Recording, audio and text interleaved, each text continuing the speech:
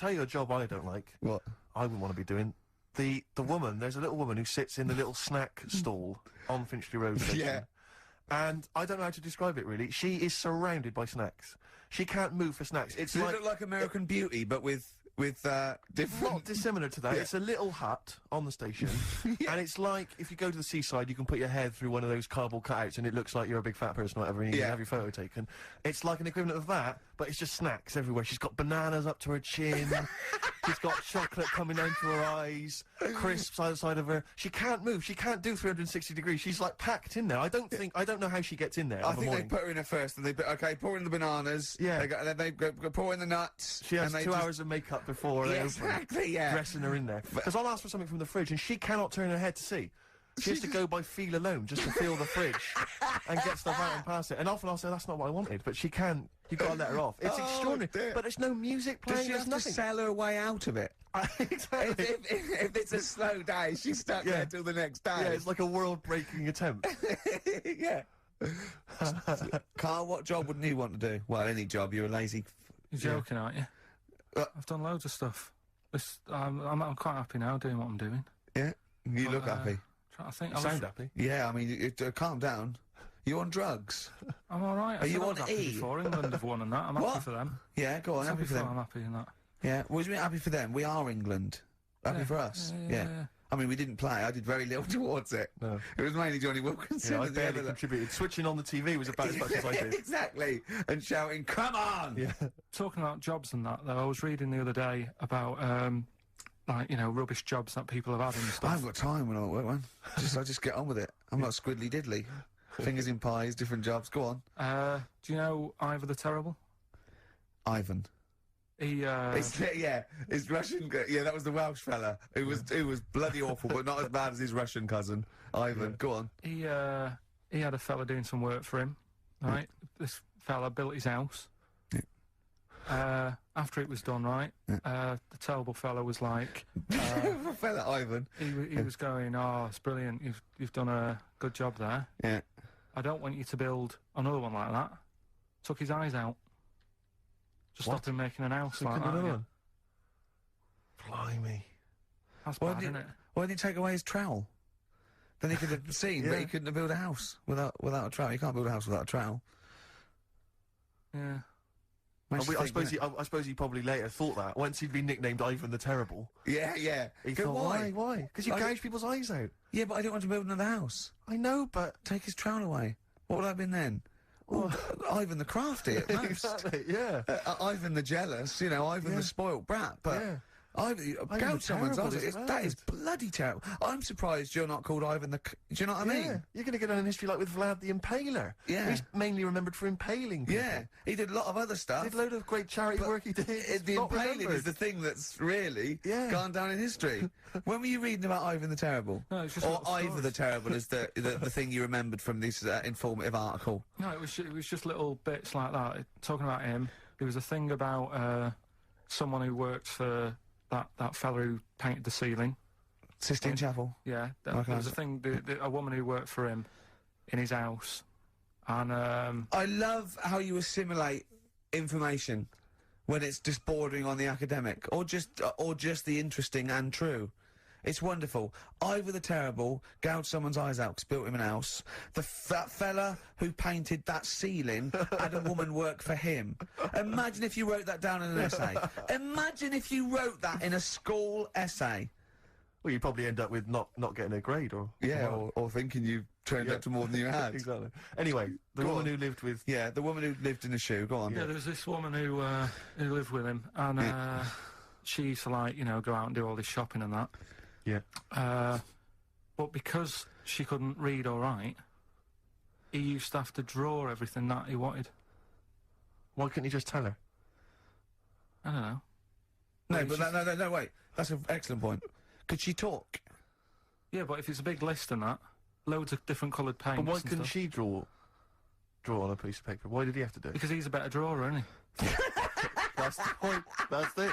That is. We were just looking for the logic of the story. You found it. You've done it. Play a record. He's a better drawer. This is the Best Of Show on XFM 104.9. I'm Ricky Gervais, with me, Stephen Merchant. Yes. I hope you're enjoying the best of. I'm amazed that these are the highlights and that we've strung it out this long, Rick. But the good thing about this is, we're not here, we recorded this a couple of weeks ago, just the links, right? This has taken us about 10 minutes for the whole show. We get paid the same. Why don't we do this every week? That's a great idea. High five. Listen to this clip, it's brilliant. I think that my new TV is too big, Rick. I said that I know, when you I don't know bought what it. I was thinking. But I can't believe it. He talked about this buying it. He's got a bit of cash now, of course. And what is it? 42 inches? 42-inch plasma screen. What did it cost you? $3 grand or Oh, something? don't tell. That's Wow, gross. it's 3.5 ridiculous. grand. £3.5 grand, big spender. Of course, it's too big. Well, I can't get far enough back in my room, in my living room for it. You know, you're meant to be, I think, 4 times the screen size away from it Really? to get out from the air. So that's 4 times 42 inches you're meant to be sitting away from it, which is impossible. Yeah. Well, I'll have to just get friendly with the neighbours. Yeah, watch it through a hat. Yeah. If that's the case, though, aren't you better off just getting a portable? What? I don't understand that rule. Well, to get- What are you saying? Well, you're meant to be 4 times the screen size away from the TV. But That's then what's the ratio. point in having a big telly if you've got to keep moving further back? Get a portable And sit and right sit next to near it. it. Do see your point. Why do people go to the cinema then? Did you see films that aren't out yet? Fair enough, he's got you there. Done. I tell you this, though. I had it delivered, and, are you supposed to tip delivery men? Of course you I are. don't know. You see, Well, if I've never had anything delivered before. I don't Well, spend no, that much money. not if it's a courier with an envelope, but if it's a bloke who's struggled up the stairs, I held the door two open for him. fat blokes with a fridge, then give him a £5 for a drink. The problem was, I didn't realise, and I was thinking to myself, I wonder if I've got to tip him. And the guy was leaving, and my mobile phone went off in my pocket, Yeah. and I reached in to get it. He put his hand out, thinking it was a tip. I went, it's just my phone. And I felt terrible after he left. I didn't know. What was I going to do? Run down the street and offer him a £5? No. No, of course not. No. I'm not made of money. I just spent it on TV. Yeah, I've got no money, mate. No. I just spent it all on Yeah. this. To clean out my jar, everything, Exactly. the drawers. Yeah, I'd take some bottles back. What The problem was, it took me forever to wire it in. I thought, I'm not going to pay for someone to wire it up, you know. So it took me about 3 hours to wire it in, and it was huge, and I got it switched on, and the first programme that was on when I got it wired in was Bargain Hunt. I'll tell you this, David Dickinson's tan almost took my eyeballs out. It was incredible. It was like X-rays. It was extraordinary, the glow. I know, a huge plasma screen with this orange thing Yeah. coming out, and he keeps turning to the camera, doesn't he? course, that Just to grin. get you. Yeah, he turns away. You get a bit closer. They go, "What's he doing?" And he just turns around, Exactly, yeah. takes the cornea off. What do you think, Bargain Hunters? Bargain Hunters, Bargain Hunters. Oh dear, that's why I'd buy a plasma screen to watch, Bargain Hunt. I mean, it's ludicrous. This is the problem, is because what do you I watch? mean, have you watched anything that's been worth having? The only thing I've watched really worth watching. 24. Well, on- yeah, on a 24 works great, but also films. Obviously, that's the main reason I bought it, because films just look amazing on there. Yeah, DVD on the plasma That's it, screen. if you're into films and that, it's Yeah. just that I only, I've just got the 5 channels and flicking about, and I'm not impressed. I mean, I can understand why more people listen to radio and stuff. Yeah. Cause, Well, not this one, but go on. well, when was it? When was the last time I sort of sat down and had time? Because I'm always busy doing stuff and that. Sure. Moaning takes up about 3 hours a day. When did Wimbledon finish? A couple of weeks ago. Right. Found myself sat there, right? I'm not having a go. I know we've stopped Cheeky Freak of the Week and all that, right? So I'm Christ. not going to be having a go. Christ I sat almighty. there. I'm scared. No, I'm not having a go. You've always got to remember that. Go I'm on, just get telling on with you it. what goes Get on with it. going in I'll my mind. apologise after. I'm just saying, watching Wimbledon, it wasn't, one of the major games. It was little fellas in a wheelchair having a game. Little fellas in a wheelchair. Right. But for me, I mean, great. They're doing a sport and everything. Don't put it on the telly. What was up with it? There wasn't like a rally going on. No, do you know what I mean? Do you know normally, Christ. like with the well, not Tim Enman, but with some of the other with some of the other players and that, they're playing for ages, aren't they? It's like, Yeah. oh, who's going to win this and that? Yeah. None of that. It was just like, hit it, net. Oh, Christ! Oh, God! I don't know what to do! And people were like sat there watching it as well when they've got other games going on in there. That's what I couldn't understand. If you've paid your money to get God. in, Yeah. I mean, like I say, good on them if they. Do you know what I mean? But it would have been. I And don't they know, all start first in the marathon. I just thought it would have, given the game a swing ball or something. Yeah. You know what I mean? No, yeah, I understand. Oh, Oh, Yeah. God. There's never anything on. XFM in the community. Let's play a tune. Ricky Gervais, Ricky Gervais. Don't put my name to this last link. Don't put my name to this last link. Ricky.Gervais, xfm.co.uk. Oh. Magic, Virgin, if you're listening, we are available probably sooner than we thought. Well, now time for one of our regular features. Monkey News. Do the jingle. Oh, chimpanzee that monkey news. What we're doing here is just giving you a bit of monkey news that's gone on, right? Where a monkey's been involved in it. Good little story in that. Yeah. Are you familiar with the one that went into space? The first sort of thing they ever sent up there before man did it and all that. You see, this is what annoys me with it really. Armstrong gets all the glory, but do you know who went up there before him? A monkey. Yeah. And what happened is they taught it what buttons to hit at the time that it needed to hit them, and the way they did this was like give it bananas. It was like hit the red button, and it hit the red button, they'd give it a banana. Right. And they go, right, reverse is the green one, hit the green one. And then they do that and go, there's a banana. And then they go, right, hit reverse, and it go and get a banana. Hit the red, so it was taking commands on like headphones. Right, but how are they giving it the banana? Is that how you learn to do radio? How are they giving it the banana? What do you mean? No, Well, this is before it went. You wouldn't just go and put a monkey in it and go, there you go, get on with it. They'd sort of put him in one of them capsules that you get. Yeah. And they were on headphones. I don't believe this happened. Well, I'm telling you the story now. So the monkey I don't think they trained it to do anything. I think they sent it up there and he put electrodes coming out of it to see what it wasn't any of that. They did a thing like they do, like they can with animals. If you give something, like a treat, you can teach it how to do it. It's just like a dog, isn't it? It's called Pavlovian conditioning. However, that was to see if it would salivate or go over to a particular corner, not if it could control a spacecraft. Next one up. It's the next one up. As far as the monkey's not sat there going, oh, I'm a bit under pressure here, it's a rocket. All that's knowing is, I'm getting a banana if I hit that button. That's all the monkey's thinking about. Right? They wouldn't put billions of space but dollars. how can they be sure that it's going to press the button at the right moment? Because it's got headphones on. It's not like willy-nilly. It's not just like pop it in there and see. Well, what's to stop it from just hitting it any old time? Because it's a monkey and it's not a human. Because he's trained now. But Oh, anyway, it's trained. It's fully trained. Yeah, So what happened is, anyway, Oh, this is absolute rubbish. they pop the monkey in there. Yeah. He's got his headphones on. They go in, right, hit the green one. And I think there's something there that a little banana comes out to keep the same. No, you're making this up. I'm not. It's the same. There's no way that they made a spacecraft that had a banana dispenser. Right, There's no way in this world that they made a spacecraft that could go into outer space, right? Manned by a monkey with a banana dispenser. So you're saying that it's easy to send something up to space, but you don't believe there's a little banana machine? Right, okay, So it comes to the launch day, monkeys sat in there, everyone's ready, bananas are stocked up and all the rest of it. They go, right, hit the green button. Right, and the rocket goes off and what have you. No, they would not make the monkey launch the rocket. Karl, you are living in a cartoon world. So the rocket goes off, right? This is absolute bollocks. It's all going well. I don't know what you're going to...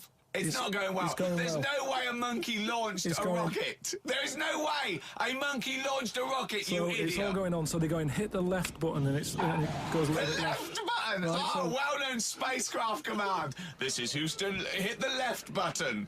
Oh, brilliant. This is what happened in Apollo 13. Hit the left button. So it goes left. Yeah, it goes left. So it goes left and it's going away. Left! It goes left! Yeah. No, the moon. You're going right. It goes for the moon, everything's going well. Right. They get up there, it does whatever it does. Hit reverse, it comes back. Right? So then...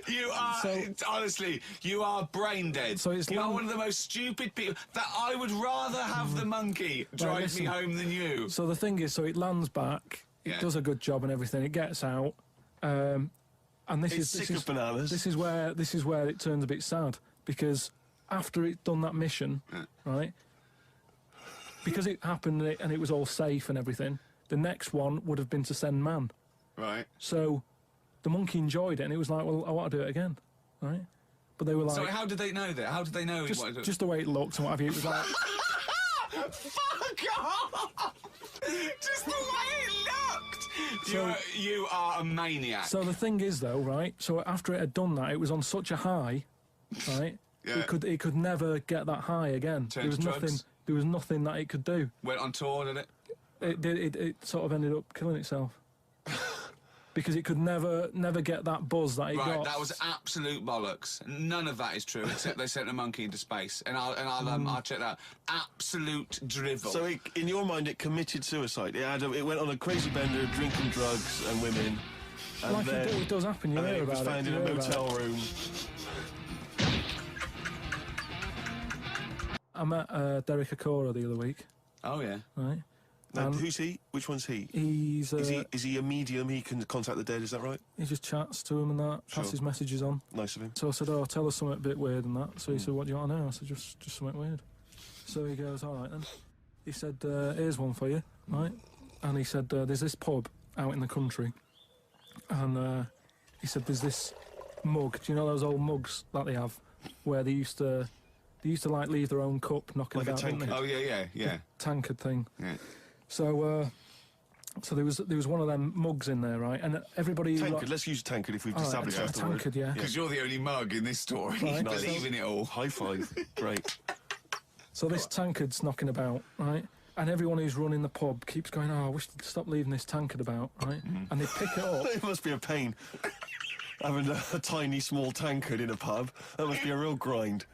So every time they sort of picked it up and went, "We'll have to wash that," and they popped it on a different sideboard. Next thing you know, that person who's touched it died, right? Sure. So They must have been getting through bar staff. so they kept getting in new staff and that. And they were like, "Oh, what's the connection here?" Right? What's the connection here?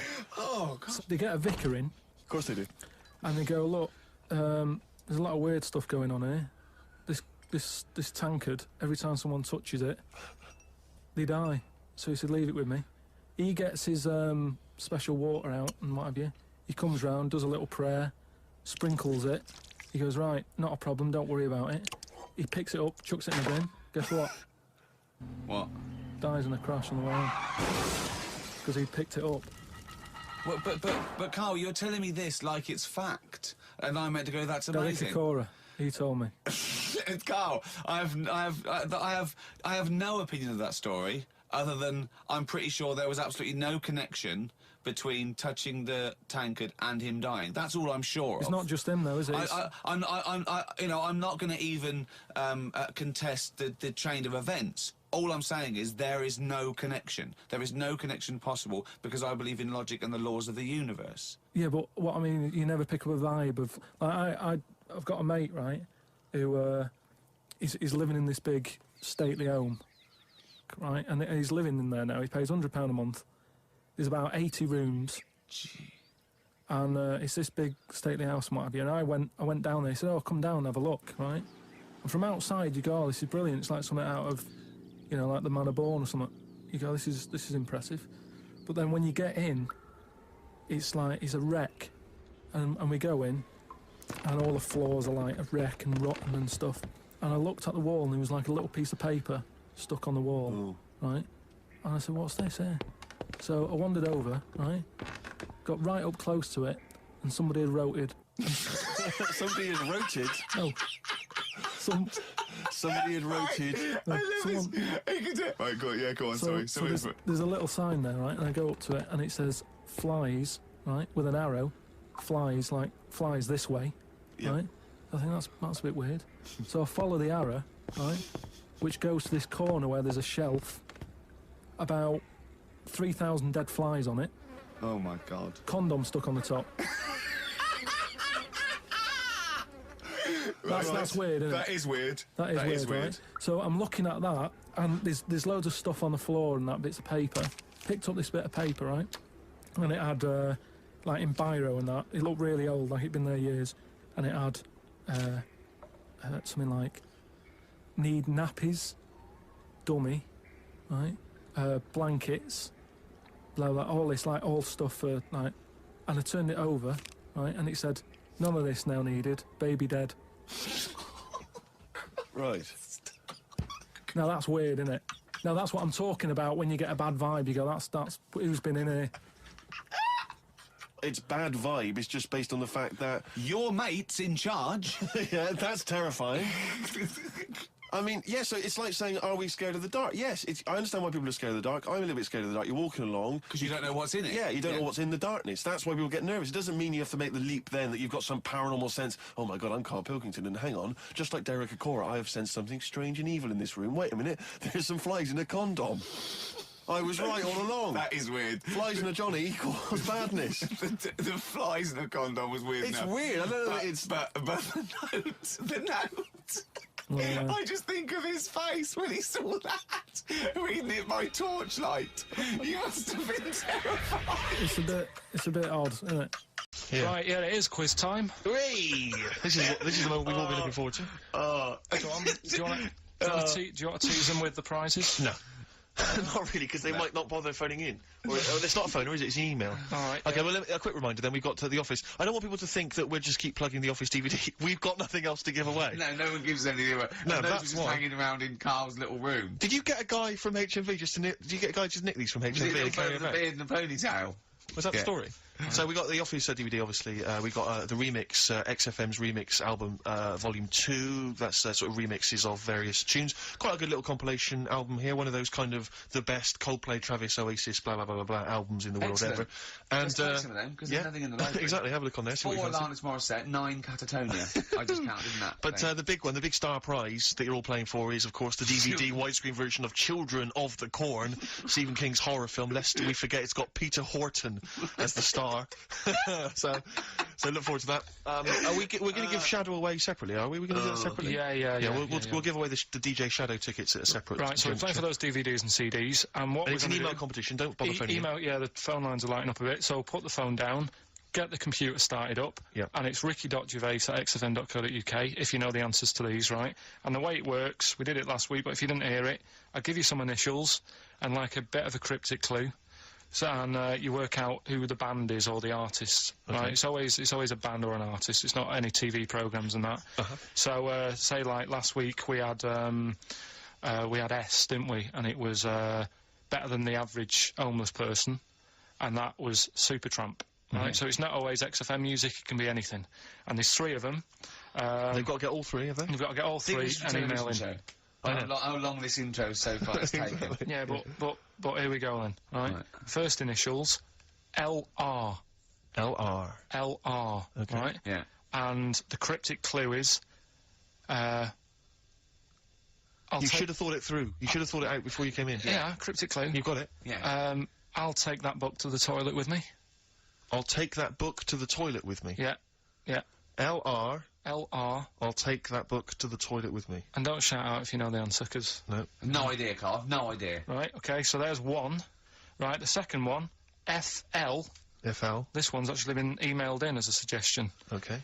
That person who's done that, don't email in, because you're disqualified from the comp. So... I'd love him to be a teacher. So... It'd be great, wouldn't it? Just to see him one day. Can't we do that? Can't we get you a placement somewhere for you to teach history to sort of like, 14-year-olds? I think science, Rick. Science would be good, yeah. Right. I'll tell you what. You got a lot of... just quickly, for me, Karl, explain, say, what can we get him to explain that everyone learns as a kid, science? Photosynthesis. Right. So, FL, right? FL are the letters, and the cryptic clue, blow the candles out before you eat the cake. Blow the candles out before you eat the cake. Yeah. Blow the candles out before you eat the cake. The letters there, FL. All right, we've got LR, we've got FL. Yeah. And finally, the third one, NS. Hold on, how many have they got to get? 3. Don't worry, there's no more after this, Rick. Right? NS. How can I wash up in something shaped like that? Right, that's one of mine. So very quickly recap, just in case I've missed any. LR is the first one. LR, I'll take that book to the toilet with me. Cryptic clue. We had FL, blow the candles out before you eat the cake. And the final one, NS, how can I wash up in something shaped like that? If you think you know the bands, you just email in, ricky.gervais@xfm.co.uk. You win the DVDs, the CDs, and that's it.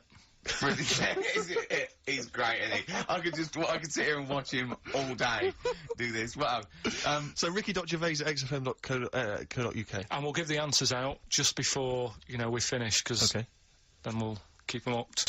Competition answer time, is it, Carl?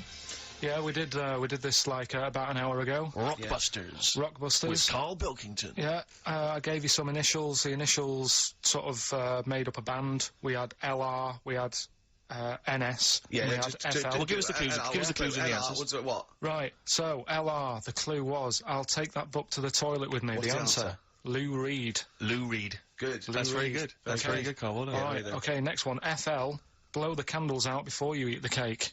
Yeah? We just played them. Flaming Lips. There we are. Very good. Okay, and the final one was NS, how can I wash up in something shaped like this? Yeah. That was NSYNC. All right. Carl, just briefly, this is module 4A, natural history. Yeah. Just briefly explain evolution. So, no, natural selection, origin of the species, Darwin. Just briefly describe. That's the monkey thing. It is, isn't it? Oh, well done. Yeah, go on. Tune, Carl. What do you have fancy playing? Rick, I know you're always keen to rejuvenate the reputations of certain artists when you think maybe they've been kind of unfairly treated in the history of rock and roll. Yeah. I'll tell you a band I've always thought has been treated badly. Yeah. The Lemonheads. Go on. You with me? Yeah. Lemonheads, if I could talk, I'd tell you. Yeah. He wrote some good little tunes, Evan Dando, before he went a bit potty. What would you rather have, right? Carl, would you rather have a lemon for a head, a radio for a head, what other band is there with something head? Radiohead. Oh, you've done that. Yeah. Or a talking head.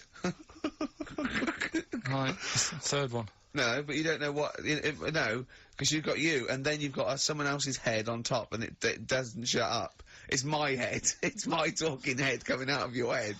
Yeah, so a radio head, just a radio head, and you can tune in, right? You know you said, Carl, that wasps were one of the most irritating things on the planet. Can I offer another suggestion? Yeah. You with me on that? I am No, today. go on then. Okay. Educating Ricky, we got two left, haven't we? I'm looking We've forward still to got these. two more. We've still got, If Only It Was Raining, and, What's Tomato With You? I'll tell you what, I wish the listeners could see how happy he was when we started getting emails coming in. Oh yeah, people, they're flooding in, actually. Yeah, and he's so happy. He started dancing along, going, well, that proves it's a good competition, he said. Look at that, look at that. When you look at that, mate. What? There's Look loads of at people that. emailing there. Yeah. And I'll tell you what it is, Carl. It's not the competition. It's this, Children of the Corn. Widescreen DVD. Next week, some staples and pencils. I'll tell you A what. piece of carpet. Tell you what, right? What? Now we've got them and they're staying. Something we've still got to do Yeah. is He is running the show now. He's doing well, isn't he? Because I've done nothing. I've done nothing towards this. I'm coming up my hangover a little bit, if you're worried. remember. So, go on. Remember last week we Yeah. started a new feature Yeah. called That Song's Got a Good Story in It. And Brilliant. I love your catchy titles. They're excellent. right, and the idea was it was a story in a song, which meant that if it was played on the radio, you couldn't just like fade it out because you've got to have the full story. Yeah. Right. Well, last week we started the feature with Stevie Wonder, Living for the City. Yeah. Right. But you played the version where it fades out. Yeah, I didn't know there was more to it. So Steve told me what album it was on. Yeah. I've gone and got it. We've got the second half to that story Yeah. this week. Yeah. So you've got half the story. What was it? What had happened is like the lads living in Mississippi. There's not much going on there. Mississippi. That's someone off Rainbow's mum. Living what? Mississippi. Yeah. His dad's his mum was a cleaner. Yeah. Trying to get by. They didn't have a great life, but they still looked after the kids and stuff. There's more to it than that. Have you got it ready? There's more to it than that. haven't got it ready. I should hope so. We'll probably do it at about 11:30. So look forward Okay. to that, the second got half of that. Stevie Wonder's Living for the City, a week later. I love a show that's carefully planned. So listen, I watched the tomato this isn't a thing. show. This isn't a show. This isn't a radio show. This is. I don't know what this is. No, I don't know what it is. We just might as well start banging tambourines. And, it's ridiculous. This is rubbish, right? But wait, some people emailed in, put him in a wheelie bin, went to Blackpool, right? Some people emailed in the stories, songs with stories in it. One of them was Babushka, and he went, what's that? And I went, asked Kate Bush, what is it? I said, oh, it's about a woman who dresses up as another woman and seduces her husband. He went, they wouldn't work. Just dismissed it like that. Why do you think they would work? Because you'd know. I mean, say like, right, Suzanne, right, who I go out with, right? She can see me from, say, if I'm coming down the high street. Yeah. She knows it's me by the way I walk. Right. So, just the fact that this woman went and put a wig on, there is no... You haven't even heard the song! I know, but you're saying that she put a disguise on and he's like, oh, I fancy her, and he takes her out, and he doesn't know it's his missus. I just... You're not buying it. I mean, I'm controlling this Whereas feature. the flea with your brain going to Glasgow, perfect sense. Yeah, babushka, rubbish. Carl, can we have the tomato story after the next tune? Yeah. Bit of Coldplay. Yeah, love it. Hives there on XFM 104.9. Right, we've got a competition question. Steve's come up with it at the last minute. This is just to check if you are a regular listener of the show. Yeah, okay? we would like to reward loyalty. Exactly, absolutely. So, last week on the show, Ricky described a story that happened to him back in the 80s when he was making his TV appearance on Razzmatazz with his band. And he had to fly out, was it to Newcastle? Yeah. And he tried to get on a plane, and a pop act of the 80s tried to help Ricky sneak aboard an aeroplane. But failed. But they failed to do it. At the height of their powers. And they were at the height of their powers. What was the name of that outfit? Should we put them on the line? Absolutely, let's hear Well, it. this is There's the people there dangerous, already. isn't it? This is to win Incubus tickets. Please do not be mental. Don't be mental or swear or say anything libelous or nasty. Yeah. Just be nice. You won't win if you're not. Go on. Hello? Hi, who's that? Oh, I've got my headphones on, haven't I? Put your headphones on, Rick. I'll just keep her talking. Oh, no. Hey, how's it going? Hello? Okay, hello. Hi. Hi there. What's your name? Lindsay. Lindsay. Where are you calling from?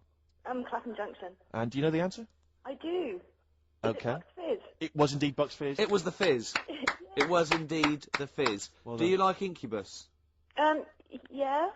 Right. Right. Oh, yeah, you see, if I was interrogating you, I'd go, you hesitated. Yeah. There's so many people phoning up who are desperate for these Incubus tickets. Please don't make They this are give them to rightfully, you. no, to be fair, they're rightfully yours. Right, I'll tell you what, I'll have a t-shirt if you give them the tickets. Okay, is that just any old T-shirt, or No. can we send her a T-shirt? Carl's nodding. we Right, think we can send you a T-shirt? Right, we'll get you a T-shirt. How are you going to do that then, Carl? Because you've got to take her name and everything now. Yeah. This is pathetic. This is wouldn't amazing, happen isn't it? with Dr. Fox. He'd have it all Foxy planned. wouldn't do this. Can I say as well, there's a bank, there's a train station with one vowel. Yeah, but there's loads, aren't there? He hasn't thought it through. Bo as well, there's many. Listen, Carl, take a note of her number. It can't have been that. I can't remember it. What was it? I remember I tried it the last time I tried it. I This think is a shambles. and I couldn't work it out. Then there was wrong answers. I remember Aldwych came up. Maybe it's Aldwych. What's Carl doing now? Who's he talking to?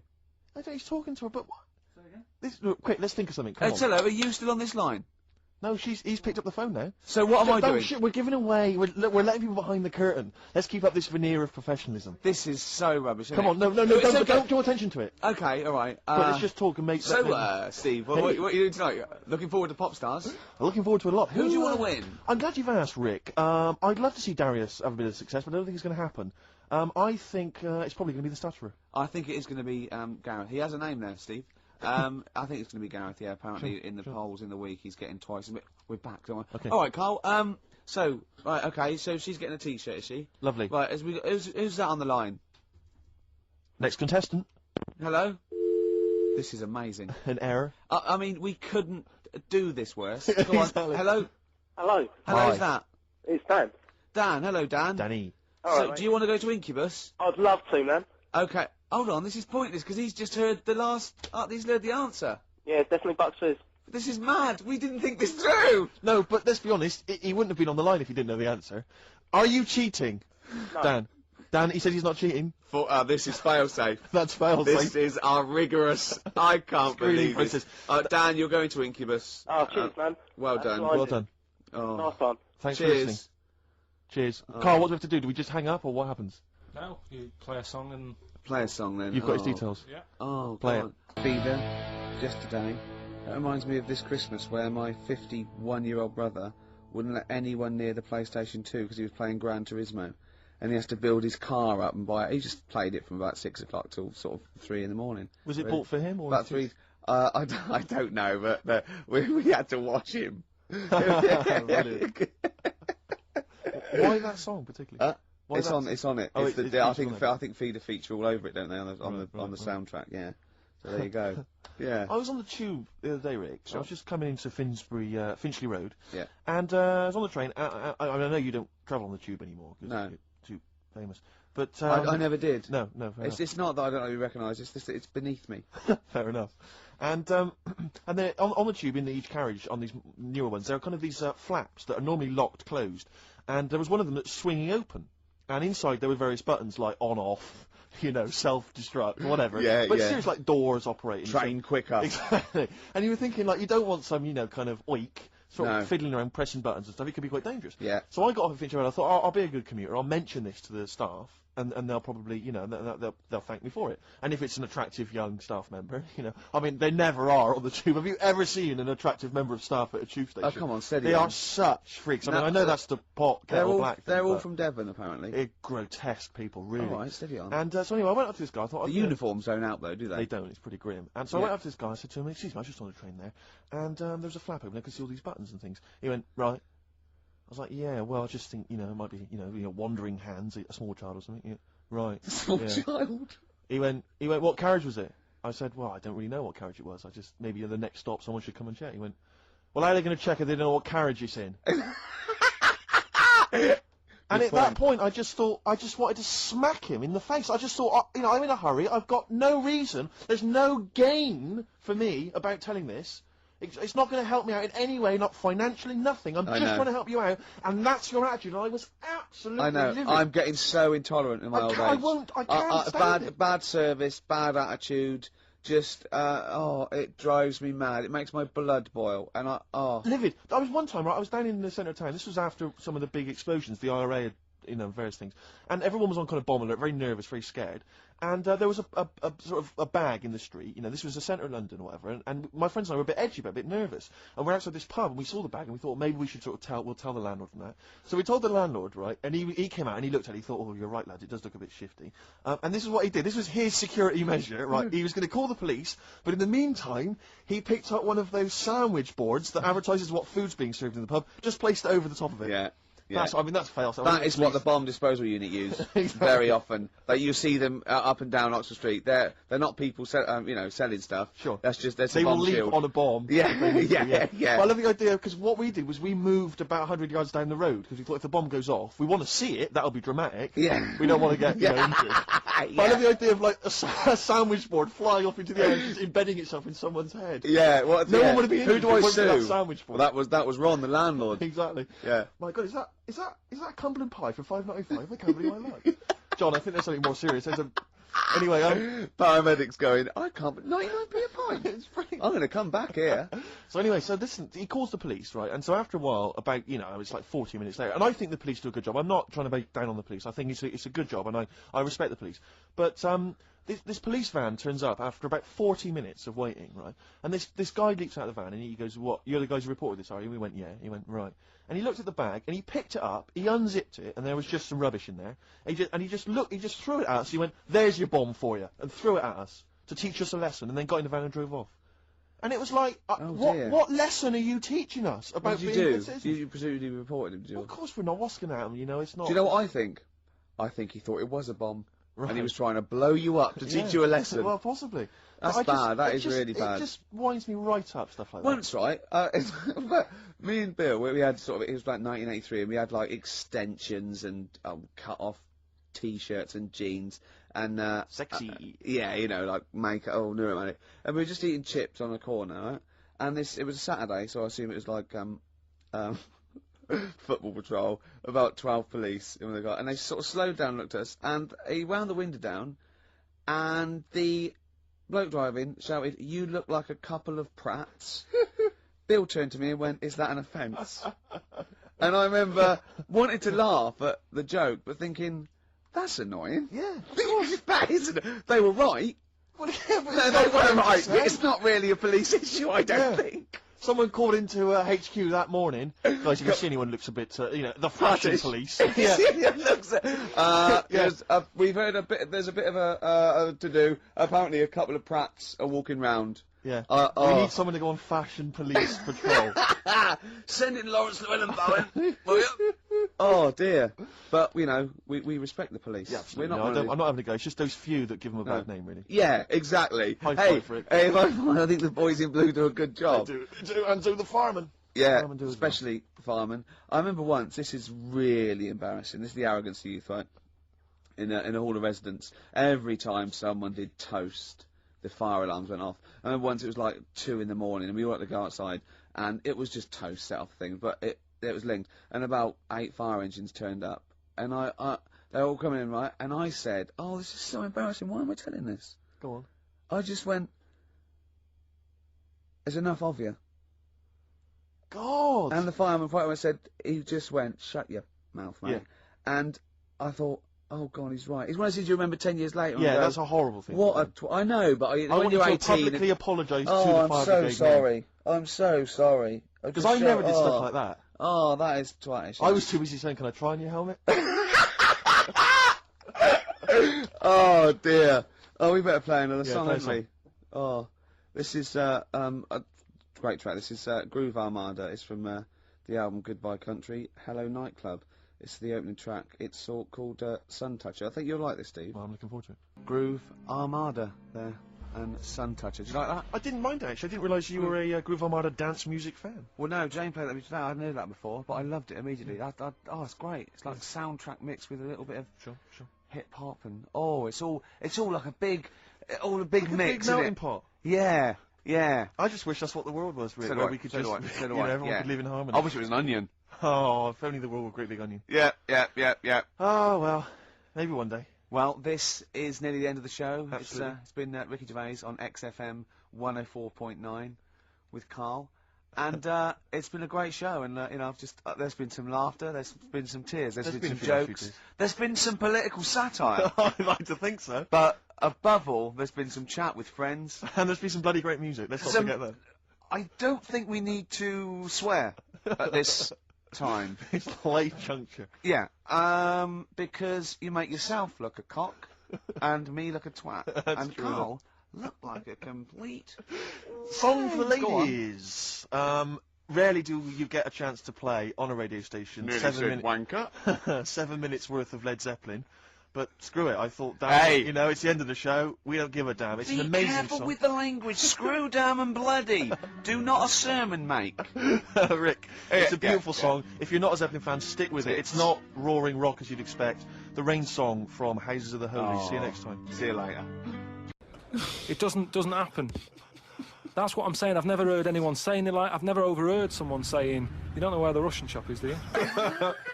And this is in London, where the rates are high. There was this thing, right, Steve? Them old drawings on, like... It was like a panel from a church that someone had Okay, painted, right, yeah. and I think it was like, you know, from sort of like 1590 or something. Yeah. And it was this a picture of this this saint, wasn't it? Said 1590. It could be from any time, really. So there's this one there, right, leaning up against the wall, and most of them in there was that Stalin bloke, right? But there was this little fella. Right, can I just stop with there? Lenin.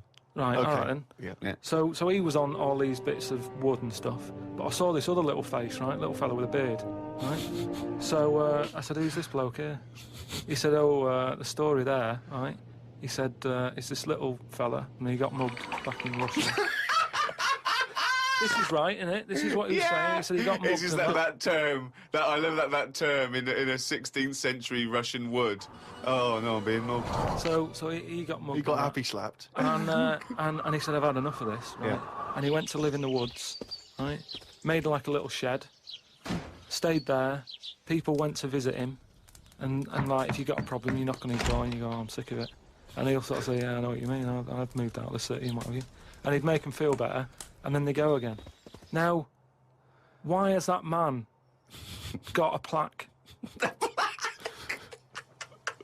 If he was around now, there's no way he'd have a bit of wood with his face on it, is what I'm saying. If someone had got fed up with living in London or New York or whatever, and they go, "I'm going to go and live in the woods," people wouldn't visit him, and he wouldn't get a piece of wood with his face on, is what I'm saying. But this man is selling it for about, I think it was about 750 quid for this bloke's head. But the chances are that this is either a well-known Russian folktale, or it may even be a piece of classic Russian He's a literature. saint. He was a saint. Oh, okay. He was Well, in which canonised. case it's Yeah. like, Everybody was a saint years ago. That seems to be, like, thrown about, doesn't it? Who's a saint now? Name me one now. Yeah, this fella lived in the woods in a hut. Oh, yeah, that's Saint John or whatever. He's not a saint. He's done nothing. If anything, he's sort of said, I can't be bothered with living in a city with everyone else. Everyone else has got to put up with it, but I can't put up with it. I'm going to live in the woods. Well, if you can't put up with it, you're not good enough, are you? You've got no stamina. And yet he gets a plaque, is what I'm saying. It's annoying. Who would you like to see get a plaque in the modern world? Who deserves a plaque, in your opinion? Probably like nurses and that who do a lot of bad things that I think I couldn't do that, carrying lungs about and all that. No, but I couldn't do. Do you know what I mean? That's one job that my mum wanted me to be a doctor. Whoa! What was she thinking? Oh, what's her expectations like now? Apple didn't fall far from the tree. Oh, when did she start giving up that dream? At what age did she start going, Karl, you don't need to study your books anymore. Go and play with the worms in the garden. When did she sort of like let you off that dream? Was it the day that she caught you with a spoon up your nose? But anyway, talking of emails and that, right? Nick, who's emailed from Australia, right, Melbourne, he's been going on about dolphins and that, problems with dolphins. What problems? He's just saying when that wind happened, there was like a bad wind thing going on. Hold on, wait a minute. What bad wind? In America, they had that Hurricane Katrina. Yeah. Right. And there was like a little bay with dolphins in it, and that, with all guns on them and stuff. What? Whoa. They use dolphins, don't they? They say they're an intelligent animal and stuff. Yeah. And they've got them all like, you know, they've all had the training. They're all like ready for battle and stuff. Right. Got like rifles on them. What do you mean rifles? How can they hold a rifle? How can they hold a rifle? No, it's sort of on a strap and that. What do you mean it's on a strap? I don't know what they kit them out with, but they're just ready for war. What are you talking about? Listen, though, that isn't the point. Don't worry about it. Oh, we leave that one, do we? That's not the point, so let's leave it. So they're swimming about. Yeah, with rifles and berets. Whatever they've got on. Yeah. Right, ready for battle and stuff. Yeah, ready for battle, yeah. The wind comes in. The wind comes in. Katrina. Makes a wave and that. They get out of the little bay. Yeah. Still all kitted out with all the, you know, weapons. You're talking bollocks. Steve, do you want to look at the email, Well, there's no way. There's loads of dolphins now swimming round, kitted out with guns and that, with a strap. How can a dolphin hold a... Again, you've been watching Planet of the Apes. Oh, he's trying to talk to us. What's he saying? He's saying, go ahead, punk, make my day. Look, You're talking shit. It's just news to say if there's dolphins, you know, if you see a dolphin in that, don't go, oh, it's friendly, because there's some with weapons now. So I'm just reading it out on email, and that'll cover it in that. So bollocks. Karl, can we have some monkey news before I die? All right. Oh, chimpanzee that! Monkey news, yeah. This monkey that was knocking about called Ollie. It was in this zoo, and it was the only monkey in there, right? And it was getting a bit lonely because, like, it was sharing its sort of time with, say, an elephant and a giraffe. And no, it doesn't happen. And they didn't really get on that well. Wait, they do no, not let me put, just tell you. They do not put chimpanzees in with... No, well, it's not true. Why would he share his time with an elephant and a giraffe? Gervais, it was some kind of flat share. They put an advert in the student union. Yeah, we've got 2 rooms to let. African mammal wanted. Well, not anyway, specific. A mammoth and a... What I'm saying is there was other elephants for elephants to knock about with and that. The monkey, it was the only one there. So what happened is the zookeeper felt a bit sorry for him. He started to sort of get pally with him. So at lunchtime, when the zookeeper was sat on the wall having his, like, ham butties or whatever, he'd sort of go, all right? And it used to come over closer and closer. Right? Yeah. Anyway, within a month, he was sat on the wall having his lunch with him. Right? But anyway, so he sat there, and as time goes on, you know, he's sort of sat with him most of the day. Monkey's walking around with him, helping feed the other animals and that. No. But then what happened is the zookeeper, at the end of the night, when he's, like, locking up and stuff, he'd feel bad because he'd be leaving the zoo and, like, Ollie's sat there and he's like, I'll see you tomorrow, and the monkey's like, yeah, all right, see you later. He's looking all fed up because he's got home to go to and he's still stuck in where he's basically working every day. Right? So he's never going home, right? Now he's sleeping at work, the monkey. So anyway, the zookeeper goes home, says to his wife, look, Ollie's having a bit of a time at the moment. So she said, oh yeah, what's going on? He said, well, he's just looking a bit fed up, you know, he's sick of it. So she said, bring him home. It didn't happen. So this is in your head. So she said, yeah, bring it home tonight. So anyway, he's looking forward to going into work and that. He sees Ollie. He doesn't tell him straight away. surprise for him later. It gets to the end of the day. Yeah. Anyway, he's like, get your coat. He's like, what? Coat? What do you mean, get your coat? But whatever the equivalent is, right? Whatever you say to a monkey, it was kind of like, you know, you come in with me sort of thing. Right. So he's going, oh, brilliant. Anyway, No, he's not! So Why do you mean he's going brilliant? he takes Look, it home. so he gets his hat and coat. He gets his hat and coat and stuff. And he Can't go believe on, his and luck, then- right? yeah. He goes back to the zookeeper's house. Everything's going well for about a week and a half. Right. Treating him really well. He's sat there, you know, he's having a brandy at night before he goes to bed. So he said to his wife, look, you're at home all day, right? Oh, jeez. I'm going to work. I'll leave it with you, right? So Ollie stays at home. Yeah. Anyway, as time goes on, Yep. a little bit of trouble. Whilst the fella's busy at work, Ollie starts getting a little bit cheeky. Tries it on with the missus. Whoa! Right. How does a monkey try it on with the missus? Are you So this talking shit? is classic monkey news. And How does it try it on with So the he's a missus? bit drunk. He stinks of smoke. He tries it on with the missus. How does he try it on with her?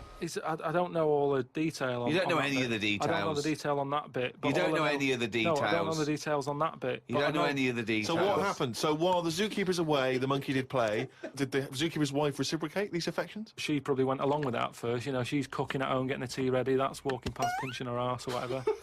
And it's, do you know what I mean? It starts off just like it does, you know, with humans. Starts off as a bit of fun.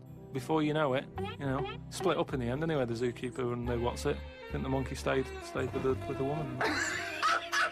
So, it's all there. It's Honestly, all on email, mate. your imagination. Well, you look should it up. write stories. You Get should people- write. You Get know. people to look it up. It's just put in monkey, chimp, Ollie, and it's all there. Well, it's like those people who, you're those cab drivers that you'll meet at sort of 3 in the morning who've just got a car Yeah. and just went out with a car. Yeah. And just, I'll pick people up and charge them. Yeah. I got in one once. I said to him, the guy just pulled up. I said, he said, I was in like East London. I'm going back to North London. I said, yeah, going to Swiss Cottage. He went, sure, hop in. We set off. He went, do you know the way? I said, well, not really, no. I thought you'd know the way. You're in a cabbie. And he went, no, don't really know the way there. I said, have you got an A to Z? He went, no. I thought, well, if you're going to go out just on the, you know, just winging it as a cab driver, Yeah. two things. Take a map and a torch. He didn't have Yeah. either. He said, well, I'll probably get to Camden. I said, right, I'll direct you from there. Drove on for about 5 minutes, making conversation. About 5 minutes later, he went, do you know the way to Camden? I thought you knew the way to Camden. I don't really know the way. I thought I did. Oh. It was lewd. I mean, Let me out. You know, 4 yeah, quid. Exactly. And that's, I can't, I don't know who's got that sort of time on their hands that they just think, it's 3 in the morning, I'm at a loose end. I think I'll go out doing a bit of cabbing. Wow. Yeah. Because your dad was a cabbie, wasn't Yeah, it was. Yeah, couldn't stand it, but it's good money. he? He was he wasn't like a chancer though. Black cab. Black cab. What was he doing when he put that little Forrest Gump in a wheelie bin? That was part of the cab company thing. They had to do like a charity event once a year, and he did it one year. Never asked him again. Tell us the story again. I know you No, told I'd it, rather not, Why? because we got a few sort of complaints about it. but why? Why did you get complaints about it? Because he put a kid in a bin, and it's not the thing to do. So, But we could use it as a sort of sobering lesson for people. Yeah, tell it like a, you know, you shouldn't do it. no, yeah, but that's how I did it last time. But people still didn't like it. All the stuff I tell you, we don't take the mickey out of people on purpose. No. It's real life, innit? And that goes on in life. Yeah, My dad was saying that in hospital, though. Do you know I was in hospital? Yeah. You know, he did some jokes about old people and that. And he said, at the end of the day, if something makes you laugh, it's funny. And if it makes you laugh, you can't help laughing, can you? Do you know what I mean? So, what you meant to do? And laughing's good for you. Yeah. So, But even being though laughed at isn't as good for you, is it? no, but there's probably more people laughing at one person, so if you balance it out, there's only one person who's upset and there's a bunch of people laughing. So, it's Genius! Give me an example of that. Give me an example. Well, for instance, Carl Pilkington as he talks and the people listening. yeah. No, give me a little example of, like, so, you know. I can't, because again, that's what I'm saying. I can't tell you the story, Yeah. because there might be someone out there who, this person might even be listening and think, I forgot about that and you brought it all back to me. Yeah. So I prefer to leave it, but I think people know. Why did he put him in the bin in the first place? Because he was getting out of hand. What was he doing, though? You see, I can't explain. You can't! Don't be silly! I prefer to leave it, honestly. What was he doing? Was he annoying him? He was annoying my dad and the other people in the cab. Right. And he thought, how can I deal with this before it gets too out of hand? Yeah. He pulled over and put the lad in a wheelie bin.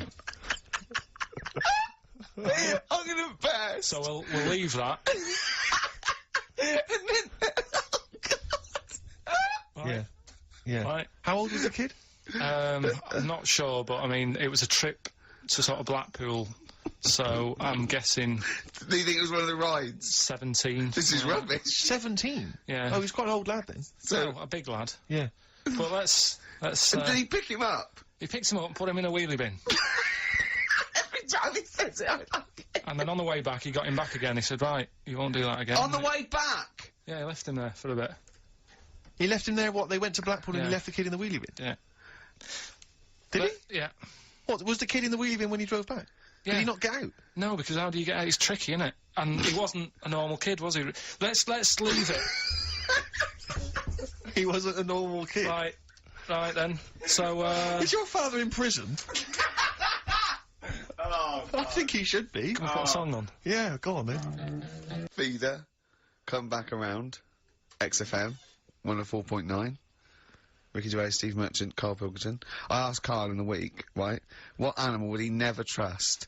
Even if he got to know it and it was a pet and everything, what animal would he never trust? What was it? Was this a wasp? Yeah. Why wouldn't you trust a wasp, Carl? I just think that They're shifty. all other animals, if you get them at an early age, you can sort of make them like you. You can train them. A wasp, Nothing. never. Is there anything do you think there's anything you could do that would kind of win the favour and win the trust of a wasp? What would you have to do you think? What if you had it from a little grub Yeah. and you fed it, you had its favourite marmalade? It doesn't affect it though, does it? A bee dies, doesn't it, if it does it, so it's not going to, like, use it willy-nilly. That's easy for you to say. But a wasp, I Do you, wouldn't- you think they sting arbitrarily? They just sting for the fun of it? They're like sort of like delinquent insects? Like I delinquent think so, because creatures, last yeah. night, right, I mean, this is part of educating Ricky in a way, but something I learnt last night was that tarantulas only bite you if you annoy it. Right. They don't, do you know how people say, oh, if you're in a sleeping bag living in a jungle, a spider will get in there and it'll bite you? Yeah. Apparently not, you've got to really annoy it. The thing that it really hates is having its leg sort of twisted. It hates having his leg twisted. Right. Yeah, but that's more for... Is that what they said in the documentary? No, actually said, the voice almost certainly not, Steve. Almost certainly Were you watching not. the documentary? No, I was reading it. Oh, you're reading it. And it was this guy... Was it scrawled on the wall in like a public toilet? No, I'll tell you. No. I'll tell you more about that later. Oh, it's right, part I'm of looking the forward thing. Educating Ricky. So if you Part of don't the trust the evil wasp, what animal do you trust? What's your favourite? Well, I animal? also, I said to him, right, supposing your mind, right, your mind got put into any animal, right, and you've got to get from where you are now, right, to Glasgow, right, as an animal, right, but the authorities will be looking out for it. Okay. And it's shooting you, right, and, what you went through loads, didn't you? I was thinking about it for it must have took me about an hour. So your mind, your mind has been put into an animal. And then, well, yeah, so it's you And in you- this animal thinking yeah. you've got to get to somewhere. but the authorities know you're in the animal? Yeah, maybe your body is in Glasgow somewhere, and you've got to get this animal to get to you so it can transfer its mind back into your body. But the government knows that I'm... Oh, we've all had that conversation. So the government's going, Karl can't have his own brain back. I only have it with Karl, don't I, Yeah, these yeah. conversations. Go on, yeah. So you're on the way. So to think about Glasgow. it. You think about it just for a second. So let's recap. Your body's in Scotland. Right. He's the only one that takes my question seriously. Your brain is in London. Uh-huh. Right, and there's like loads of security and stuff looking out in the sky for animals or looking on the field, seeing what's looking a bit suspicious. trying to get to your body. And they're to put shooting the them. brain, and they're shooting everything and killing all the animals. What thing would you pick to get your brain to Scotland that wouldn't get caught? And I reckon I've got the answer. A wasp? No, because think about it, a lot of people get irritated if it sort of wanted to get a lift in a car going down the motorway. If someone's driving was there's a hitchhiking, wasp yeah. in the car, it's a nightmare. Yeah, sure. Cause a right accident. Yeah. So think of something that people wouldn't, you know. And the clock's ticking as well. You're taking this really very seriously, Yeah, aren't you, Karl? you've only got a couple of... You've given this a lot of thought, haven't you? You have. Yeah. Something with speed. Yeah, it's Something got... that can travel quite speedily. Well, Well, that's yeah. Well, and something but- that's also inconspicuous. Yeah. Yeah. Is Yeah. that the sort of thing you're that's what you're going Yeah. And is it a creature that's native to this country? Yeah. Right. Yeah, it is. I've got no idea, Carl. What are you thinking? Tell him. A flea. A flea? Tell him why. Think about it. Right, this flea, it's got my brain. It's dead small, the flea. Thanks for clearing that up. Yeah. And so it goes, right, I've got to get to Scotland. So it jumps on someone who's going to Euston Station. Right. They don't know it's there. No. The government can't see it. Can't see it, Steve! Think of that statement! Think of who just tuned in. Yeah. Now, People get on the train, goes to Glasgow or Edinburgh, wherever in Scotland it is. It jumps off, it goes right, jumps on someone else who's going the way it needs to go, gets there, still no one's seen it, jumps on me, I get my brain back. Yeah. The government are like, And you feel confident that your brain would fit in that of a flea's? well, you said there was no problem with the size of it. You said you could. there certainly wouldn't be. So, No. I pretty much you could download everything you know into a flea. So that's genius. Yeah. That's, What good would you rather thinking. have, right? Roller skate feet, and there's little wheels, right? Chopstick hands. Yeah? Instead of hands. Chopsticks instead of hands. Wheels instead of feet. yeah. Right? Or acne.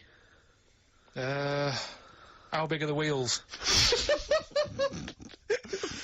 Can I take you guys back to the old school? Do you mind if we take it back to the old school? Well, yeah, what are you going to do? What are you going to lay on me? No, I just maybe a bit of a De La Soul. Is that a problem? Is that a problem? Is it a problem going back to the old school? No, 'Cause I'm no, not. We don't need to go. If you don't As want long as it's vinyl, shit. to. It is indeed. Slam it on. I never went. There we go. Tupac, California Love. Yeah. And that's the big tune that Ricky will be coming out to when he has his celebrity boxing Yeah. match. Yeah. We're all looking forward to that, Rick. Yeah. Competition time, Carl? Oh, Carl's looking forward to this. He's just getting all stressed about his half hour. Like Pete. Oh, go on. Go No, on, it's sorry. just, we should have done this a lot earlier. 'Cause Why? it keeps them hooked in. Right, if you haven't heard the game before, I'll give you some initials, bit of a cryptic clue, and those initials and the cryptic clue makes up some band. Might not be an XFM band, but it's a band or a pop group or an artist or something. Yeah. It's on What's the email. feature called, though? What's the It's feature called called? Rockbusters. Rockbusters, yeah? Absolutely. Do you want to, will we do this on email? I think we ought to, because you don't like taking calls from the public, do you? Well, he can't work the machine. No, that's absolutely right. It's not that, it's just that then it's pretty fair for everyone. Because Anyone who's got a computer, you mean? So it's open to anyone who's got, you know, a computer or a laptop at their disposal at this precise moment. Anyway, there's some cracking prizes, Rick, you'll be pleased to know that, obviously, once again, Carl has managed to collect together an arbitrary assortment of Just looking giveaway round stuff. the office. I mean, where did you get these from? I mean, seriously, where did you get them from? Because it's Right, such what- an arbitrary what have collection. we got there? I don't know what kind of a person would want these items. Right, It's such an arbitrary selection, I don't know what kind of person you'd be. read them out, what have we got? Well, there's another XFM compilation, which you've obviously nicked from somewhere in the office. Yeah, it's Fair a enough. good compilation, remix to There's album. an album here, which is a promo album with two pigs on the front. I think it's the Smashing Pumpkins French live. Saunders. I can't be certain. Yeah. This is the album. Didn't we give this one away last week? This Well, is yeah. just an arbitrary compilation album. Again, one of those kind of. Is that the actual one you didn't send, Carl? No. To say- We've got a couple I've of got a these, job lot of them. surprise, Honest? surprise? The Office Oh. on DVD, which is ludicrous. Oh, I've seen it from here. What film? If it, like, listen, dear XFM listener, it's 2:30. You know, it's just a bit windy out. You're Probably going to stay in this evening. maybe do a bit of shopping you got, and then in a stay this evening. Oh, what film would you really want? No, I mean seriously. Think if you could see one film, right? What would you want to see? DVD. One of the DVD. big releases. Yeah, it's great. Put them out there, misery. Steve, they'll be watching this tonight if they're a lucky winner. It's the movie Stigmata. Stigmata with Patricia Arquette and Gabriel Byrne. Oh, So look forward to that's that. great. That's the big one. That is brilliant. You're playing oh, for- look at Carl's face. He's actually offended because he's the only one that puts any work into this show, and he's got competitions. He's got Educating Ricky, Rockbuster. He's got the song with a story. He's got a coming up. song with a story to come that he's like gone through them. It's unbelievable. Oh. Yeah, so you're playing for that collection of arbitrary goodies, plus the big prize this week, Stigmata, featuring Gabriel Byrne. Oh dear. About a Go on woman then. who I think starts bleeding from the hands. It's a horror Okay. film, I think. You'll have to be 18 or over I've to seen take it. part. It's not terrible. Sure. It's all right. But Is it better than Children of the Corn, which was a big giveaway last week? I haven't seen Children of the Corn. Go on then. Right, so Next week, Teen Wolf 2. Go on. Here's the. And Tony Banks's own solo album, Bank Statement.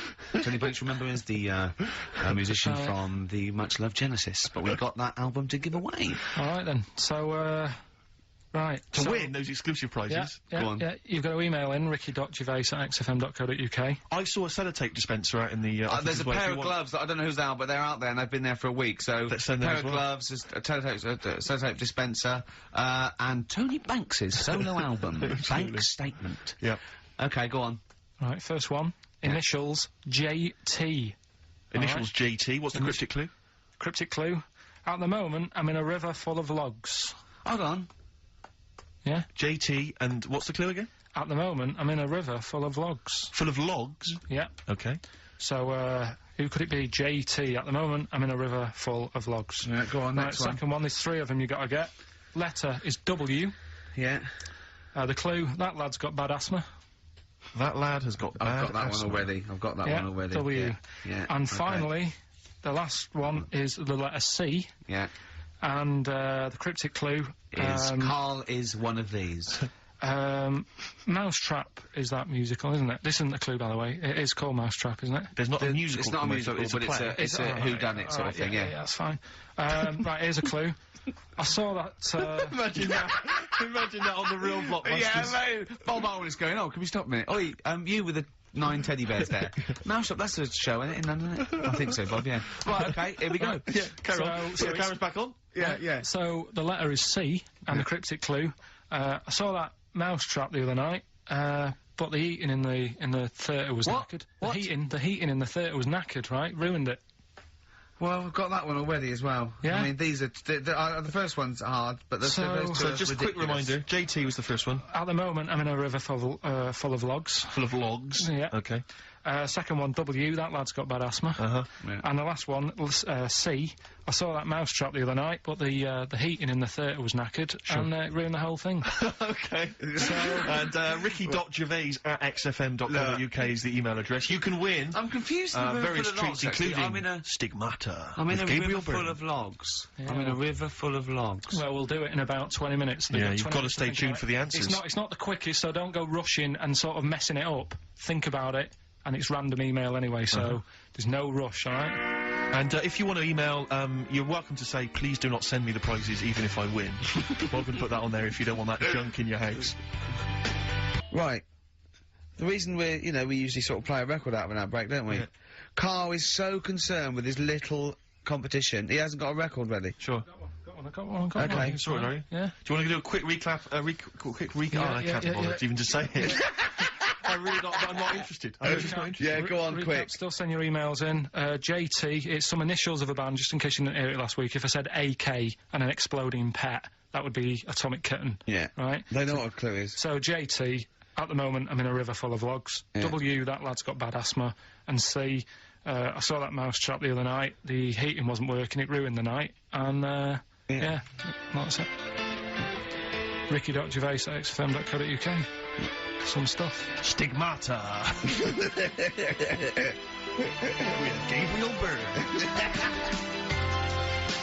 Richard Ashcroft. Check the meaning.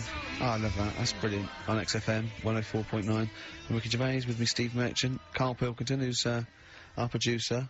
A proper producer now. producer. No, but it's more like it now, isn't it? Before he was someone who pressed the buttons, then he was someone who pressed the buttons who we just made talk like a performing monkey. I hear he's going to be lured away by the Today programme on Radio 4. Because they've lost their news editor, I think. Educating Ricky, quite topical. Absolutely. It is, isn't it? Yeah. Well, it? so when you say topical, What do you mean this is topical. Well, this happened ages ago. Yeah. Your words, not mine. Have they got a Ricky who works there? We can look into that. So this is the Carl big set a prizes they've got to be given competition. away, Rick. They've got to be given away. This is Rockbuster. We've got, obviously, the big prize Stigmata this week. Yeah. I'm not going to give the prize to Ira. I think it's Ira or Ira, but she or he emailed in the right answers and then said if you could enclose the receipt for Stigmata, that would be much appreciated. But I'm amazed by the number of responses we've had. And someone wants a copy of Tony Banks's solo album, which I was mucking around, so we'd better buy that in the week to give it away, because I think that'd be an amazing prize to give away. If you just give the clues do again. the clues and then just give the answer. Come on. What the answers are. Right, well, the one that everyone was struggling with was the first one. Yeah. So I'll save that. So we'll go to the second one. W. Yeah. That lad's got bad asthma. Yeah, we know that. That was Weezer. Yeah. Yeah. Good one, well done. The last one, C. The clue was, I saw that mousetrap the other day. The heating was knackered in the restaurant. Yeah. In the restaurant? In the theatre. Yeah. And it ruined the night. Yeah, so it was a cold play, wasn't it? Yeah, that's a cold play. Yeah. And JT, at the moment... I'm in No, a I river- can't think of this one. At the moment, I'm in a river full of logs. Well, I have to say there were some wrong answers. What was it again? It was Justin Timberlake. Justin Timberlake. We had some wrong answers that included Jethro Tull and James Taylor.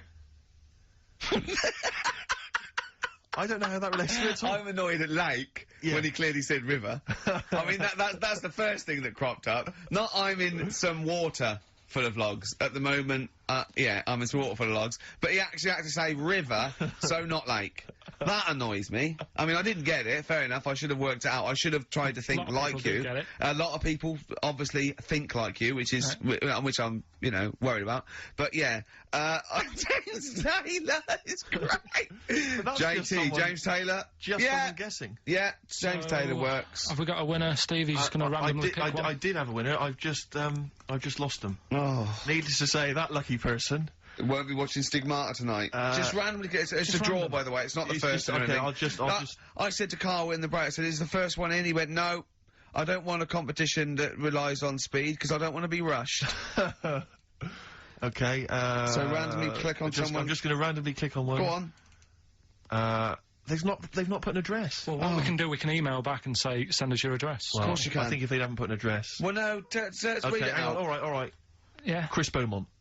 He's Yeah, the lucky winner. Chris Beaumont as Chris one. Beaumont will be watching Stigmata tonight with a club of Hagen-Dazs, if I'm not much mistaken. So He'll be loving it. Well done to Chris. Need his Yeah. address. Right, Then. that's the end of that competition. Right, Can we ne- play a record or something? Well, Carl's been on holiday again, hasn't he? Oh yeah, that's right. Yeah, because Karl, you don't do anything. And you have weekends off. You take at least 5 or 6 weeks holiday a year, even though you haven't got a job now. You're meant to be doing this, and yet you still So go your on whole holiday. life's a holiday, basically. Yeah, why do you need a holiday to you potter around? Your big day last week was going to the cobblers. So why do you need a break so much this no, week? it's just that, you know, it's good for your brain and that, isn't it? It opens it up a bit. You are not evidence for that. Where did you go Gran Canaria. for a week? Yeah. Just sitting around. Well, there isn't much else to do at Gran Canaria. I mean, I don't want to go slagging a place off because every time I seem to talk about somewhere, get into trouble for it. Right. But it's just like a big rock. It's just volcanic, innit? It's And just, you must have looked like a little barnacle on that. Have you been there before? been near it before to another rock, which was just. But it was what, the you same had your sort of fingers thing. burned, why did you go back? Because you think, well, they can't have loads of these islands that are the same, like just a big rock with hotels on. They can't get away with it. So you think, And they well, the obviously next are one. getting away with it. But why do you keep going to these places that are rocks? Why don't you investigate first? Ask your travel agent, is this a giant rock? Because that's what you do, innit? You go and find out yourself. I mean, when Armstrong went to the moon, what was he expecting up there? That's a fact. That's a big rock, and he still went all that way. I don't know what that point was. No, so Fair enough. what I'm saying is, though, What do you make of this place? You enjoy it, Gran Canaria? It was just a big rock, but did you I bet the moon was better. Really? What did you do?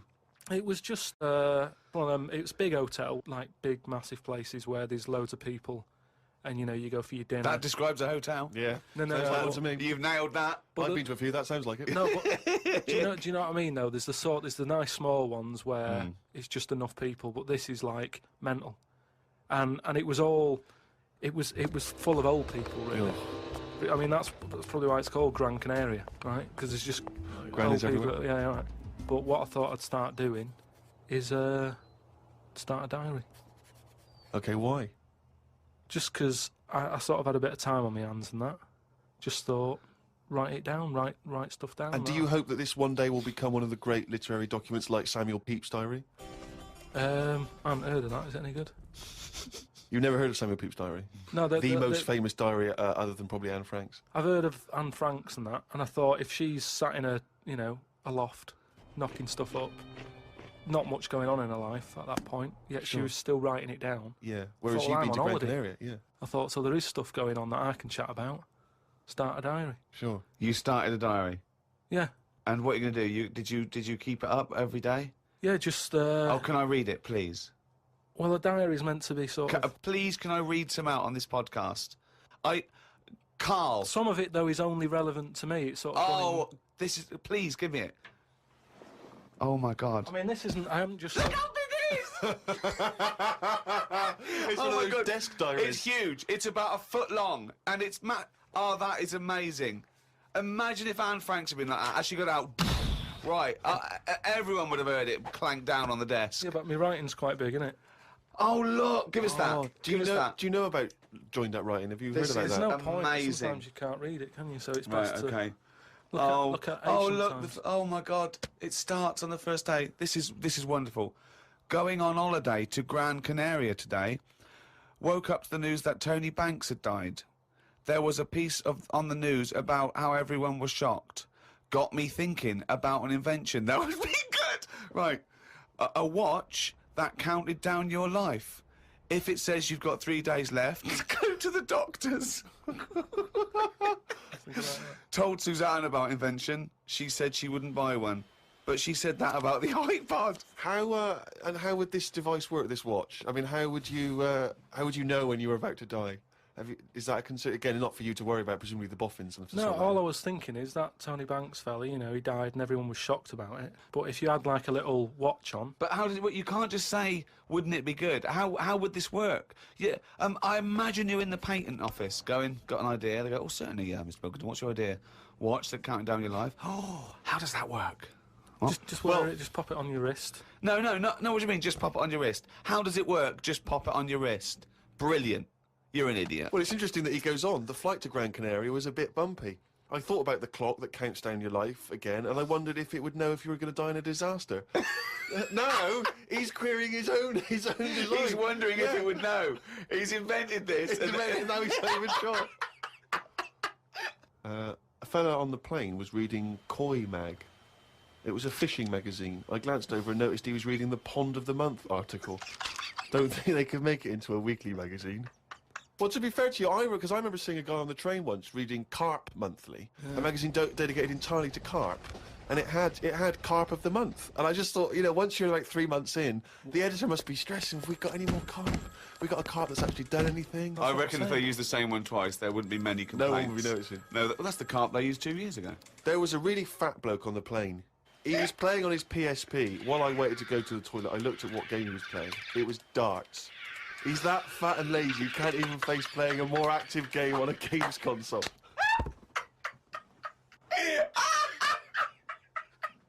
Me and Suzanne got off the coach along with a couple of old people. One of them was in a wheelchair. I don't think it was wise of them to come to a volcanic island with a wheelchair.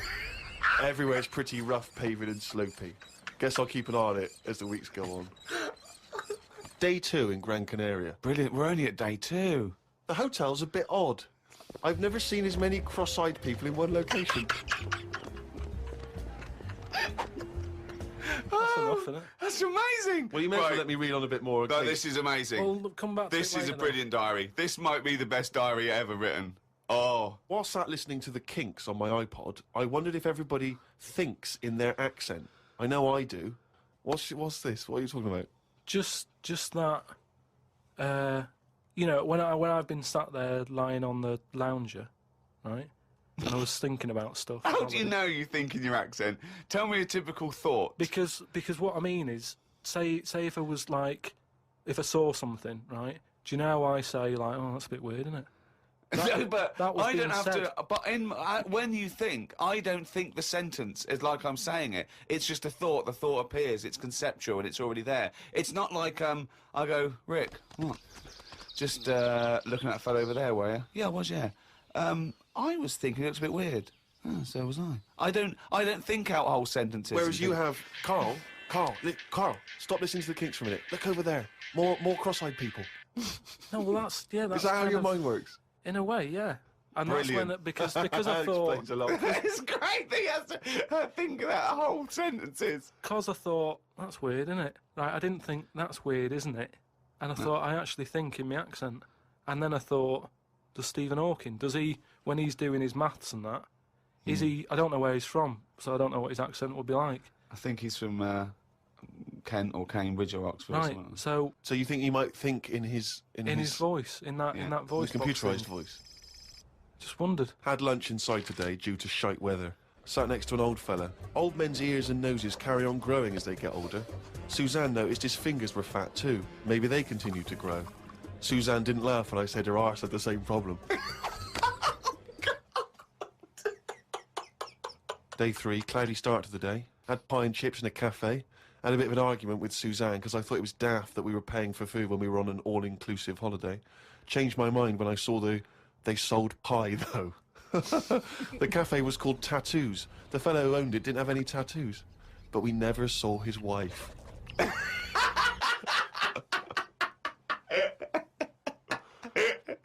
Oh, brilliant. Had a drink in a bar. Everyone sat and watched one of the local cats lick its bollocks. It's the greatest holiday in the world! That's the entertainment in that town. Went back to the hotel and had a sleep before tea. I love the fact you're moaning about old people, but you're just as bad. You've done nothing so far. He's done nothing, he's got a big hip. Woke up to news about ducks being badly treated. There was a really ugly one with bent legs. I'm gonna die. Why does he write this down? Oh, God. Oh. There is a fat bloke from Bolton who is in the pool as I write this. He's got a big tattoo on his back, but I can't work out what it is. ... He just got out of the pool and burped. You just felt like you had to keep us abreast of that. Everything's in the diary. I just seen it get to the point where you're going, breathed in, Yeah. breathed out again. There was a big fat fella in the sea who kept his T-shirt on. If you're big and fat, is there more chance of you getting burnt because there's more of you on show? I asked Suzanne, and she said she didn't know in that sort of not listening kind of way. I wanted to hang about to see if the fat bloke was going to get in the kayak, but Suzanne said we had to head back. Just let him wait in to see if he's going to capsize. We go home today, so we got up early to get the last bit of cloud. No, it's just that it wasn't. It's not that sunny all the time. I mean, I was sat in weather that if it was like that here, there's no way to be sat in the garden. Yeah. But because you're on holiday, it's like, well, we got to sit in it. Put your coat on. So are you going to continue to write this diary?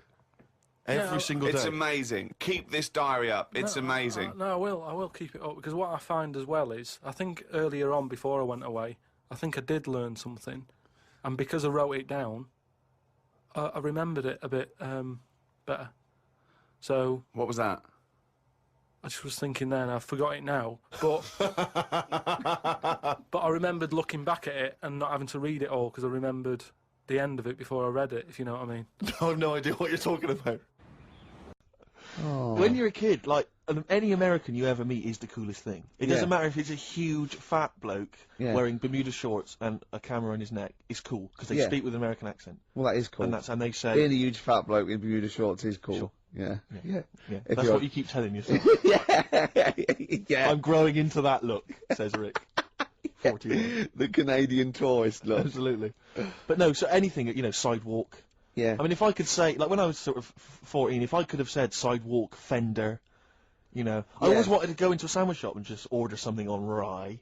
I want to be one of those 80-year-old sort of Yiddish blokes. Those old, sort of like old vaudeville Jewish guys that they sit in diners and talk, like Walter Matthau talks. Right. And Yeah. like that. I want to grow into that. A long coat and I'll go, ish.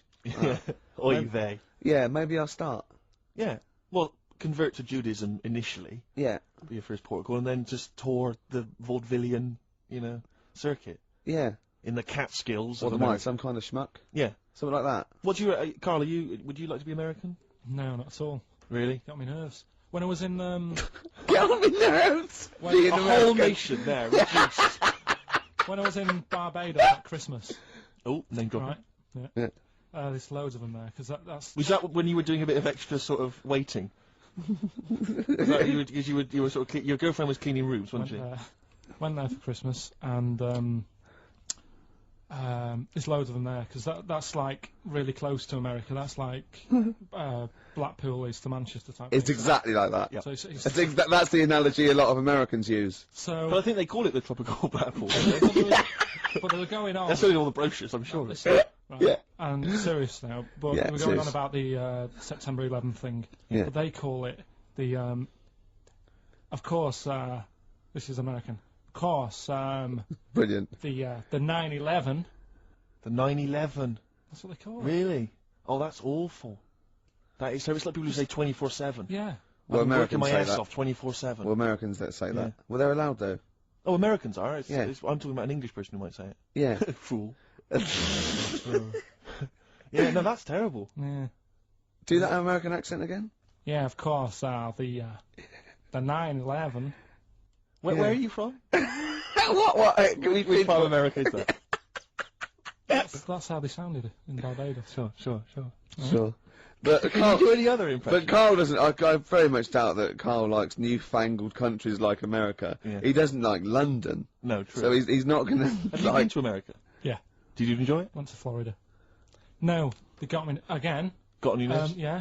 Went for some food. Yeah. And it was the last few days. I didn't take much money with me, and we were in Florida, and we were hungry, and we went for some steak, and we had our dinner and that, and I think it's their equivalent to the Angus Steakhouse. Yeah. Right. And sat down, had the steak, and that's huge, big portions. But anyway, we didn't have much money left, and we had like another 2 days left, so we didn't leave.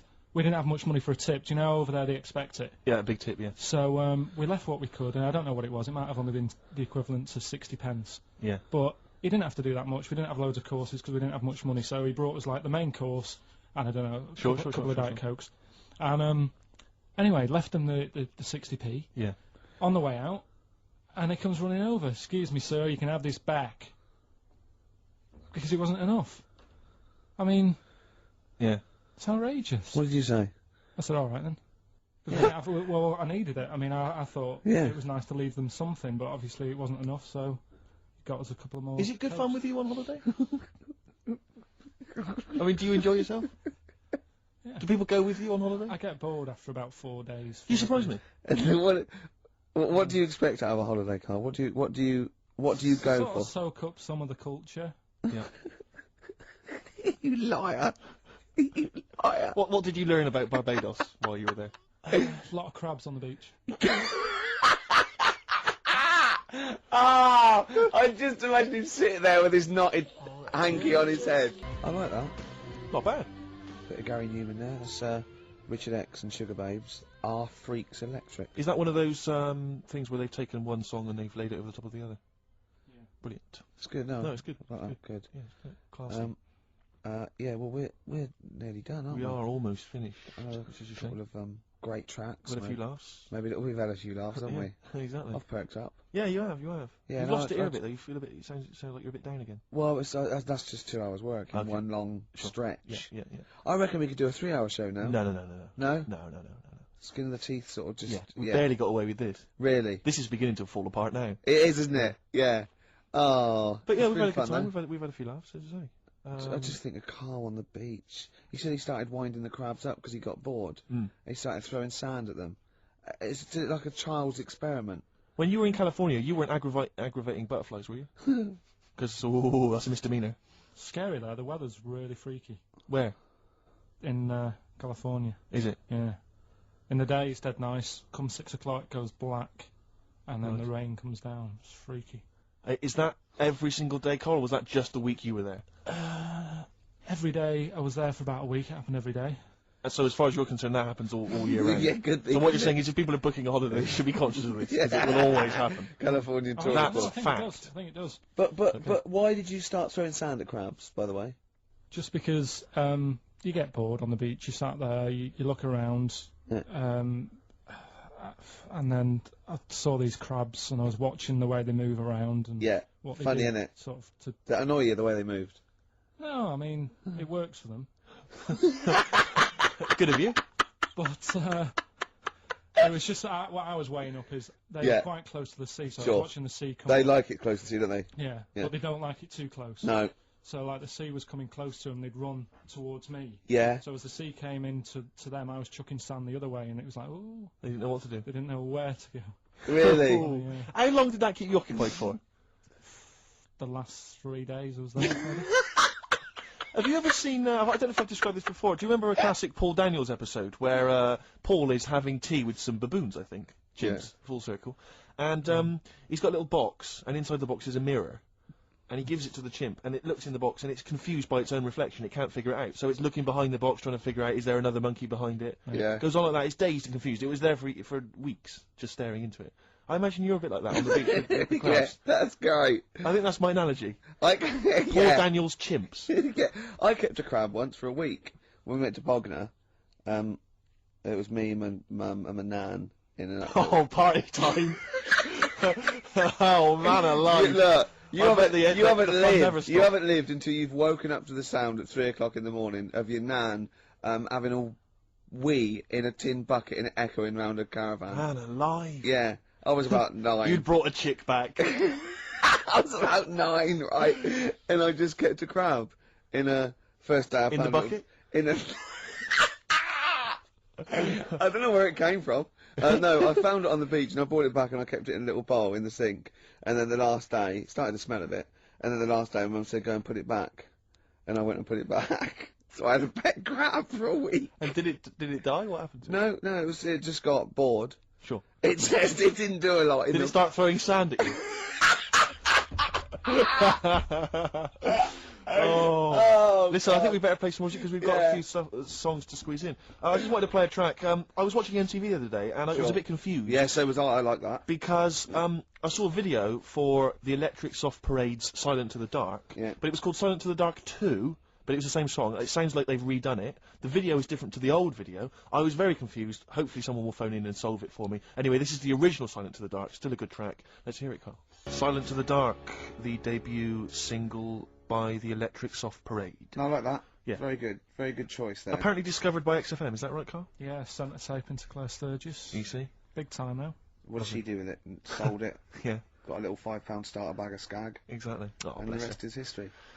Well, I've enjoyed myself. I have. But can I just say, we don't just, like, you know, muck around and do stupid things and play great music. We're also informative. And I'm going to leave London with this tip that Karl, for no reason, just told me. Do you want to do it, Karl, or shall I tell him what you just said? Rick, we haven't got much time, you better explain it. Okay. If you go, he said, you've been on the Millennium Wheel. I went, no. He went, well, if you do, here's a tip. Go when there's lots of disabled people on there. And I was up for it. I went, why? He went, you get more for your money.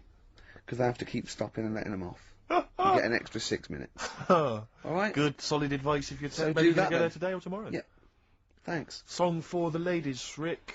I'll leave you with Lamb Chop. A lot of people aren't a fan of Lamb Chop for some reason. They don't like the way he sings, but this is a beautiful song. That's the reason. Up with people. See ya. Bye.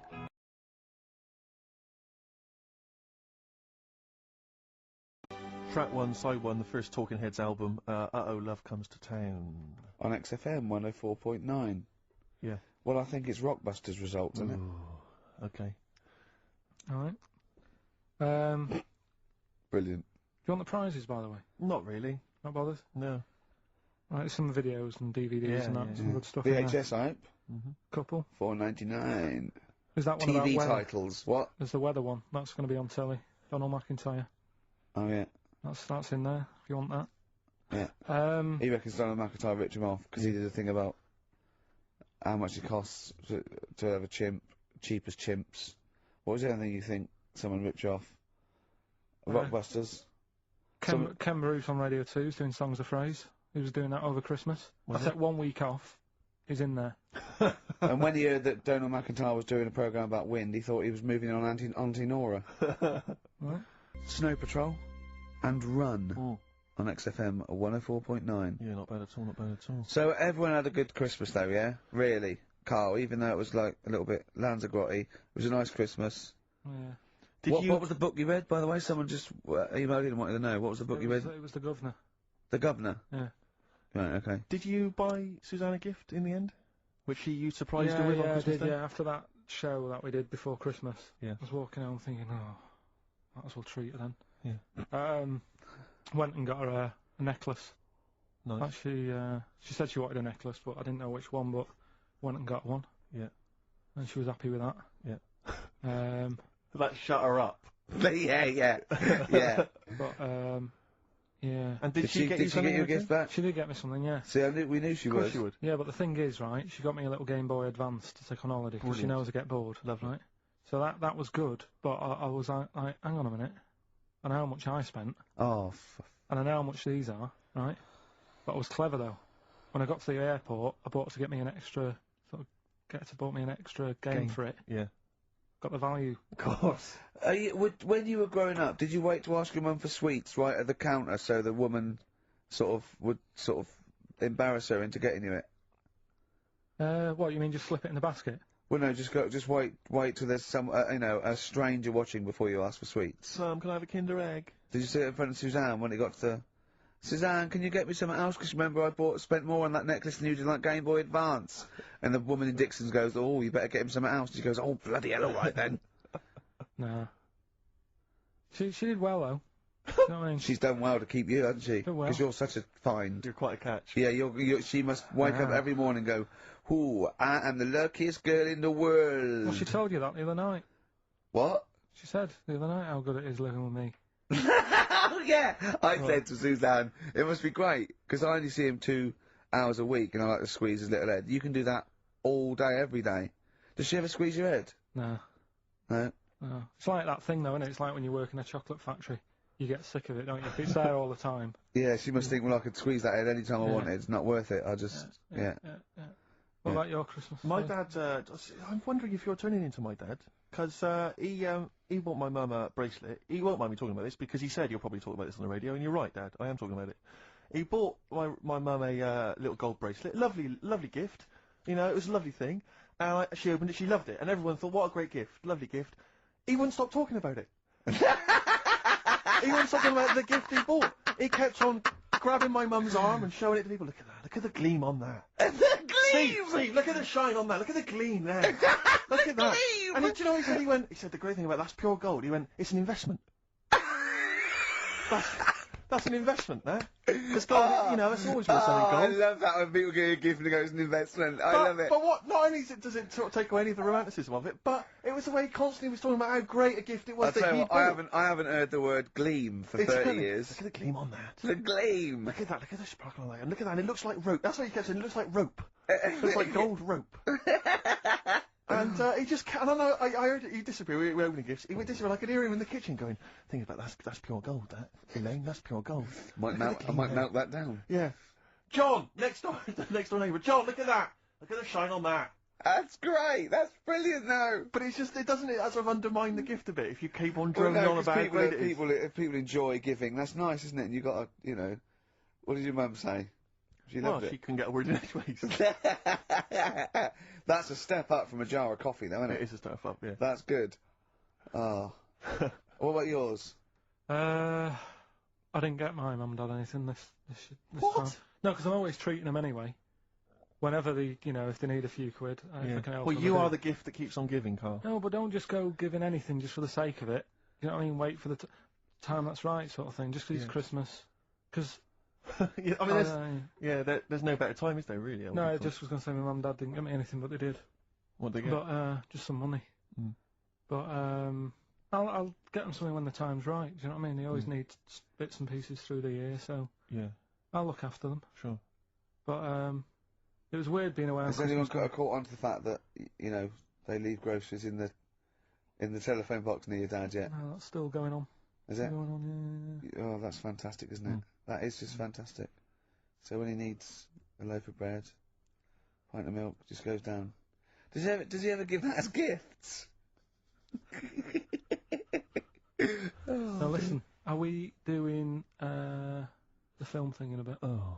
Got more prizes. Yeah. Is it better than Rockbusters?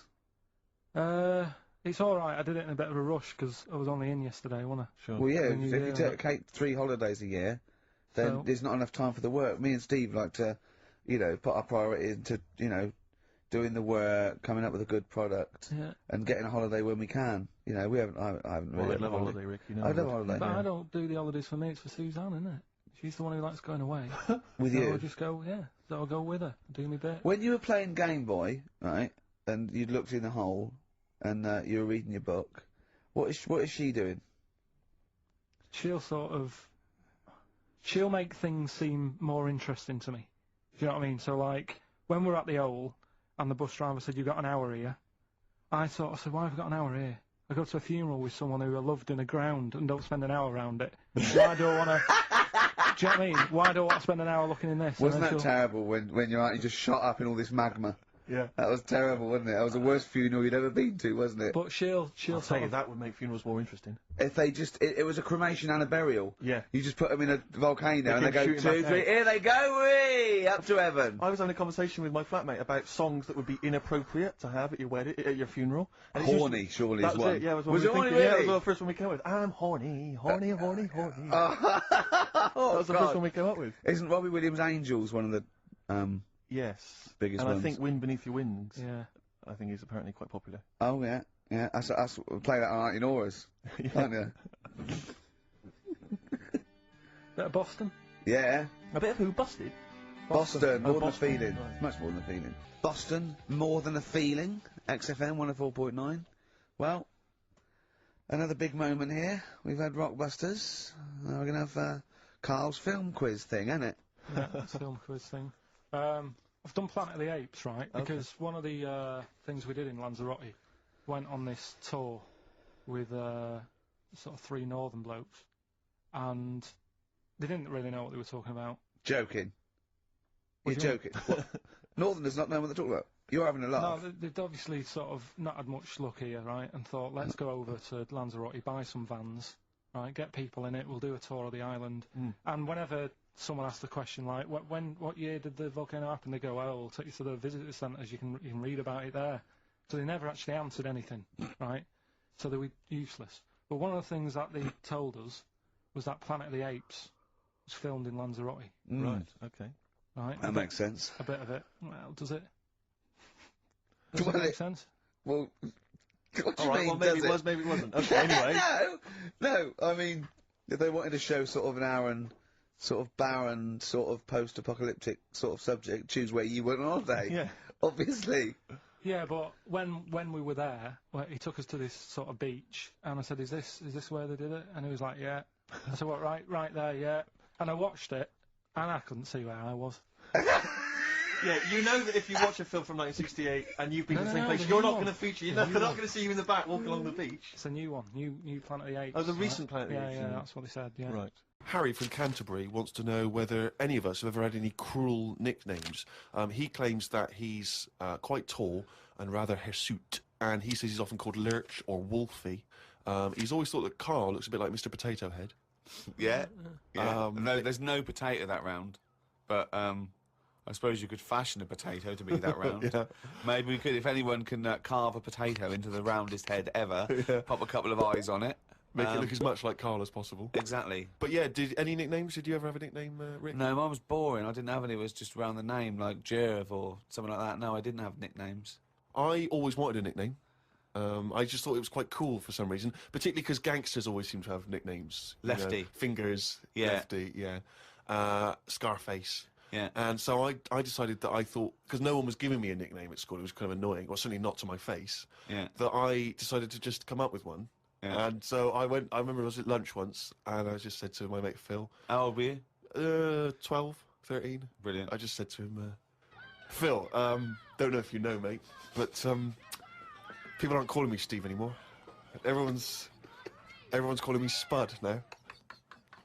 Now, I don't know why I thought Spud. It's weird, we should talk about Mr. Potato Head. I don't know why I thought Spud was a cool nickname. I just sort of, I think It's a 'cause grown-up name, though, isn't it? and it's also because I think it sounded like it was probably either something that you'd find in one of those kids' books, like the Famous Five, or like the Bash Street Kids. There'd be Spud, and I always imagine with Spud, he's not the leader of the gang, but he's a reliable member. I think You know what I mean? Spud is the biggest lorry driver in one particular sort of car park. Yeah. Here comes Spud. Yeah, And he gets out, all right, boys. And he's big and massive, and Spud can eat 2 breakfasts. exactly. Yeah, but I just in my mind it was that I would be one day part of a gang, and it's I'm Pinky, this is Jojo, and the tall guy Spud. And you it know, didn't catch it on, never did it? really caught. And he just went, oh yeah, right. And no one started. And I was hoping he'd go, everyone's calling Steve Spud. Yeah. But of course... Hey, Spud. The first time I said Spud, you go, what? Yeah, exactly. You'd be really proud, wouldn't you? No. Did you have a nickname? Not really. I mean, there was a lot of people on the estate that I grew up on. You know, nicknames are big things on estates and that. Yeah. A lot of my dad's mates, right? What their nicknames did was tell you about them. Do you know how I said about the Elephant Man's a good name? Yeah. Because, like, you know what you're going to get. If someone said, Elephant Man's popping around in a bit, it wouldn't be a shock when he walked in. Yeah. Right? So it worked in that sort of thing, you know. So there was John the Screw, right? John the Screw? Yeah. Well, he had sex a lot, or he worked in a prison? No, he had a DIY shop. so you had him, right? There was Fred the Veg. Yeah. Which is... I assume it's because he was at the same IQ as you. Or he was in a coma. Yeah. Right. There was my uncle, Tattoo Stan. All right. Yeah. He had like loads of tattoos that he'd just done himself. Oh my God. The problem was, because he did his tattoos himself, the ones on his left arm were really good. Because he was right-handed. On his right arm, rubbish. Right? So there was him. Great. And there was Jimmy the Hat. Jimmy the Hat? Yeah. Did he always wear a hat? No, he didn't. That was the point there. That he never wore a hat. That's amazing. Brilliant. How can you pick up on someone never wearing a hat? How would you ever notice? I'll tell you what, I've noticed something about Jimmy. What? Go on. He doesn't wear a hat. Why was he not called Jimmy the Parrot? Because he never carries a parrot. No, but that's just the way. I mean, that's how they work. I mean, Here comes Jimmy Three Legs. Why'd you call him that? He hasn't got 3 legs. I didn't really have one apart from, like, I had a CB. You know, like when you'd go on a CB radio and have a chat to people. Oh, this was a craze in the, was it late 70s, early 80s? Sort of early 80s. And it was just short band radio, wasn't it? Everyone had these little handsets and they'd speak to each other in the sort of local area. Yeah, it was mainly, I think it started off with like lorry truckers drivers, and isn't it? that. Yeah, truckers, yeah, because there was that thing from like about 1977, whatever it was, Convoy, yeah. Yeah, so I had one of them, and the handle, I had two Handle different names. is your nickname, your name? Yeah, there's loads of code stuff. Yeah. I had a couple. I had there was Pilkey 01, because like I say, there's a lot of Pilkingtons and that in Manchester. So if someone wants Pilkey 02, it's open. Do you know what I mean? They can have it. And then like it's people scrabbling. I want a Pilkey 01. And then because I did boxing and that. Well, you did it once. Yeah. I'd Boxer Boy, because I thought that's quite a good image as well. That's kind of like people going, oh, don't mess with him. Do you know what I mean? Yeah. If he asks what your handle is, tell him. Do you know what I mean? He's Boxer Boy and that. Yeah. So just had them two, and I used to just go on there and. Pointless. What is the point of this? Well, you just meet people, don't you? And you So- don't meet people. You say, "What's your handle?" They go, "Box Boy." What's yours? Rubber duck. All right, cheers. No, It's but ridiculous. then you'll say like, then you go, oh, what's your 20? What's that mean? That's where are you? Well, why don't you say, "Where are you?" Because just in case there's someone who's listening in who you know, you hear about this all the time, don't you? People listening, jotting stuff down. Oh, right. So, just in case someone in the world doesn't know what handle means, they're out of the loop. They're out of the loop. It's not a difficult code to crack, is it? If Yeah. you're trying to track someone. It's hardly the head of the mafia talking to each other because the FBI are on the wire. It's ridiculous. Like, I go, oh, he keeps saying that, what's your handle? And they come back with something else. I can't work out what's going on. No, it's like anything, isn't it? That's what codes are all about, isn't it? You set them up and that. Go on and tell me the code then. Reveal at long last to the world what these codes are. Right, so Yeah. what's your 20? Where are you? This is better than the Enigma. Yeah. Right, now here we go. Right. How many candles are you burning? Does that mean how big's your car or something like that? Horsepower or something? See? No, that's Oh, how old what are you? time is it? No, how old are you? What, how old are you? Okay. Right. Right. How many candles are you burning, of course? Yeah. So what's the answer come back? You go, I'm 15. 14. Brilliant. That code, there's no one going to work that out. I wish you'd have kept a diary of this, because this has been fascinating. Now and again, someone will come in and go, side on, right? What's that mean? And that means, like, there's someone sat there listening into this chat and going, this sounds interesting. Yeah, no, it doesn't. Unlikely. Yeah. And they want to join in, so they sort of go side on, you go, side on, bring it in, right? And they go, all right. How many candles are you burning? Yeah. What's your 20? Thus it goes round again. Yeah. See you later. What's your 20? How many candles are you burning? Oh. And, I mean, it seems to me that what you should have done is made a note the first time, so that when you then speak to them again, you don't need to ask them those questions. Can I just confirm that you're burning 15? It's that time again. Do the jingle. Oh, monkey you! Sorry. Okay. I'm gonna do a really good one. Okay, go. Okay. Oh, chimpanzee that! Monkey news, you... Right, do you know it's nearly time for the Winter Olympics again. Okay. Is it? Okay. They sort of come round every 4 years. Is it this year, is it? Yeah, and the last one that happened, 4 years ago. Yeah. there was a bit of an incident. Oh no. Do you remember any winners that were monkeys? In any of the No, tournaments? of course not. No. So So it's not anyway, going to be that, because it wouldn't be true. Go Oh, on. yeah. so anyway, one of the popular events, bobsleigh. Okay, right. You know, you know how it works. Well, you It's need like a 4 sleigh. men. Is it 4 men or 5 4 men, It's yeah. 4. So it's definitely 4 men that you need Need on 4 a men. team. Is it and two? And there's 2 team bobsleighs. But as they're well. always men. Is that right, Rich? Let me just clarify. With the Winter Olympics, you can't have any animals taking part. No, and they also well, no, because they wouldn't be allowed. And 2, there's no way they could disguise it, because not only would they see it straight away, right, but they have blood tests, Right. Okay. So, which would show up. so they definitely know if it was Well, they have any blood kind of tests. non-human. It's impossible. It would be literally impossible to have anything other than a human Taking involved in a bobsleigh team. Fine. Okay. So carry on. So anyway, the country was doing really well in the qualifying stages. Oh, yeah. But the problem was there was like 2 members who were getting all like the press and stuff. Oh right, yeah. Anyway, so this one member was getting fed up because the other 2 were getting all the press and what have you. So he said, I'm not happy with this. Yeah. I'm jacking it in. So they were like, you're joking, we've qualified, we're getting into like the main race and everything. You can't leave us now. And he said, well, you could do it all on your own before, you know, the way you were acting, like you didn't need me, so I'm going. So the clock's ticking, it's getting close to the big race and everything. Of course it is. Yeah. They're like, what are we going to do here? The substitute What- they took with them. What are they Well, going they to must do? have. Yeah, they would take the substitute. So get No, on. they didn't have any of them and that. It's, you know, a lot of injuries and stuff. Or just get a mate to do it. Just get a mate or a Yeah, friend mate, or the coach to do it. Yeah. But, you know, there's a lot of responsibility on these people and, you know, you won't want to let your country down and that. And they were like, what are we going to do? Get a waiter or anyone. in the Anyway, hotel. the time comes to the race. Seems to be 3 people on it. There appears to be 3. Okay. Yeah. They start off, they're whizzing around the track faster than normal. They're beating their old records Right. Amazing. because the new fella they've got a little bit smaller. Ah. Right? Is he in? So Is he in the bobsleigh? Or is he pushing? He's in it. Oh, right, okay. Right? He's wearing a uniform and a helmet, though. We He's can't got see what he helmet looks like. on. We He's can't got see the his kit face. on. Can't see his face. Nobody knows who he is, but the course they do. country's loving it. course they They're do. like, well, it looks like we're going to break all our records. You know, good. It's good that they found someone new. Yeah. Bet the other fella who left is sort of kicking himself, thinking, oh, I could have been part of this. Anyway, This wasn't a bloke that had very short legs and long arms, was it? what happened is they're whizzing round the track and what have you, Faster than ever. Yeah. faster than ever, and the press are like going, beating all records here. They started taking photographs. A lot of flashes from the cameras and stuff. Right. Of course. Suddenly, the bobsleigh goes a bit sort of mental and whizzes off the track. Ambulance comes rushing over and stuff. The other 2 members are looking pretty nervous for some reason. Oh, what are they doing? They're saying, look, don't take the helmet off because, you know, you can do more damage to the Well, neck. don't tell the paramedics how to do it. I mean, They know their job. Yeah, they know their yeah, job. yeah. So they were Please. like, just you know, and plus, you know, he came in at last minute to help us out. He doesn't want everyone to know who he is. He's Yeah. not after the limelight yeah. like some of the members we used to have. But he just Yeah. was helping his country out. Yeah. Leave the helmet on. Anyway, they get him in the ambulance and stuff.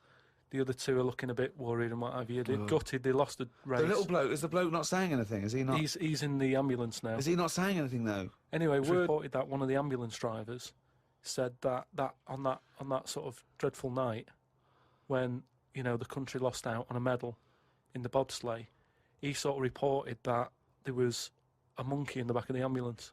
People were like going, "Ah, you're I joking." don't aren't remember you?" this. I don't remember this. at all. Well, this is it, you see, because they sort of swept it under the carpet a little bit. right. They were like, "This Bullshit. is crazy talk. It's all shit. It's all This is shit crazy again. talk. Once talk, absolute shit. Where'd you get this from? This is crazy talk, right? It is But- crazy talk, and it's from the mouth of Karl Pilkington. But the weird thing is that backed it up. Following week, there was a story of some people who visited the zoo saw a chimp in a neck brace. And that's this week's Monkey News. That's the only thing I think that would be more pathetic. A pogo stick? Yeah, it's so embarrassing. Or on roller skates. Yeah. But not like roller blades. Roller skates, those really old roller skates. Have you seen those... that you tie on your socks. Yeah, have you seen those little bikes that look like clown bikes that the couriers use now? They're about a foot high. They're little I saw one the other day on it. My head turned, yeah. They're really bizarre. Just think they're the ones that they fold up. Yeah, but think of a policeman chasing you on that. Well, I always remember that even in America when I started seeing policemen riding bikes, it didn't seem to me. It seemed. Oh, they're quite cool. They're the ones that go through Central Park on the mountain bikes. Yeah, but that's really cool, isn't it? They, you know, they. It looks like they should be delivering whiz along at about 30 miles an hour, and they can just deliver news. Do you know what I mean? Because like on motorbikes, on a Harley Davidson or whatever, I'm not messing with a cop. Chips. Now that's cool. Coppers. Yeah. But people in a smart car or you know, it is a bit embarrassing. But I suppose it is that, or it's better than walking. You see, next time I see them in those, if you really want to be kind of worried about the environment, you know those little taxis you see that people pedal, they pedal around Soho.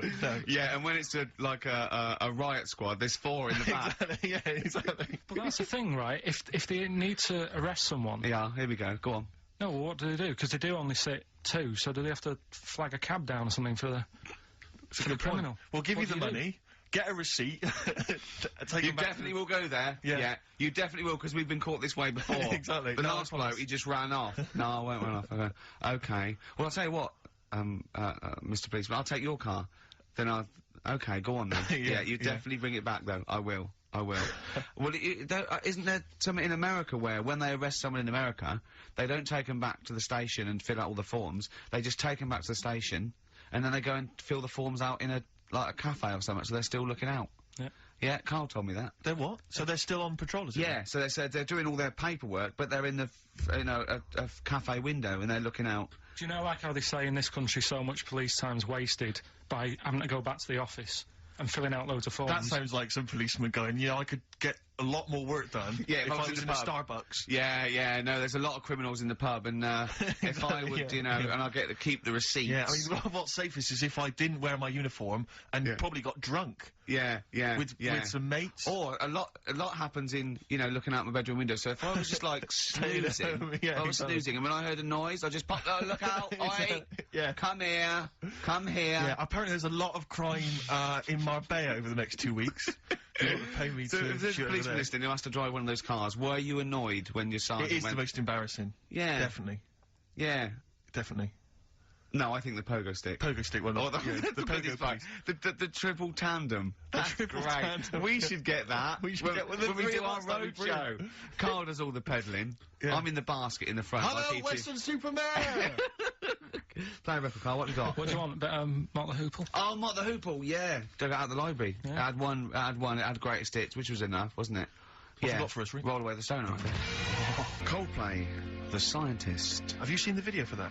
No, but... Absolutely magnificent. Is it? It's brilliant. Oh, someone was walking backwards in the woods. Oh, yes, I have, Absolutely extraordinary. Well I like all their videos. I think they're great. Yeah. I still haven't worked out how to do that one with whether it's a filter, they just turn up the light, because it gets light through the duration of the video. Along, yeah. Yeah. Impressive, yeah. And it's slow as well, so he must have... I'd like them to win an award. I'd like them to win awards. I like Coldplay. Yeah, no, good luck to them.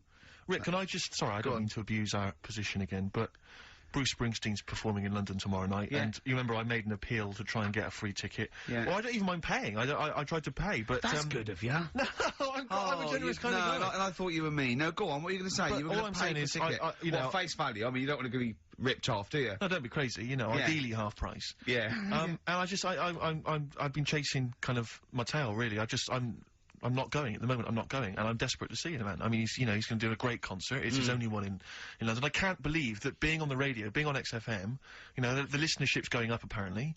I can't believe I can't get a ticket. I've asked Karl. He's done nothing. He's done nothing. No, Karl had a very good point. Nothing. Karl, say what you said when he was whinging in the but first of all, whilst you're moaning, you also asked in the week for a Badly Drawn Boy album. Yeah. You got in today. Yeah.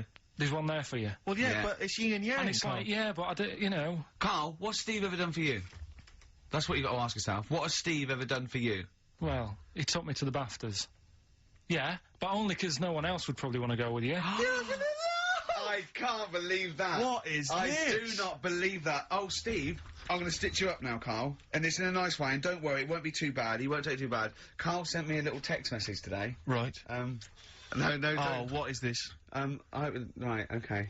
Okay. You know, I'm in a very frail mood at the moment. No, 'cause no, I'm you're not like going to this see one. Bruce. This is funny, because me and him have been, like, sending, trivia back and forth to each other.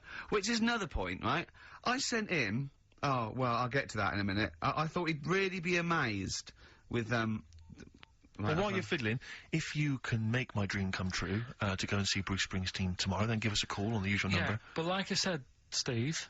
What? Right, it wouldn't be... Right, you just said when the song was on, can't believe it, right? We work at XFM, and I can't get tickets for Springsteen, right? Yeah. We work in radio, we should get tickets. Right, now think Which of I'm the willing amount to pay for. Yeah, but think of the... Yeah, but if it's sold out, it's sold out. Yeah. Yeah, right? but that's just something they say. Right, that's just what they say, is it? Right, so everybody on local radio stations say, do you know, I like that Bruce Springsteen, I want a free ticket, right? So another say... I tried 400 to phone, I phoned for an hour and a half, I couldn't get through. Not long enough. I put the hours in. Not long enough. Not long enough. What are you talking about? I put the hours in. No. Right, so another 400 people turn up at the gig. They cram them all in. There's people being crushed. You know, they've paid the money early. They were up early that day when the phone lines were open, whilst you were probably sleeping and that. So they're dedicated, and they're the ones at the front getting crushed. What? Would your Why mum are and they dad getting be crushed? happy if you were there getting crushed? I don't mind. I'll sit at the side of the stage and watch him. Yeah, but I don't mind. But everyone will say that then, and then before you know it, Yeah. no one can see anything No, because you're all Carl's on right stage. on this one. Leave Right, it. yeah, Leave just it. read, right, I'm going to give you this here. I'm now handing over my mobile phone to Steve to read the... You can see it's from Karl at the top, but just read it out as you scroll down. Just read it out loud. Is this a text message from... Yeah, this is a text message to me from Karl. Read it out. To see at night as well as an owl, you would need eyes the size of grapefruits. If only Stephen could turn his head right round as well. Carl, I can't believe it. What upsets me most, Carl, right, is not the fact that you've been slagging me off behind my back. It's the fact that you've got the cheek to come on here and moralise because you failed to get me tickets and make a dream come true. You've come on here trying to pass the buck and say that it's a health and safety problem, when in actual fact it's a Carl Pilkington problem. Do that, I've got it in a bin. I'm devastated, I'm devastated. You know, Let's play a record. I'm I should upset. have eaten this banana off air. What's the number? It's 08700 800 1234. But if it's sold out, Steve, it's sold out. A bit of a classic here. R.E.M. I bet if Ricky wanted to go, it'd be fine. I'm sure someone could sort it out then. Who? Oh, if Ricky Gervais wants to go, then you I'm can going. come. Are you? No. You want some tickets, then?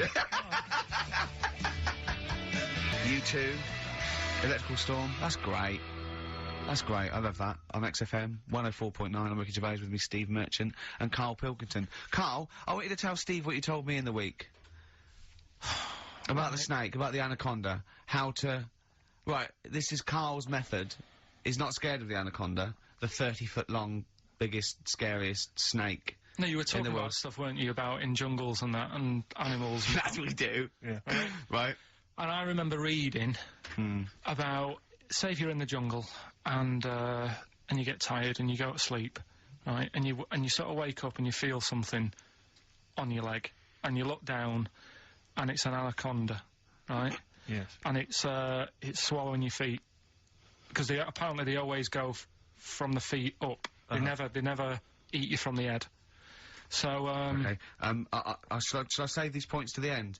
Because Make a list of the points. Because they always eat head first, because the way the fur goes, where they have to take a capybara or even a rat, they take it from the head But first. make a point. Okay, Make some notes okay, so there. that's wrong. We'll come back to okay, those next, later. go on. So they always eat you from the feet. Go on.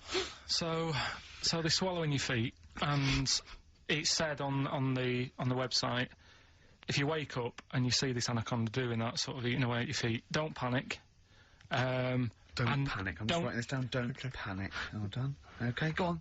Don't try and kick it off. Okay. Just let it sort of swallow you, but only up to your knees. Okay. Why not kick it off straight away? Because I think it sort of gets a bit angry, it starts thrashing about, and it can swallow faster, I think. Oh yeah. I'm guessing that bit. Okay. Just put a question mark by that. Okay, there, Rick. pop a question mark next to eat so knees. yeah, so it's up- eat knees. So eat it up to your knees. It's up to your knees, Yeah, and then yeah, what you do is you get a knife Yeah. Okay. and you cut. And how do you get a knife? Do you walk over to the kitchen? I was going to pop over, get knife. Where's that coming from? Get Well, you knife. always have a knife. Okay. Always have a knife, of course you do. Otherwise you're a fool. Always have a knife, okay? Well, Eat- come on. Yeah, yeah. If you're going to go into a jungle, Always have a knife. Okay. Always have a knife, yeah. simple. Could I just suggest something? You know, suppose you're wearing combat trousers, and the knife is actually in the trousers by the knee, the sort of pocket by the knee. What happens then? I suppose you could still reach in into their mouth, couldn't you? So anyway, you've got a knife. Let's say you've got a knife. Let's say you've fallen asleep, the anaconda's chewing your feet, you let it eat up to the knees, you've got a knife. What do you do then, Karl? Right. So it's up to your knees, and what you do, you get your knife that you got out of your pocket earlier, and you cut it at the mouth, right? Do you know, like, either side of the lips? Right. So you're sort of cutting it in half. Right, like a Chelsea smile. And it can't... Yeah, that's right. Yeah. It can't do anything. It wasn't ready for that. It can't move about because it's got, like, your legs in its mouth. And peel it off and walk away.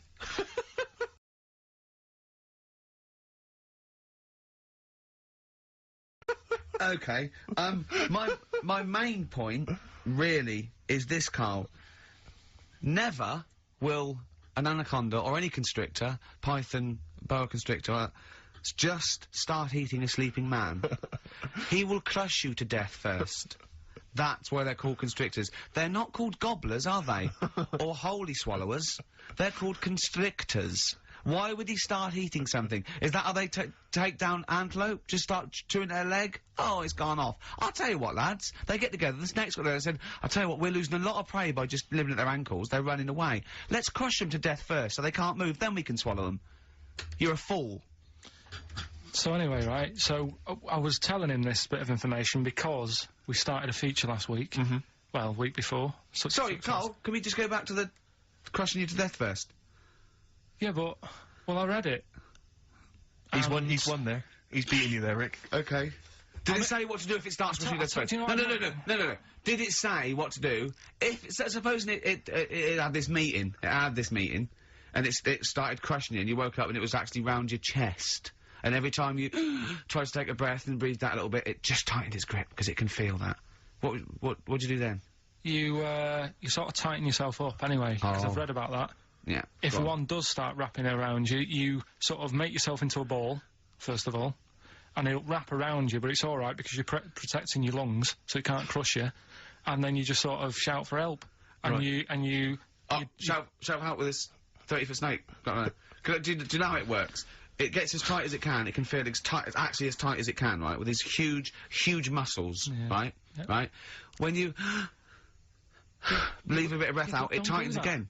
You won't be that out of breath. You haven't been running anywhere, so you can just go. What? And when do you get the new mouthful of oxygen? Just breathe very slowly, like you do. How? Do you know what breathing is? Do you know what breathing is? It's extending your rib cage, right? Intercostal muscles between the ribs. Contract like that. Okay, making the rib cage expand, which pulls air in through. It's like a bellow.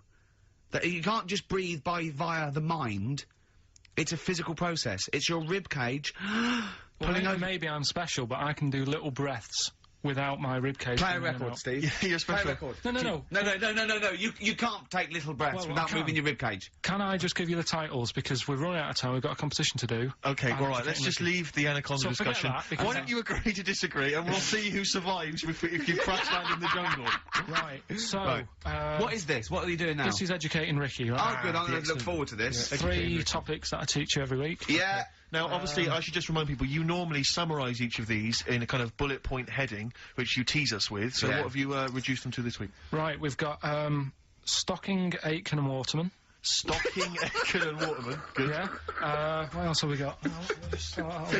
We've also got, what else is it? It's not his vault. Yeah? It's not what? It's not his vault. Okay. Yeah?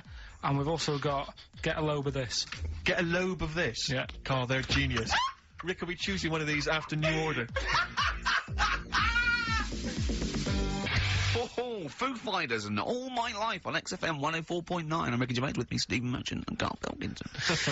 So, just before we do Educating Ricky, this is where Karl thinks he can give me something of interest and teach me something to take away. Last week I found out that, somewhere in a strange land, people thought tomatoes were poisonous because they ate them with lead. Things like that. What was the other one you told me? What else was it last week? Bit of worms. Cut me off. Yeah. Oh, I sent him a text message. I was on the train, a bit bored, and I read in, I think it was Metro, scientists have found out that worms get stressed, and they found out that the fat ones didn't live as long, and when they checked the thin ones that lived longer, they found out they had a gene for de-stressing them. Right? Carl, do you remember what you said? No. He went, well, that's stupid, isn't it? He said, did these other ones die of natural causes? I went, yeah. He went, alright. Because it could be that the fat ones couldn't get off the pavement quick enough and got squashed. So maybe the scientists go, yeah, we didn't... yeah, come to think of it, they were flat as well as fat. I think the reason that the worms are getting stressed is because people like Karl are cutting them in half to try and make 2 snakes. Yeah. Yeah. Two worms. Well, Yeah. well. That's the concern. He said they can't even commit suicide if they're stressed by cutting their throat. I also sent what I thought was quite interesting, that the scientists have found that the elephant hasn't got the best memory. The sea lion has, Right. based on they've got a sea lion and they got it back into the old laboratory 10 years after it had taught it a simple trick, and it could still do the trick. What did you say to that, Carl? I'd say they don't go up to much anyway, so if you do teach it something, it is going to remember it. Sure. Because it's got nothing else to do. Yeah. Yeah. And then it also, I mean, I like sea lions, they look nice and everything, but what do they do? What was it? Sea lions? Yeah, what are they here for? It's another jellyfish, as far as I'm concerned. It's like, it's there and people know about them, but what do they do? Yeah. What do we do? What do we do, Carl? Well, what do we do? A cat, first, Steve said, is good for your heart. So you Why is it all geared to what's good for us? well... Anyway. Educating Ricky. Good, we've settled that then. Go on. The titles that are meant to sort of pull you in. Yeah. We've got, what was it? Stocking, Aitken and Waterman. Yeah. You've got It's Not His Vault. And, Get a Load with This. Get a load of this. So, which pun do I pick first? I think I'll go for, get a load of this. Get a lobe of this. Yeah, get a load of this, yeah. Well, that's a story about a girl who, she was deaf, right, for 4 years. And, it happened quite a bit back this. What year? Or was it, I think it was ages ago, was it? Yeah, quite a bit back. She was deaf for about 4 years. Having an argument with her mum, it said, which I didn't quite understand. Because I don't know how they do that. Yeah. But she was having an argument, and a man pushed her against the wall, and she banged her head, and her hearing came back. Okay. Was she wearing a Walkman, and it fell out? And she'd realised, well, oh, There's no explanation. There's no explanation? Well, why is that teaching me something then? Right, so I knew you'd say this, right? So I thought, right, I'll stick something on it. Do you know that bees are deaf? No! No, you can't just... No! No! If you ask someone something they don't know the answer to, they don't tell you something else. Just, I'll tell you something else then. I can't answer that, I'll tell you something else. Imagine that, if you asked a teacher. Look, how do birds fly? Wow, if you're going to do that, tallest building is... I mean, what? Well... That was the equivalent, Karl, of running away when we asked you a question. Yeah, the intellectual equivalent of going, look over there, there's a monster. Yeah. Listen, what do you mean? What she... Okay, so... Oh. So her There's hearing no came back. explanation. There's no explanation. Or you don't know. Well, there isn't one, is there, really? It's a bit What, weird. did the only did thing the doctors not look into it? No, I think they just said, oh, that's good. But, so again, I don't... Where did this information... Is that... If you read this on Is the net, that is that it? all they put on There the was net? once a deaf woman who hit her head and she And her could hear. hearing came back. It was bizarre things about being deaf. Was there and- three, Oh, like... yeah. Was there I've got that book, yeah, it's a good book, that. Was there 3 Yeah. more pages you just couldn't be bothered to read on? Yeah. No, it was just a little bit, and it Was there a said- little picture, a cartoon picture? No pictures, I just Of me read going, it. ow! Look, Ow, if you I don't can want to hear. know, if you don't want to learn, you know. Yeah. Okay, it's not his fault. Let me have It's Not His Fault. You got to save this. This has got to teach me something. It'll be an interesting story. Right, it's not his vault. This fella, Yeah. What year? Ages ago? Olden times? I'd say in the 70s, Okay. Would you? Any evidence for that? and Does he wear flares in the story? Right, Is that this- your reason? no, it's a bit like Yori Geller, this fella, right, where Oh, yeah. he's electric, He's electric. and if he walks past the telly would fizz. Uh-huh. If he walked past the radio, it all goes like that. Ooh. His hair stuck up all the time, and he'd be having a bath, and everything would be all right, and then the power would sort of switch on in his body, and the electric in his body made him jump out of the bath. So, What do you mean so? What is that so? What does that so mean? You've given us nothing. You've given us nothing. You'd have to at least give us the scientific explanation. Yeah. electric eels have 400 volts in them. Oh, is this the running away again? What was that one called? Yeah, but but It's not his vault. But there's a reason that not his fault. It's not his fault. I thought it was going to be something about keeping it in a safe. I think we should do these the other way round. I think you not should his tell fault. us the story and then we'll hear the pun. It's not his fault. It's not his fault. Right, let's leave it. Play a tune. Educating Ricky. Doing it. We're not doing it. No, we are. Oh. Right. Right. Why? What do you mean? What? Because can they have your eyes after you die? It was. I think it was 4th on the list. Why do you care about giving your eyes away when you're dead? Just because of that thing of, you know, we don't know for sure yet. I know that you poo-poo it, but the afterlife thing. So why, in an afterlife, would you want your eyes more than your liver and your kidneys and your lungs and your heart? Because ghosts don't eat, do they? So you don't need all your liver and your kidneys and stuff, because they're only there to sort your food out. But your eyes, if you're a ghost, I don't want to be a blind ghost. Because you're around forever then, aren't you? Once you're a ghost, that's it. So the idea of being blind when you're alive, you go, well, all right, then maybe in the afterlife I might be treated to a pair of eyes. But the fact of wandering about, dead for years, bumping into stuff... Oh, God! Oh, it's amazing! So- oh, that's an amazing image! So I didn't tick that box. But why? I don't understand. In your theory of the afterlife, why is it that this ghostly Karl, why can he survive without a heart, but he can't survive without eyes? Why? Do you see what I mean? Surely, if you're this ghostly apparition, you can just see everything and you can do everything. You don't need the body. No, because you're a ghost. Yeah, I know, but I think when you're a ghost, say like how they've seen ghosts in. Right, could I just say now for any listeners, this is not the thoughts and beliefs of the management. There is no such thing as ghosts. I do not believe in ghosts. I do not believe in ESP or any mumbo-jumbo. Carry on, Karl. So when there's a ghost, yeah. When they see ghosts in, like, old castles and stuff, yeah, they've had their head cut off because they've been up to no good, right, years ago. But they're carrying it around normally under their arm. That's what I'm saying. It hasn't reattached itself. So if you take the eyes out... But, Karl, how is this ghostly creature able to function? It doesn't have its head on anyway. It's carrying it under its arm. So the suspicion is it doesn't need its head. No, it does. It just happens to be carrying it around because it wants to keep it with it. The ghost is always in the last condition that it was in when it was in... Who makes these rules? The way you are in your last bit of life is how you are as a ghost forever, even in the fashion. Like I say, the ghosts that you see never wear modern clothes, so it's always the Victorian stuff. Now, if they could change it, they would, but they can't because they're stuck with it, so that's Why what I'm did you saying see with the eyes. cavemen ghosts? When did ghosts start? They didn't kick in till about 1830, did they? What if you die when you're having a rectal examination? Are you always bent forward with your trousers around your ankles and someone's finger up your arse? But why would you die when you're having that done? That's why I'm not having it done, if that's... No, but you might have both been suddenly killed in a terrible disaster. Yeah, a meteorite hit you. That's when you get the moaning ghosts, isn't it? They're the ones who aren't happy. So you're going round, bent forward, you've got a doctor's finger up your arse, and what are you doing? You start going, oh...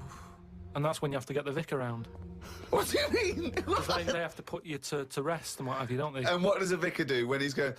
So I get the vicar round. It's years later. It's 100 years later. You're around this doctor's surgery, and there's people coming, and the doctor there, the new doctor there, and it's 2073, and they go, Vicar. They go, Vicar, there's a strange ghostly apparition. It looks like an old doctor, right? And he's got his fingers up this sort of like little... It's like a chimpanzee, but with a shaved head. No, but the doctor wouldn't be... Are you saying the doctor dies as well? Yeah, you both die. You die at the same time with his finger up your ass. And so you're forever having a little rectal examination with your little trousers around your ankles. Well, that's when it'd be best not to have your eyes.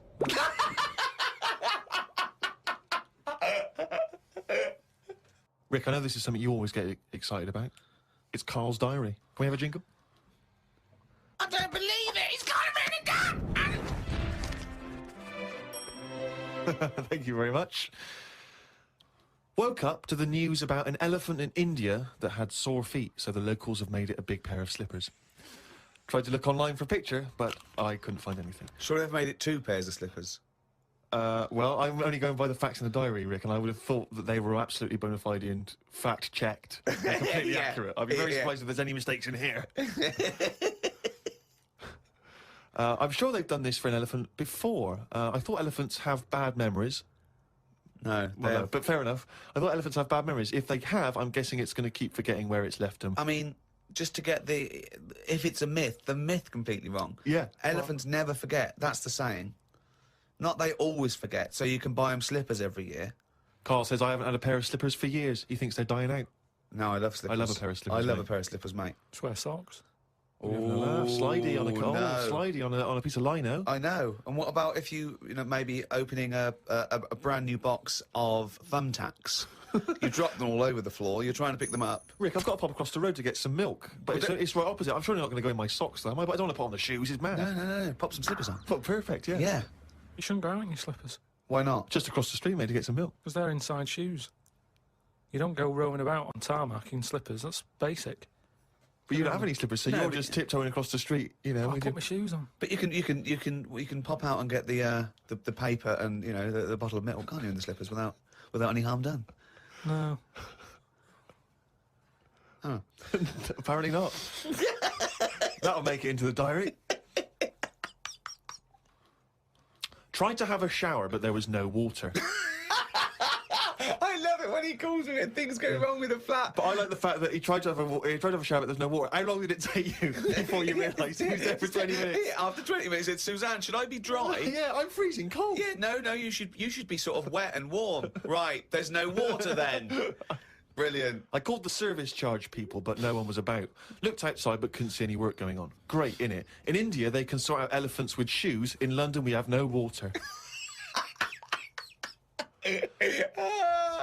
Hung about for a bit, but still no sign of any water. Brushed my teeth just using the paste and used the little bit that was in the kettle to have a wash. I was pretty chuffed that I thought of using that. Suzanne was a bit annoyed because she wanted a cup of tea.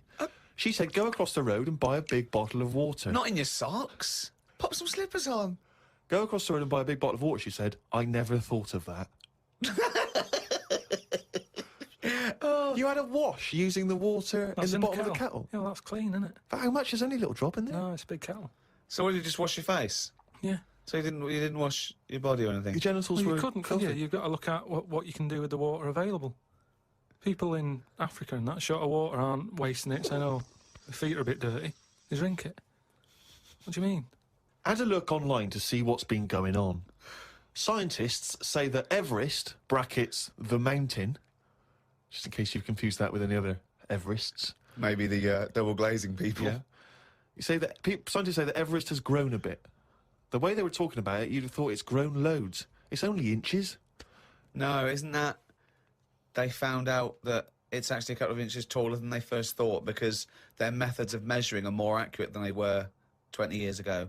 So it's bigger than they thought it was. It hasn't grown. No, I just think what's happened is at the bottom, because of like people are always climbing up it, aren't they? Right? Yeah. So they're sort of wearing away the soil at the Talk bottom. rubbish. So there's all- always pushed it down. It's It's also measured against sea level. It's not measured about when you get... Otherwise, they'd just dig a big hole, wouldn't they, and go, right, it's down to here. If the No, but peak does it- is measured at the end of against the day, sea though, level. does it matter at the end of the day? No, but it's just nice to know, isn't it? Yeah, but that's what I'm saying is we don't need to know that. It's not going to put anyone off. Like Brian Blessed, who's always climbing up there for fun. He's not going to go, oh, I could handle it last year, but 2 more inches. Forget that. Going to be shattered. So don't worry about it. It doesn't matter how big it is. Something else, though, that's happened since, right? They were climbing up there, and someone got near the top, and they were sort of climbing up like that, holding the cliff edge and that. And they'd forgotten the flag. Had to go back. No, their hand hit the bit of rock, and it went like, ding. Like, what's that? It went, ding, ding. Put another hand up, ding, ding. Piano under there. They don't know how it's got there. Right, you're talking shit again. Someone's been tipping. Well, oh, right. Up Everest. Okay. The council won't even take away your washing machine unless you pay them. They're not going to sneak up Everest. No, this is the problem, innit? Because the council won't take anything. People are going, what can we do with this? Oh, yeah. Well, I'll I'll tell you what. Just sneak up Everest. It'll take you 9 days, and you may die. But just pop it up on Everest.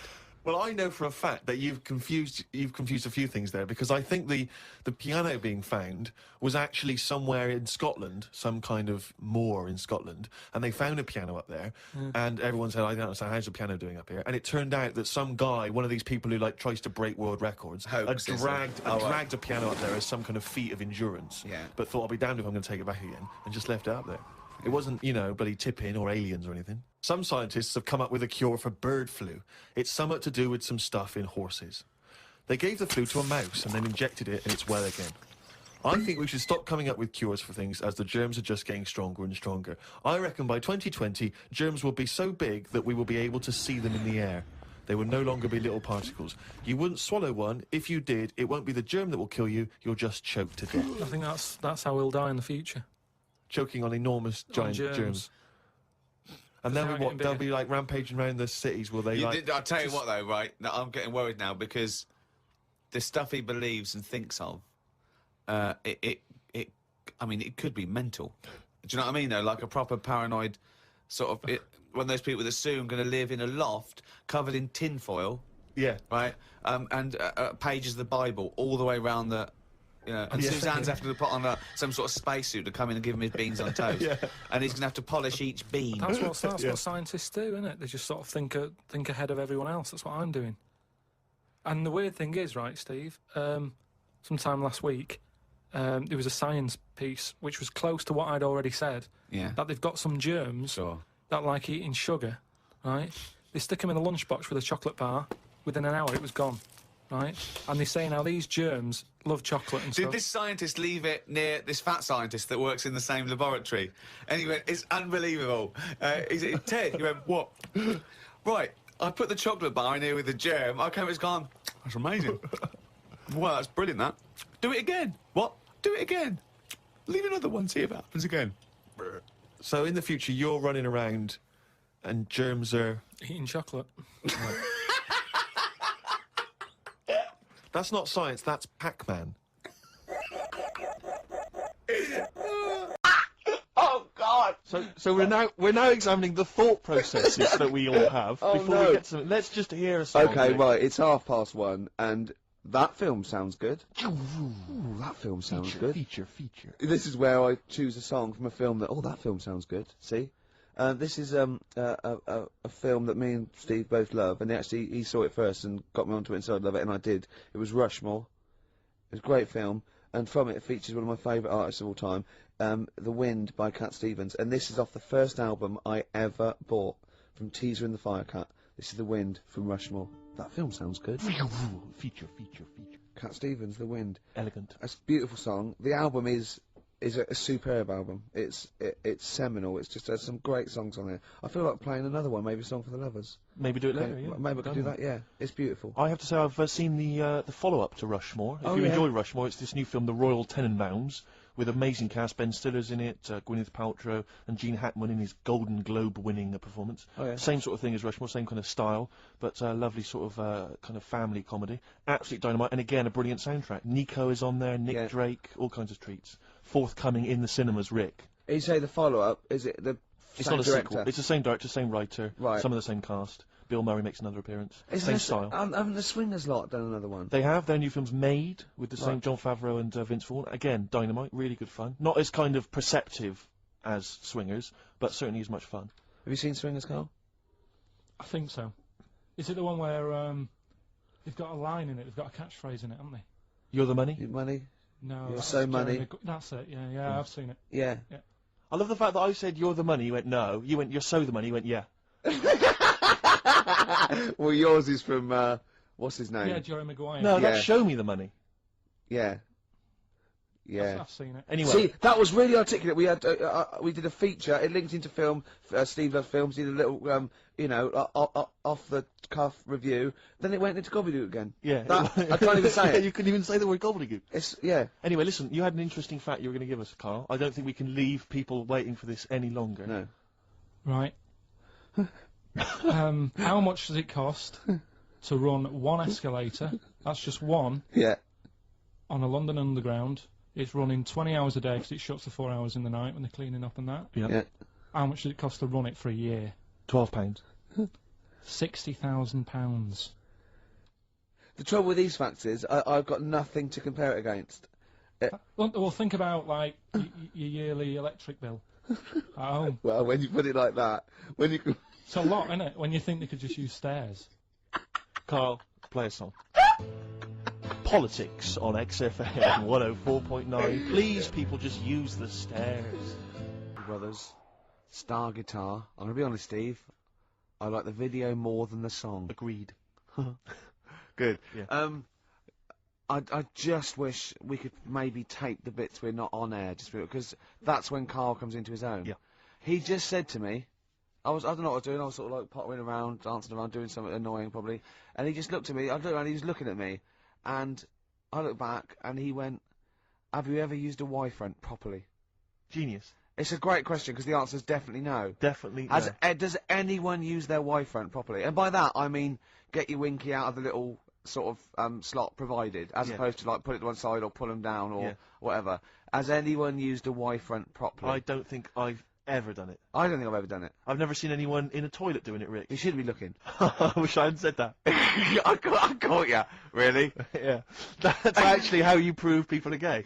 Yeah. You get them into this conversation. Yeah. Yeah. And it's a trap. Yeah, it's a trap. It was the trap. Yeah. I'm not gay, by the way. Yeah. You didn't prove I was gay. I double bluffed you. Because I knew the old gay trick. I thought it was the old gay lord say no thing. That is another method. Yeah, there's innumerable methods of doing it. That's how Oscar Wilde was caught. Yeah.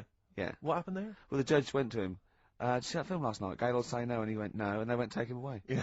Take him down to the cells. Yeah, take him to Reading. It is true. Well, it originated in America. Yeah. So many of these things do. It's a brilliant point, Karl. I'd like to hear from anyone listening who's, and I mean, well, they'll just lie, wouldn't they? I suppose. Yeah. I don't even use sort of flies. No. Usually, I sort of pull my Y-front, my sort of tracksuit. That's why I wear sort of like elasticated waistbands all the time. Exactly. Just sort Speed. of like. Yeah. Yeah, you got to get in there with the minimum of effort. Yeah. And out. Sure. Often I won't shake. No. Oh no. To my detriment, because it often leaks out a little bit later, doesn't it? Ever been out on a date with a girl where it's just trickled down your leg and you wish it hadn't, and you're thinking, what if she gets my trousers off later? She might smell or see it. What? What? I don't know. I don't know what I said there. Right. Rick, I had for Christmas something which I think might excite you and interest you, because I know you're obsessed and interested by facts. Yeah. Don't fiddle with the microphone. Well, I was just looking at what it was underneath it. Stop! Listen to what I'm saying! I know, no, listen, let me explain. People could hear you moving the microphone. Could they? Yeah, I can hear it in my headphones. You know, it's the little pop shield that goes over the mic. Yeah. I was going to see what way the mic was facing, so I just had a Who look. cares? No one's interested. Leave it. Karl, I'll tell you if there's a problem. Alright. Why am I talking like that? So this is a book, it's just facts and trivia. It's edited by Sir Isaac Asimov, who I think's dead. So I don't know when my parents bought this book. I assume it's sort of from a second-hand shop or something. Right. It's quite long, but I got it for Christmas. I keep meaning to bring it in, because there are... Generally, the facts are quite sensible in here. And I like to think if Isaac's been involved, they're probably substantiated. It's not like kind of just this nonsense on the web. I think that this is probably... Or up in Greg's the Baker's that Karl Exactly. gets most of his facts from.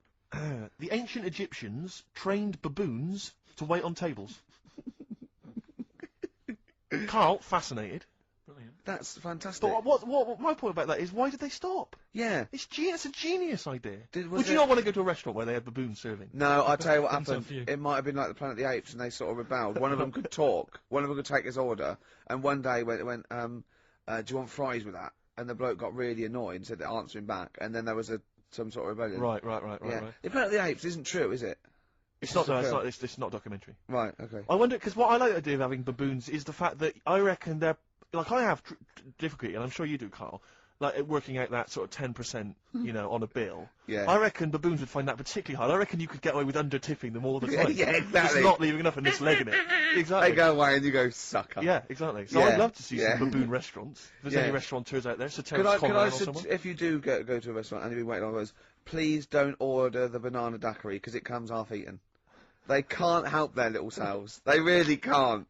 They're okay with, like, you know, beef and steak and chips and all that. But there's a little bug. I go, do you... Can you imagine that, the baboons serving at waiting tables? It's genius. Just stop to think about that. It's absolutely incredible. Yeah. It's absolutely dynamite. Yeah. That's a See, good zoos fact. would be a lot more popular if that was like the canteen. You could go If in they and were sit. serving tickets to two... yeah, Exactly. one child row. Okay, go through there. But I Okay. think they should do other things, like in the Flintstones, they used to mix cement in that bird's kind of... Pelican, yeah. We should start doing that again. Because that also happened in ancient times. Yeah, exactly. According to the Flintstones. Yeah, before they had proper cement mixers, that's what they did. That was how they did it. Definitely, yeah. Just animal facts. I remembered one in the week. Go on. There was, do you know them two gay American men who have tigers? Well, they're not necessarily gay. They're not. No one actually knows if they are gay or not. All right. Okay, Well, yeah. okay. Gilbert and George, is it? No, that's those artists. What are they called? Siegfried and Roy. But Yeah. anyway, Who may or may not be gay. Yeah. And if they are, so what? And if they are, so what? But if they're not, and they no, don't. I just said that so you knew who I was talking about. Cause Sure. Okay, the two gay ones. Those Yeah, are go the on. Two possibly gay Tigers. guys. Yeah, let's not worry about libel law anymore then. Or yeah, if go you on. shave a tiger's head, Whoa. Right, okay. You've got to treat that sentence with a lot more reverence than you did. Think what you're saying. If you shave a tiger's head. not just his head, its whole body. If Oh, sorry. Sorry, yeah. So I thought you were getting weird. Go on then. Yeah, if you shave a tiger, yeah, go on. it's still stripy underneath. The Yeah. skin's Is it like rock? It goes all Is the it way like all the way through. through? Yeah, Yeah, that's amazing. Where did you hear that one? I remembered that. Like, I was Was watching. that drunk just shouting it in the street? I shaved a tiger and it's still stripy. Get out of here. Yeah. I must make a note of that, things, Carl. Yeah, that's an interesting fact. Well, you know a polar bear? Polar bear's skin is actually black, and its fur is transparent, not white, and it gives the illusion. So it gets all the radiation possible from the sun, but it's still camouflaged. I didn't understand that, Rick. Sorry, you lost me. If its skin's black, a polar and bear's its skin is and its black. fur is translucent, And its fur is translucent. so why is it white when we see Well, it just because the light hits it, and the sun reflects off? yeah, and it makes it look white. Yeah, if you look at each individual hair, it's actually translucent. So at There's night hair. it would be black. Well, everything is. Is it? Yeah. Oh, not bright stuff, Rick. You've embarrassed yourself. Play a record. Oh, I know all about animals and stuff. Do you, Rick? Oh My Corazon by Tim Burgess. I can't get enough of that. I love that chorus. On XFM 104.9. Ricky Gervais, Steve Merchant and little Karl Pilkington. But it was a nice holiday. Yeah, it's all right. It's just, you know, I went there to relax and that. Exactly. Did a little bit of that. Trying to think of some new, you know, features and stuff. Sure, always working, always working. 3 holidays a year, Jesus. Oh, not really 3, not 2. It's all holidays, really. one big sort of like work thing to 2. me and Steve. 2 holidays, isn't it? Oh. Work hard, you need the holidays.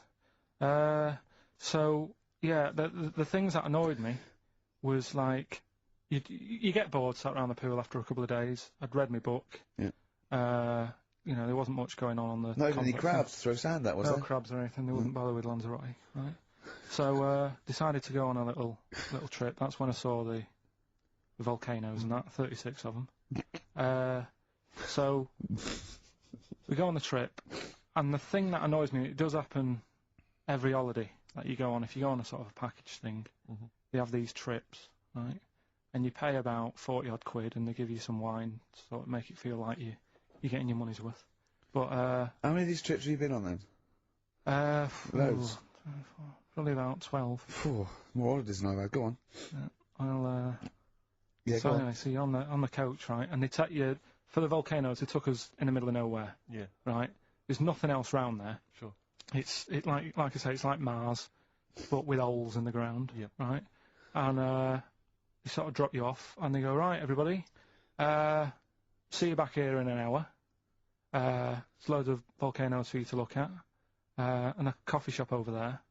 And you know for a fact, right, you don't need an hour there. You could just say, well, just keep the engine running, because I'll have a look in this hole, we'll get back on, give us 5 minutes. Don't need an hour. Absolutely. Yeah. But you know that they've got something going It's a with the- backhander, definitely. What, with the coffee shop? Definitely, yeah. They go there and they get everyone to have an ice cream and a coffee, and they sit down and have a fag talking to the bloke. Yeah, and it's like cousin. Yeah. Have you How ever- much was the coffee? Was it Probably overpriced? about 3 each euro, so I think it was 3.50, Sure.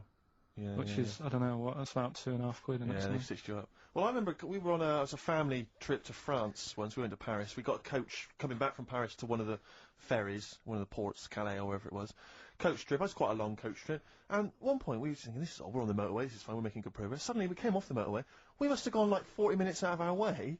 Ended up in this street completely empty, little French town. And it's pulled up outside this, what appears to be a restaurant, and a guy jumps on, dressed like a Butlins red coat. He's French, but he's putting on a kind of English accent. He goes, hello, oh, thank you very much, top of the morning, good morning, hello. come in, we've got food, drink, go upstairs, we've got rooms if you want to have a rest, or play around. No, it's up to you. And, we all had to funnel off this thing into this restaurant, and this one family went, well, we don't want to go in the restaurant. We brought sandwiches, we just want to get to the port, we're not interested. And they said, well, you've got to come in the restaurant. They went, we don't want to come in the restaurant. So the guy said, well, I'll have to lock you in the coach.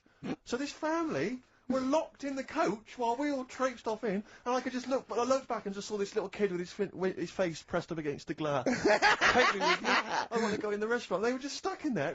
I mean, absolutely livid, as you would be. But that's definitely a backhander. But we went inside, and it was extraordinary, because initially you had to pass through a souvenir shop to get into the restaurant. Perfect. And it was catered entirely to English tourists. So there was, like, pictures of the Queen and Prince Charles on the wall. It was done out in a kind of mock Tudor style. It's absolutely extraordinary. I mean, it was so bizarre, because it was so out of the way. Did that come before the coach, sort of scam? Or did the coach guy, he knows it? Is it a brother of his? I don't know how those things come about. But yeah, is that going on in this country? Yeah, with French I'm sure and German it is. tourists? Yeah, I'm sure it is. Is it? Yeah, they say, I'm sure people say, look, if you bring 30 people to this restaurant, I'll see you all right. But it would, wouldn't it? If, you know, you got your favourites. Because you don't have to, the coach driver's pretty much God on those things. Because those people don't know where they're going anyway. Yeah, but at least here, there's other stuff around. You don't really get that in the middle of nowhere situation in this country. Well, not really. Not if you're going from London to Manchester. You could stop off anywhere. They don't know where they are. You know, there's places with nothing to do or see. It's that those attractions. There's loads of them in America, but there's a few here, like, you know, Sheep World. And, you know, you go out to Gloucester, and there's a town that's got the biggest cotton reel in the world. And that's it. It's a tourist shop, a big cotton reel, and some bloke at the gate going, it's £1 to see it. There it is, right? I went to, I know it's quite I went to a Shire Horse Centre once. Yeah. But when did Shire horses become so popular that they got their own theme parks? Well, I think there's a museum for everything. Yeah, possibly so. I mean, I don't think you could think of something that didn't have a museum somewhere in Britain, because obviously museums start off sometimes by fans. But did people keep coming around going, I hear you've got a Shire horse, I'd love to see it? Yeah. Well, people come all the time to see my Shire horse. You should get another one, because I'd pay double for I to pay it. good money to see your Shire horse. Yeah. Shire horses! I know. Have you seen them? They don't do anything, they're not like monkeys. No, they're Just not like grand, monkeys, elegant no. creatures, but you look at them in a picture, or look at them in real life, pretty much the same thing, they're not doing anything. If they could train a Shire horse to swing on a rope and masturbate, Exactly. I'd pay double. You pay good money. I'd pay double for that. Yeah. There's a museum in Italy when we went there a couple of years back. Suzanne had like one of those little guide things. Museum there just for spaghetti.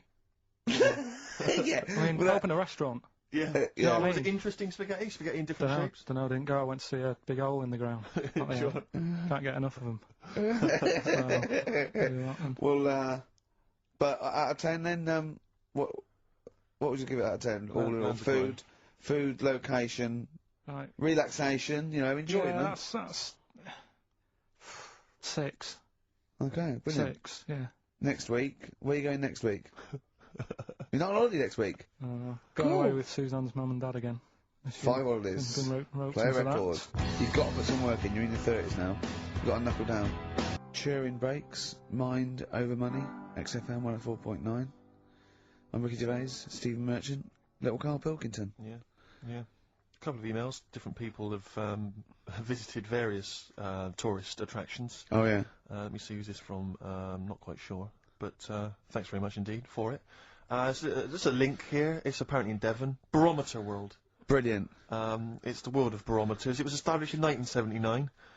And By one bloke who had a lot and thought, I can charge a quid for this, definitely. Here's the, Out of his own house, probably.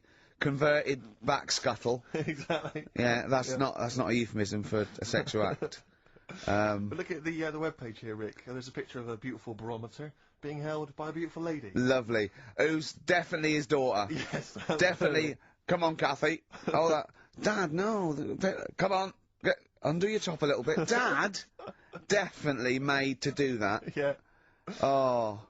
That slight look of I hope no one I know sees. Yeah. Just check out Barometer World. Barometer World. Yeah, that's available. You want to check that out? www.barometerworld.com. That's Now, all the, barometers. Now, do they work? They're to do with checking, is it the air pressure? Well, everything. But I think that's what it's based on, isn't it? Sort of low and high pressure, so it's gonna rain, it's not gonna rain. Yeah. Or gonna be windy, but I wonder how accurate they are. I think in the days before satellite sort of weather surveillance systems, probably essential. Yeah. Nowadays. As essential as hanging some seaweed out by the back door? Probably. I think it's probably similar. I think it's the same one as holding a needle and thread over a pregnant woman. If it goes clockwise, it'd be a boy. Yeah. Yeah. The thing about a barometer is how far into the future can it predict? Exactly. How do you know? If it's a case of you may as well stick your head out the window to see if it's raining. Exactly. This barometer goes, oh, it'll be windy and rainy. When? The barometer goes, soonish? Yeah. So, can't say, but it will, well, within the 7 days. I don't want to be specific, because you'll have me. Yeah. Yeah, I don't, but I mean, you know, I'm just a barometer, I'm not really a weather person. The information. Yeah, brilliant. What's in there what's happening? In there, what chemicals are being affected? How does it work? I don't know. I assume it's probably something. Wait a minute, let me email Barometer World. What could it be? It could be quite interesting. It could be mercury that's based on a sort of temperature. It goes up with. Oh no, it's not temperature, is it, barometer? It's pressure.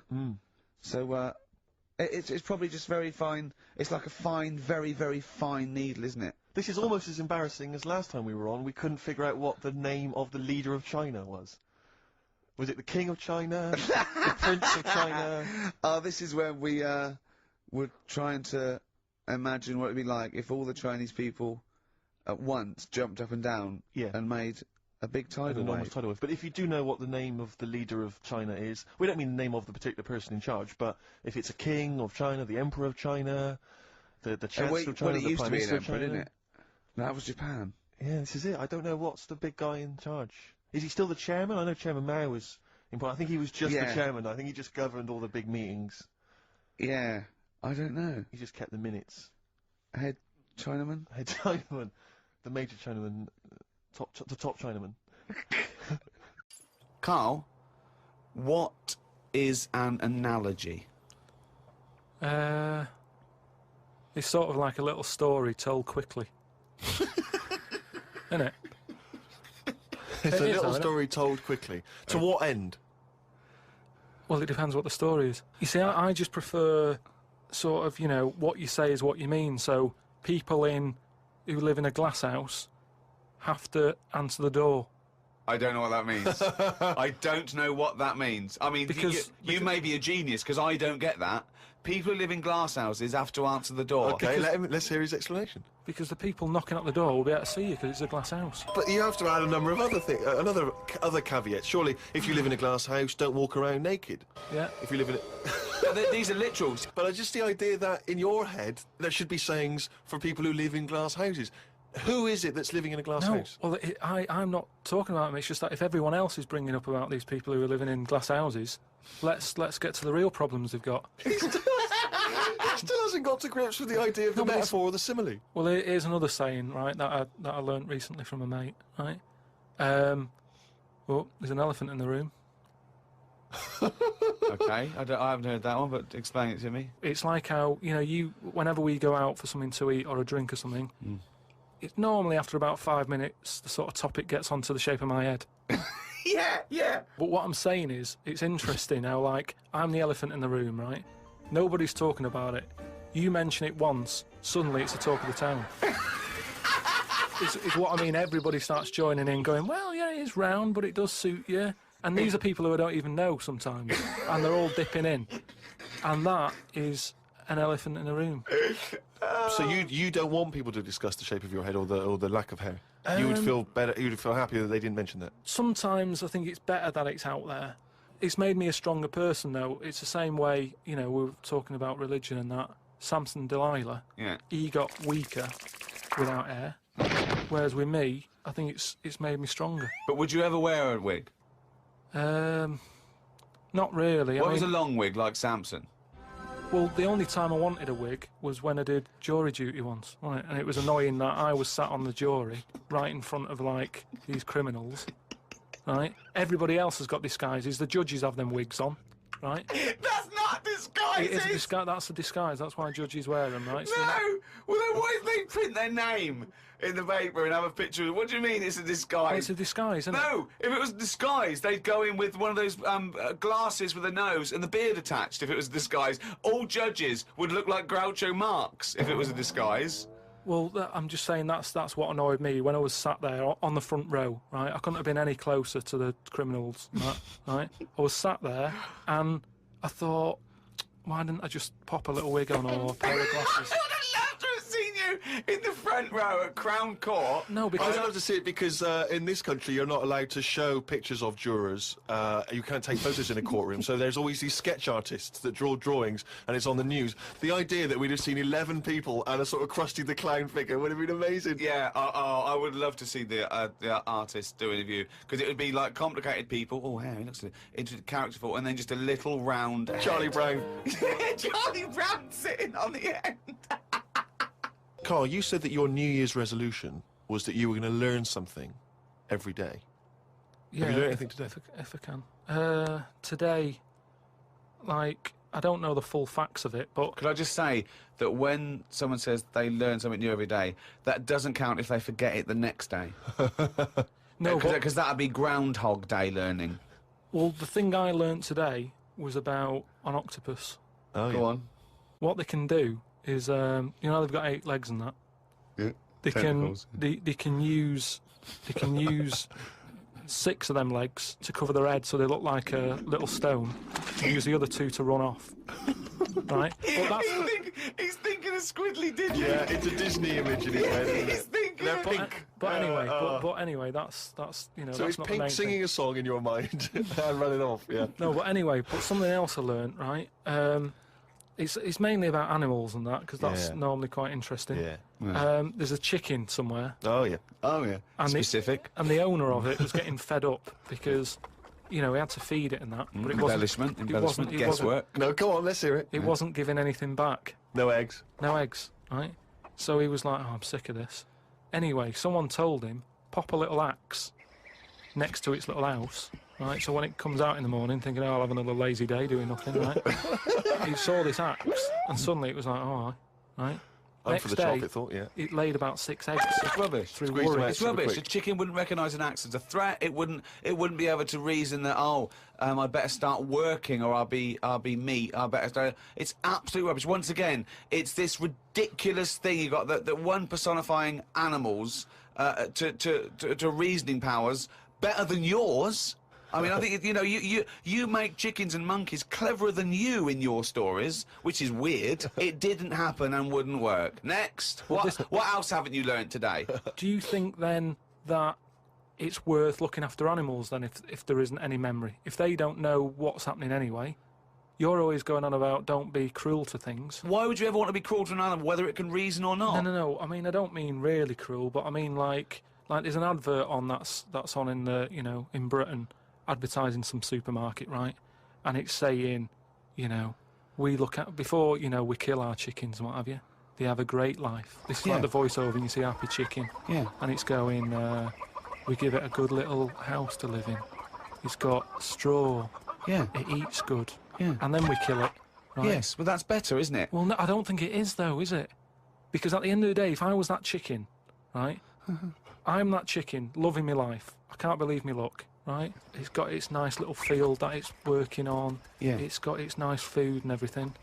But it's going to die. Yeah, we're all going to die. But then, if you were like a rubbish chicken, that had like a rubbish life, you'd be going, oh, kill me. Carl, they're not thinking what's going to happen tomorrow. They don't know that they're going to get for the chop, are they? A chicken's not going, I'm fed up with this. I can't wait for that axe to be used on my neck. Yeah.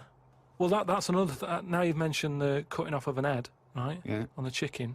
That's something else I've learned, right? It's like a pinball is mine. Amazing. Isn't it? Ding dong, boom, dang, ding, ding, da, da. Oh, head, ding, ding, chicken, head off, beep, doing. No, right, but this was in a proper science magazine as well. Right? Yeah. So you can't have a go. This wasn't something on the internet. This was printed in a magazine. You read it. Okay, and what was it? And here comes the filter. It's going to come out nonsense. Right, well- you could have Professor Stephen Hawking sitting there whispering stuff in your ear, and it could all be true. But when you said it, gobbledygook. Well, let's see then. Let's see, right? What they've done another experiment, right? Yeah. They've cut somebody's head off, right? And they've worked out that when the head comes off the body, it stays alive and that No. for 30 seconds. Well, no, they don't know that. They can never know that. No, they did it. They did this experiment. What's alive? What's head. alive? But there's loads of issues here. One, no one's experimenting with human beings cutting their head off, Carl. Well, two, no. Sorry, you read this in what? Executioners Monthly? This is in No, a two, proper... Carl, it's what your definition of alive is. Because you can be alive and have no conscience. No, but this is where it gets weird, right? Yeah, I haven't told you yet. this is where it goes. You talking about it. So the head's off, Yeah. right? And what they did was they chucked a load of questions at it. All sanctioned by the government. Yeah, this is all fine. So the head lands perfectly on the neck and goes, what do you want to know? And it said... So they're asking questions, and it's going, do you know what? To be quite honest, I don't answer your questions. I'm a little bit annoyed about the execution still. Well, that was the interesting thing. They said it's about... No, it's not. It didn't happen, Carl. Let me hear. Oh, don't talk Let me shit. hear it. What are you talking about? Who? These people around in white coats going, quick, ask it a question. It's bleeding. Right, so they said for about 25 to 30 seconds. The last 5 seconds, it is sort of like, can't be bothered answering them. Right, but prior to that, But apart from that, they were chucking stuff. I don't think it spoke. I don't think it was like, 2 and 2 is 4 and stuff. It was more, it was to do with blinking. So blink once if you say yes, blink twice. So they told it, said, listen, when you die, you're probably not going to be able to talk because your jaw's going to be on the ground. You're not going to be able to open your mouth. If you do, you'll fall over backwards and hit your head. Now listen, blink 1 for yes and 2 for no. Yeah, right, yeah, not too bad. Yeah, is the axe nice and sharp? Yeah. Promise? You're Do you talking promise? shit again. You promise to do it? Yes. All right. Well, yeah. The thing is, they wouldn't be able to do it with you, because if they cut your head off, it would just roll. It would roll away, because it's perfectly spherical. They would go, oh no, there's Plus, no... it takes about 20 seconds whenever you ask Karl anything for the question to process and for him to start to formulate an answer. Karl, it's what we've all been waiting for. Oh, chimpanzee that monkey news. Right, well, this one sent in from Sam in New York, right? And it's about a fire that happened, right, in a really... Do you know, like in New York, they have loads of big buildings, don't they? Yeah. Right, really, really tall ones and stuff. Skyscrapers. Yeah. And there was a fire in one of them, right? So they did as expected. They called up, fire brigade and that. They turned up, right? Fire engine parked up. It's like, right, where's the fire? And they said, oh, it's on, like, floor 100 or whatever. And they said, oh, no, we've brought the fire engine with the short ladders. Stupid mistake, but go on. Right. So anyway, so they said, well, how are we going to get up there? Yeah. We can't. But they've only brought the short ladders. No, we can't. Let's go home. Yeah. Okay, that was monkey news. So they said, well, there's a lot of, like, grippage. Because they made up words. The fireman, the NYPD fireman. There's a lot of grippage! On the side of the building and stuff. So anyway, they said, why don't we just go and get a monkey, right? So they got a monkey. Yeah, that's a bit of a jump. Is They that just- policy now in the New York Fire Department? Well, you've got to think quick, haven't you? At the end of the day, if people are up there, you don't start querying if it works or not. You try everything that you can to help someone out, right? That's the first thing I thought of, was it a monkey? So it was quicker for them to go and get a monkey than to go back and get the long ladders. Why don't they get Okay, fair enough. Why don't they get Spider-Man? Yeah, call Spider-Man. Yeah, call Spider-Man. So anyway, so they got a monkey down there, and they said, right, well, Where did they get it from? We don't know, from the local zoo or something. Oh, like yeah, that. yeah. So they said, look, let's, we've got to remember there could be someone up there, Right. and it'll shock them a bit if a monkey comes in, right? Yeah. So they said, Yeah, I don't think they'd care. Get it If their building's on fire, they're not going to go, oh, it's weird, there's a monkey at the window. They'd be screaming, save me! Oh, there's a monkey. so Where are anyway, you from then? so they said, right, we'll just get it a little small uniform and that, the smallest you've got. But, whoa, hold on though. Actually, where are you going to get that? I'm going back to the station. We'll get the long ladders while you're there. No time. No time. No, I bought the small uniform. I just didn't bring the long ladders. You're an idiot. So anyway, it goes up there. It's got all the kit on and what. It's got its little harder on and all that. It grabs. There was like a little person up there. Manages to grab that. Not give it a a little. Who was up there then? It was just Someone that was just the right size for a monkey to be able to rescue, which is handy. Because if it'd been anyone else, like a larger person or a family, we'd all been screwed. No, I don't know about the size of it, but it's just the story saying how, like, it was quite a big monkey and that it was good at breaking down outdoors. Oh, yeah. It was good at climbing into small spaces and Oh, stuff yeah. like that. Anyway, But it managed so to... it's big enough to carry a fully grown man, but small enough to climb through a cat flap. Yeah, so, Which is handy. So anyway, it managed to, you know, Did get it have the boots person. on as well? It got the purse and everything, and now it says it's sort of it's on call if they ever need it again. So. Sure, and if they ever get anywhere again and they've forgotten the long ladders, but there's plenty of grippage, they just call for Coco. So that's this week's monkey news. Bollocks. What? Don't look at me like that. Oh, Carl, you're in a bad mood. The Coral, I'm all right. dreaming of you. Right, do the last one. Do the last one. Carl's saying we're never doing this again because we don't appreciate it. Yeah, Carl, you don't know how good this feature is, mate. Right, last one. Yeah. Stocking, Aitken and Waterman. Go on then, tell me about that one. What's that? What am I going to learn from this? Right, well, do you know the saying, put a sock in it? I like it already. Do you know the saying? Yeah. Right, well, do you know where it comes from? I assume it's shut up, so I'll stuff your mouth with a sock to shut you up. Years ago. Yeah. Sorry, am I right? No, not really. Ages ago. 1970s? 50s, Okay. I'd say. Do you know the old... I'd say. Do you know the old gramophone? Yeah. With the big horn on it? Yeah. Yeah. Right, well, those stereos didn't have a volume control on them. Right? So they'd be listening Oh, to so you their put a album, sock in the... and you'd mute. put something like a sock. That's a real one, you see. That's taught me something. That's good. That's excellent, Carl. That is the only one that counts, like chewing the fat, if they're true. I'm assuming they are. It works. It's of interest. I haven't got it verified yet, but that is educating Ricky. That's brilliant. I will say the other two were more entertaining. So, you know, I don't... Do you understand the distinction, though, between that one and Electrical Man? And, or I've hit my head, I can hear you, Mum. Yeah. Can you see the difference, though? Or... Are all three... really, because when I read all three, I took something away from all of them. What did you take away from the other Electrical two? Man? I just thought, oh, imagine that. Imagine how annoying that would be. But that's not education, is And it, it's really? not taking anything No, but away. Think about it, right? We take our lives for granted all the time, don't you? You get up in the morning, it's like, oh, I'll get up and walk for a shower. Some people can't walk, right? Yeah. This guy, he can't even have a... You know what I mean? It's nice to have a bath, isn't it, when you've got time on your hands and you can relax. This guy can't even do that. He might be all right for a bit, but he's not really enjoying it, because at any moment, it could strike. Yeah. So, he can't even do that. He can't comb his hair, because it keeps going a mess. Yeah. He can't watch his Nor can favourite- you. No, he can't. Does he fight crime? What does he do with his powers? I think he just has to sit around, because he can't work with machinery. Right. Because he'll probably blow a fuse. Yeah, so he just sits around. Think about it, what can he do? What normal things can he do? Skateboarding. Going for long walks. Yeah, Put a wetsuit on. well, he couldn't do that. Why? Ooh, water and electric. No, wetsuits aren't actually wet. They're dry initially. Just put a whole wetsuit on and walk round with flippers and A rub the wetsuit's top. not like a dinner jacket that's like really wet. Well, all I'm saying is think. Do you know what I mean? Oh, okay. And what was the And other one the again? girl deaf, 4 years hits her head. Yeah. That's just. What have you learned from that? What is that? Well, imagine how happy you'd be. Remember that time when I nearly died when I choked on a Mr. Freeze pop?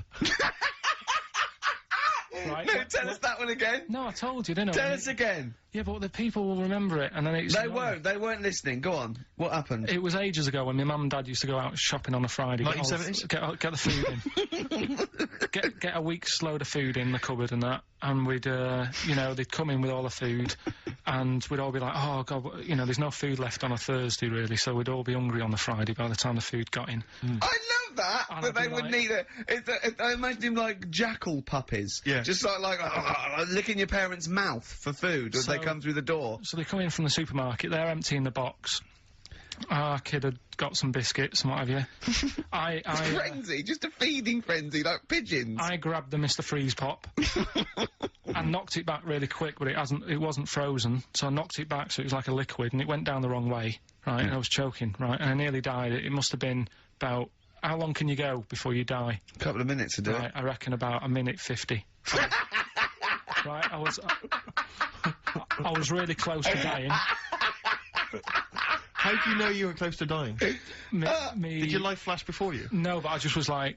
There's loads of instances of him eating pops. Yeah, exactly. I just was dead. 40 of those. Whatever, right? What do anyway. you think you'd see if your life flashed past you? Which elements would stand out for you, do you think? What?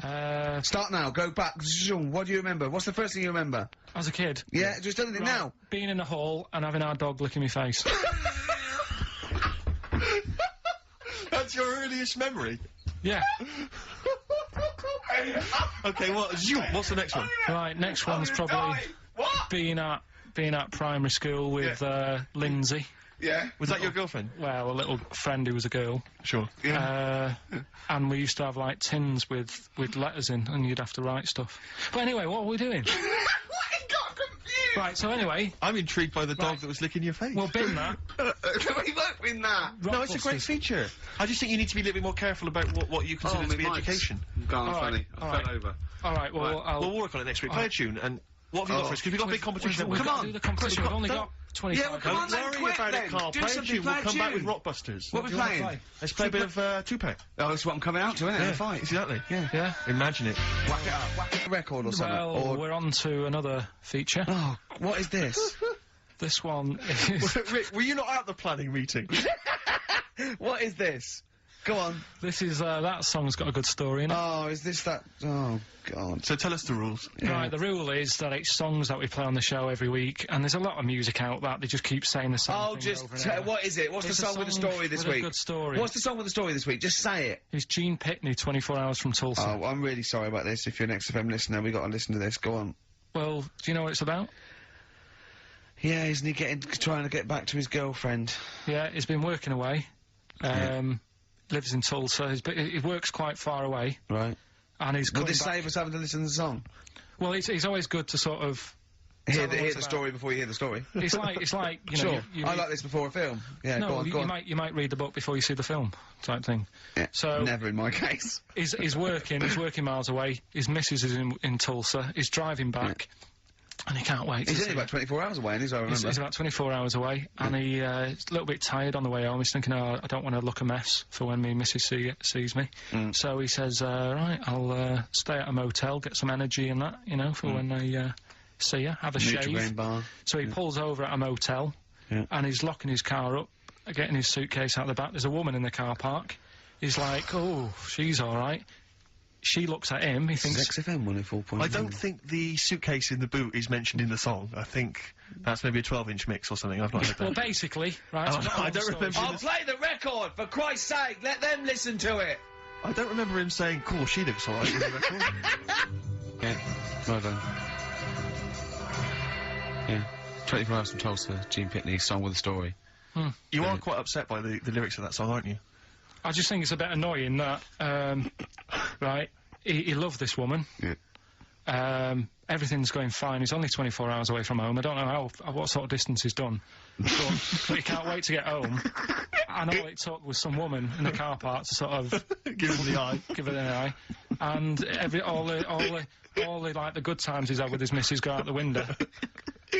And, I don't know. That's the dangers of falling in love with a prostitute. What I like about it, though, is the fact that he's writing this to his ex-girlfriend.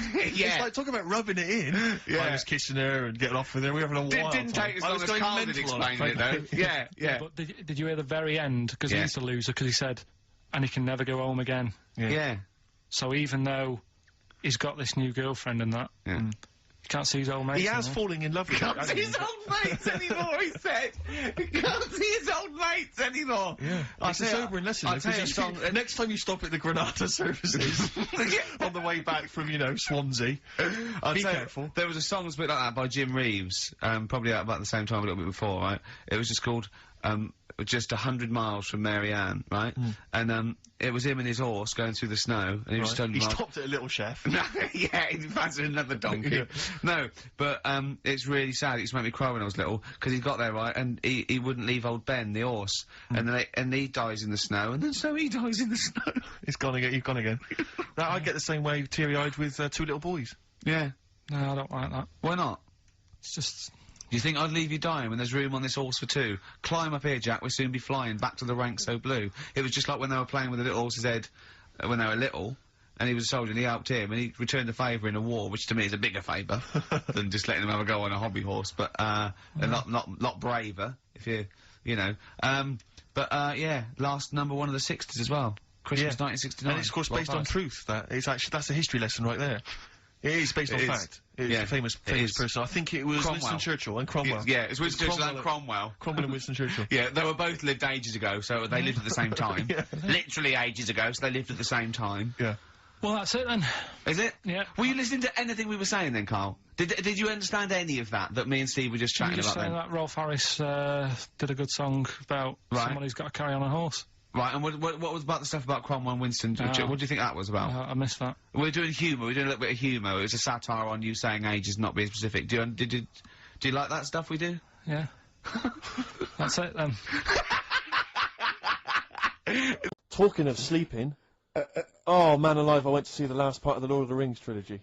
Why? Well, it's like a family thing now. Every Christmas, my family and I have been going to see the Lord of the Rings. The next instalment, it's like a family thing. What will you do if they keep making them? Oh, I tell you, I've wasted now about 10 hours of my life with that tripe. You can never get that I can back. never get that back. That's what Peter Jackson owes me. 10 hours now he owes me of my life. It is absolute drivel. Well, I know. We've said this before, I don't want to harp on again about it, but I cannot fathom why everyone is so excited and loves these films so much. Like you say, people reviews saying it's the best film ever. I think this is the greatest movie I'll ever see. And I don't...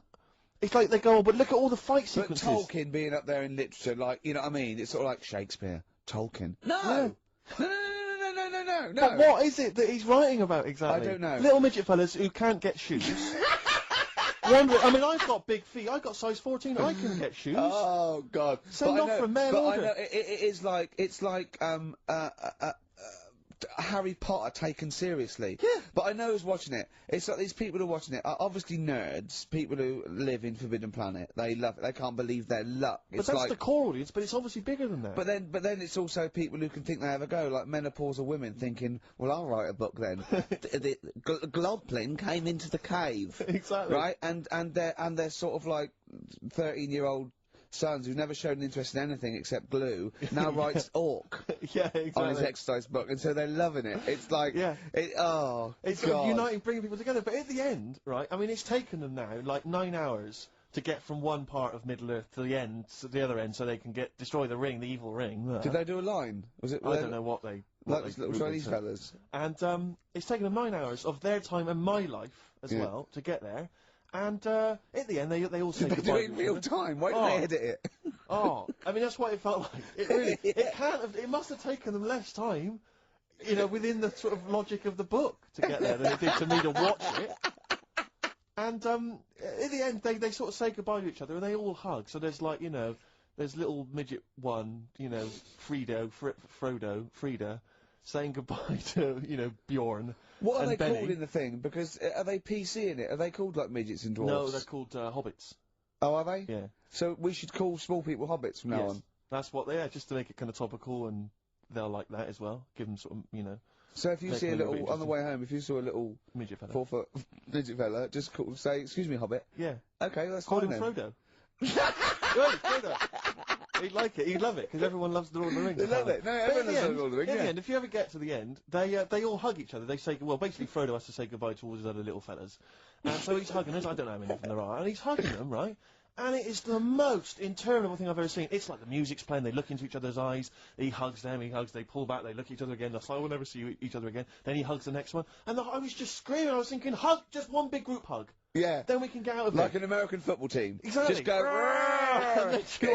knock Not heads. each individual one. I mean, it's dragging on and on and on. And apparently on the DVD, there's like an extra sort of 20 minutes of extra footage of scenes he's cut out. Who's watching this tripe? Who cares? I don't know. I genuinely, have we lost some of our popularity by slagging off Lord of the Rings? I don't care. Screw them. If you love it, if you can't live without Lord of the Rings, screw you. I don't want you as a listener. I can't fathom it. Really, it's not like I'm trying to be wayward or controversial. I can't get my head around the popularity. But doesn't Harry Potter annoy you as well, though? Yeah, but at least it's kind of over in an hour and a half. Is it? I haven't seen it. But I went to the toilet 3 times during the course of the film. Really? It's unbelievable. The woman sat next to me. Sexy stuff in it, was there? Some of those little pixies with the pointed ears. It just took me back to all, you know, Mr. Spock. Oh, all those glorious days. But it really is just. I mean, have you seen any of them? You've not bothered. I've seen one, and it was long, and I thought it was nicely filmed, and I thought, well, okay, I'll just get through it. I even think, you know, it was just a list of, oh, and here come the orcs. Exactly. Right, okay, we see the orcs now. Yeah. But it's like people go, oh, look at the amazing fight sequences, the amazing immense battles. And it's true, he's got thousands of actors and stuff on horses, brilliant. But I'm not impressed by good time management. No. Well done, he's got all those people together, he's orchestrated it, well done. But it's got to be more interesting. My friend summed it up. He said the Lord of the Rings films, they're like the film equivalent of an Enya song. Yeah. And that to me is exactly right. Lots exactly. of billowing dresses, slow musical moments. That's good. People riding majestically on horses. Enya. Constantly riding majestically everywhere. Dido's taken over from Enya in that. Well, so possibly I've got a so. confession to make. Go on. I like that latest Dido song. Oh, play a song. Let me just, I know. I thought I'd never. I don't Rick, know what's what to going on? say. Let me explain something to you about Dido. Oh God. Biting Bottles. Richard Ashcroft on XFM. We've had an email which I suppose puts my hatred of Lord of the Rings into perspective. It says, yeah, you may have spent 10 hours of your life wasting your time with Lord of the Rings, but imagine how many hours of people's lives this show, have wasted for our Yeah, that's true, yeah. I suppose it does, balance 2 it out. hours a week for a couple of years. We can never give that back to people. I know, it shows it mounts up, doesn't it? Yeah. We should be doing some kind of community service for people, maybe pop around. Well, this is community service, isn't it? Because Karl, it makes his brain work a little bit, True. and it, it keeps him, from going on holiday, sort of for 2 hours a week, which is good. We spent New Year's Eve together, me and Karl. Oh yeah. It was me and Jane, Karl and Suzanne. Her hair doesn't really look like Dave Hill. I must You didn't confess. see it when it was done, though.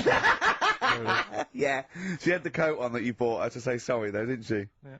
And Martin Freeman and his girlfriend Amanda, and Glyn, and we all went for a meal, and then we all went back to ours, and sort of saw in the new year and all that, and saw the fireworks, and then in the wee hours when just the drinking seriously starts, we started playing parlour games. And do you know that game when you go round? Started off like with pop bands or rock bands. You have to say a band, and then they have to come up with a band immediately that starts with the letter that your band ended with. Right. So Suede, E, Erasure. Do you know what I mean? Go round. Yeah. We did that, right? And then we had to change that because people were sort of using the same ones crop up. So I said we'll do animals. We were doing animals, and I gave Karl one. I think Karl panicked. You had to go, do it quite quick. I want to just test it on you. Okay. Is this bands? What is it? I said, no, what did I say? Basically I said an animal, and it ended with E. Okay, so I go skate. Eagle. There you go. Yeah, but hang on, I think I was the third person. Right, so think of another one. Eel. Yeah, I had that. Yeah, I did that one. Alright. Right. Yeah, a lot of E's coming up. Elephant. Yeah. Do you know what Karl said? Go on. Ready? Yeah. Egg.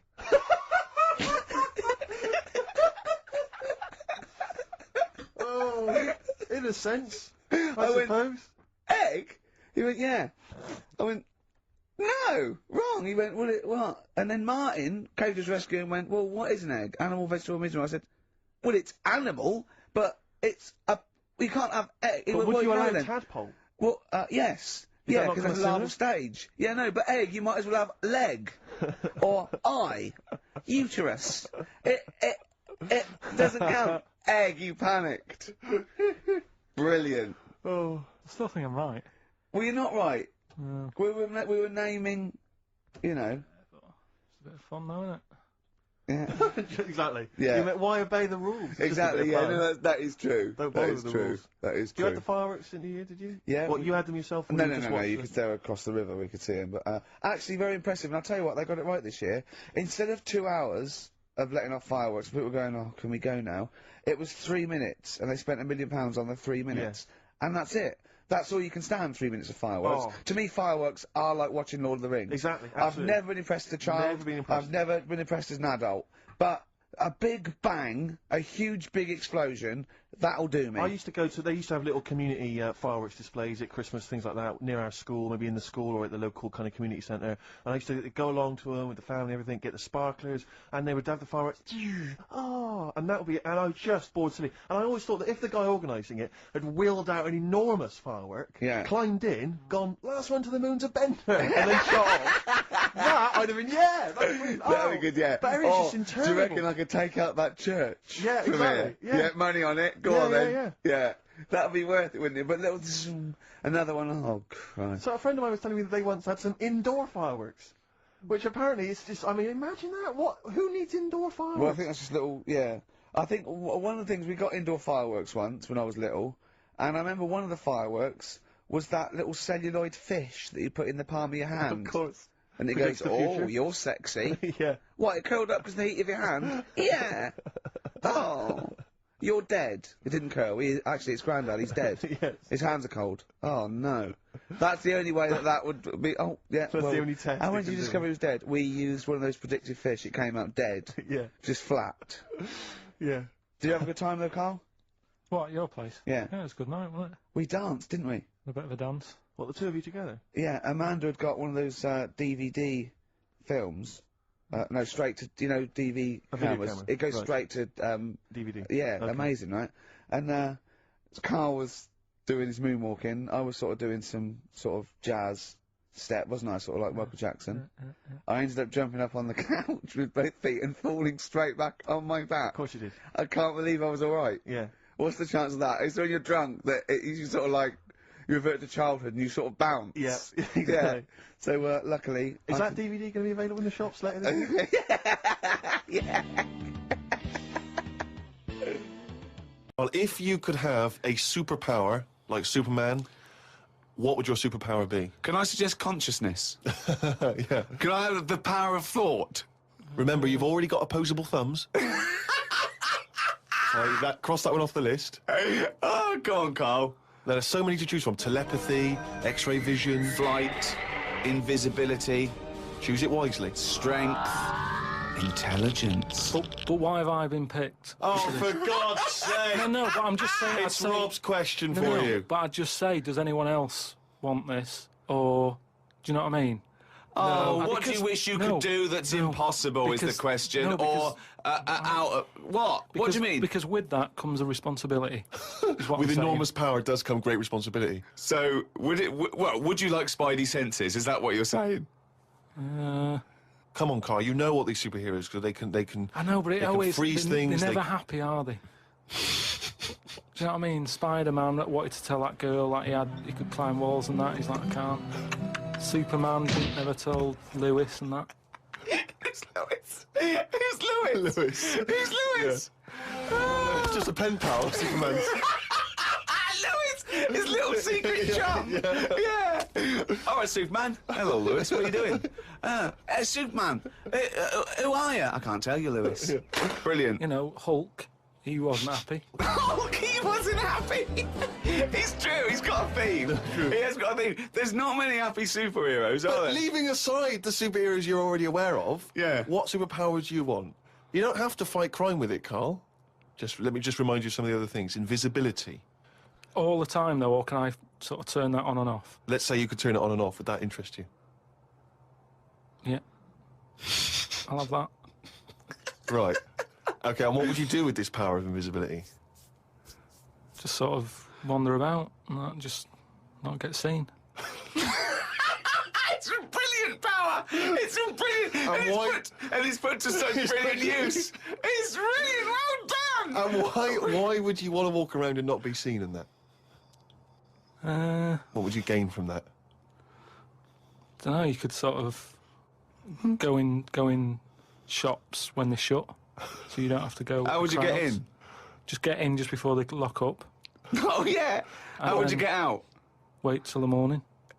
Brilliant. So hang on. So that's your use of invisibility. They found the power of invisibility. You want to sneak into... Never mind. No, hang on. Let's just... You want to sneak into HMV, right? Wait for 12 hours and then buy something. I love it. Just so that you don't have to be in there with other people. Do you know what? I don't want it. I don't want a power. Why not? Because I just don't think it'll do me any good. I think it's more of a hindrance. I love this. It's like, just think of his presents. We've given you a go, a trip into space, and the chance to be invisible. Not happy with any of them. Yeah, what he wants is a voucher for HMV. Yeah. He just wants some tokens for a record shop. Just going through a few more of these emails. This one's from Kent from Nova Scotia, Canada. He says, Karl, He's wondering if you've got any personal mantras that you could pass along. For instance, he reminds us of Ben Franklin's famous mantra, "Waste not, want not." Who said that? Ben Franklin. What did he do? What was his job? Benjamin Franklin was a well-respected American politician from the 1800s. He was a sort of thinker, a philosopher, a scientist, deeply respected. Also on a money. big political figure. He features on the dollar bill, or the $10 bill or something. Yeah. So he's one of the great sort of American Enlightenment thinkers. And he came up with the mantra, "Waste not, want not." You must know waste not, want not. I mean, that's just... Do you understand the phrase "waste not, want not"? No, not really, no. What does it mean? I've never used it. It's like, don't throw stuff away because you might need it, and therefore you won't be wanting anything because you didn't throw it away. So he was a bit of a hoarder. If you don't waste food, for instance, then you He's a bit of a hoarder. For God's sake. No, but I'm just saying, you know, he's a man in power. Is that the best thing he ever said? No, I'm sure he came up with many, many profound So why things. is that one He did remembered? experiments in electricity and conducting electricity, all sorts. But that impresses me more, inventing electricity, than someone... He didn't invent electricity. Wait a minute! Don't impress you more than what? Just saying, waste not, want not. I don't think it's that good. It's not even catchy. How would you word it? I'd just say, whoa, don't be chucking that out. You might need that later. Don't be chucking that out. You might need that later. Carl Pilkington. Whereas some would argue 2005. that waste not, want not is perhaps a little bit more pithy, a little bit more... We should go through great sayings and phrases and say See if he Carl, can... Well, firstly, does he know what they mean? And then secondly, can he improve them? that would be brilliant. We'll make it. We'll do that next time. All right, let's see. Okay, Winston Churchill. Never have so few done so much for so many. What do you think of that? How would you... Do you know what that means? I'd just be annoyed if I was one of them who gave a lot for a few or whatever, right? No, gave a lot for so many. You were, if you were one of those few that gave so much for so many, i.e., it means these few good men, their actions freed the world. They freed the world. They have an impact on every person in the world, and they were few brave men, and that's what he's saying. Yeah, but what I'm saying is, if I was one of them men who gave up his life, right? I'd want a name check. I don't want to be bungled in with everyone else who is saying a load of blokes gave it their lives. Well done on that. See you later. That's brilliant. Did you just say bungled in? Yeah, bungled in, yeah. He made up a word. I don't want to be bungled in. You made up a word. See, that's it, you see. We've been looking for it. That's original. That's Karl Pilkington. I don't want to be bungled in. Right, do you know we've chatted about charities before, haven't we? Sure. Yeah. Done a lot of stuff on that, right? Just coming back from Manchester, right? Got off the train, Euston. Yeah. Right? Off the train, walking through the busy bit and stuff. There's this fella stood there, right? A charity worker. Yeah. Right? Nice looking fella who's got his suit on, a tie and everything, quite respectable and that, right? Look down at his bucket, all money's been put in the bucket and that, Yeah. right? On the front of the bucket, right? It says collecting for the homeless at Christmas. Now, why can't they do that? What, the homeless? The homeless people. Why is some fella taking his time out, right? His own time where he could be at home. Why? Some of us have got homes to go to. Yeah. Why? Do you know what I mean? What do you think? Just give them the buckets? Well, what are the homeless people doing whilst he's doing that? Is what I'm saying. What have they got on the timetable? Cut out the middleman. Cut out the middleman. What would prevent a homeless person and an entrepreneurial or homeless person just getting a bucket and writing that on there themselves? Could I suggest something? Hunger, some drug addiction, traumas, often mental illness. Just possibly too depressed to get up, put a suit on, and go to Euston Station with a nice bucket with some writing on it. And then, right, I was thinking about that, right, and I was walking down the street in London with Suzanne. Saw a little homeless. Oh, well, I didn't see the homeless bloke, right? I saw a leg, Right. sticking out of a doorway. Thought, here we go, right? Walked past it, right? You're not going to believe this. Go on. Homeless, Yeah. Chinese fella. I've never seen one of them. No, I'm not having a go, right? Well, have you ever seen? Do you know what I mean? That was a shock. I to me. really don't think I have. I think he's got me there. I hate to say it, but I must say I can't remember ever seeing a homeless Chinese person. Weird, isn't it? I don't know. I actually said I was walked past and I said to Suzanne, "Did you see that?" She went, "What?" I said, just look back there. She said, what? I said, that homeless fella, look back at him. She said, what? I said, he's Chinese. And she said, yeah, good point. Good point. Of course she did. She said that to shut you up. She didn't want to get into a conversation with you. Rick, it's that time again. It's what the whole world is waiting for now. Is it every Monkey week. News? It is Monkey News. Please perform live the jingle. Oh, chimpanzee, that monkey news, you. There we go. Right then, well, got an email from John. You know, if you've got any monkey news going on in your area, just let us know. God, amazing! But there's a TV channel in Moscow, right? And I think they had a bit of bad luck or something, a lot of redundancies and that, right? And whoever was in charge of it got a bit mental and got rid of loads of people, right? Yeah. And they come in the next day and they were like, right, are we ready to go live and that? And someone comes running in with a clipboard saying, we haven't got any people left, right, to present. Such nonsense. Right, tell you what. Right, okay, carry on. So he goes, what? If just one employee turns out to be Simeon and is doing a good job, I'm never doing this radio show again. So this TV channel, you know, he's having a lot of problems and that. They've got to go live, right?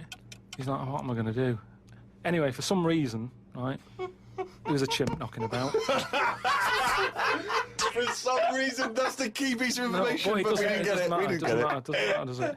It doesn't matter. It does. It doesn't matter. Imagine Anyway. if that was in a film. And they're going, well, I can't see where this plot go. Well, he's just there. He's just there. So anyway, so he sort of says, get it in a suit, right? Why? So, because they're running out of ideas, the clock's ticking, they've got to go live with something. What do you mean? What he's What, is it a presenting? news programme? He's Well, presenting. Listen, it's a chat show. I'm not... They can't Again, talk. don't have a go at me, have a go at John, who sent this in. Right, And be this quiet, let's hear it. Let's hear it again. So anyway, so like I say, so they're going live, 5, 4, 3, 2, 1, what have you. Chimp sat there on the chair. He was like, look, let's just get through tonight's show and worry about this tomorrow, right? What are you talking about? Look. So they put a chimp in a suit. What was that handmade, or were the sleeves a bit short on him? You idiot! Think. So anyway, it's sat there, right? And they're going, right, here we go. Good luck, everyone, right? Yeah. Chimp's there. What programme is It's a this? chat show. Whose chat show is it? Well, it's the monkeys. I like the fact that It's the monkeys now, is it? Can I say? I like the fact that they put the chimp in a suit. It's like, no one's going to take this chat show seriously if he's not dressed up, if he's not smart. Slovenly, look at that slovenly ape. So anyway, Oh. let's you know, get to the point of it and that, right? So anyway, so they go on, right? It's all going Didn't brilliantly. happen. There's no way this happened. Here's a fundamental anyway. question. How was the chimp asking questions? Not sure about that bit, but all I've got is the stuff that was on the news site for this. Like I say, I've But given it's you, rubbish. Yeah, but I've given you some facts. I've No, told no. you there's a TV channel in Moscow that's having problems, right? I've explained that No, bit. it's rubbish. They've got rid of presenters. The monkeys sat there, right? Don't worry about it. Anyway, I'm telling you, it goes all right. It So goes anyway, okay, in case you were worried, Rick. he's sat there, right? Absolute They get to the shit. first break, they're like, can't believe it, right? You know, viewing figures and that, they're loving it, right? What? No. What? How did they know the viewing figures in the break? Please do not interrupt the and news. what did the chimp At do in end the of it, first half? They had a big guest on that week and what And have what you. did he do? Just talk to himself? They walked off. So Cher comes on, I'm yeah. not sure, but say if it is Cher, right? No, Right, what- the main gaffer is like going, oh, Cher's going to go mental at us, right, for putting Say on it with the is. monkey. No, it is Cher. No, it's In Cher. his mind, it's Cher sitting there talking to a chimp in a suit. So anyway, she and they're comes filming off- it for Moscow TV, and the ratings are going through the roof. Presumably there's a translator, because Cher doesn't speak either Russian or chimp. So she comes off, right, and the bloke who's in charge is like, she's going to go mad. She's going to go mad here. She walks up, she goes, I love that. Right? She said that's one of the best interviews, right? So anyway, we decided, right, it went so well, kept him on. He's still there. I love the fact that Cher was an idea that Steve threw up, and now she's going, I love that, I love that, I love that, Jim, get me back there. I want to go to Moscow, never mind. Unbelievable. Don't have a go at me, have a go at John, but, you know, if you've got any monkey news, send it in. Doves, Caught by the River on XFM 104.9. I'm Ricky Gervais, with me Steve Merchant and Karl Pilkington, doing the button stuff. Actually becoming a little bit of a producer. Karl, He's put a yeah. bit of work in, hasn't he? He's come up with a few games, and we made him... He's getting a bit stressed when we shout at him because the mics don't work or it's hanging off. It was too hot in here. He couldn't get the thing working last week. I mean, I really would throw this studio away and get a real one. Yeah. Well, I'd get one of those ones you can buy for like tenner from Argos. Argos, yeah, like Bon Tempe. My first studio. My first with a little broadcasting picture studio. of Karl on it. Yeah. Exactly. That'd be great product placement. What have you got this week for us, Karl? Because again, we've put I said I would put. I'm not hungover, but I put nothing into it. Rick, have you done any work for this week's show? No. None whatsoever? No. Okay, Karl, what have you got? What have you got? Quick. Keep them. It's 5 past. They're turning over already. They're finding other things. Karl, what have you come up with? There's melon stew. There's everything. Well, go on. We've got, after the success of last week, Rockbusters. Okay. We're doing that again. Sorry, were you on the same show as us? I thought it went alright last week. Yeah, okay. good. Right, so we'll be doing that. Got some nice prizes, which... Oh, what prize? What arbitrary films have you got? Have you got? Don't tell him yet. Don't tell No, him. I'll tell you what. If it's Children of the Corn 2, then can I enter this competition? There you go. No. What is that? He's got some different prizes. Maybe I should just tease the audience with those a bit later, Rick, because there's some exciting stuff there. It's going to be amazing. Yeah. Right, so I don't want to give too much away, Rick, but one of them is a copy of The Office on DVD. Is anything like maybe Burt Reynolds' straight-to-video film? Are any of those in Sadly, there? nothing quite as classy. Fist. Yeah. Right, Oh, so go on. we've got that lot to give away. Yeah. We've got, Go on. Hurry up, quick. educating Ricky, where Yeah, teachers do. because you taught me that people used to eat tomatoes off lead plates in the land of Narnia last week, that's which was what we learned good. last week. Yeah. No, what It's was- only tomatoes they ate off the lead plates, by the way. Why didn't they think other fruits and vegetables were poisonous? No, it wasn't. It was because tomatoes had acid in them. That was the problem. You see, you don't listen, right? Well, lots of fruits have acid in them. Yeah, but they didn't eat them back then. they didn't have bloody kiwi fruit and stuff. Don't did they, say back then? bloody. You're a producer. You'll start saying shit and cock and stuff. You start saying bloody. Tits. Play the. Hang on, right, and... Go on, play and keep him hooked, right? Yeah. We've still got a song with a story in it. Yeah. You don't want to play Babushka, do you? He doesn't like the idea of Babushka. I told him that was a story. Yeah. And he doesn't like it. Devil went down to Georgia. Someone sent in. You know, he's looking for a soul to steal. Yeah. Doesn't like it. Won't you like that? Do you know the song? Not particularly. Right, it's a song about a lad who goes into a pub on a normal night. And it's in sort of the deep south of America, New Orleans, something like that. It's you know, it's not the old Kent Road. Right. Okay. Okay. Go on. goes into a pub. There's a devil in there. He's getting a bit cocky. He's had a bit to drink, and he's saying, "Do you want to sort of gamble your soul away with me, and we'll see who's best at playing the violin?" Yeah. And I think the lad wins in the end, but it's not real enough. Whereas the one. Oh. What? Not like the Shadow that got fed up and started pushing kids off bikes? Rick, I think you're In referring Boston. to stuff that no one made sense of last week. Yeah, exactly. I don't think we should refer to last week. Let's play Mock Turtles. Can you dig it? And then we'll come back and we'll talk about that. And I've come to the conclusion, Rick, we should never refer to stuff Karl said in the past, because it would just take too long to explain. Okay, alright, that's fair enough. Mock Turtles. Can you dig it? Indeed. What I've done there is I've taken the title and I've done it like I'm talking to someone. Sure. XFM 104.9, I'm Ricky Gervais, with me Steve Merchant Hello there. and Karl Pilkington. So, Karl, how excited are you about Ricky's celebrity boxing match? Are you going to be there? Are you going to come along? Are you aware of this? You're aware of all this, aren't you? yeah, I've heard about it. We can't name the opponent when because it that should be a is. surprise. But anyway, it's for charities. It's a Yeah, charity yeah. boxing match. Yeah. And I always wanted to beat someone up for charity. yeah, exactly. Yeah, it's a good cause. But the thing about Ricky is, I mean, I don't know if you're aware of this, Karl, but Ricky's one of these men who, you know, he doesn't mind sort of, you know, making a fool of himself on the telly and being funny and stuff, but if people said to him, right, you can either be Britain's funniest man, universally agreed that you're the funniest man in Britain, or you could, like, beat some gangsters up in a pub, he would go that, oh, please, just let me beat people up in a pub, and maybe like an old man's being hassled, like, by some street youths, and you come in and, like, smash some bottles over their heads and sort of sort it out. Against the odds, though. Against the odds, yeah, there's about five of them against you. Sure. So, because he's got this kind of... Get to the point, come on. Well, the point is, he quite likes the idea of being sort of macho, and you know what I mean, and kind of a tough guy, you know, because he grew up in a I rough... like boxing. Yeah, but you'd love the idea of people going, don't mess with Ricky Gervais. I'll If tell someone you said, what, don't mess if I with was Ricky Gervais, that would be exciting, wouldn't it? Never mess with Ricky Gervais, he will destroy you. That's what you'd love. Go on. Because you used to do karate, didn't you? You were a karate... Oh, I used to go, yeah. Didn't you get all the way up to white belt? No, I was one away from black, and then I stopped, because that's right. where it started working Oh, nice. yeah, See? one step away from black. Oh, was it? Really? Yeah. Okay. So anyway, I was chatting to him last night in the pub, because, obviously the boxing match is in about 5 weeks' time, I think, isn't it? Yeah, And, anyway, He was sat there, Carl. I don't know if you know this about Ricky, but he's taken to smoking cigars. No, I do. Are you aware of this? I had the occasional one. He got a cigar. He got like a Monte Cristo out of his pocket. It was ludicrous.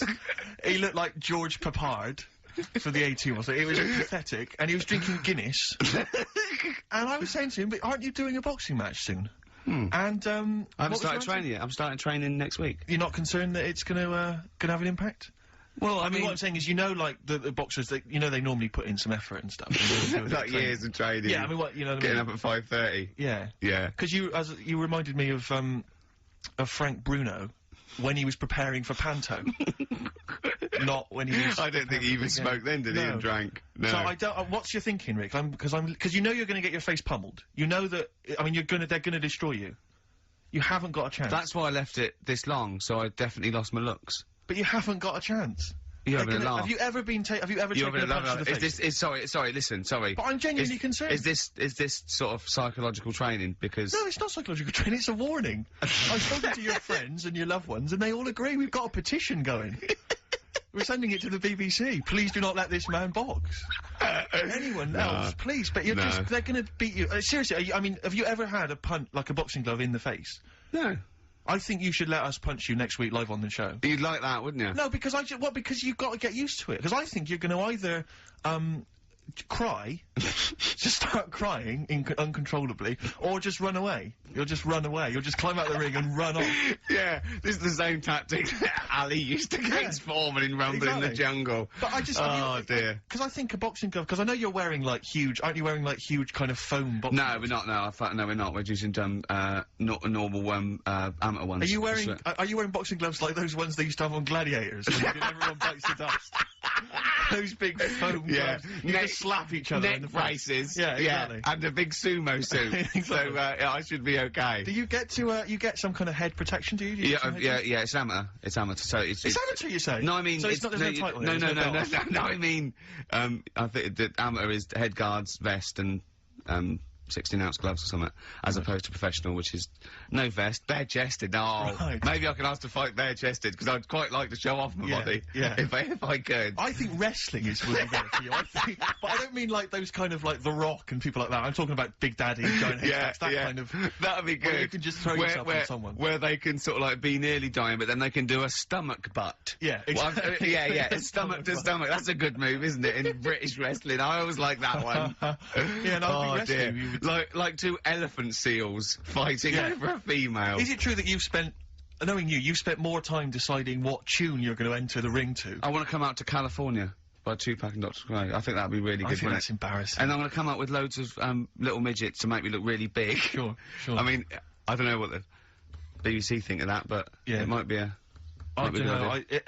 Maybe we should take some suggestions as to songs that would be perhaps more appropriate. Okay. I get knocked down, but I get up again. A fatty bum bum. Yeah. Play a record, Carl. It's gonna be... He's dissed me. It's gonna be He's pathetic. dissed me. Next week, you take a punch to the jaw next week on air.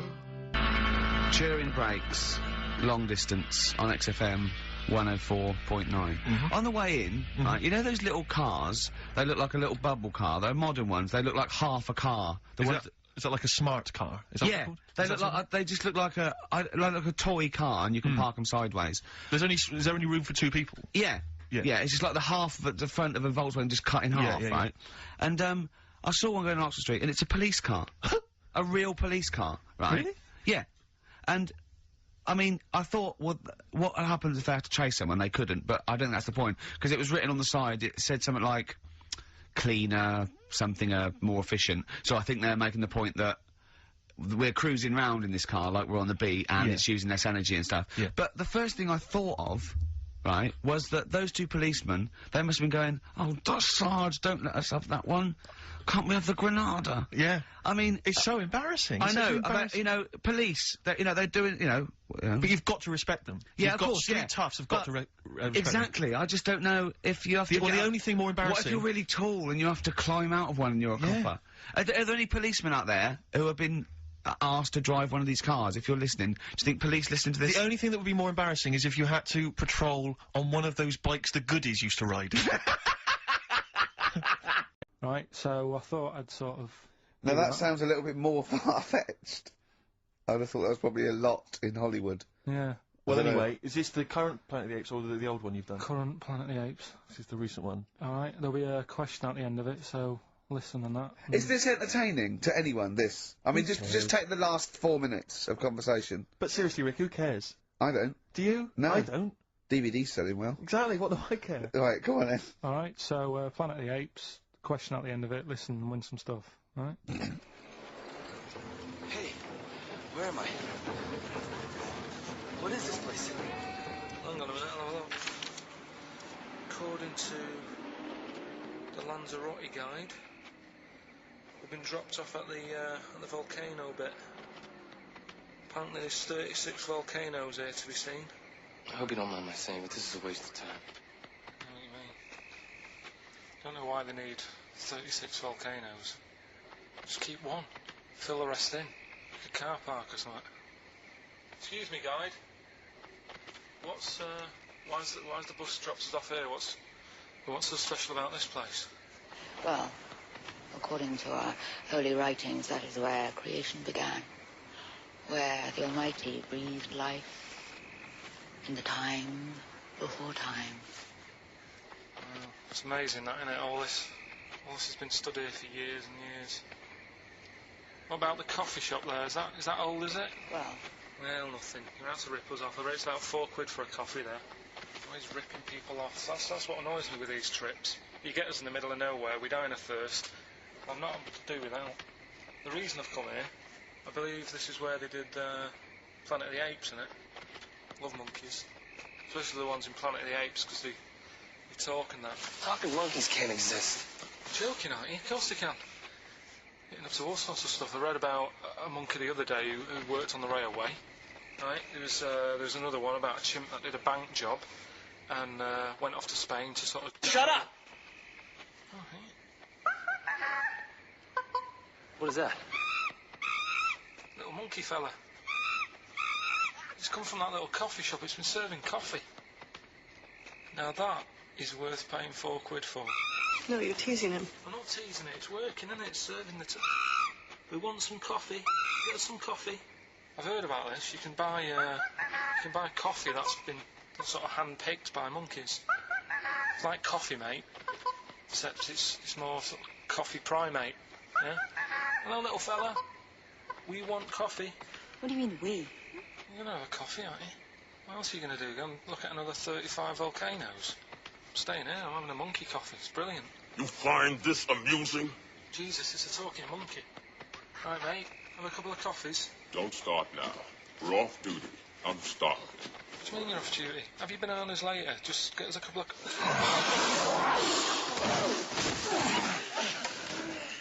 Alright. I understand that you're tired and you've probably been on your hands all day.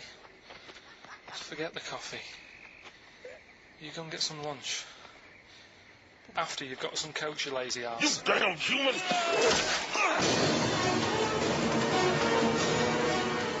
Powerful. Lovely. Excellent. So, what's the question? If you've been listening to the whole show, how many volcanoes do I think's on the island of Lanzarote? Okay. Yeah. I might have it wrong, what I've been saying, but it's roughly around that. Yeah, so what have you been saying? Yeah. Yeah. Brilliant. Ricky.gervais@xfm.co.uk. You're more likely to win the prize if you leave your address on the email. Yeah. Because otherwise we can't really be bothered to phone people or email them back. So, Good point. Put your address on there and you could win some crap. Karl's theme tune there, by Placebo. Special Needs on XFM 104.9. Alright. New Year's resolution, Karl? I don't know. I don't do it. Really. So what about something like, I don't know, start smoking? Do you mind? There must be something. No, it's a waste of time, isn't it? Don't bother with that. Right. You see? Yeah. Me, no, I've never really made any New Year's resolutions. I just be good to people. Just treat everyone as you want to be treated yourself. Mm. Give to charity. Hate crime, racism, famine, sexism. I know you're going to keep to all those, except the give to charity. Me and Karl find that a little bit hard to believe. Never gonna happen. Well, you've always got to break at least one of your New Year's resolutions. Exactly. Yeah, well, I think I'll be nice to Karl. What about learn more? I was thinking that. I want to I'm learn always more. teaching you stuff. I've got, I watched, I'll tell you what, Christmas telly was dreadful this year. I don't know if I've hit that age where I think, but I think consciously I thought this is worse than usual. Yeah. And I ended up watching Discovery Channel and History Channel again, and I watched 4 episodes in a row of this fantastic documentary, 1418 War, narrated by Dame Judi Dench. And it's brilliant. I just can't get enough of it. I hated history at school, and now I want to know everything. Yeah. And I think that's mine. Learn all the stuff about stuff. I like learning though. I always say that to you. I'm always looking up stuff. When I was on holiday, even though it was sunny outside and they had big holes to look at if I wanted to, I stayed in and watched Discovery there and was watching stuff about scorpions and that. Yeah. What did you learn? Well, nothing, because it was all in Spanish. But I just watched it. What I found out, right? What I found... Scorpion, poison. What I don't understand is with scorpions, right? They have like this sort of weapons, don't they? They have the poison and stuff, right? Yeah. Which can kill a man. Yeah. But there was a couple of little animals and that were its sort of enemy. Yeah. And it stung them, and it didn't kill them. So what's the point? Well, firstly, not all scorpions kill a man. Some of them, This one did, you said. Yeah, well, they range from like bee stings to so much venom it can take down a horse on things like spiders and snakes and scorpions. So it depends.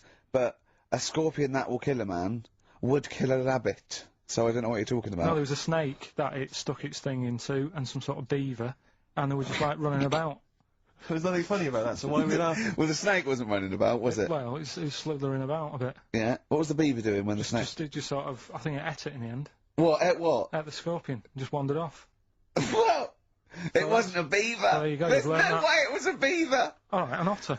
It was This is what you pieced together from a show in Spanish. Well, I'm just saying though, how come it can't kill something that small, yet there's someone on holiday that's no sort of danger to that scorpion. We're not going to harm it, right? And yet it can kill a man.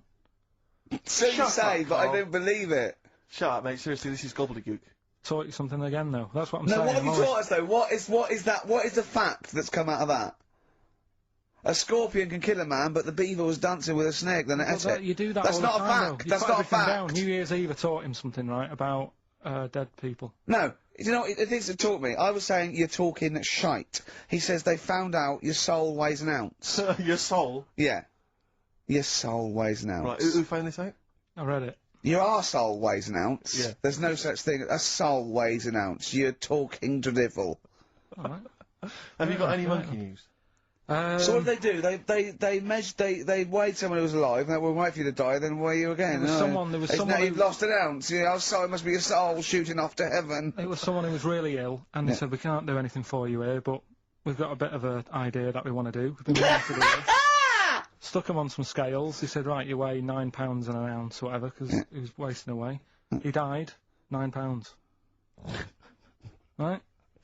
Fine, well, that's proof we needed. Talking shite. Monkey news, we might as well leave it. Now, come on, No, come on, tell monkey news. No, it's nothing that great, really. Is it worth playing the jingle? Quickly? Go on, then. Oh, chimpanzee that monkey news! Right, it's about a monkey. 2004, It's about this woman monkey who was born in 1834. Right? Half monkey, half woman. No. Not true. It happened, apparently. Impossible. It was in the Daily Mail. Right? Okay. The Victorian ape woman was her name. Yeah, I christened this thing Victorian Ape Woman. Well, we thought Sandra. No, I'm calling it Victorian Ape Woman. She was about 4 foot. No, didn't happen. She had lovely thick black hair on her head and on the back of her legs and on her arms. Yeah. Alright. So stockings. Let's have a look. And she didn't need a bustle because of a huge ape-like arse sticking out the back of her dress. She was good at reading and sewing. Well, good, because they didn't have opposable thumbs, so, she could speak 3 languages. Yes. She was human, monkey, and monkey-human. 20 offers of marriage. Does that annoy you, Steve?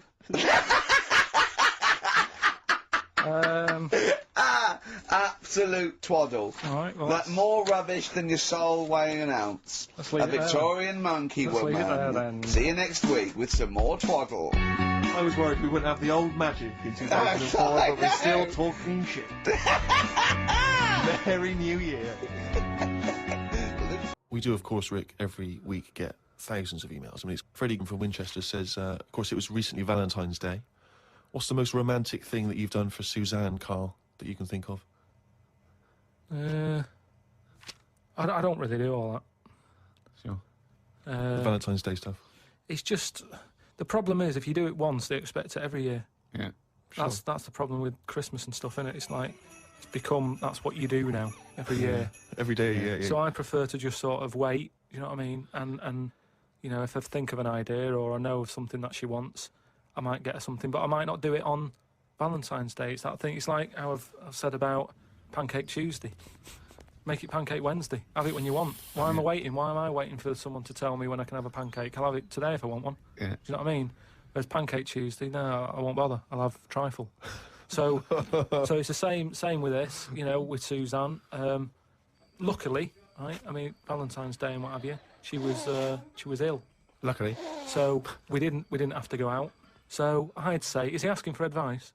Well, I suppose, yeah, certainly you may as well give it. Treat them when they deserve it. All right. I remember once when Suzanne was ill, she had a fever, but there was no food in the house. What did you suggest to her? She was too ill. Well, it was when we were still living in Manchester and that, and you know, we needed to get some food in for tea and stuff. And I said, come to the supermarket. She was like, no, I'm ill, you go.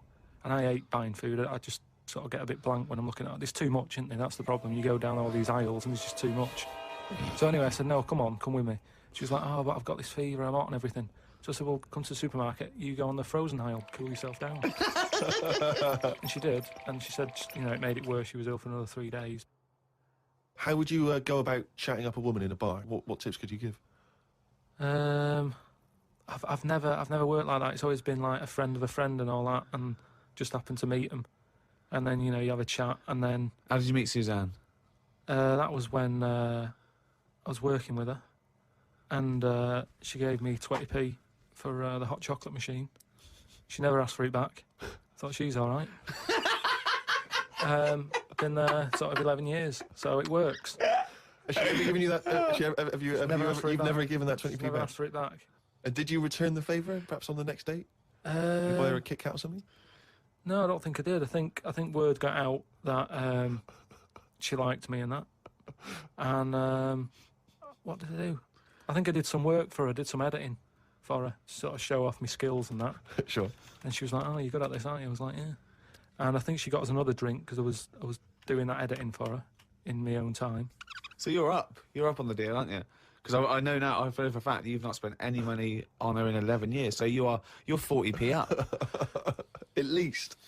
Lawrence from New York says, I was wondering how Mr. K. Dilkington would interpret this famous saying of philosopher Ludwig Wittgenstein. The quote is, if a lion could talk, we could not understand him. Even if he's English?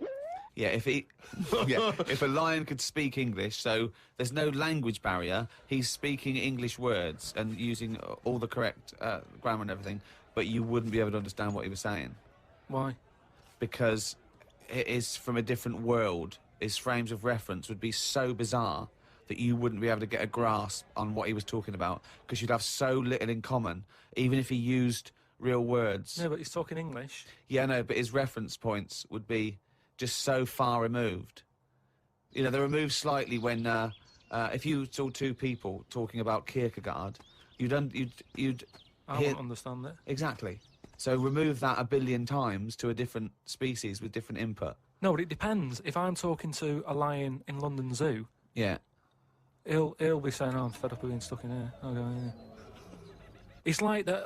It depends what his background is. I mean, there's some people who might have lived down the road from me, but have a totally different life. Absolutely. So it doesn't matter that it's a lion, does it? Well, yeah, because they're just trying to remove it even more. So now it's not just a bloke who lived a few doors away. Now it's not even a bloke. Now it's not even... Yeah, but I'd pick something smaller, or something, you know, a worm without a mouth. I'd go, definitely not. What? Definitely not what? I wouldn't be having a chat with it. I just think that a worm that's on the ground, Yeah. what's it got to offer me? It's blind and it hasn't got a mouth. It's not going to be a good day out with it, is what I'm saying. It's not going to have that much to say to me, even if it's English. Right? Even if it's And how can you tell if a worm is English? Does it wear a very tiny bowler hat? Oh, Christ. But do you understand? What about a jellyfish? No, you see, I think that's where you can say you wouldn't be able to have a good chat with them, because to me, the sea might as well be another world. Yeah. Right? Yeah.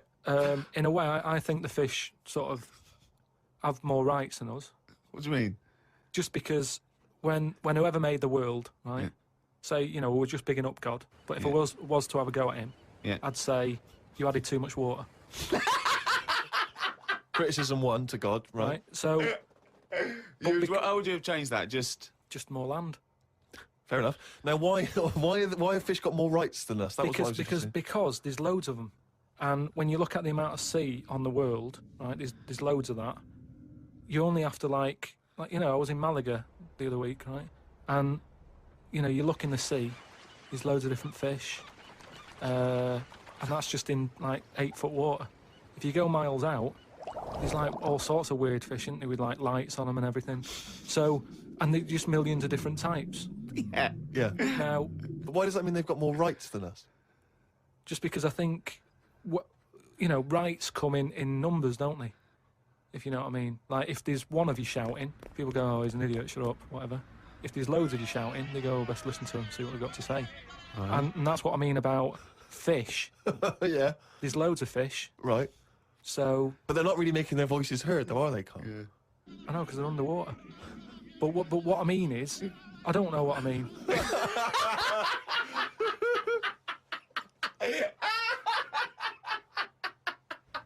Karl, right? What do you think it's like being a crab? If you could go now, your mind, into a crab, what would you see? Where would you be? What would you be doing? What would you be thinking? What would you think of all the other things the crabs you'd see, the squids you'd see? What's it like, do you think? I want you to... It's like creative writing. Just think. Just let yourself go. Come on. It's got to be a crab. What do you think of a slug? What do you think to be a slug? What would you do if you were transported now into a slug? What would you do? And Suzanne, you're suddenly in the kitchen, but you're a slug, and Suzanne's sort of like there, just making tea and that. How would you let her know it's you? It's impossible. I'd just chuck myself into the salt pot or something. No, because what do you do? I'd hate that. That would be horrible, that. Oh, God. Have you ever read Franz Kafka's Metamorphosis? I In which think a so. man wakes up and he's turned into a giant beetle? And that's the whole story. I think it might be of interest to you. So what happened to him with the beetle? Well, I don't want to ruin it for you in case you read it. I but won't be it's... reading it, don't worry. He joined a pop group with 3 other people. He was brilliant. No, it's a really wonderful book. It's a kind of almost heartbreaking because, of course, he does, like Ricky's saying, he finds it very hard then to relate to other people, even though he still has the consciousness of a human. You know, his parents, his rest of his family, they don't know how to deal with him, you know, because he's a giant beetle. He becomes a freak, he becomes an outsider. It's terrible, you know. But hang on, though. Is he a giant beetle? Or Yeah. is he... Well, yeah, well, that's not going to go down well, is it? That, of course, people aren't going to like you. But if it's a normal-sized one, then you just get in with the other beetles, don't you? Whereas if you're a giant... How would you do that? How would you ingratiate yourself? Right, so you're suddenly a beetle, you're Karl Pilkington, right? There's other people, they're doing their business, they're scuttling around, and you go in there, and they look at you as a new beetle. What's your first... What do you do? How do you ingratiate yourself? Well, for a bit, I wouldn't sort of barge into their house and that. I'd wait until they're out and about, and I'd like in life, right? Sort of help them out. I don't know what beetles do all day. I've never seen one doing anything. They just seem to be going from one place to another. Right. I've never seen them carrying anything. I don't know what they eat. I don't know what they do. I don't know how we've got them, right? But what I mean is, I'd watch them and I'd sort of help them out. And, I mean, you know, it's like going on a date or meeting a woman, isn't it? But what if there is... Whoa, hang on, what do you mean? How is it like going on a date with a woman? Well, it's like I said about Suzanne with her hot chocolate. She bought me that and I've gone, she's all right. Right? She gets me another one. Before I know it, she's living with me. P-O-D. Bit of pod there. Alive. That's growing on me. Yeah, it's not bad. You know, it rocks. I mean, we've got to give it that. I will certainly give it that, Rick. Yeah, XFM 104.9. Ricky Gervais. With me, Steve Merchant. So more from the facts and trivia book. Edited, as I say, by Sir Isaac Asimov, so not Sure. just overheard on the tube or by a drunk. Well, he might have overheard him on a tube by a drunk. They just put him in a book. Yes. Listen to the whole fact here before you make any judgments. Okay. Sauerkraut was renamed Liberty Cabbage by Americans during World War I. Sure. In their denunciation of all things German, some Americans actually kicked Dachshunds. Are the little dogs? Yeah. Little German dogs, just give them a kicking. Because they were German. Or they were derived from Germany. I don't know if they got to like a small sort of French village and just said, bring out your Dachshunds. What are you going to do to them? Nothing. Give them a little bit of food or something. You're not going to kick them, are you? Got No, some milk. 'cause I've heard about you Americans. No, just bring out that little sausage dog. You say it aggressively. You said that aggressively, like. Well, no, bring out the little sausage dog. Okay. Well, you're not going to hurt it though. Of course I'm not. If you hurt it now, it's like it's against the Geneva Convention. I'm not going to kick it. Well, I didn't even bring up kicking. I didn't even mention kicking. So why have you done that? That's. I don't know. Well, I haven't got a Datsun. Oh. Sacre bleu. Yeah. Sorry. That thing down my trousers is just a baguette. Yeah. Do you remember that, Carl? Do you remember that? Dynamite fact. Baguettes were invented by Napoleon so he could carry them down his leg. Which is fun. There's one more here that I thought might. I know that there's a lot of those kind of amusing laws and stuff, antiquated laws and that on the web and things. But again, it's Asimov. I'm thinking it's true. City Ordinance number 352 in Pacific Grove, California, makes it a misdemeanor to kill or threaten a butterfly. Threaten? Yeah, you can't even threaten a butterfly. So it goes... Don't even look at it aggressively. Yeah, butterfly comes down, I go, what are you looking at? I go, nothing. Yeah. He goes, Judge! What? Yeah. Bloke looking at me with a net. I wasn't doing anything, I'm fishing. But see, the thing about that is, a lot of the kind of, sort of the wilder butterflies from the wrong side of the tracks, they're just going to take advantage of it. They're going to cruise around, they're going to be playing loud music, abusing old people. They're untouchable. And they're going to go, have you got a problem with that? Exactly. You go, and no. you're going to go, no. No, it's fine. Go about your business. No. Butterflies there, Rick, in California, running amok. Yeah. Should repeat it. Yeah. No, there's another one that I think you'll be a fan of. Oh, it might take me a while to find it. Maybe we should play a track. Oh, wow, that takes us nicely. That's a lovely link. That thing about you said about playing a track. Keep going. This is Song for the Lovers, and I've chosen a great track here by Lloyd Cole, oft forgotten, but a great singer-songwriter. And this is one of his best songs, I think. In fact, I think Sandy Shaw covered it in the mid-'80s when she had a little bit of a resurgence. It's Are You Ready to Be Heartbroken? And it's Song for the Lovers, lovely tune. Are You Ready to Be Heartbroken? Actually, Lloyd Cole with his Commotions. That was done with, and I love it. Beautiful. Cheers. Facts and trivia, the last one, Rick. Go on. This is a sobering lesson for us all. Go on. At the Pan American Exposition in Buffalo in 1901, President William McKinley received a line of citizens, shaking hands with each. In the line was a man with a handkerchief covering one hand. Neither of the two Secret Service men guarding the president was curious enough to take a look at what might be under the handkerchief in the hand of the man. Leon Golzgolz, an anarchist. What he had was a loaded revolver, and when the president thrust his right hand out for the shake, Zolgozd fired twice. McKinley died a week later. So, what he did there, it was outwit the might of, presumably, the FBI or the Secret Service by covering the gun with a handkerchief. Clever. That's brilliant. It's absolute genius. Just think how they had to explain that. And they go, how did he get close enough and shoot the president? And they go, we didn't see the gun. Why? Covered it with a hanky, did he? Oh, well, you're not to blame then. Exactly, we can't compete with that sort of, didn't you think to look under the hanky? No. Well, probably just thought it was a hand. Of course, because that's where the hand would be. Did you not think he was probably holding a gun or something? Didn't do that. We didn't train. We didn't do hiding it with a hanky, did we? Oh, if he didn't do it, then it's not your fault. Don't worry about it. But he lived, did he, for a week? The president lived with it for a week, yeah. That's because they had to go to him, and they're probably shuffling around his bed going, sorry about that. Why don't you look? I had a hanky, did he? Oh, well, they're now in jail. Well, they were. Go on. Well, when we went into the jail to give him some bread and water, he had a hanky over his hand. Right, yeah. We thought nothing of it. Sure. And a gun? Yeah. It's a gun, and he got out. See? Do you remember remember the gun? Yeah. That's terrible, isn't it? It's pathetic. No one's used that method since. I know. Because it was effective there, but you don't hear about that now. No. People using all kinds of elaborate methods to assassinate people, poisoning their wine. Yeah. I think that was Rasputin. As I recall, they put some poison into his wine. Well, they didn't. I didn't study it in history class. That's my memory of it. But if only they listened to Karl last week, chink the glasses. Always chink the glasses. That shows that they used to test it, didn't they? Pour a little bit from yours into mine. That means I'm not poisoning you. Yeah. But if you're thinking of murdering someone, you know, Just, a dignitary with a gun. Yeah, but let's pop say a hanky over it. Just think about that. Just pop a hanky over Oh, it. I don't know. Pop it inside an oven glove. And just wear that as you go to shake their hands. Or sooty. Or one of those big gladiator-style pointing foam hands they used to have on gladiators. Yeah. That would be genius. Yeah. I'm just using this because I love the No president. gun in there, is there? No. It's just a big finger. Check if you want. Yeah. Well, no, we won't then if you said check. Right. That's do you know, have I ever told you my method, Karl, my genius method of assassinating someone? This is brilliant. This is the ultimate crime. Oh, Is this the ice cube one? Have I told it to you before? No, but I know that. What's Is the that ice one? cube one? When you shoot an ice bullet. you get someone round. Rick, don't say it. Don't reveal it, because it's my story to tell. Oh, Blabbing there's it out. two. I know two of them.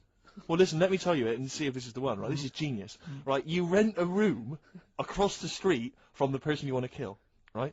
And then when their window's open one day, right, what you've done is you've made an arrow from ice, okay? And then what you do is you train, like, to become a brilliant marksman with a bow and arrow. It's an old one. It is brilliant, but this is why it's classic. And then you shoot them with the arrow, it goes across the street, into their heart, kills them instantly, but what's brilliant is, the arrow, the murder weapon, it then melts, dries out, there's no murder weapon. And then you can take apart the bow. Another one, Steve, is to stab them, then take it out and walk away. Same, no murder weapon. No, but there's but you've got to get into the building. This is the point, you're across the street. Right. You know, the only thing that could get you is if someone saw you shooting an arrow. What about an arrow on a string? Arrow on a string? What are you talking about? No, not an arrow on a string, because that's not going to work. What if the string broke as you were trying to loop? Good point. No, Rick, no, the ice arrow is the only way. The ice arrow is the only perfect method of assassination. That was on Colombo. Was it? But there's another one. Do you know, like I was saying about the murder weapon's irrelevant, Steve. What? The fact that it's a murder weapon, that is irrelevant. No, because there are fingerprints on it and stuff. You're having an laugh, Rick. I defy you to win. There's no fingerprints on a bullet when it goes through your head at 12,000 miles an hour. They can trace it to the same gun, can't they? They can figure that out. Throw the gun away. No, but they'll find the gun. They always find the gun. Burn it. No, you can't burn a gun. Rick, my point is... Melt it. No, the point is his fingerprints and stuff. Well, no, wipe it. Rick, you never Wear try and kill gloves. someone. Wear gloves. They'll catch up with you. They'll always catch up Will with you. they? Oh, I won't then. The ice arrow is the only way. No, the ice arrow I bet that was the one case that Colombo didn't solve. That's one of them. The other one is, do you know I was saying the other week about the drinks and you chink your glasses and stuff? Yeah. A way around that, put the poison in the ice cube, you quickly have a swig before it's melted, Before it's and they'll melted. go, that's alright, I can drink that, it's not dangerous. Just say, oh, I'm going to show you some pictures or something. Let the ice cube melt, the poison goes in the drink, you say, oh, knock that back. Yeah. You look thirsty, they'll have it, they'll die. Genius. That is good. Carl, you and I, man, we're like criminal masterminds. Yeah. All What right? happens when they find the poison in the body and go, well, he was at Karl's house drinking, it might have been... You'd have legged it. Oh, yeah. He'd have been off with his missus and like £30,000 or whatever it was. Yeah. Wouldn't it? Yeah. So that's perfect as well, is That it? is the perfect crime, So Rick. it's, hold on, are all perfect crimes to do with ice? Pretty much. We were talking earlier about people who use Americanisms, like they've used it all their life, and it's our pet hate, isn't it, really? Like, just people who say, DJ, look, you know, this could sound a little bit, you know, butt licky. Butt licky? What's that? Never heard that. Butt. Don't say butt. Yeah. I heard someone say, he was on my ass. Oh. He was on my ass. Yeah. I've never... What? I'll tell you what almost annoys me almost as much as that. There was a guy I used to know who'd pretend, and this guy was like, he'd never done anything wrong in his life. He had no street cred whatsoever. And I was driving along with him once, back from somewhere, and a police car just pulled out and was just following us along the road, because police cars sometimes do. Not following us, just happened to be driving in the same direction. And he went, hey, up the pigs, watch it. like what? I was supposed to think, what, you've done some crime? Yeah. You're part of Grand Theft Auto 3, and I better be careful, because you've got some knocked out off gear in the back. Yeah. You'll watch it, it's the bloody pigs. Or a dead Just play it cool, play it cool. a made man that you just Exactly. killed in the boot. Nonsense, and I'm just so annoyed with that, kind of pretending to have street cred. I know, just I remember once, right, an American came to our school, we were all about 13 and 14, and he was like, you had to be his friend. And there was like people vying for his attention, because he was sort of like this cool American bloke, right? And, he was like good at sports, straight, he's always, you know, it's just great. And, I remember someone saying like, tube of toothpaste, and he laughed, said, tube. I go, well, what is it? They said, it's tube, right? And people go, no, it's tube, right? And they go, it's tube, right? And I went, I say tube. He went, and they sort of looked at me, and they just thought, you liar. I just went, no, I say, let me think, no, I say tube. Just going through a few more of these emails. This one's from Kent from Nova Scotia, Canada. He says, Karl, he's wondering if you've got any personal mantras that you could pass along. For instance, he reminds us of Ben Franklin's famous mantra, waste not, want not. Who said that? Ben Franklin. What did he do? What was his job? Benjamin Franklin was a well-respected American politician from the 1800s. He was a sort of thinker, a philosopher, a scientist, deeply respected. Also a big political figure. He features on the dollar bill or the $10 bill or something. Yeah. So he's one of the great sort of American Enlightenment thinkers. And he came up with the mantra, waste not, want not. You must know waste not, want not. I mean, that's just... Do you understand the phrase waste not, want not? No, not really, no. What does it mean? I've never used it. It's like, don't throw stuff away, because you might need it, and therefore... You won't be wanting anything because you didn't throw it away. So he was a bit of a hoarder. If you don't waste food, for instance, then you He's a bit of a hoarder! For God's sake. No, but I'm just saying, you know, he's a man in power. Is that the best thing he ever said? No, I'm sure he came up with many, many profound things. So why is that one He did remembered? experiments in electricity and conducting electricity, all sorts. But that impresses me more, inventing electricity, than someone... He didn't invent electricity. Wait a minute! Don't impress you more than what? Just saying, waste not, want not. I don't think it's that good. It's not even catchy. How would you word it? I'd just say, whoa, don't be chucking that out. You might need that later. Don't be chucking that out. You might need that later. Karl Pilkington. Whereas some would argue that waste not, want not is perhaps a little bit more pithy, a little bit more... We should go through great sayings and phrases and say if he could, well, firstly, does he know what they mean? And then secondly, can he improve them? That would be brilliant. We'll do that next time. So, all right, let's say... Okay, Winston Churchill. Never have so few done so much for so many. What do you think of that? How would you... Do you know what that means? I'd just be annoyed if I was one of them who gave a lot for a few or whatever, right? No, gave a lot for so many. If you were one of those few that gave so much for so many, i.e. it means these few good men, their actions freed the world. They freed the world. They have an impact on every person in the world, and they were few brave men, and that's what he's saying. Yeah, but what I'm saying is, if I was one of them men who gave up his life, right? I'd want a name check.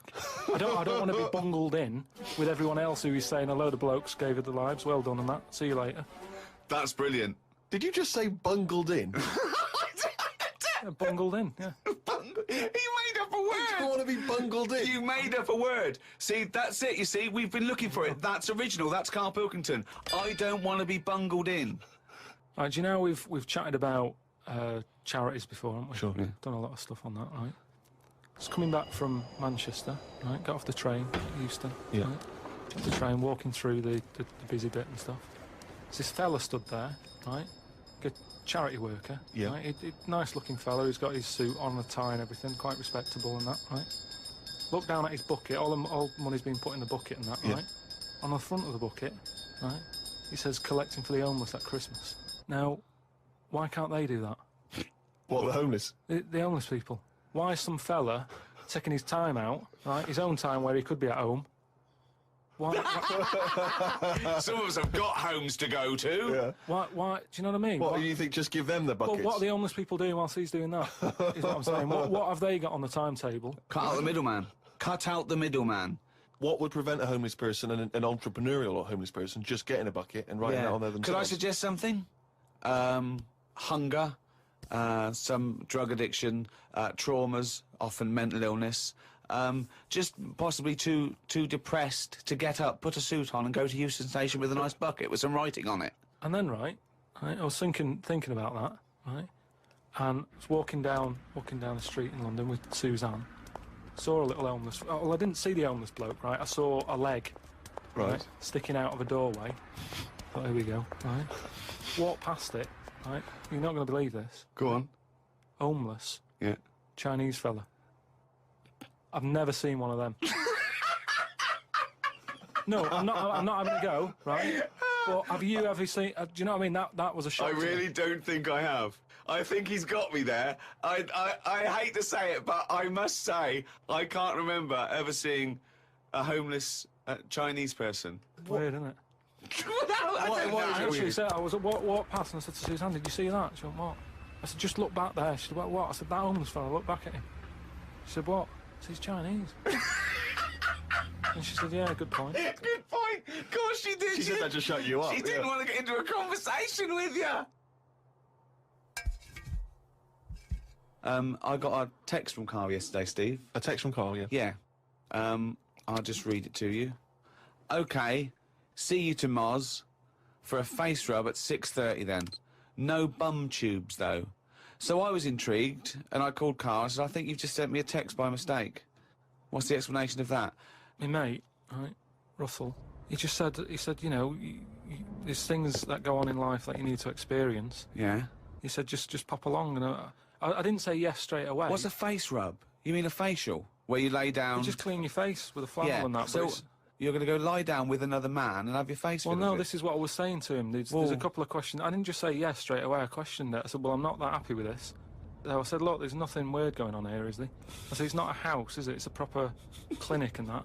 He said, yeah, it's proper. You wear a dressing gown and that. I said, well, I'm not that So he's already got you in the dressing gown? Yeah, well, I haven't agreed to that. Today I've worn a little round polar neck sort of jumper so I don't have to take it off. It's not going to get in the way of my face. I made sure I didn't wear a shirt with a collar. I'm not taking this off. They can put the dressing gown on top of this. Right. I don't know if it's a woman who rubs my head. Don't know if it's a bloke or whatever. Well, the thing is, you get extra, don't you, for your face rub, because your face goes all the way back over the top of your head down to the back of your neck. But all I was, so you've got a big face, haven't you? All I was saying to him is, I'll have the face rub, but I don't know if once you're in there, they try and sell you the old... the bum tube thing. What's the bum tube?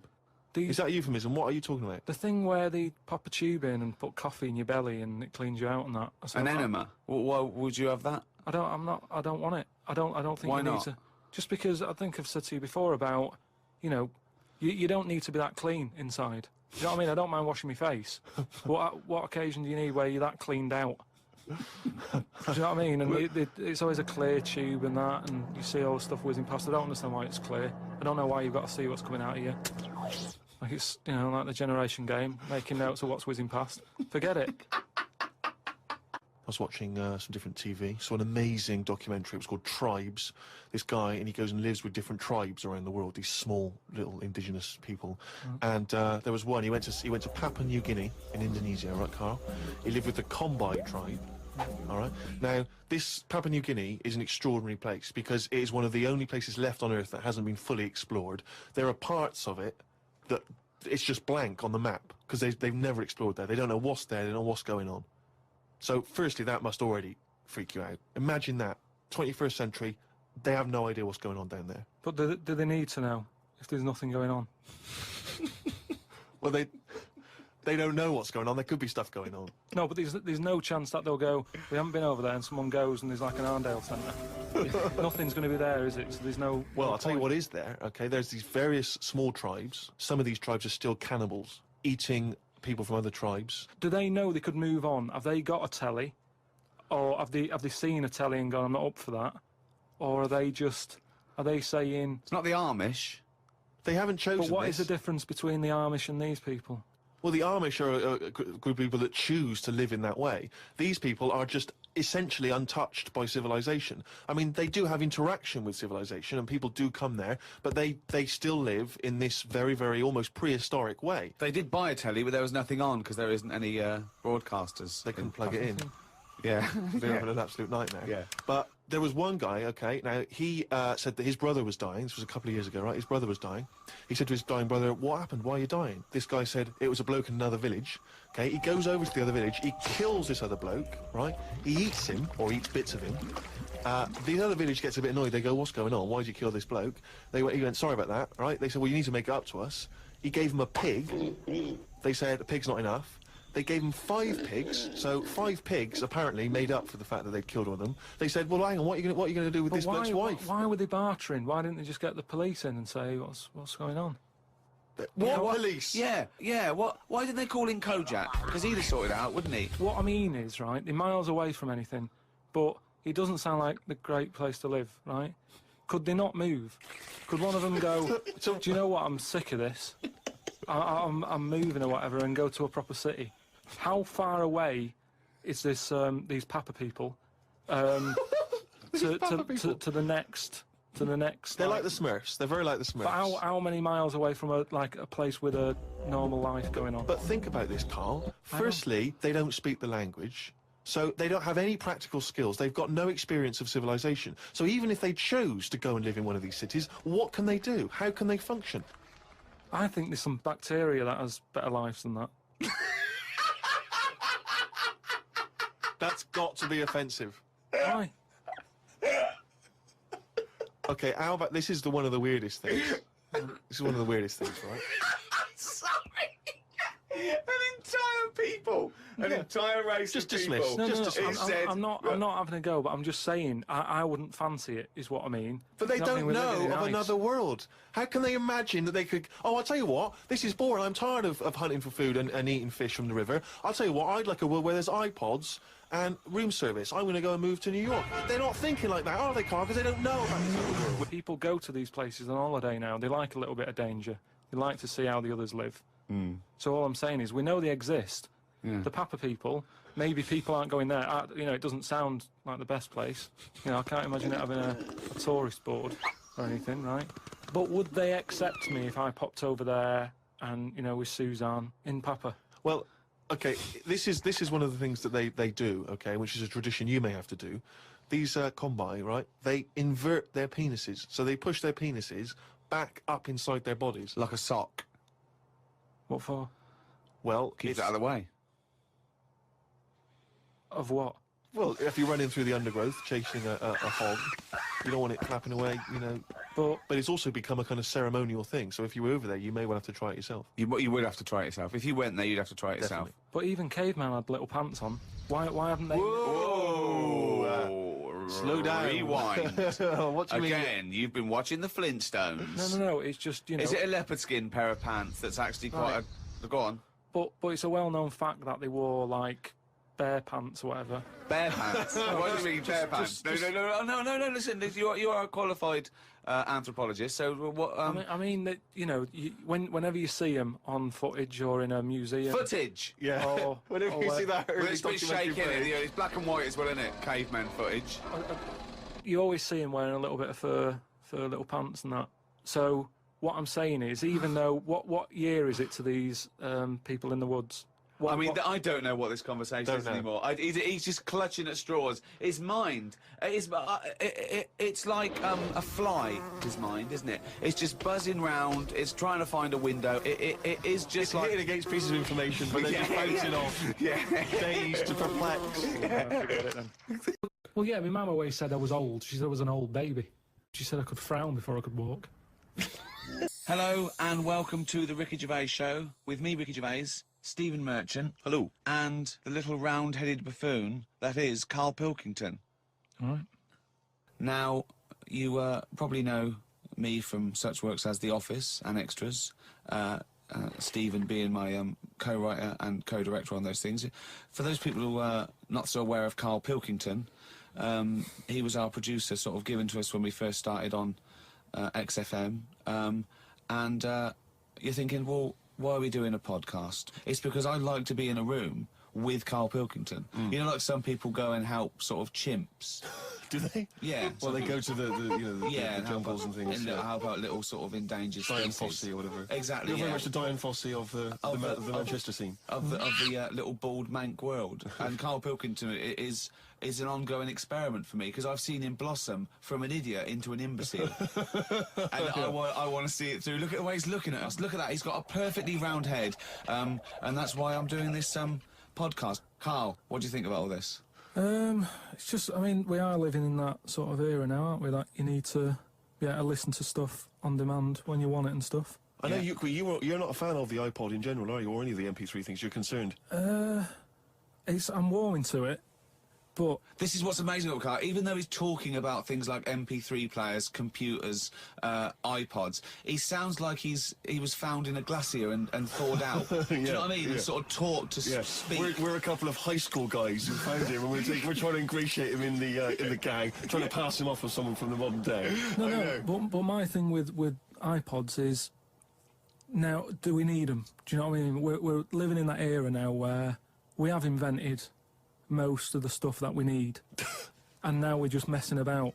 They said that in 1900. Someone actually said everything that's to be invented has already been invented. They said that in 1900, and how wrong were they? No, but what came out? At what point? What was invented in that year where they went, right, that's it now?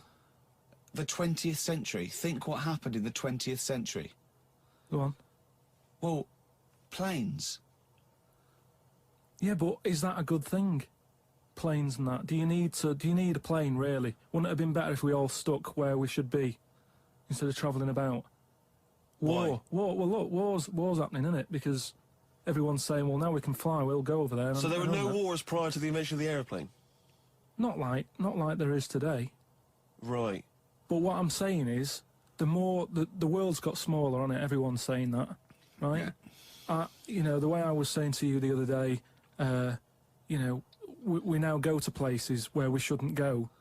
People go on holiday to places where you've got to have an injection before you go there. Yeah. Forget it then. That's a warning. Don't go there. I'm with you on that. I don't want to enter a country where I have to have an injection to stop me from dying while I'm in that country. Right, I totally agree with you on that. So what happened is, they invented the plane, and it's like, oh, let's go on holiday, and then they go, oh, to die now. Oh, well, you've got to invent something. Let's invent an injection. And then it's like, right, well, what else do we need to go to that place? There's a lot of faffing. So what I'm saying is... Is that a place? A lot of faffing? What I'm saying is, Steve's travelled more than I have. You've been to, like, dangerous places. I've been to places where you need injections, yeah. Yeah, but why? Because it's fascinating, isn't it? Do you not believe in that idea of travel broadens the mind? It makes you experience other ways of life, other ways of thinking. It just enriches you as a human being. That's the whole reason people go travelling. Well, since the invention of the telly, you don't have to go that far to see it. You're absolutely right. So there you go, then. The telly was the 20th century, wasn't it? Yeah, it's pretty good. So where would you stop then? You'd stop making stuff now? Stop inventing stuff right now? If we're going to invent something, right, forget, like, the traditional way of people having kids, right? The way they, have it away in that. What do you mean? What do you mean? No, like the way that, we have kids and stuff. If it'd be good if what happened was to control it is if man and woman, right, they're born and that, they enjoy their life, they learn a lot, they live to be about 78, I think, by that point. So specific. Yeah, No, but by 78, I reckon you've sort of got to that point where you go, do you know what, I've done everything I'm going to do. If you haven't bungee jumped by the time you're 78, you're not going to do it. No. You know what I mean? So it's kind of like... Your hips come off. You've done it all now. Yeah.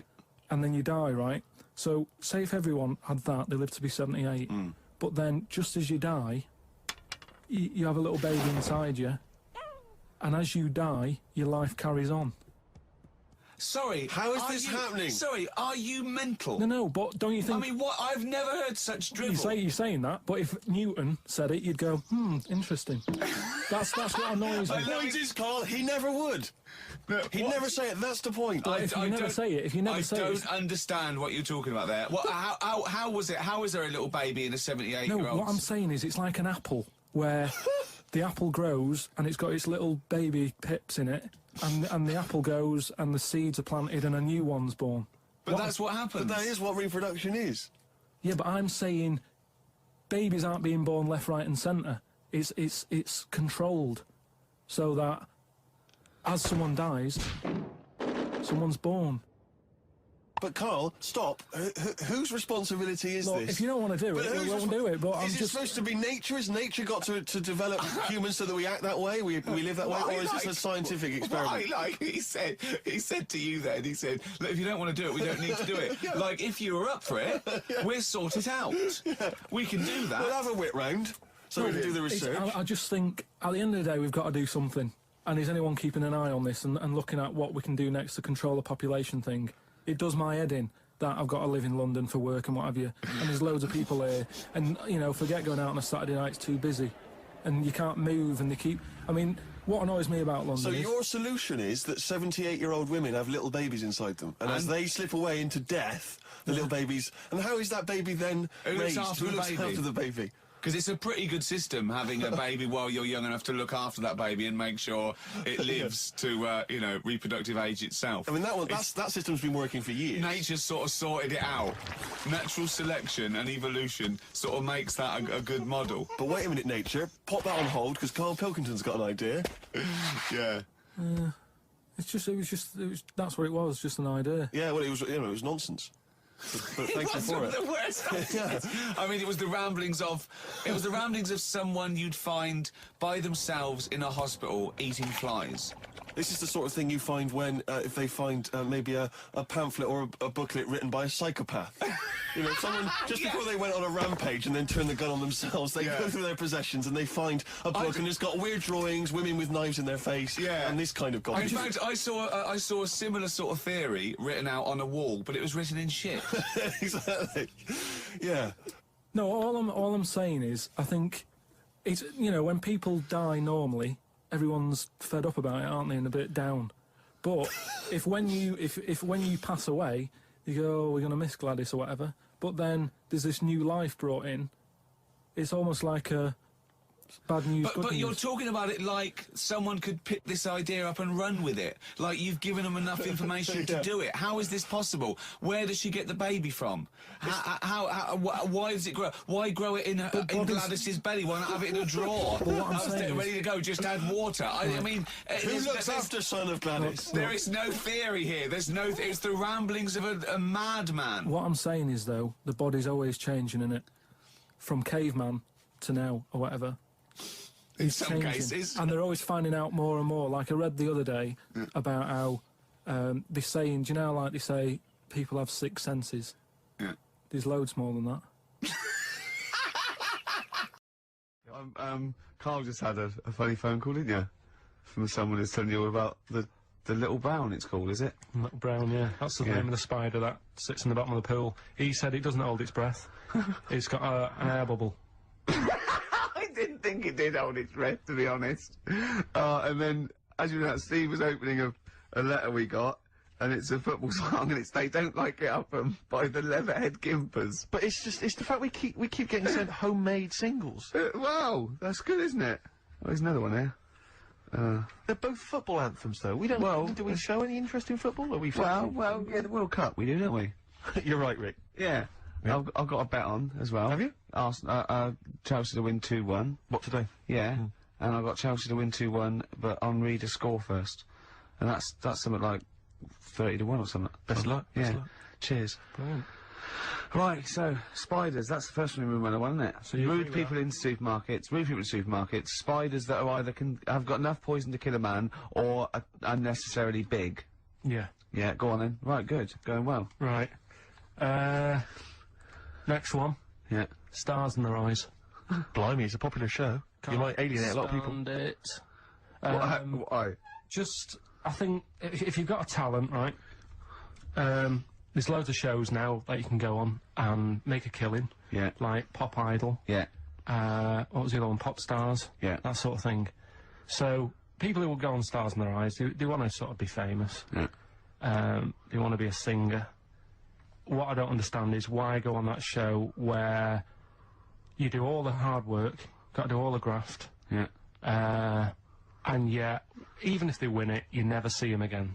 The guy who won last year, Chris de Burgh. Ian Moore.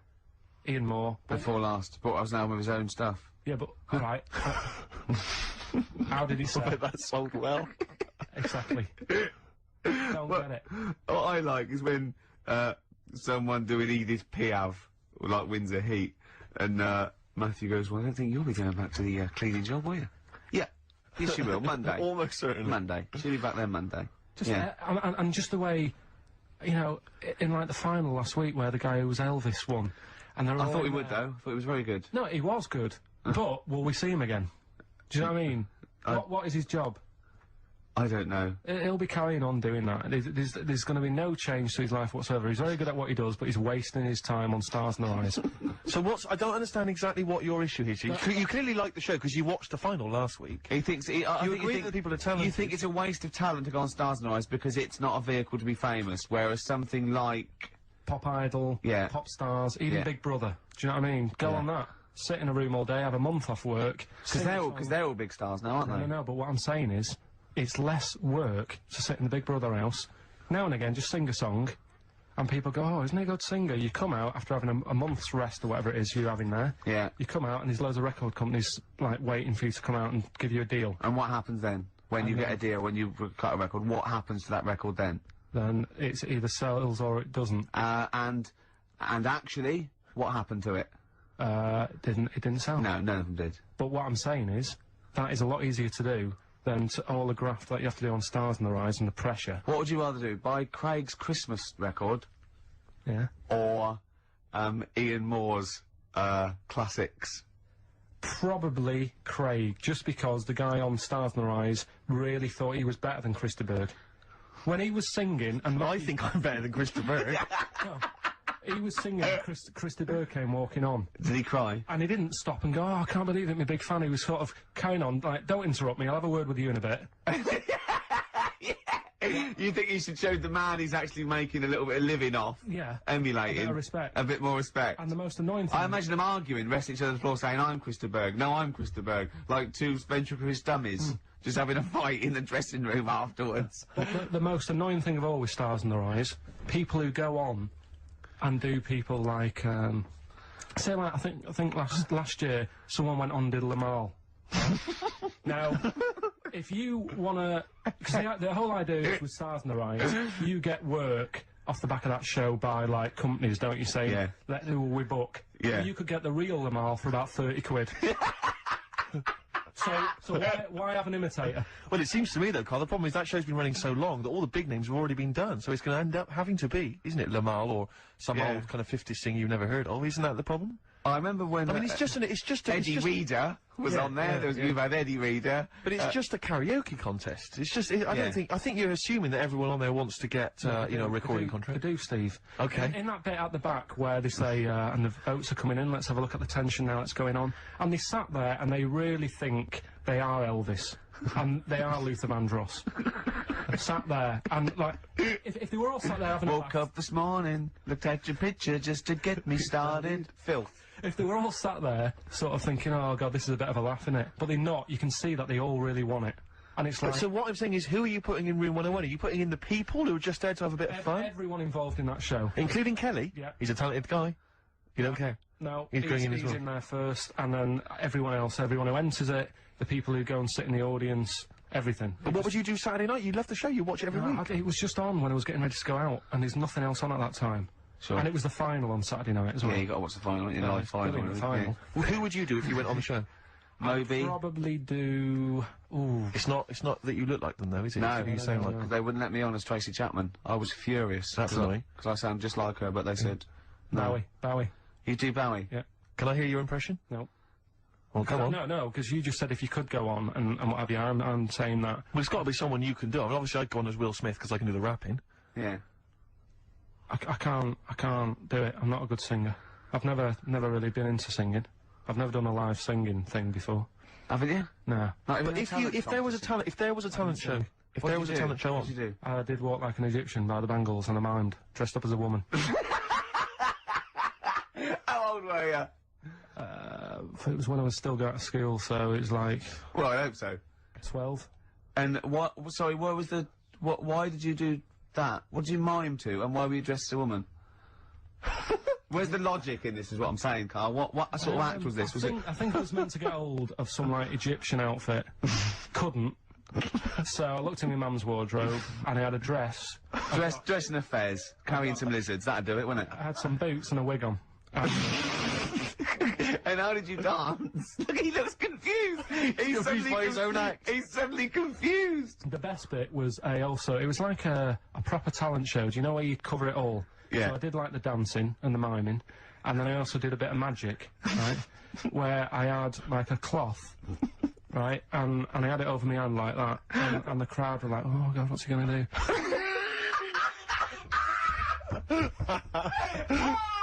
Of course they were. Go on, and what was the trick? They weren't saying that. The crowd going, oh, what's the great It's pill? one chorus. Ooh, what's he gonna do? Oh, what's the great pill Coney gonna do? So what I did was, I stood there teasing them, and teasing the audience. Yeah. Yeah. And I said, I'm gonna make a bird appear before your very eyes. Okay. And I pulled the tea towel off, and I just had hold of an egg. And I said, oh, it isn't born yet. They loved it. He's so proud of that! Look at his Did you come up with that yourself? Yeah. Did you have any help at all? No. So you did walk like an Egyptian and dress as a woman, then you did the egg trick. And then I was also playing like a janitor. Because when the next person was singing, I'd come on and all the electric went off. And I came on going, oh God, has anyone got 50p for the meter? Oh, you're quite a little showman, weren't you? And then, like, you know, the Did you win? audience chucked us some money. Yeah. And, Are you sure you weren't actually employed as the janitor? No, did you win? No, I think we came second. This really tarty girl who did Madonna like a virgin, and I thought, yeah, right, like you are. She's a right ropey little woman. But so great. Okay, brilliant. so Spy the Stars in the Eyes. We better play a track, hadn't we? Now, Carl, I know you're fascinated by the concept of the doppelganger, of seeing someone who looks exactly like you. Yeah. Jake has emailed in, he says, Carl, if you could spend a day with an exact replica of you, okay, so somehow they've cloned you, Carl, and you've got him for one day, what would you do with this? What would you make him do? What conversation would you have with him? What would you do? Is there anything you could, how would you utilise him for one day? Well, they'd both say, I'm not bothered, and that'd be the end of conversation. What would do me head in is, does he think the same way, look the same way, Exactly the dresses? same. How would I know which one I was? Because you'd be you. That's amazing. No, no, no. How would I know which That's one I was? incredible. No, because... That is the most stupid thing ever said by a human being. Can we get the Guinness Book of Records on this? Has anyone anywhere in the world said anything more stupid than how would I know which one was me? But think about it, this other person's going, all right, thanks for meeting up and that. And I go, hang on a minute. No, you came to me. And then Suzanne would come home and she wouldn't know the difference. And then suddenly you'd start doubting yourself. And you go, should I be leaving? Or... So, how do I know if I am that real one, if he knows what I know? But you know who you are because you're experiencing But he'd it. be saying that because he'd say, yeah, it is a bit weird, But isn't it, you how know we the meet, truth, you idiot. Because How you would I wouldn't- know which one I was? So anyway... But bear in mind, you What could would you pass, do? You could pass him off as yourself. What would you do? Would you play tricks? Would you, you know... You could be in two places at once. Would you do stings? Would you do scams? No, because it would only end up getting me into trouble, won't it? Because people won't believe that there's another one like me. Otherwise, everyone would be saying that when they get caught robbing. They go, oh, it wasn't me, it was my doppelganger. It can only... I wouldn't want it, to be honest. Again, it's a bit of a headache, isn't it? Because he could be going off, going mental, causing all sorts of trouble, and you're going, will you pack it in? And he's going, what? What are you on about? But then that wouldn't happen, would it? Because he's being me, so he'd be sat wherever I am anyway. Because he'd want to do what I want to do. So, pointless. But I still wouldn't want it.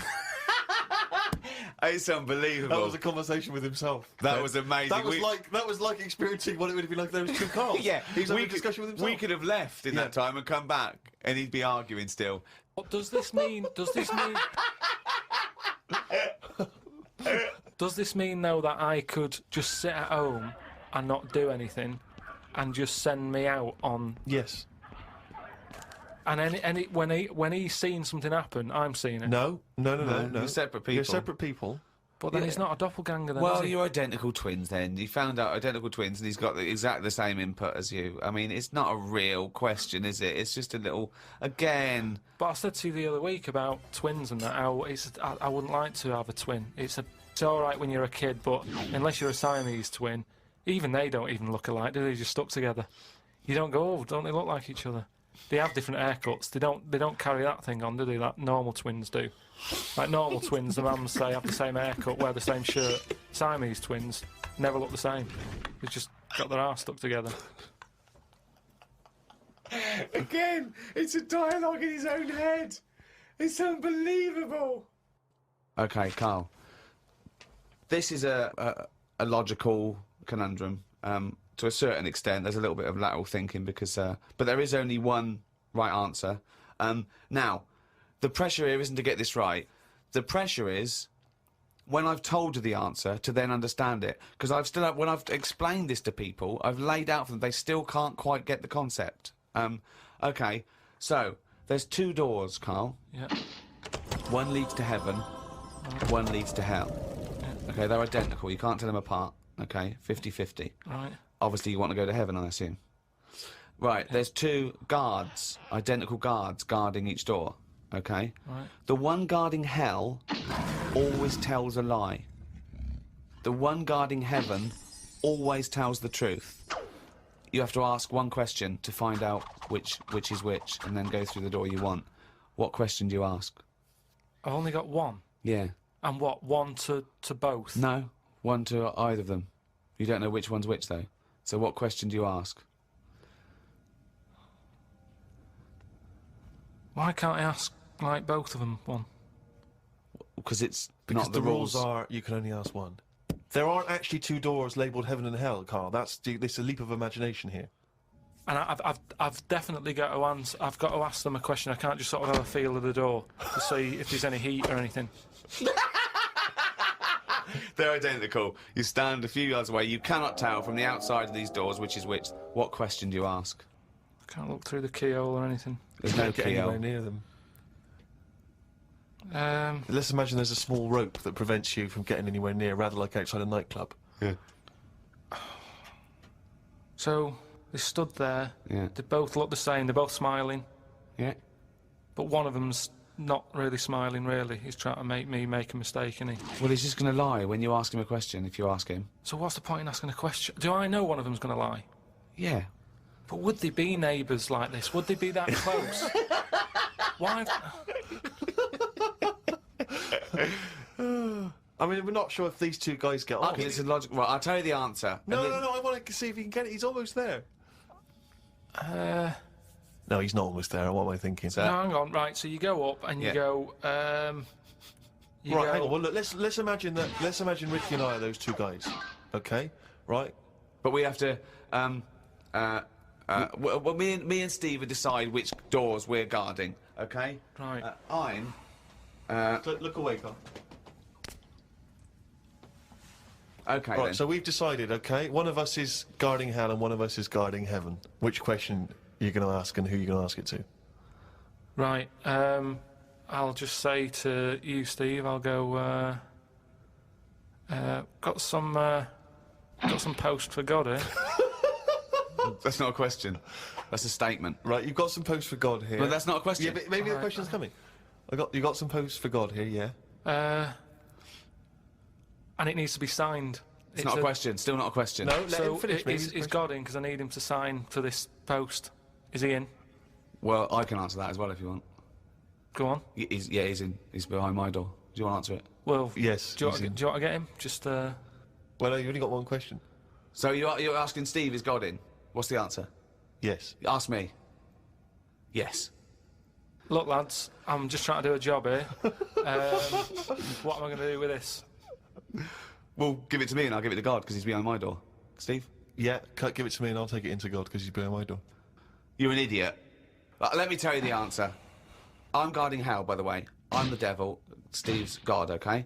So you asked me what Steve would say if you asked him what door he was guarding, and I'm going to lie. I know he'd say heaven because he'd tell the truth, but I'm lying, so he'd say hell.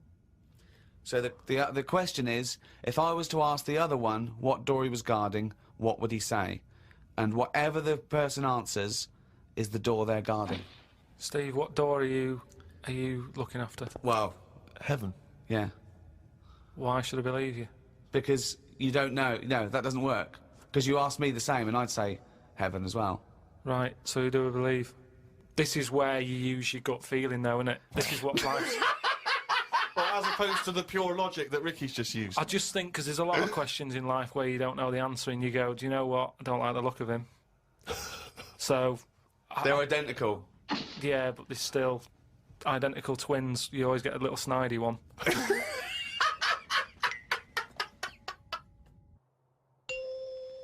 Well, Rick, you're not the only one who's been away. I know you've been off working, but I, at long last, have taken a bit of leisure time. Go on. And you've probably heard of the Rio de Janeiro Carnival. Only one of the hottest, you know, events in the world calendar. Yeah. Imagine me down there. Oh, Rio, God. you can imagine, did not know what hit it. Oh, God almighty. Imagine, were you like Paul the Party Animal Parker? He would not have been able to keep up if he was with me. God, what did you do? What did you get up to? Oh, let me tell you right now. Day one, I almost drowned. Day two, I got a foot infection and spent the day in the hospital. And the rest of the time, I had diarrhea. So that was a hell of a time. Carnival. Yeah, yeah. I did. I was able to watch some of the carnival on TV, and it looked brilliant. It looked amazing. I didn't actually. It was difficult to make out because the TV wasn't actually in my room. Because in an effort to save money, I wasn't staying in a hotel. I was staying with a bunch of other people in some kind of, like, someone's flat that they let out. And so I had to watch the TV, like, from my window, watching a neighbour's TV. And, of course, when they changed the channel, you know, often during the juicy bits, I couldn't see anything.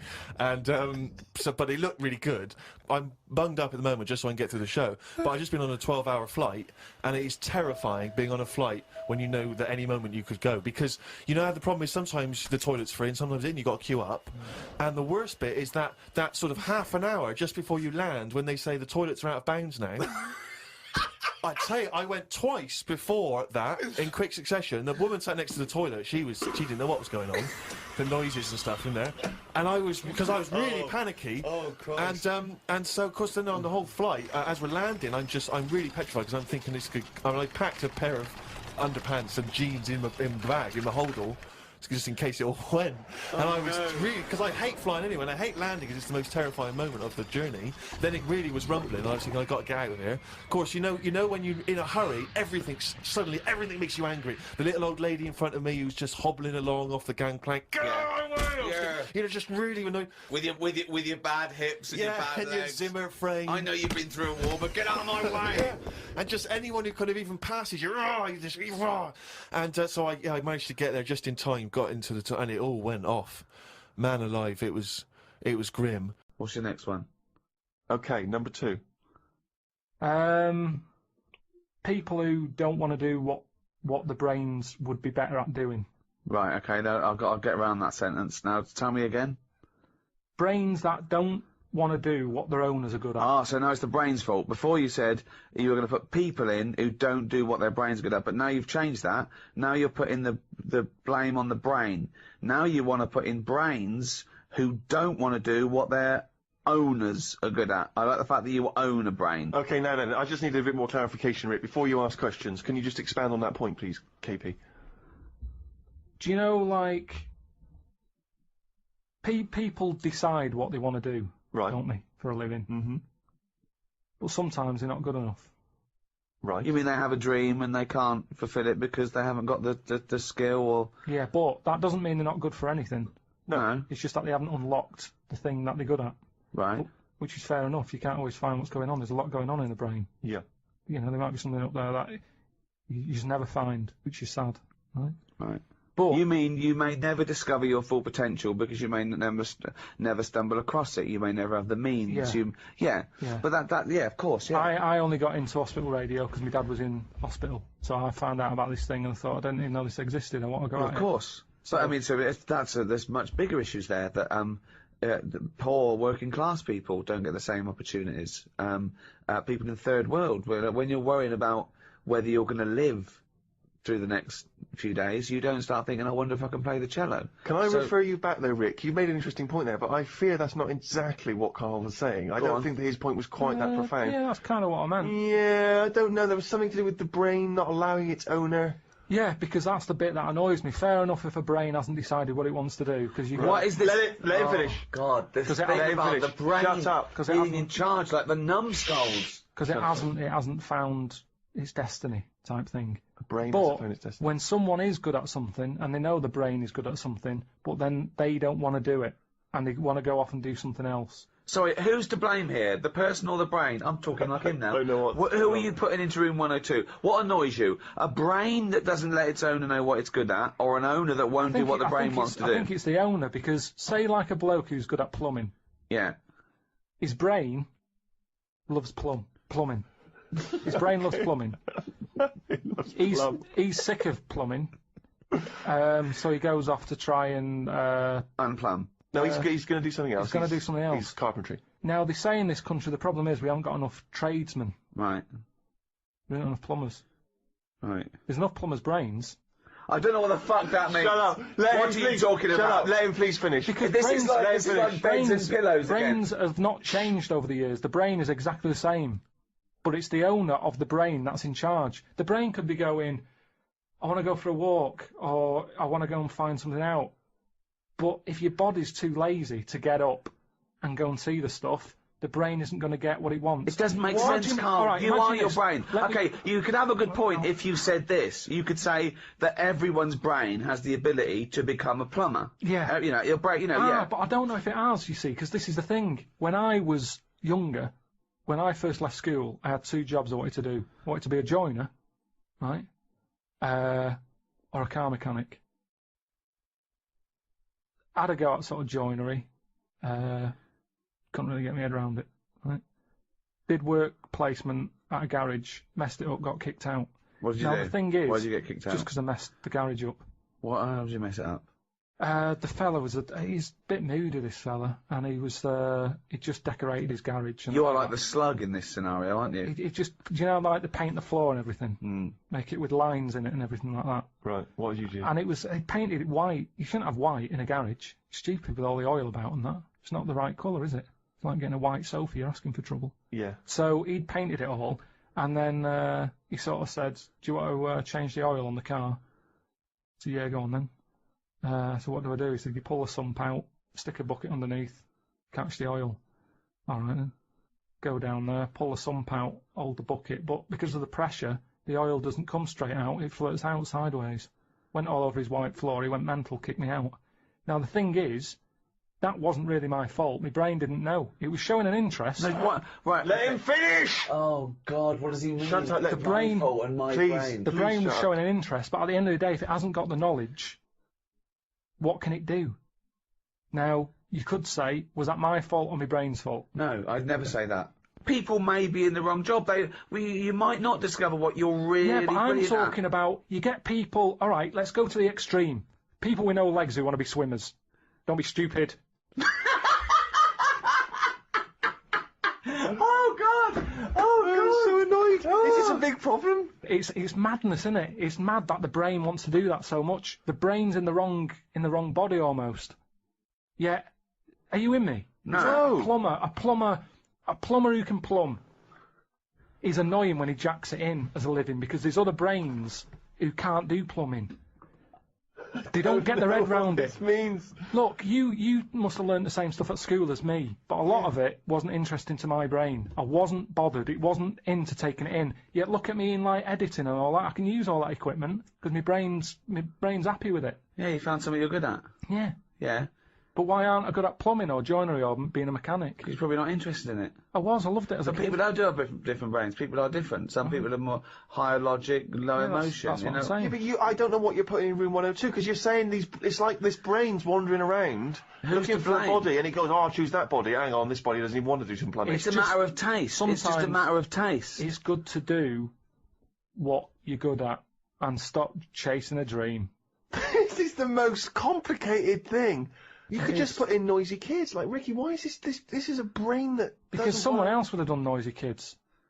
There's no point everyone putting in the same thing. But I don't even know what your point is here. For example, what I put in were parents who ignore their kids running riot in a restaurant or on a train. The arrogance of them thinking that, oh, isn't it fun? That there was someone to blame. I was basically putting in bad parenting, or there was someone. I wasn't going a brain who wanted to be a plumber, but the plumber didn't. I'm not putting the brain in. It's just people. If I had a really good skill, I'd hope that I'd use it. You don't know what you're good at until you try it. You might be the best drummer in the world. I know, but they're the people I'm having a go at. They're the people who I'm having a go at. The people who know they can do something, but they don't do it. So people who don't fulfil their own potential. That's a good one. Is that a better point? Yeah, that's what I meant. But there's nothing to do with this duality, this brain versus person. I don't know what that is. It's a weird thing you've got. A really weird little kink you've got, that you think this brain is another entity that lives in your head, that you own it, and you've got to become the master of it. Like some sort of weird dog. Who am I talking to now, Karl or his brain? We're both listening. Well, I will put in people who don't fulfil their full potential. Slugs are safe, but people who don't fulfil their full potential, you have got into room 102.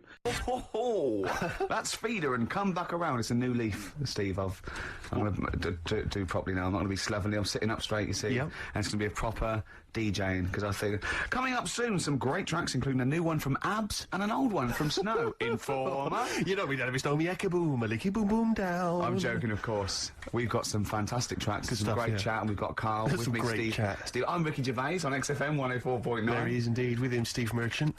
And Karl Pilkington, of course. Say hello, Karl. All right. Yeah, nice. And you say you're reading... The beginning of a radio show is very much your wares, your shop window, laying out your stall. I don't think you could choose a better track than The Only Ones, Another Girl on the Planet. I'd love to hear it. One of my favourite intros, that. Amazing. Oh, that was dangerous, because I once heard on Capital Radio, this has got to be the greatest rock intro of all time. And they played Money for Nothing by Dire Straits. Brilliant. Yeah, I can just imagine them putting their head down. I remember a friend of mine, when I was at school, he just bought a car, and he took me outside to show off the stereo system, Money for Nothing. Really? He just played that. I've never heard the song before. Just played that for its entire 4 or 5 minute duration. It is a good song for the sound system. Yeah, it's a good song for showing off intros and sound systems. Exactly. Yeah. You said you were driving along earlier. You saw someone. Yeah, it was one of those zooped up sort of sporty saloons. Nice. You know, the big like a Mondale or something, those big, and it was blaring out. And the bloke in it was sort of like, I could tell he was 24, but already going bald. Yeah. From like obviously his estate agency job, not to but he's made a bit of money, and he's got, and the stereo system was ridiculous. I mean, so loud, and it was going through Covent Garden. He was playing Snow in Informer. Oh, do people remember Informer by Snow? It was a big tune in my I don't know. It's great. Yeah, I always enjoy it. Can I bring that in next week? Can we play Snow next week? Well, you can play a tiny little bit. Tiny little bit of Snow. Yeah. Informer. Do you remember Snow, Karl? Yeah, you loved it. Yeah, big tune. Yeah, loved it. Oh, did you? Big tune from the 90s. Happy song, isn't it? Rick, you were saying that you've turned over a new leaf. Yeah. Is that in all aspects of your life, or is that just in your broadcasting career? Because the reason I bring that up is because, do you want to describe what you were eating just now when we came in? Because you're a 40-year-old man. You've put on a little bit of weight, so presumably you're watching what you eat. Well, no, but it sounded exotic. I went into a cafe and they didn't have a cheese sandwich. Right. And can I describe what it looked like to me? Right, it looked to me like a big slab of cheese. You've just got them to just cut off a big block of cheese, like the size of a CD case, or one of those double albums, right, of cheese, right, and just lightly melt that for me so it drips over my hand and it gets really greasy in the bag. But just lay some strips of bacon on the top. Yeah, but listen, you've embarrassed yourself. Is that what it was? No, it's a croque monsieur, so it's French. It's a what? A croque monsieur. A croque monsieur. Yeah, and so I thought, I've never heard of a croque You're having a monsieur. see, you embarrassed yourself. Is that how it's pronounced, or is it croque monsieur? Hey? You didn't expect me to be bringing out the French. Hey? Tu aimes la musique pop? Oui, je t'aime la musique pop. Le plume de ma tante. Où est le syndicat d'initiative? That means my aunt's pen. So what was it then? It was a croque monsieur, and it was just too greasy. It was just too, and it was all wobbly. I like toast, like it to be crisp. Sure. It's the thing with like, what? This is rubbish. Play Coldplay. Coldplay. That's all right, isn't it? Yeah, it's not bad. Yeah, not bad. Nice little track. Well, Steve, we've been away now for what? 12, 13, 14 weeks. Is that really? Yeah. Wow. I've been looking forward to coming back. It's great. It's great to be back. Yeah. Yeah. And, yeah, we've had some laughs, some tears in the interim, I imagine. Yeah. We've had a few ups and downs. Obviously, been working on the TV show, The Office, BAFTA winning, coming soon, BBC Two. But Rick, I just need to mention something quickly to you. When did I last see you? I saw you yesterday, didn't I? Yeah. Because we went up to Edinburgh yesterday. We were very nicely invited to go and talk at the Edinburgh International Television Festival. It was quite a big deal. We went up there and we were interviewed. And Ricky chose to go on the train because it takes like 4 hours, 4.5 hours or something on the train. Yeah. But it's quite leisurely. It's quite sort of gentlemanly thing to do. Yeah. I opted to go for the plane option and fly up there. More modern. Exactly, and they bankrolled that. They paid for it all, and that was all not very nice. And as I recall, when I last saw you, we got a cab, didn't we? And you asked if you could get the cab to drop you off at the train station. Yeah. And then it took me on to the airport. Yeah. Did I? Now that was before. The last time I saw you was before I got to the airport and missed my flight, wasn't it? Because I had to drop you off in the centre of town. Yeah, no, that was just before I had to pay £165 to upgrade to another ticket. How did you not tell me that in the last hour? £165, Ricky. I had to pay because we dropped you off at the train station. So I mean, do you want to go halves on that, or what do you want? How do you want to deal with that? How do you want to sort that whole mess out? Why were you late? Why was I late? Because we dropped you off in the centre of Edinburgh, and do you know how hard it is to get out of Edinburgh in rush hour traffic? But it was only 3 minutes away, so you'd have missed it anyway. No, because if we'd gone the other direction, it would have been 20 minutes. It took me like an hour to get to the airport. And I got there, and the plane had already left, and the cabbie was just laughing. He was saying, we're never going to make it. He goes, you were a religious man, you better start praying. I thought he was being facetious. He was absolutely right. £165. But hold on, why didn't he tell you that when he picked up at 4:15? It makes you wonder. So obviously I'm a little bit annoyed, because you know I'm not a man who likes to sort of spend unnecessarily. But wait, this is not my fault, because you were there when we made that decision. I didn't impose this on you. We both decided that might be... It's both our fault. I mean, it's no one's fault. It's both our fault. That's fair. That's all I wanted to hear. It's both our fault. Therefore, it's both our financial obligation. No. £165. Just split that in half. Write a cheque, Rick. Write a cheque. It's fine. I trust you. You know. Phone in. I think everyone. This is. You're clearly irresponsible. No, of course I'm not. If you share a cab and then one person's lucky enough to not be late and one person is unlucky enough, and that's what it is, bad luck. I don't think you share the obligation. It's a moral dilemma, this, isn't it? But it's more than that, though, isn't it? Because let's be honest. Even if you had known that I was going to get there late, you'd have wanted me to hang around just so you weren't left around waiting for a train on your own. No, because you get bored sitting, don't you? So you'd have wanted me to at least got in that car. I got there way too early. I actually got there about... I was there about 30 minutes early. You made it fine then, that was... Well, exactly, so I mean, I sacrificed me hanging around for half an hour so you could get it at 4:15. And the other thing is this, you were going to get it at 4:15 anyway. Yeah, but I would, if I'd gone the other direction and not dropped you off in the centre, I would have been there in time. Would we? Would we? Well, is that true? Wow. Only God knows. Well, and the cabbie. What I mentioned it to. So... I'll tell you what will cheer you up. I'll tell you what's better than 80 quid. I'll tell you what's better than... Shall I? Go on. Music. What, are you paying the whole 165?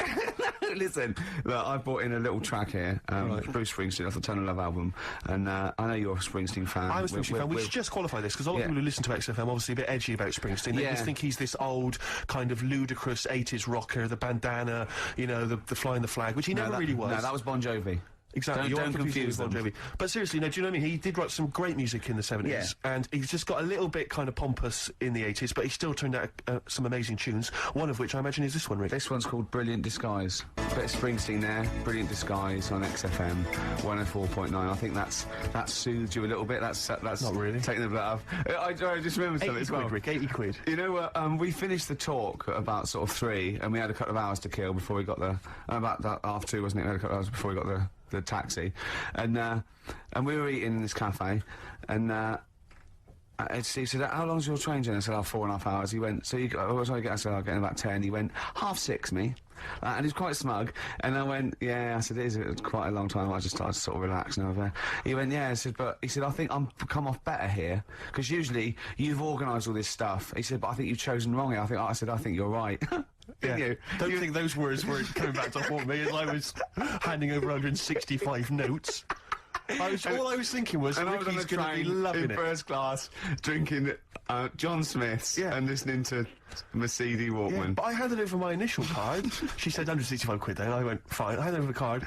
It was a Switch card. She said, we don't take Switch. Don't they? I was thinking, what am I going to do then? I don't know what I'm going to do. I don't know where I'm going to get the money from. What did you do in the end then? Well, luckily I had another card. Oh, right. And she managed to accept that one. But I don't know what I'd have done now. I don't genuinely You don't know didn't tell me you had another card. Yeah, I got 2 cards. Have you? Oh, yeah. Sure. Yeah. yeah. Oh, that is depressing. I was so depressed because I just kept thinking about what I'd said to you. I've won this time because normally I'm always like legging it for tubes, or I'm just, you know, where I get stuck in the rain or something. I've I just never organised seem a to be able to driver or organise something. travel. Because when you get me a job, I said, why? It's up to you. It's up to you. You know what I mean? Every man for themselves. But this time it was 4.5 hours, and I was just in that 40 minutes on the plane. There'd have been no problem. Yeah. Unbelievable. I'm so livid. Do you know, I got off because I'm not very well either. I'm a bit ill at the moment. I got off the plane, and I thought, well, I could get a cab from the airport all the way back home, but, you know, I've already been stung for 165 quid. Got the tube. Took me forever. Really? I'm not going to lie to you. It took me forever. I got in probably later than you did. Around the 11 o'clock mark. You didn't really? No, it wasn't quite as bad as that. But I was so I'm really depressed, Rick. So I was to say 50 quid has well, took me money, right out. I mean, Steve does not like to waste money. And, I mean, by that, I mean... I don't like to spend money. No. He had to go out and get a shirt for a photo shoot, quite an important photo shoot for, I think, the Times, right? Went out, he was buying a shirt, went out, planned it, went short. Came back, $14.99 from Henny's. Henny's, $14.99. He knew where he was aiming, he aimed straight for Henny's, he knew where he can get a bargain. This is a man... But it seems to me that at that kind of price, you can throw them away, Av. You don't even need to wash them, really. You can throw them away using, like, Kleenex. Have you ever thrown one away? No. No. Just scrape off the stains and keep on wearing it, Rick. Remember that time when we went to the casino for my birthday, and I was like 100 quid down, and some people were 100 quid up and 100 quid down. He, after the 3 hours we were there, was down £20, genuinely depressed. I was almost crying. Yeah. Because I don't. Well, it's because it's a mugs game gambling. It really is. Was that where we? Because I went there. It was when it was one time we went there. It was our agent's birthday. That was another time we went there, right? And he was up, and he got a win. He was 30 quid up, and so I said, "It's your round then." And the round was more than 30 quid, and he couldn't believe it. And he sat down and he went, "I can't believe it." He said, "And I bought him a present, so I was already down." Yeah, I was. I turned out I was already down because I bought our agent a gift. I didn't see him buy one. And you know that thing where you're buying a round of drinks for people you don't even know? So it's like, what's the story there? Why am I suddenly bankrolling you drinks? It's like, I don't know you people. I'm not going to get any kind of... I'm not going to see you again to sort of reap the benefits at a later point. Because he came in with his most of you are married or engaged, so I'm not even going to pull from it. It was a waste of time. It was like, just pure generosity. It was something like from Swingers, because he came into the cocktail bar holding 3 chips up worth £10 each and went, hello, like that. Yeah, I was £30 up. That's a lot of money, Rick. You know, Karl, you know that. 30 quid. You don't want to sniff at that. Oh, what songs should we play? We've got lots of songs in. It's hard. Bit of Incubus. Rick, you'll be pleased to know we've already had some responses, and Simon and Mark have already emailed us in this link to something that was on the BBC News website. I don't know if you're familiar with this, but it's a remarkable story. Lion mutilates 42 midgets in Cambodian ring fight. That's just the headline. That's a hell of a headline. That makes me want to know more about the story. Well, that's what a headline... That's what a headline should do. Spectators cheered as entire Cambodian midget fighting league squared off against African lion. Tickets had been sold out 3 weeks before the much-anticipated fight. The fight was organised when an angry fan contested Yang Shamoni, president of the CMFL, claiming that one lion could defeat his entire league of 42 fighters. Well, the fight was ended, Rick, after only 12 minutes, after which 28 of the midget fighters were declared dead, right, while the other 14 suffered severe injuries, including broken bones, lost limbs, and they were basically unable to fight But the lion wasn't hurt? It would have seemed that the lion was okay. Oh, good. Well, that's amazing. Karl, what are your thoughts instantly? I mean, you're bound to have a take on that. See, what's annoying me is I've sent money to Cambodia because apparently they're hungry and haven't got any energy. So what's going on? Well, it's much easier to fill up a midget than it is a regular Cambodian. You know, they're I just feel like Mars I'm being cheated a bit. You were conned before with a charity, weren't you? Well, a few times, yeah. What about the old lady? What was that? I got stopped, and it's like they sort of drag you in by saying, "Have you got a gran?" And I said, "No, they died," and that. It's like, "Oh, did they die of the cold?" No, just, you know, ill, what have you, just old age. He said, "Well, what happens with a lot of people's grans is they die in the cold, right?" So I was like, "Oh, that's bad, isn't it?" Anyway, so she's chatting, and she's showing me pictures of these old women who look cold, right? Saying, "Look at her, that's Edna. You know, she's got no family, she can't pay the bills and all that." Yeah. So I'm like, oh yeah. Anyway, it goes on for about 15 minutes, and you feel bad. You give them your bank details, right? And what happens is, every couple of months, you get a letter from Edna. Well, it's not from her, it's typed up and what have you. But there's a picture of Edna, right? And it's saying, oh, this December, you know, Edna's going to be extra cold. It's cold outside, she can't afford to pay the heat and what have you. Yeah. Keep going, right? So you keep paying every month, like £5, whatever. Get another letter a few months later, right? Edna's sat there. She's got a tan. What do you mean she's got a tan? Well, when they said, you know, she's cold, I thought they meant for the heating, not to send her on holiday for a month. She sat there with a tan. I'm not joking. Are you sure it wasn't just a sort of a slight problem in the printing? No, definitely. Sure, it wasn't looked well happy. Sure, it wasn't liver failure. You see, when does it become like bad to avoid people like that? Do you know what I mean? Because some people say you shouldn't. You know, they're people like us who've just had a bit of bad luck. Well, of course they are. Yeah, I know, but I remember one on our estate, right? And she was a bit. What's the word that you can use? Because I don't want to offend anyone. But I'd say but sort of mental homeless. Is that a term? That's the official term. I think that is the new official term. It's mental homeless-itis. Right. So she lived on the estate and what have you, and she aged. How was she homeless if she lived on the estate? Well, she sort of decided to stay around there because I think people on the estate spoke to her more than people who had money. So this mental homeless woman on the estate, and what she used to do, right? She acted quite normal, and she used to always push like a pram around with her, right? And everyone was like, she can't have a kid, can she? Right? And she was dead happy every day. She was up and down, walking up and down the road. Anyway, one day she sort of walked past, right? Turned round and looked in the pram. There's a bucket with a face on it.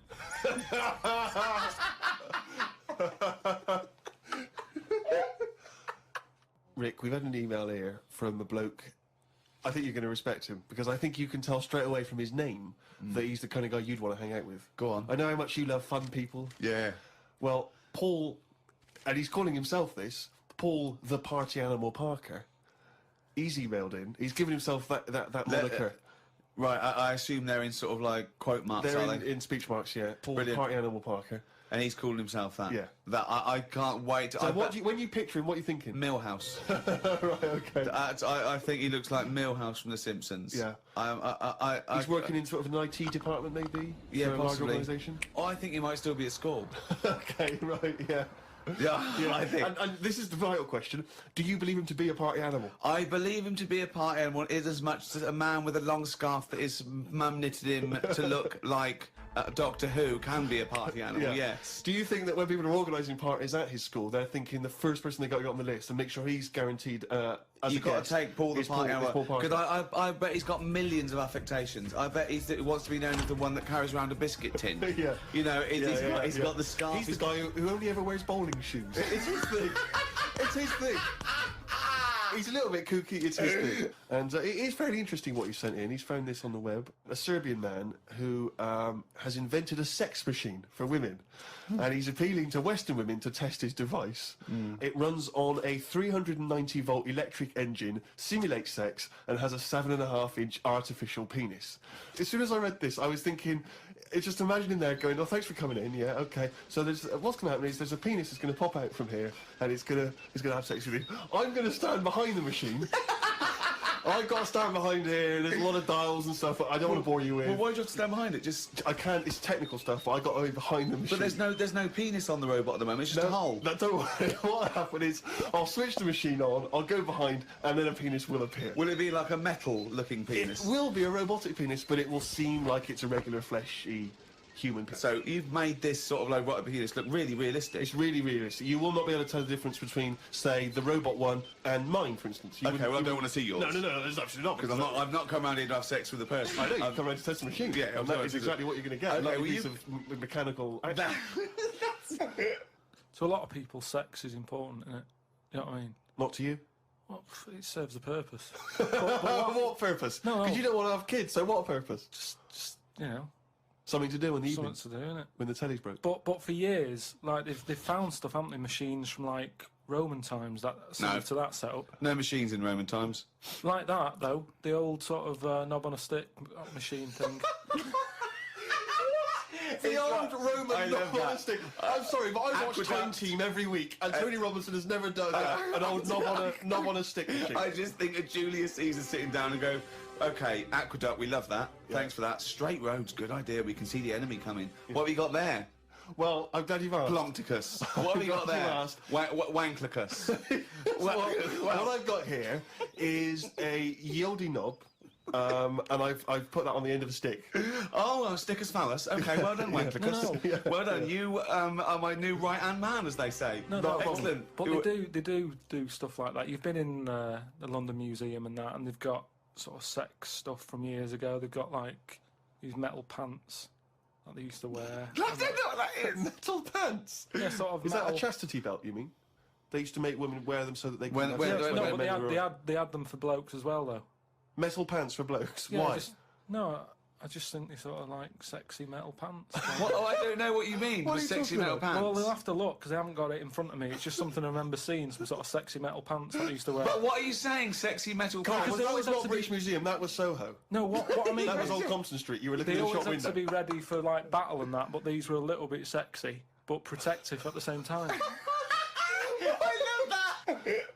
So, Lancelot, are you ready to face the Black Knight? Yeah, what do you think of these? Huh? I just want to look good on the battlefield. Will there be women watching, cheering us on? Well, you're not going to fight like that, are you? What about with your I'm going to wear nothing except these sexy metal pants. But what about your chest is exposed? No, well, it's a good chest. I've been working out. Yeah, I know, but what I mean is you want metal all I've over. actually been lifting up the round table every week. I just work out, do that about 4 times a day. But that machine, right? Why did it have to be a woman, or could they have got a little gay fella in? I don't know. Let me just check. It doesn't actually specify the small print here. I love that. Why do you want to see a little gay fella be... I don't want to see it. I'm just saying they're sort of more... Carl, why do you want... I don't want to see it. Why do you want to watch a gay man get buggered by a robot? I wasn't the one typing in gay machines on the internet, finding stuff out about them. It's not a gay Steve was. machine.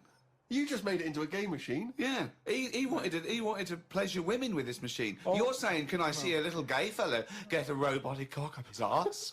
You're the one requesting that, Carl I don't want Pilkington. that. I'm just saying that. You're the one that want to see gay men with metal stuff up their anus. No, what I'm saying is they're more up for a bit more experimentation than... What are you saying? Why is that the case? Why? Why'd you say that? No, they just, you know, butt plugs and that. I mean, what I'm saying is... What, you can't just say butt plugs and that. I'm just saying that I reckon they'd be up for it. What do you know I'm about saying. butt plugs? Well, I don't know anything about them. I just remember seeing an advert for some once in a sex shop. What are you doing? No, I wasn't. I was just walking past. I was walking past the sex shop and that. And Your eyes you sort of looking. Why were you walking past a sex shop? Just because I was on the way to work and that, and I passed one, and there was a little sort of...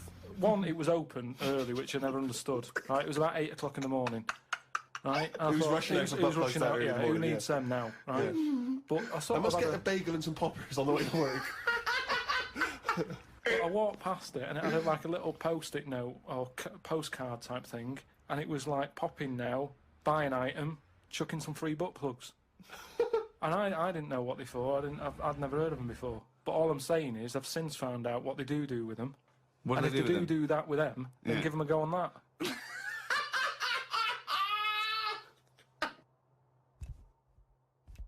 On XFM 104.9. Who are you? Ricky Gervais, who are you? Steve Merchant. Who's that little round-headed Oh, fella there he over is, there? Karl Pilkington. Carl, we've had a lot of Carl today. He's a bit tired, aren't you? Just a little bit. What happened? Bit annoyed You with came back from Edinburgh today as well, didn't you, on the plane? This morning. Yeah. Got an early flight. Yeah. It's just annoying me because there was like people on the plane fighting over where they wanted to sit. Surely they've got designated seats. Well, they have, but that wasn't good enough for them. They wanted to sit next to the friends and that. And it's like, well, you can't because you didn't check in together. So that's the way it is. Yeah, done. But the thing is, it's from Edinburgh, 40 minutes. Yeah. And I just don't understand this sort of... You can stand for that long, can't you? Well, why do you have to sit next to the person anyway, to be honest? I mean, fair enough, if you're going on a long flight, someone to talk to, but for 40 minutes, it really doesn't matter. I never want anyone to talk to. I don't want anyone sitting next to me to talk to me. Why? What are they there for? What? I don't mean people I go with. I mean if I'm travelling alone and I sit next to someone, I don't want them to talk to me. Yeah, but... I don't really know. If I was travelling with you, I'd really not want you to talk to me. Not if you're going to talk like this. Yeah, this... Oh, you sound like you're suicidal, mate. It was just a couple of people arguing. It's over, man. Yeah. The plane journey's finished. Why is it still stewing you up? He paid 160 quid and he's not winching, he doesn't care. 165 quid, let's get it right. If we're going to bring it up, if we're going to mention it... And it's like water ducks back to him.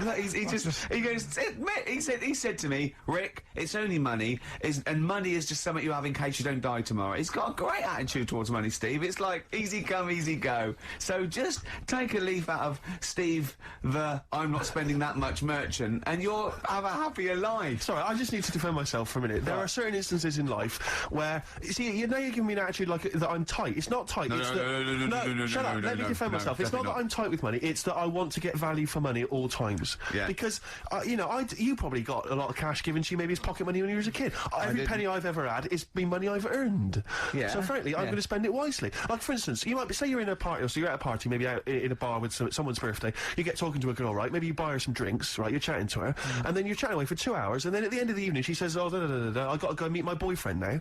Right, she's wasted my money and my time there. Yeah. That's 2 hours wasted and money wasted, right? Now, she should have told me straight away that she had a boyfriend, and I wouldn't have bothered with her. I'd have moved on, I'd have looked on to her. What if she thought she was just having a chat with another human being? Though, Rick, where I'm being deliberately deceived so people can extract money from me or interesting conversation. Yeah. She knew what I was after. It was obvious, the drooling mouth, you know, the beady eyes. And yet she was leading me on. And she was a prostitute. And think how he felt about that. I mean, what a slap in the face. Let's not try and cheapen it with that kind of cheap sexual innuendo, right? She occasionally slept with me for money. It wasn't for money, it was for meals. Yeah. No, but the point was, do you know what I mean? It's just that sort of attitude generally in my life. Is like, don't waste my time, you know? Don't waste my time or my money. You're like, life is, the clock is ticking as far as I'm concerned. And, you know, and so just, if you've got a boyfriend and I come up and I'm chatting you up, just let me know and I'll move on. I won't bother you. Yes, please. I'm glad you mentioned that, because I feel they should definitely introduce some kind of badge system. You see, the problem is that women without boyfriends will be wearing those badges now, and you won't be able to... You know what I mean? You won't be able to say, have you really got a boyfriend? No, I just think there should be some kind of there should be an etiquette, there should be an understanding. Yeah. You know, because they know, they can see what I'm after. It's obvious. Is it obvious, is it? I make it very clear. You're not a subtle man. No, I just come over and pant. Do you still try and attract their attention by throwing small rocks at them? Yeah. As they walk down has that ever worked? Occasionally. Is it really? You know, the desperate ones or homeless ones. Oh, the homeless ones. He once, he said to me, he came in to work, and he said, I gave a homeless girl £1, right? Because I fancied her. He said, is that wrong?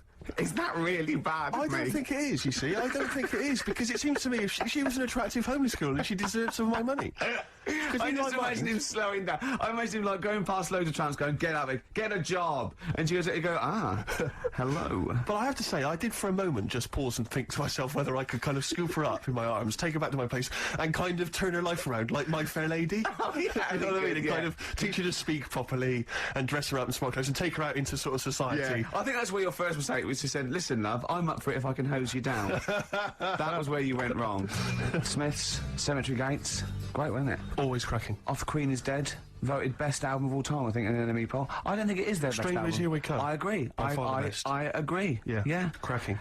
Anyway, Carl, so people are arguing on the flight. How did you enjoy Edinburgh, by the way, anyway? Because I saw you up there briefly for you and Nick Frost, your new mates, Nick Frost and Simon Pegg. You know, he prefers them to us now. I know, apparently, I could tell that from just talking to him, really. It was just, the way he was sort of looking at them, he was just smiling at Nick Frost. It's his new best chum. You love Nick Frost, don't you? Would you have preferred it, right, if I went to Edinburgh and had to sit with some people that I really didn't like? Would you have been happier for me? No, do you know, but... so I had a great time with Simon and Nick, and they're nice people. But he kept going to her, oi, Nick, tell Ricky that story. And Nick and Simon, wow, all it was, right? And they're ghost stories. He loves them because they believe in ghosts. Oh. It's not just they're great blokes with great sense of humour, just because they believe in ghosts. You go and tell him that, he goes, how do you explain that? I was going, well, I wasn't there. What was that one you told me and it was completely wrong? About the... It was, oh yeah, right, it's years ago. Oh yeah. Some in olden days. Oh sure. When ghosts roamed the earth. Once upon a time, you mean? Yeah. Some doctor or something who was into, like, the way bodies work. They got their head cut off. Who did? The doctor?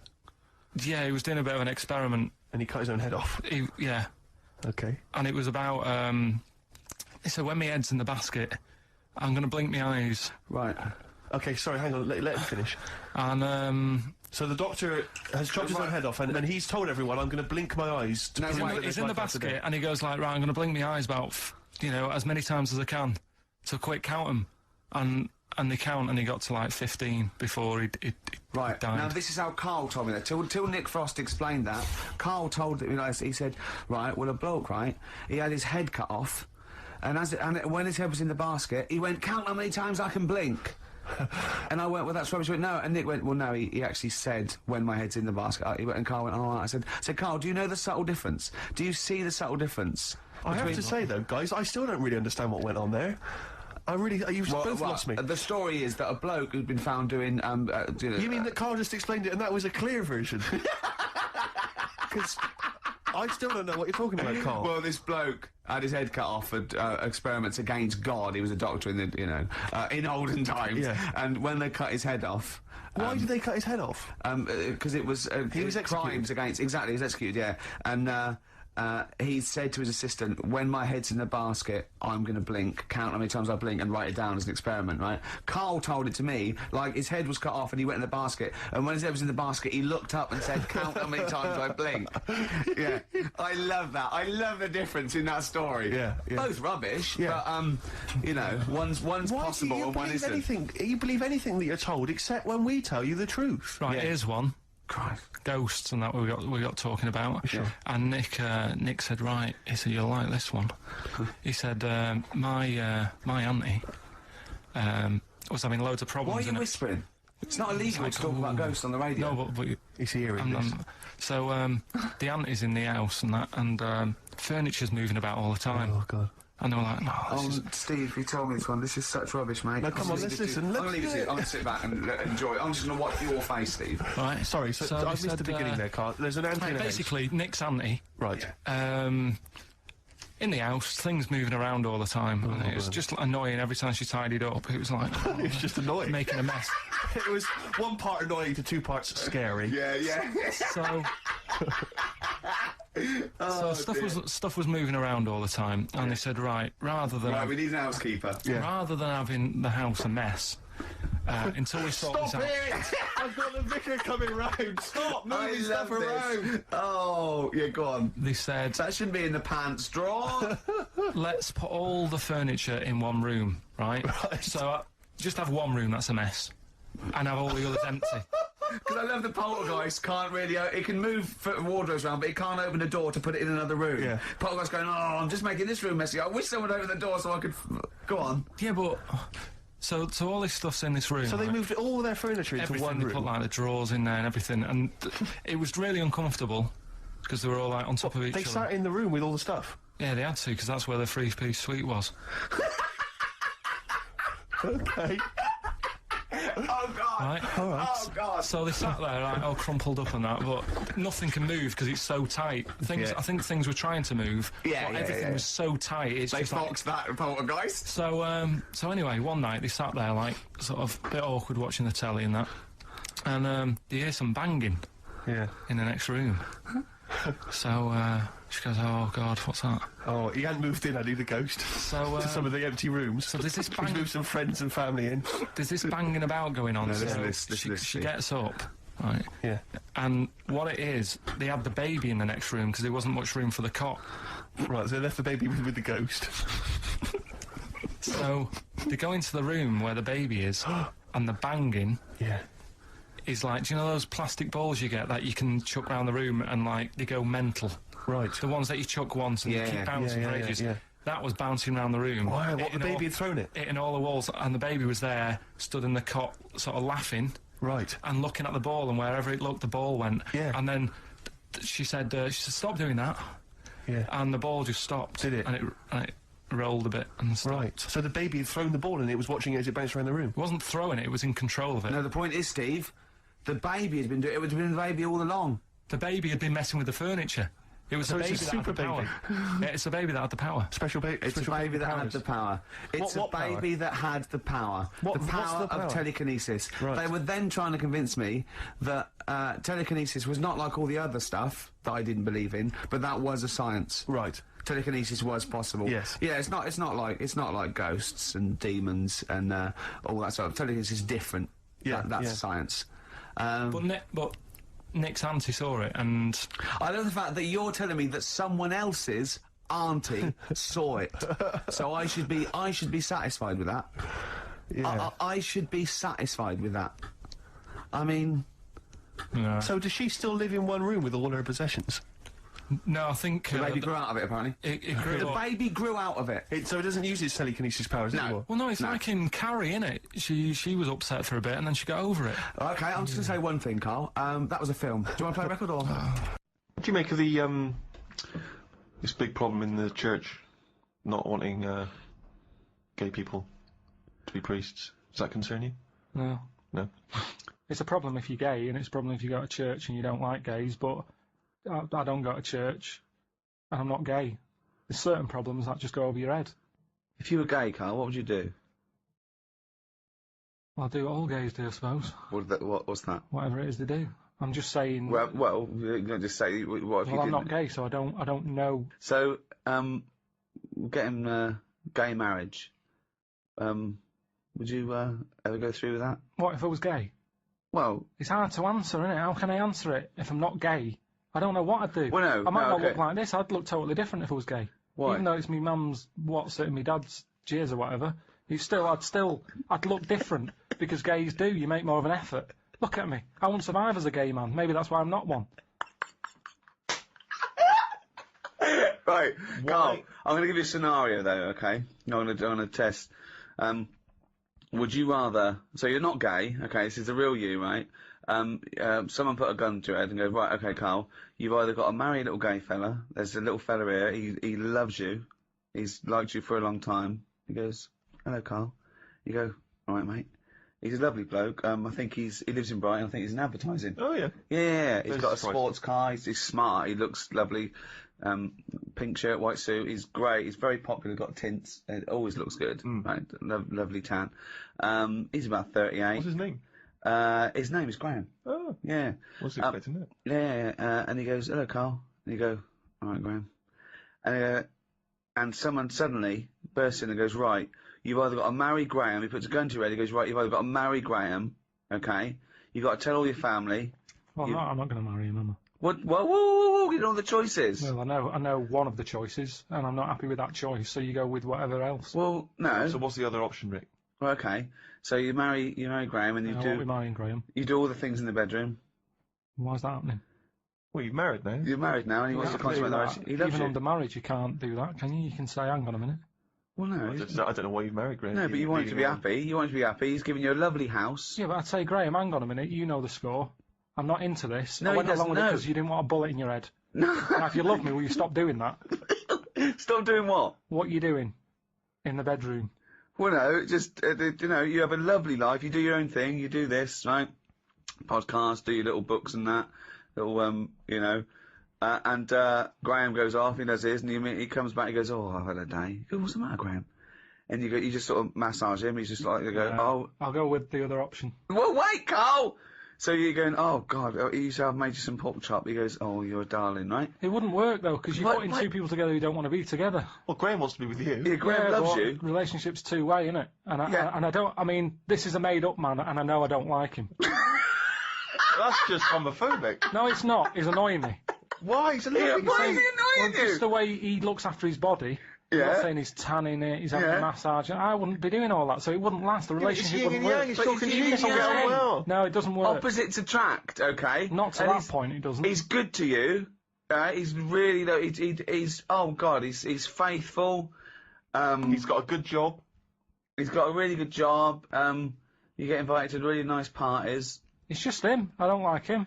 Well, No, that's a shame. He absolutely loves you. That happens, doesn't it? It happens that. I remember being at school with a girl who really liked me, and I was like, it's not going to happen, Sharon. No, Didn't happen. The first. And that's Sharon, not Graham. So the chances of me letting this Graham move in. Well, you've moved in with him, right? He's got a lovely, bigger, got a 6-bedroom house. Of course he is. And you move in with him, right? For the first day, you go, oh, I'm not happy with this, because you're thinking, oh my God, oh God. First day in marriage, what's it going to go? He goes off, he gives you a peck on the head. What's the option? Well, What's wait! the other choice? Well, you don't know! Yeah, okay. So he comes out and he goes, oh, he's bought you a lovely little ankle bracelet. Oh, that's with, sweet of him. with Karl. Karl love. Graham, I need a word. I go, what is it? What's up, love?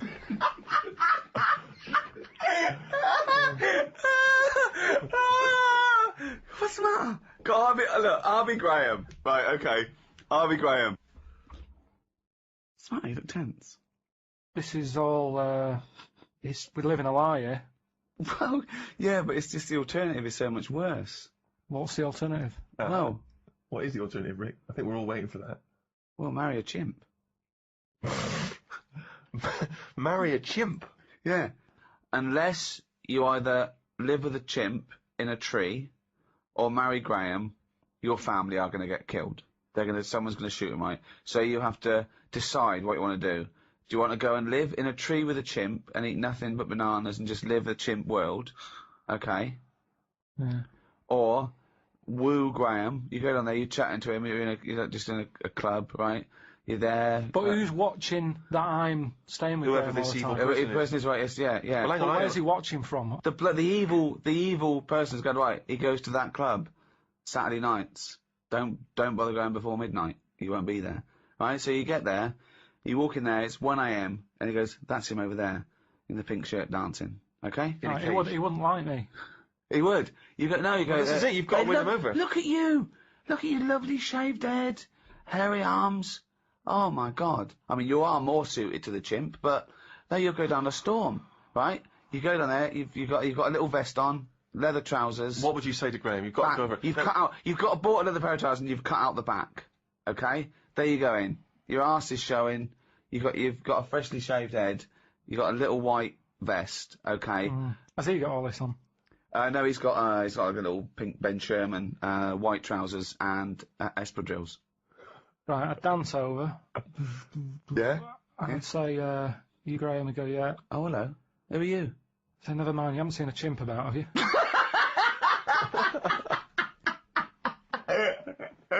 Hello, welcome to episode 2 of the Ricky Gervais Show with me, Ricky Gervais, Stephen Merchant. Hello there. And Karl Pilkington. Right. Oh, yeah, I just feel bad about Graham. I feel sorry for Graham. Don't feel sorry for Well, Graham. he was a nice guy, and he absolutely so badly treated. Took you into his home. He was going to give you everything, and you just didn't appreciate, and was saving your family's life. And you just. Yeah, but I went for the other option. There's no point. All I'd be doing is letting Graham down. And as much as I didn't like him, I don't want to ruin his life. I don't know why you didn't like him. He was just not my type. He's a lovely guy. He wasn't a lovely guy. You didn't give Why him wasn't he a enough lovely time. guy? Just his ways, you know. I mean, you bond with some people, you don't with others. It had nothing to do with him. You barely even had a being conversation with him. Yeah, but you click straight away with people, don't you? You know when you meet someone, you go, yeah, they're all right. It wasn't going to work. If I was to go out with a gay man, Graham wouldn't be the one. Who would be? Who would be? Just someone who wasn't as in your face as him. Well, which Just celebrity? someone. What do you mean in your face? What? Just sort of, you know, just the way he was straight away. I wouldn't go to a club to meet someone like that. I wouldn't. Because I don't like doing that as a straight man. So just because I'm gay, I don't suddenly get into house Well, music. if you were going to be gay, what gay man would you want to marry? Probably someone who you don't know is gay. Is that what that means? Someone who's just quiet about it, just get on with it. So if you were gay, you'd like a sort of straight man. No, because that's not going to work either, is it? That was my situation with Graham. But how do you know? How would you, if you were gay, why would you approach someone who didn't know was gay? What, so if you're gay, the only gay life you can do is going to a club where it's a racket at 4 in the morning and meeting someone? No. Right then, so that's But what I'm saying. who would be your ideal partner if you were gay? Who would you like? There'll be someone who I don't know who's gay, innit? I don't know what that means. What do you mean it was someone you don't know? Because is I gay? wouldn't go out with someone who's really like, oh, hello, and all that, with the shirt open, the Why tan. not? Because that's the equivalent of going out with a woman who's got knickers up her arse, and, you know, it's the equivalent. It's the in-your-face woman and the in-your-face man. I don't want any of you. Well, who do you want? Well, what's your Someone sort of normal. guy? Okay, well, just say what your sort of guy is then. Do you want him to be sort of like a man's man, sort of goes, you know, slap, he sort of like, when you go, do sort of, you go, you dopey idiot, and he just sort of gives you... No, I don't want that. No, you want someone to go, oh, what's the matter with you? Do you want No, yourself you better? see, it's that- Well, what do you want? What do you mean, I'm asking you what you want. Petal. I don't Yeah, want what do you any of want that. in a man? I'm asking you what The you want. ones who are just normal, who just talk, they'll go, all right, Karl, how's it going? Yeah, I'm all right, mate. Yeah, I'm good. Right? What are we doing tonight? Watching Die Hard, if you want. Go straight to bed after that? Yeah.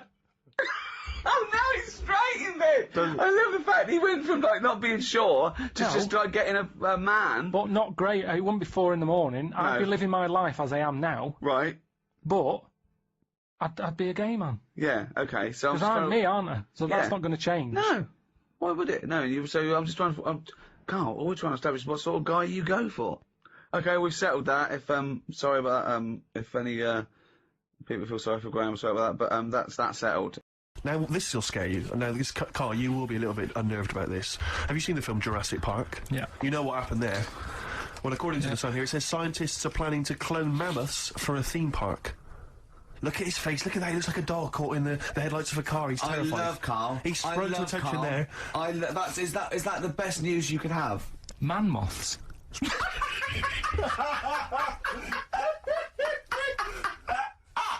Right. Yeah, man moths. I love the fact that that's why he was so excited that they've bred a man moth. What is this? Yeah, it's a human being that hides in your wardrobe and eats the entire jacket in a day. Yeah. What do you mean, man moths? Mammoths. Mammoth, the big hairy cow from the Ice Age. I mean, elephant. You're not so excited about that, then?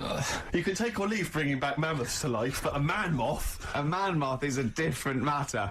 Oh. if we'd have never brought that up, he'd have gone and told someone now, you know, they've bred an half man, half moth. That's how things start. This is what we mean when you hear these ghost stories. Are you slightly deaf? Is that it? When you hear these stories, you're slightly deaf, and his head was in the basket, and he went, count how many times I blink.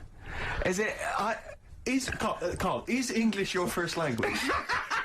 Are you actually foreign? Is that the thing? Yeah. Should we speak when we say foreign, we mean not of this planet. Yeah. Should we speak slower? Would that be a help to you? No, go on. Next what do you make of that? Do you think that's good? Do you think that's good to bring back mammoths? Prehistoric animals? These giant elephants. They're slow, aren't they? It's not as if they're going to, like, get out and run fast and they can't capture them. They'd probably be a fence, to be honest, Carl. They'd probably be a fence. No, but you're asking it as if, like, oh, it could all go wrong, but it couldn't, could it? Well, really? but the point was about Jurassic Park is they thought it wouldn't go wrong. They thought they had it all under control. Have you learned nothing from Jurassic Park, Carl? Dinosaurs would say, "Oh, think about it before you do it." But with a hairy elephant, it's not going to. Not a concern for you. Would you go along to see him? Would you be interested in that? If it was in the area. He's great, isn't he? I'd love a queue, Nothing right? impresses No, him. but what I'd like to do is Carl sitting like Yoda in a little cave, and I'd just like to see people like Tony Blair and, you know, Stephen Hawking in a queue, and they go and say, Carl, got a bit of a problem. And thinking of cloning a man and a moth. Yeah. Problem? Not an issue. No, if I'm in the area, I might cruise around and have a look at it. Otherwise, just don't send it near my clothes. Oh, that's fantastic. So it's just for a second. As the words man moth came into your head, how excited were you? I mean, were you both terrified and excited? Just for the moment when you thought that they'd cloned a man and a moth? I pictured, what kind of face did he have? Did he have the moth's head, or was it a man's head? Just a little head, little man head. Right, what was his face? What did it look like? He just was like, a bit shocked. Perplexed, yeah. So it was like he'd been grafted onto the body of a moth without his consent. And when he was asleep, he'd woken up. He just went in to have a goiter removed, and they said, "We've replaced your goiter with the body of a giant moth." Yeah. Is that all right, Mr. Jenkins? So he had the head of a little. Was it a little boy or a man? Little man. Right. Okay. And he's just bumping into a lamp. Just bumping into a lamp. If you went into hospital and they'd done something, what's the worst thing they could do, right? What would you rather have done, right? You wake up and you've got lobster claws for hands. Right. You wake up and you've got duck's feet. Or you wake up and you've got one horn coming out of your head. The worst thing? Yeah. Probably the horn coming out of my head. Why? Get in the way. That'd be useful, wouldn't it, in fights and stuff? And for, like, parties, people would play quoits. I suppose the lobster claws would also be quite handy there. Definitely. So, first show back? Yeah, it's not bad. It's great to be back. I'm just thinking about that money, Rick, to be honest. It's still playing on my mind. I know, yeah. Could we maybe get, like, a sort of telethon type thing going, or a little charity thing, just sort of help me pay? You can't really ask people to send you money. Really? It's technically begging. Is it? Yeah. Okay. Unless you're are you a registered charity? I suppose not. Not really. We could probably get you status. Yeah. But could I promise? I mean, could I pretend to give them something in return? I mean, am I allowed to sell things on the radio? Yeah, you are. Yeah. So Although you probably get in trouble with the authority if you're using it to sort of like to your own. Not like everyone else doesn't. Not exactly. Yeah. Free lunches and sponsorship and God knows what. You know what I mean? The people that work here, small fry, the scum. Exactly, the nobodies. Yeah. Yeah. But 165 quid it's quite a lot of money. So I mean, if you want to contribute anything, Rick, as I said before, you're more than welcome to. Yeah. No, I would if I felt any responsibility. Right. Or cared. Sure. But I got there too early, which is annoying. What we should have done, really, was get you your plane and come back, because I'd have had time. Do you know, I was going to mention it at the time, but I didn't want to, because I knew the answer would be no. So I was off. Oh, Carl. Oh, I've had a great time. I've forgotten how good it was just to have a normal just to have a conversation with you. Have you been looking forward to this? He's really down today, isn't he? He's down, man, isn't he? Just a bit tired. But it's interesting, because I said to him, did you enjoy Edinburgh? He spent the week up in Edinburgh, obviously, and he said he had a well of time. He loved it up there. He's been partying every night, and he actually enjoyed it. And I've never met him when he's actually enjoyed anything before. He's never enjoyed anything, as far as I know. And I'm depressed that we weren't involved. His paper round. He loved the paper round, and this is the first time. He was talking about that the other day as well. About I said to him, that's what he really thinks that paper round he had when he was 14 was the best job he'd ever had. He still thinks it's the best job because he said he was his own boss. Well, no, you weren't. He went, well, I'll get on my bike and think. And he said, I bet if I phoned those people who I delivered the papers to, they'd say it was the best delivery they've ever had. He said, in fact, I bet a lot of them have chucked in delivery because it went downhill. This is all... he's thinking this as he went along. Didn't you? Yeah. Imagine phoning someone up and saying, you don't remember me, but I used to deliver your paper 10 years ago. Was it the best delivery service you've ever had? No, but if I said I delivered it 10 years ago, you used to... If you got up at, like, 6 in the morning, it was there for you. Yeah. There's no other paper boy who could guarantee that they'd have that paper when they got out of if bed. you could earn enough money, would you do a paper round again? If that was your job, but you were being paid enough to make a living from it, is that something you think about? Do you think you'd enjoy it as much nowadays? Yeah, I reckon I would, yeah. Yeah? Yeah, listen to some music. Sure. £1,000 a week, would you do the best? Yeah. Would you really? Yeah. Is there anyone out there who is willing to test that? Is there anyone who's willing to pay Karl... Right, some of them a grand to take a week off work and deliver papers just for that week. All day though, it's all day. No.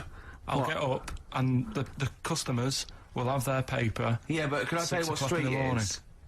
No, because... no, it's the M25. See... You are being paid £1,000. Yeah, they may ask for a you little got to bit deliver to the M25. I'll tell you what, let's take the mood down a little bit and play one of the most beautiful songs I've been looking forward to getting. Just to play this, to be honest. It's Jimmy Webb's version of Galveston. Galveston there, by the brilliant Jimmy Webb. Who wrote it?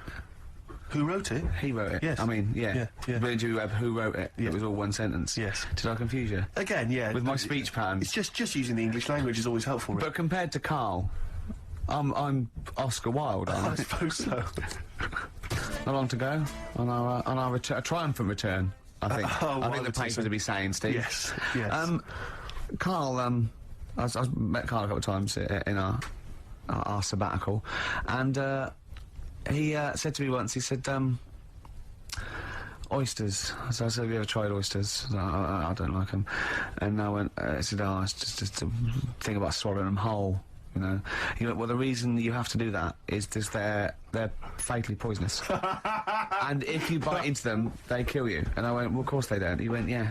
I went, well, of course they wouldn't. What if you chewed on my He said, no. I said, well, so you swallow them whole and they're not poisonous. He went, yeah, see. He said, when you swallow heroin in a Johnny, he says, that doesn't kill you, does it? That was it. Oh. And then, about a week later, he went, I was wrong about them. Yeah, I went, well, he said, yeah. And what did you say? It's if you eat them and then you have some whiskey. They turn deadly when whiskey comes into contact with them. Yeah, when they've had a drink. They get a bit rowdy in your stomach. They start fighting. They can cause rupture. So what are you saying now? Are you saying you don't believe that?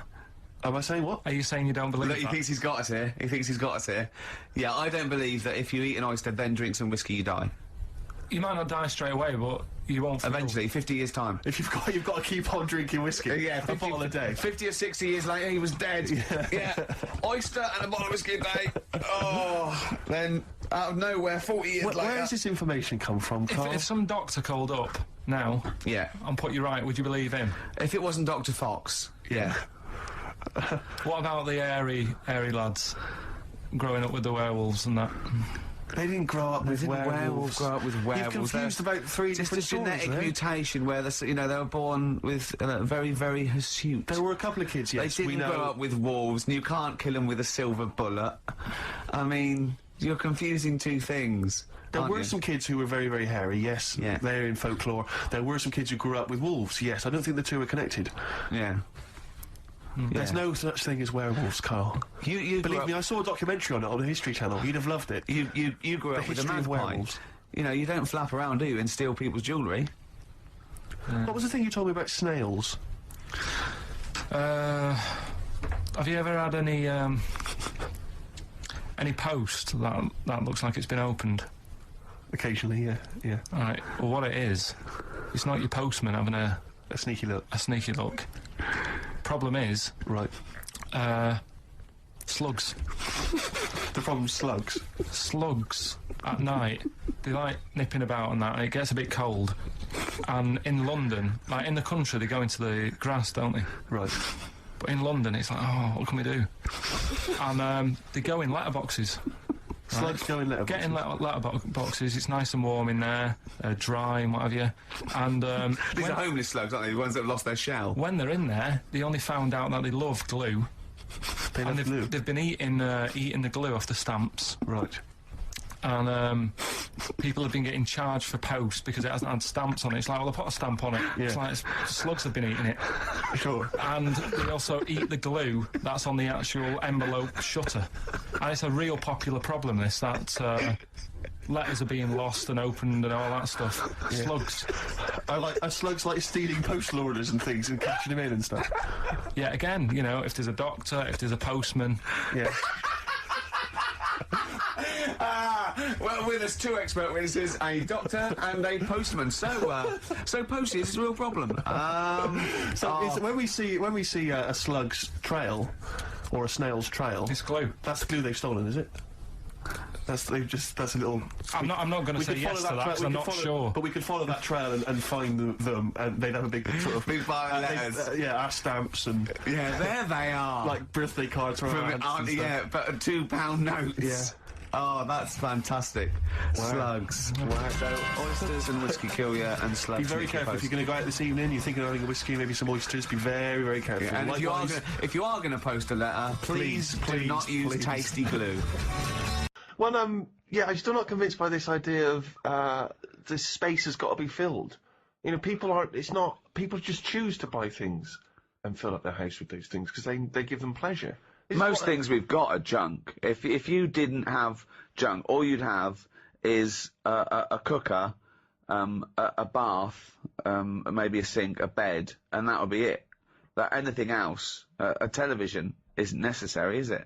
You seem to think that people should live like, you know, kind of 19th century mining community. Well, no, but these, like, a few years ago, people worked this out, didn't they? They all went minimalistic. Because they said... What? Say what? Minimalistic. So one more time. Minimalistic. No. What letter are you starting with in that word? M. Okay. Where are you going on from there? Minimum. Well, it must be minimum. Yeah. So it's what that... Minimalistic. Minimalistic. Minimalistic. No. You're Well, you know what I mean. No, wait. You're popping in an M where there should be an N. Minimalistic. You put in two M's when there should be one M, right? Minimalistic. Minimalistic. Yeah. Wow! Woo! Right. Well, thanks for listening, everyone. That's the end of the first episode. It's gone well. So anyway, a couple of years back, everyone went. Yeah, that was the trend, wasn't it? But we've gone back to being clutteristic. The way I live, like I've said to you before, it's the old 3-month rule. If something's not used over 3 months, chuck it out because it's not needed. So suitcases. What's that? Yeah. Suitcase. No, he uses a suitcase every 2 weeks. He's off all the time. He's off on holiday, yeah. No stuff. No stuff at clothes. What, if you don't wear a piece of clothing within 3 months, it's gone? Well, why haven't I wore it in 3 months? Well, because maybe it's a suit or a tuxedo and you've not been to any fancy balls. I don't have any clothes like that. I wear the same things anyway. I throw clothes away every 3 months because I get too fat for them. So, you know. But it does seem to me the way you talk, it's like you want to live, as I say, like some kind of 19th century a pauper with a big tin bath in the lounge in the one room in your house, and all the family bathe in it, and yet you wouldn't be happy with Well, that, would you? maybe. Well, have I told you before about that's something I said when I was younger. What did you say? When I was younger, I think I was having a bath or something, and I said to my mum, "Oh, remember when I was in like that tin bath in front of the fire?" She went, "What?" And now that's strange, isn't it? That you're saying I'd be happier with that back then. So it's like that was my past life. Well, hang on. Whoa, We haven't finished whoa, yet. whoa. What do you mean? Your mum said what you're talking about. You said. How old were you? Must have been a kid if I'm having a bath and my mum sat there. Well, yeah. Well, I don't know how you operate. I assume you were, but how old? Must have had time to have a bath. As you get older, you don't have as much time, do you? So I'd say 5. I love the fact that after 5 you didn't have time to have a bath. No, he's so busy. Carl, we've read your diary. One day it was simply went to the cobblers and back. No, but so you had time to have about 19 baths. No, but as you get older, you sort of go, I haven't got time to sit in a bath, whereas a kid, it's something to do, You're isn't it? staring at ants. When have you ever been too busy to have a bath? 1, you're never busy. 2, how can you be too busy to wash? It's like saying too busy to eat. Breathe. Got to breathe last night. Why? I had a bit of work to do. What point are you making? So I'm just saying... This is not an anecdote. You said that I'd be happier back in 1800s or whatever. But what are you saying, that you didn't really have a bath in front of the fire? You mean this was a glimpse of a past life, is what you think? Yes. This is just such a non-point. This is just nothing. If you'd said, well, then I went off to see one of those people who regresses you, and although it was a load of old bollocks, he regressed me, and it turns out I was the king of Sheba. I love those things, people. Everyone thinks they've lived before, right? Did I tell you that there was a documentary about these people in Los Angeles that they'd lived before and they'd come back and they did a come as you were party. So they went as the people in their previous life. All of them famous. Of course they were. Kings, queens, leaders of men. Not as I was a stable hand, I forget my name. Right, 2 Napoleons, one of them's lying. I mean, absolute twaddle. We're talking about things that have happened since we met. We've done podcasting, we've done the iPod, we've dismissed that. See, Karl, when he disses all these great inventions and design, when he says you don't need them, it's just faffing, what he means is he's a little bit annoyed that no one's picked up on his ideas, like the clippable mat for the mug, or, I don't know, cat mops. I don't know, it wasn't yours, nor was the tie, was it? The stupid tie. What's that? What's the one about the tie? The tie that had a pocket. Loads of pockets. But I didn't come up with that. That's something I saw somewhere. But it never caught on. I've never seen anyone wearing one yet. It's such a good... It's not a good idea. It's like having a carrier bag round your neck. It doesn't make any sense. It's a tie packed with stuff. You want to... Imagine all right, Frank, nice tie. What you got in there? Baguette. This ridiculous. But imagine the day that the tie was invented.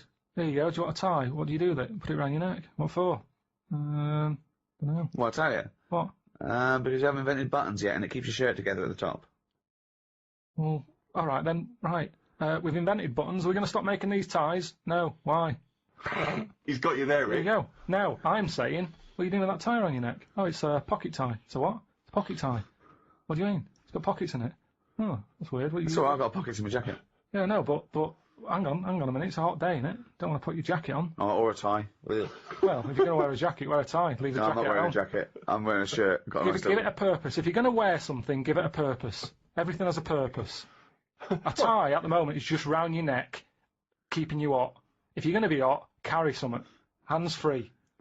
And everything's always there. A bag, you put stuff in a bag, you put a bag down, you forget it. I always forget bags, that's why I don't like carrying them. You pop it down, you get up, you walk off, oh, where's the bag? A tie, when you go in a cafe or something for beans on toast, you don't take your tie off. I don't wear a tie. I would if it had pockets.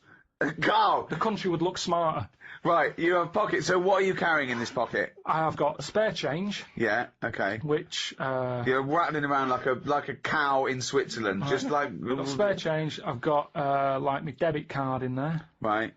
Maybe got me little front door key in one of the pockets. Okay. Pair of scissors if you want. Amazing. That's safe, isn't it? Oh, that's a good place to put it, just around the heart area. Yeah, and near the throat. Facing upwards. Brilliant. Karl, think what you're saying. So when you're on the beach and you just got your Speedos on, pop a tie on, go to the shop and pop a tie on. Well, no, you wear it in the appropriate times, but I'm just saying if you're going to wear a tie, let's make it useful. Let's give it a purpose. Don't wear a tie. It's all right. You do not need a tie with pockets. If you're wearing a tie, you've got clothes with pockets. And it's going to be weighing your neck down. I mean, come on. It's not Don't go mad. If you're carrying anything big, you buy the scarf version. What else has happened since we met? 2002. Gay marriages. That's kicked in. Thoughts? They've happened. Are they popular though? I mean, well, amongst gay people who want to get married, they're very popular, I imagine. What's the point of it? You know, I suppose they want to feel that there's an equality. But is it just one of them things where they wanted it because they can't have it? Do you know what I mean? I think any excuse for a fancy dress. They like to dress up. They love a press tent. See, I just don't understand. I mean, whose name do they use? Whose surname do they go with? I don't know. There's a problem. Just creating problems. I always say that. Any problem solved is a new problem made. Gobbledygook.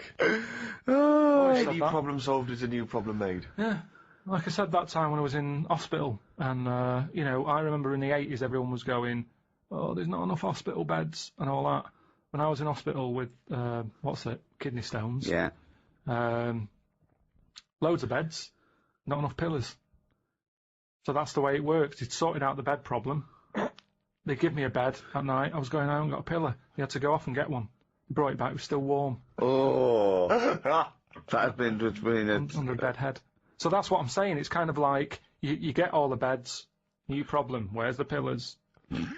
Don't solve problems. Don't solve problems. Brilliant. Point nine. Can I just tell you a story that Karl told me a couple of weeks ago? Is this another ghost story? Another spooky story? Yeah.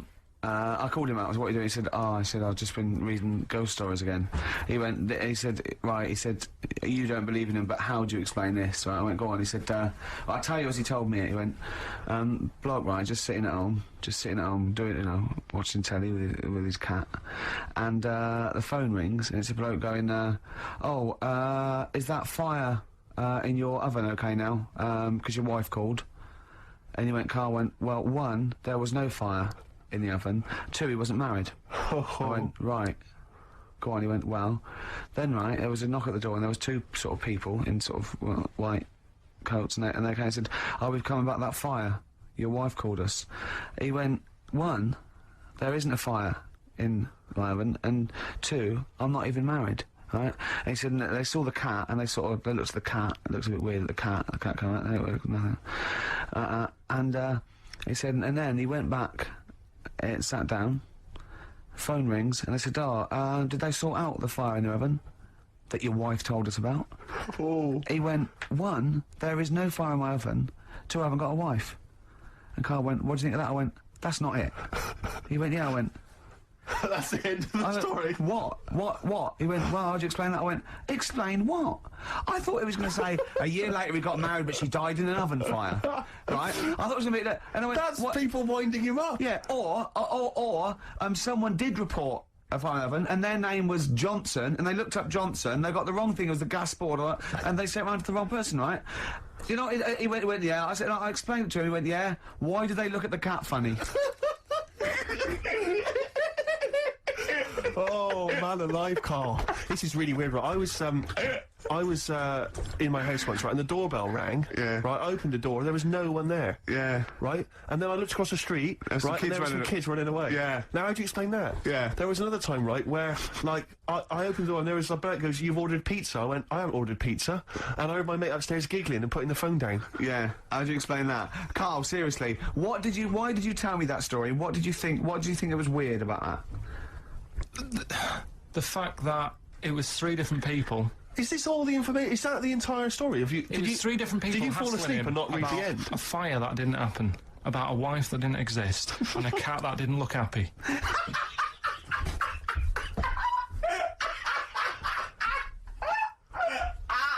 Oh, I'm gonna have a heart attack, Karl.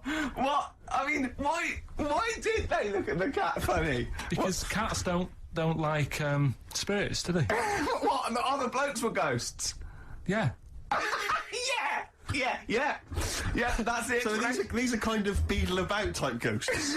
These are ghosts who walk the earth as the undead, just winding people up slightly. That's lovely. That is lovely. Seriously, and a cat that did not look happy. But seriously, why would ghosts wander around just like winding people up? Oh, maybe something did happen there years ago. Some fire. Some woman might have died in a house of a fire or something. Yeah. And it's sort of all happened again. Bit of a, yeah, it's certainly a mystery. It's, if you don't it's a mystery. I mean, I can't. What's this book you were reading? You were reading a book, which is interesting enough. It was the Fortean Times. Oh, Karl. Yeah. Well, I don't know what to say. Well, I'll tell you this, Karl. There is a track that will spook you right out. This is Warren Zevon from was it like about 1979, early 80s? Oh, great track. Werewolves of London. Play this, Karl. But don't be scared. 1978, Karl. Werewolves of London by Warren Zevon. Are you a fan of that? It's alright, that. Great track, isn't it? Fans of Warren Zevon, maybe if you should know he's got a new album out as we speak. Although, if you're a fan, you probably know that already. Yeah. If you aren't a people fan, who hate him would be interested in knowing that he's got a new album out. Do you believe in? I think lycanthropy, is it not called? What's that, sorry? Lycanthropy. What's lycanthropy? Isn't that werewolfism? Really? Isn't it? Do you believe in that, Karl? They've found stuff, haven't they? They've found kids walking about who are all airy. Because they've sort of grew up with wolves and that. Yeah. So no, you see, two things there. You cannot take on acquired characteristics genetically. So, if you grew up with wolves, it wouldn't suddenly make you hairy. There's been pictures, there's been stories on it, and I reckon most people a lot of people have seen the stories. It's a popular thing. You mean the kids that are born hairy? No, there's kids who've been born hairy, right? Yeah, that's it. No, but listen, and they walk around on all fours, and they drink milk from a saucer. Steve, this is too easy. Remember that time with the maggot in the head? And getting out with bacon, and you were like laughing, and then people called up and said, "Yeah, I've seen that. I've read about that." Yeah, this is the same thing. Have you seen an XFM listener up close? Have you ever looked? They drink milk from a saucer. yeah, they've got to be kept on leads. People who listen to this show. There's no point me telling you about stuff. There is. It's comedy gold. When you were out of school, did you keep arguing with the teacher saying you're talking rubbish there? Teachers didn't teach us about werewolf boys and ghosts. They taught us maths. God, right, tell the story about the manhole cover. Right, in the same magazine as the one with the cat and the fire and that. Don't tell me that story again, it gives me the shivers. Yeah, a cat that's got a weird expression on its face is against God. Anyway, this isn't a scary story, this was just, like physics. Physics. Yeah. It was going on about the nuclear bomb and how powerful it is. And they put a manhole cover on top of one. Okay. Blew it up. Yeah. Never saw the manhole cover again.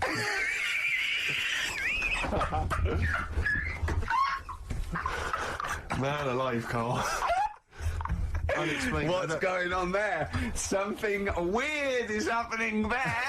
Oh. If anyone has ever seen that manhole cover, please get in touch. We'd love to know where it is. Oh, that's fantastic. What sort of experiment is that? I imagine all these scientists on multi-billion-pound research budgets, they're going, we test everything. What would we do to a manhole cover? Don't know. That's like letting a couple of students yeah, exactly, have control of a nuclear Do you reckon it could send a traffic cone into orbit? Go on then, put it on there.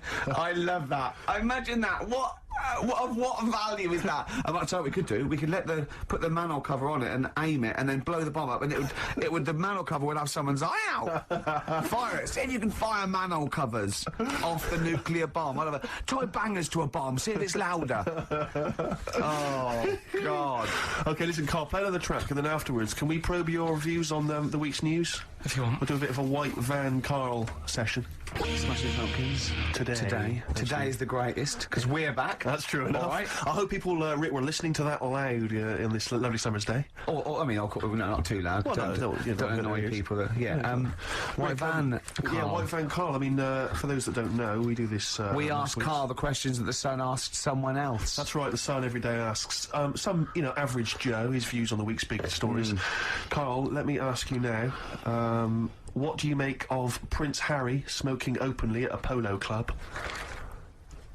Are you aware of this story? No. Was it? Go on. Prince Harry, you know that he's one of the royals, and he was seen smoking openly, a fag, a cigarette.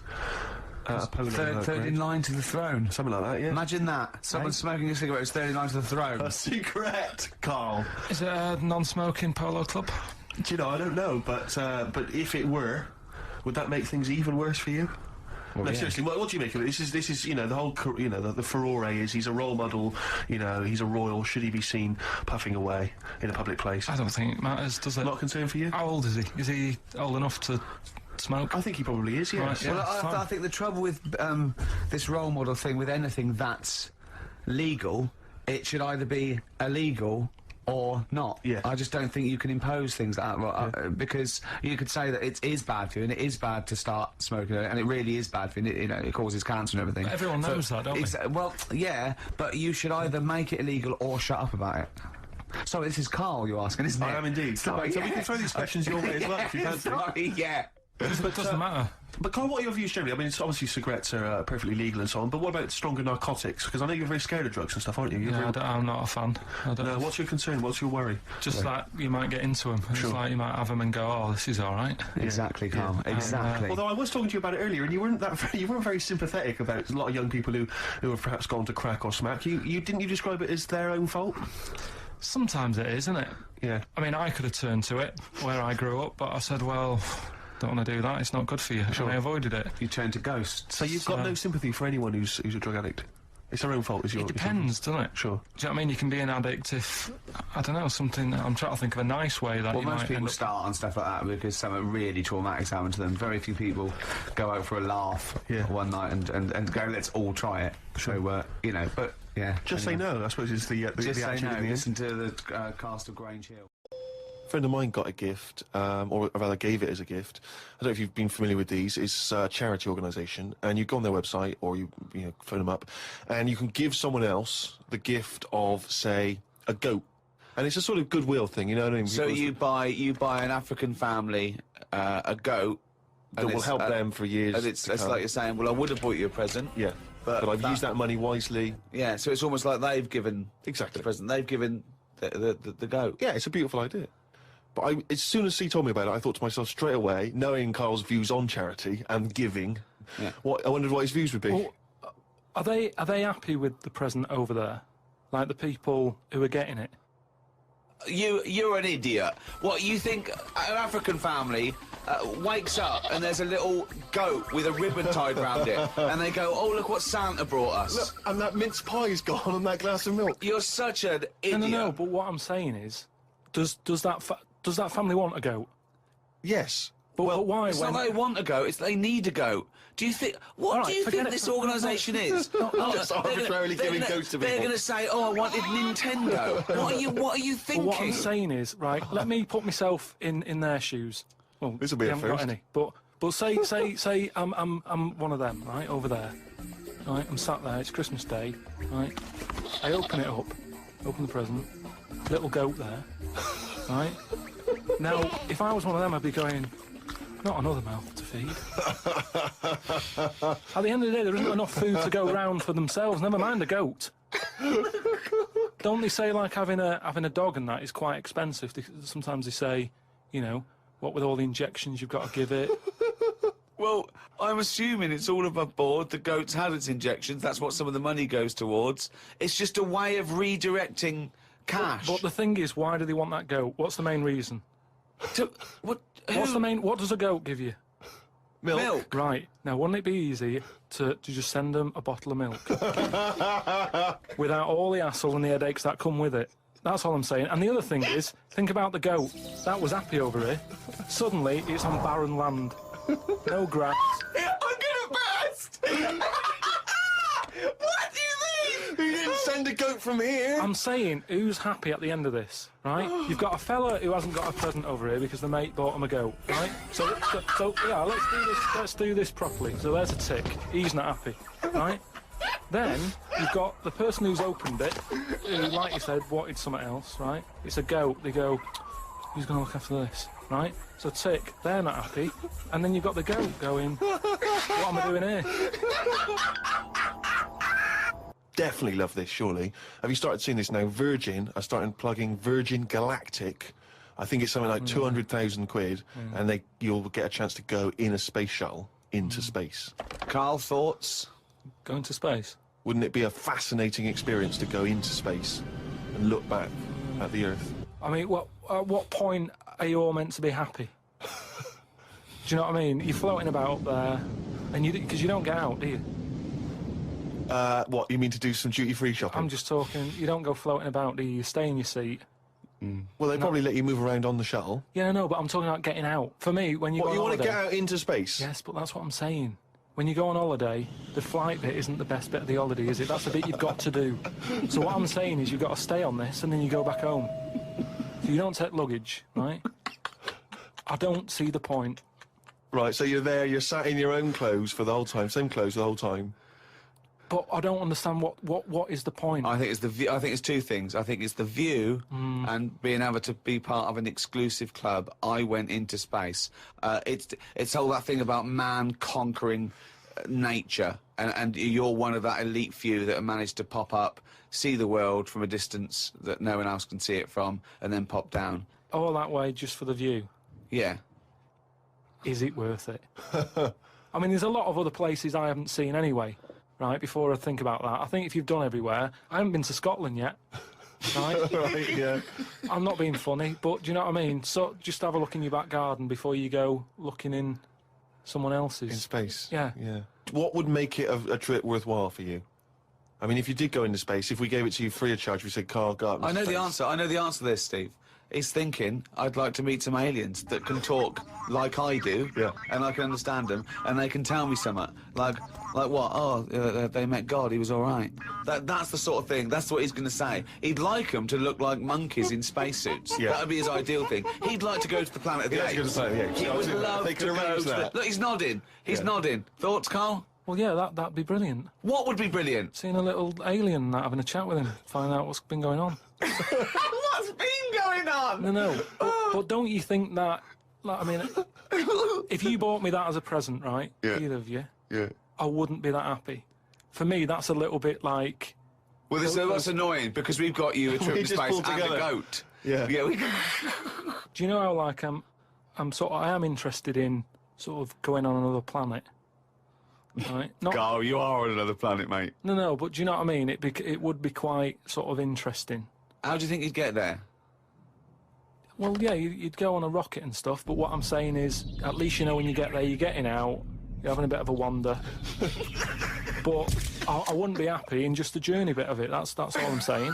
That's great, isn't it? But the thing is, right, because I was looking into it a bit, because I was reading about the Virgin thing, right? And I was reading something that in 1971, right, 3 of them went up there. There was one bloke in the rocket, right? The other 2 wandered off, had a walkabout, seeing what rocks they can find. Right? And that bloke who was in the rocket, right, he was the loneliest man ever in the world. I don't know what to do. I don't know what to do. I don't know if that's some sort of profound poetry, or I don't know what I think he's trying to say? He's trying to say he was, by definition, a human furthest away from all other human contact. Yeah, that's what I said. Yeah, okay. Now, you said loneliest. Loneliest evokes an emotion. Yeah. But it's like he started crying and writing poetry and listening to Morrissey records. But what I was thinking is, do you think when he got up in the morning, he still bothered to put his clothes on? That's the first thing that came into your mind. No, when just you because pictured him I in always, there. at the end of the day, even if, like, my girlfriend Suzanne's out at work and that, I'm not happy walking about with everything out, because you never know what's going to happen. I just mean, you never know if someone's going to turn up. No, I don't like what I don't like. No, I always pop some pants on or a towel, even if I'm not alone. always. Because I've knocked on your door when you've been stood there with... No, he's taking his trousers off. I did it especially, knowing that you were there. I've done it especially to annoy you. Oh, right. Yeah, so... But do you know what I mean? Do you think he was walking about the rocket with his tackle out? Or did he go, well, no one's watching here. Do you reckon it floats up or down? Well, if you are the man who was up in a space rocket and was for a short period the loneliest man in the world, we'd love to hear from you. We'd love to hear what you did with your time, how lonely you felt, and also did you float around with your cock and balls out? Karl, if you could have a superpower like Superman, what would your superpower be? Can I suggest consciousness?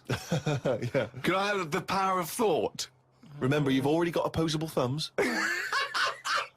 So cross that one off the list. Oh, go on, Karl. There are so many to choose from. Telepathy, X-ray vision, flight, invisibility. Choose it wisely. Strength, intelligence. But why have I been picked? Oh, for God's sake! No, but I'm just saying. It's Rob's question for you. But I'd just say, does anyone else want this? Or, do you know what I mean? Oh, what do you wish you could do that's impossible is the question. What? What do you mean? Because with that comes a responsibility. Is what With I'm enormous power does come great responsibility. So, would you like Spidey senses? Is that what you're saying? Come on, Karl, you know what these superheroes, because they can. I know, but it always freeze things. They're never happy, are they? Do you know what I mean? Spider-Man that wanted to tell that girl that he could climb walls and that. He's like, I can't. Superman never told Lewis and that. Who's Lewis? Who's Lewis? Who's Lewis? Yeah. It's just a pen pal, Superman. Lewis! His little secret chum! Yeah. All right, Superman. Hello, Lewis. What are you doing? Superman. Who are you? I can't tell you, Lewis. Brilliant. You know, Hulk. He wasn't happy. Hulk, he wasn't happy. It's true. He's got a theme. He has got a theme. There's not many happy superheroes, are there? Leaving aside the superheroes you're already aware of, what superpower would you want? You don't have to fight crime with it, Karl. Let me remind you of some of the other things. Invisibility. All the time, though, or can I sort of turn that on and off? Let's say you could turn it on and off. Would that interest you? Yeah. I'll have that. Right. Okay, and what would you do with this power of invisibility? Just sort of wander about and just not get seen.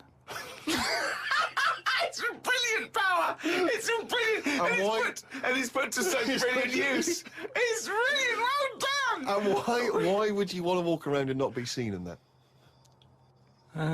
What would you gain from that? I don't know, you could sort of go in shops when they're shut, so you don't have to go. How would you get in?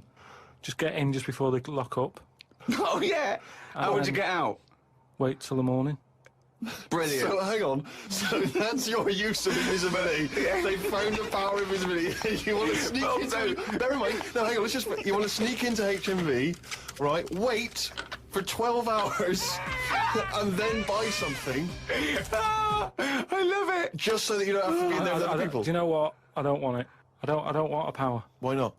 Because I just don't think it'll do me any good. I think it's more of a hindrance.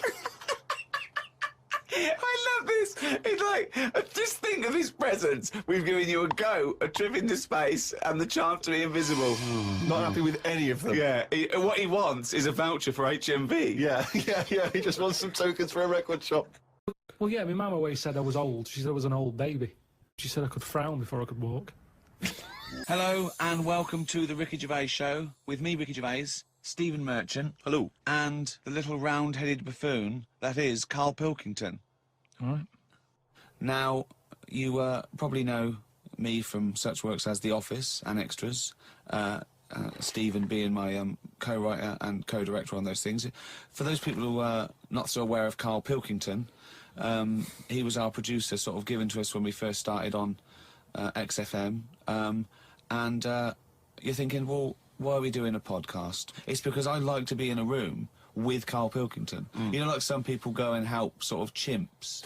Do they? Yeah. Well, they go to the jungles and things. And help out little sort of endangered Diane species. Fossey or whatever. Exactly. You're very much the Diane Fossey of the Manchester scene. Of the little bald mank world. And Karl Pilkington is an ongoing experiment for me, because I've seen him blossom from an idiot into an imbecile. And I want to see it through. Look at the way he's looking at us. Look at that. He's got a perfectly round head. And that's why I'm doing this podcast. Karl, what do you think about all this? It's just, I mean, we are living in that sort of era now, aren't we? That you need to be able to listen to stuff on demand when you want it and stuff. I know you're not a fan of the iPod in general, are you, or any of the MP3 things? You're concerned. I'm warming to it, but this is what's amazing about Karl. Even though he's talking about things like MP3 players, computers, iPods, he sounds like he was found in a glacier and thawed out. Do you know what I mean? And sort of taught to speak. We're a couple of high school guys who found him, and we're trying to ingratiate him in the gang, trying to pass him off as someone from the modern day. But my thing with iPods is, now, do we need them? Do you know what I mean? We're living in that era now where we have invented most of the stuff that we need, and now we're just messing about. They said that in 1900. Someone actually said everything that's to be invented has already been invented. They said that in 1900, and how wrong were they? No, but what came out, at what point, what was invented in that year where they went, right, that's it now? The 20th century. Think what happened in the 20th century. Go on. Well, planes. Yeah, but is that a good thing? Planes and that. Do you need a plane, really? Wouldn't it have been better if we all stuck where we should be instead of travelling about? War. Well, look, war's happening, isn't it? Because everyone's saying, well, now we can fly, we'll go over there. So there were no wars prior to the invention of the aeroplane? Not like there is today. Right. But what I'm saying is, the world's got smaller on it, everyone's saying that, right? Yeah. You know, the way I was saying to you the other day, you know, we now go to places where we shouldn't go. People go on holiday to places where you've got to have an injection before you go there. Yeah. Forget it then. That's a warning. Don't go there. I'm with you on that. I don't want to enter a country where I have to have an injection to stop me from dying while I'm in that country. Right, I totally agree with you on that. So what happened is, so they invented the plane, and it's like, oh, let's go on holiday, and then they go, oh, I die now. Oh, well, you've got to invent something, let's invent an injection. And then it's like, right, well, what else do we need to go to that place? There's a lot of faffing. So what I'm saying is... Is that a place? A lot of faffing? What I'm saying is, you know, Steve's travelled more than I have. You've been to, like, dangerous places. I've been to places where you need injections, yeah. Yeah, but why? Because it's fascinating, isn't it? You know, do you not believe in that idea of travel broadens the mind? You know, it makes you experience other ways of life, other ways of thinking. It just enriches you as a human being. That's the whole reason people go travelling. But since the invention of the telly, you don't have to go that far to see it. You're absolutely right. So there you go then. The telly was the 20th century, wasn't it? Yeah, it's pretty good. So where would you stop then? You'd stop making stuff now? Stop inventing stuff right now? If we're going to invent something, right, forget, like, the traditional way of people having kids, right? The way they, you know, have it away in that. You know, what do you mean? What do you mean? No, you know, like the way that, you know, we have kids and stuff.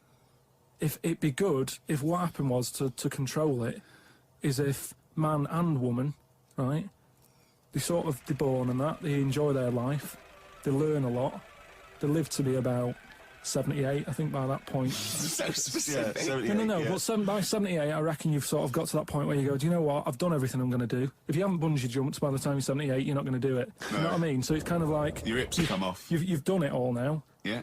And then you die, right? So, say if everyone had that, they live to be 78, but then, just as you die, you have a little baby inside you, and as you die, your life carries on. Sorry, how is this happening? Sorry, are you mental? No, but don't you think... I mean, what? I've never heard such drivel. You're saying that, but if Newton said it, you'd go, interesting. That's what annoys me. The point is, Karl, he never would. He'd never say it, that's the point. If you never say it, I don't understand what you're talking about there. How was it? How is there a little baby in a 78-year-old? No, what I'm saying is it's like an apple, where the apple grows, and it's got its little baby pips in it, and the apple goes, and the seeds are planted, and a new one's born. But that's what happens. But that is what reproduction is. Yeah, but I'm saying babies aren't being born left, right, and centre. It's controlled, so that as someone dies, someone's born. But Karl, stop. Whose responsibility is this? If you don't want to do it, we won't do it. But is it supposed to be nature? Has nature got to develop humans so that we act that way? We live that way? Or is this a scientific experiment? He said to you then, he said, look, if you don't want to do it, we don't need to do it. Yeah. Like, if you were up for it, we'll sort it out. Yeah. We can do that. We'll have a whip round so we can do the research. I just think, at the end of the day, we've got to do something. And is anyone keeping an eye on this and looking at what we can do next to control the population thing? It does my head in, that I've got to live in London for work and what have you, and there's loads of people here, and, you know, forget going out on a Saturday night, it's too busy, and you can't move, and they keep... I mean, what annoys me about London So is... your solution is that 78-year-old women have little babies inside them, and as they slip away into death, the little babies... And how is that baby then raised? Who looks after the baby? Because it's a pretty good system, having a baby while you're young enough to look after that baby and make sure it lives to, you know, reproductive age itself. I mean, that system's been working for years. Nature's sort of sorted it out. Natural selection and evolution sort of makes that a good model. But wait a minute, nature. Pop that on hold, because Karl Pilkington's got an idea. Yeah. That's what it was, just an idea. Yeah, well, it was, you know, it was nonsense. But thank you for it. The worst I mean, it was the ramblings of someone you'd find by themselves in a hospital eating flies. This is the sort of thing you find when, if they find maybe a pamphlet or a booklet written by a psychopath. You know, someone, just before they went on a rampage and then turned the gun on themselves, they go through their possessions and they find a book and it's got weird drawings, women with knives in their face, and this kind of garbage. In fact, I saw a similar sort of theory written out on a wall, but it was written in shit. Exactly. Yeah. No, all I'm saying is, I think it's, you know, when people die normally, everyone's fed up about it, aren't they, and a bit down. But if when you pass away, you go, oh, we're going to miss Gladys or whatever, but then there's this new life brought in, it's almost like a bad news, good But news. you're talking about it like someone could pick this idea up and run with it. Like you've given them enough information to do it. How is this possible? Where does she get the baby from? Why does it grow? Why grow it in Gladys's belly? Why not have it in a drawer? But what I'm saying ready to go, just add water. I mean... Who looks after son of Gladys? There is no theory here. There's no... It's the ramblings of a madman. What I'm saying is, though, the body's always changing, innit? From caveman to now, or whatever. In some cases. And they're always finding out more and more. Like I read the other day about how they're saying, do you know, like they say, people have 6 senses. Yeah. There's loads more than that. Right, and there's this one... I say, show me that you've got one. No, right, and there's this one that's knocking about. Go on. That, what it is, say if I'm in a pub, right, and I'm just doing a crossword or whatever. Unlikely, but go on. And there's some woman who's walked in, right, and she's staring at me. Yeah. I know she's looking at me, and I look up and I look round, she's looking at me. Right. And they're saying that's a new sense that they found out from, like, you know, doing tests and what have you. Yeah, it's rubbish. And they're saying that's been around since like man and dinosaur was knocking about. They've stopped. No, they've explained I think it's safe to assume that, you know, that with your perfectly round head, people are always stopping and looking. No, but they explained I mean, you just know that there's probably going to be someone there if you get right. They said it's from the time when, like, caveman was, like, wandering about, and he'd go, hang on a minute, and he'd look round, there's a dinosaur there or whatever, and he'd leg it. This is nonsense. I hate it when people use the term when caveman was wandering round. Caveman and dinosaurs, oh, they used to live together, yeah. Oh, that's the same era. Yeah. What have you been watching? Raquel Welch? What do you mean? Well, what do you mean caveman wandering, knocking around with a dinosaur? You know the Flintstones is only partly based on fact. Dinosaurs and man did not coexist. The dinosaurs had long gone before man arrived. Extinct. Kaput. You don't believe us? Well, you don't believe because you've seen... Because you saw that film where they took pictures of lizards and magnified them and put them next to men in films so they looked like they were fighting. Yeah. No, but why couldn't that have happened? What is the film with Raquel Welch? A Million Years BC. A Million Years BC or something. A Million Years BC. Brilliant. Yeah. Yeah. No, but... She had a sort of woolly mammoth bikini. Fact. What I thought we could do, Karl, on this, the brand new 5th series of the Ricky Gervais Show, we're talking about things that have happened since we met, looking back, what have you learned, where are we going forward from this. I thought we could play Room 101, the popular TV show where people cast the things they hate into Room 101 forever. Room 101, of course, is taken from George Orwell's 1984. Room of all your fears and terrors and... So, is there a copyright issue here? Can we just steal this idea? Well, yeah, well, let's play Room 102. Clever. This is the room next door to Room 101, which is worse, in my opinion. Is it? Oh, Winston Smith. He'd love to be in Room 101 if he went to Room 101. He'd go, oh, get me back to Room... I didn't know I was born. This is much worse. So, Karl, these are things that really annoy you. Don't put in things like, you know, cancer and racism. I mean, that goes without saying. They're already in there. They're already in there. All the terrible things in life here. This is just your little bugbears, the things that really annoy you that, you know. Well, I actually did the real show, and I put in things like, lateness. That's my bugbear. I can't stand it. I think I put in, parents who let their kids run riot. Parents who think that everyone is interested in their kid as much as they are. I remember I was talking about this family, right? They were passing the baby around in a restaurant, and it was like being sick, and they were all shouting about it, and I was thinking, oh, and I got onto, oh yeah, they were breastfeeding it, and at one point I went on a this sort of like digression about a friend of mine who moved to the country, and the woman next door, sort of this hippie woman next door, about 40, you know, one of those sort of like long grey hair, you know what I mean? Shave your legs and stop wearing flip-flops. Yeah. And they said, oh, we're just neighbours and we brought you round a rice pudding. And they gave my friend a rice pudding. And she went, oh, it's made from breast milk because I'm still lactating. And I went, thanks very much. And of course she went and they threw it away and washed the dish and gave it back to her. And it annoyed me. The arrogance of coming round and saying, it's rice pudding made with breast milk. Get out of here, you dirty hippie. Is that what you'd have said though if she'd arrived at your No, door? I'd have said, oh, do you know what? I'm breast milk intolerant. No. Well, I remember the next day it went out on television. A journalist said, "Oh, Ricky Gervais showed his misogynist side." No, I stand by it. I stand by it. I don't eat strangers' breast milk. I'm saying about it totally natural. Well, it's not okay. Yeah, it's a cum sandwich. It doesn't matter if it's natural. It's fucking disgusting. Don't make me a rice pudding out of breast milk. You know, I'm not a fussy eater. Sure. Well, you are. Yeah. But no, I know what you mean. Surely you draw the line there of a stranger's breast milk. Oh, yeah. No, absolutely. Any kind of jizz clan. Jizz clan, do you know what I mean? That's giving you an example of the sort of thing that one might put into room 102. Yeah, people who try and make you eat their breast milk disguised as rice pudding. It's quite a specific fear, that one. Graham. Oh, come on. He doesn't deserve that. Slugs was in there. Slugs. So, then there's, you have to put a case forward, and me and Steve decide whether slugs go in, or whether they stay out, whether they've got a purpose.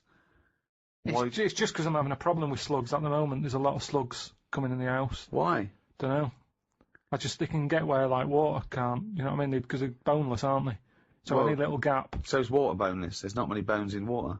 No, that's what I said. Yeah, but you're saying they can get somewhere that water can't.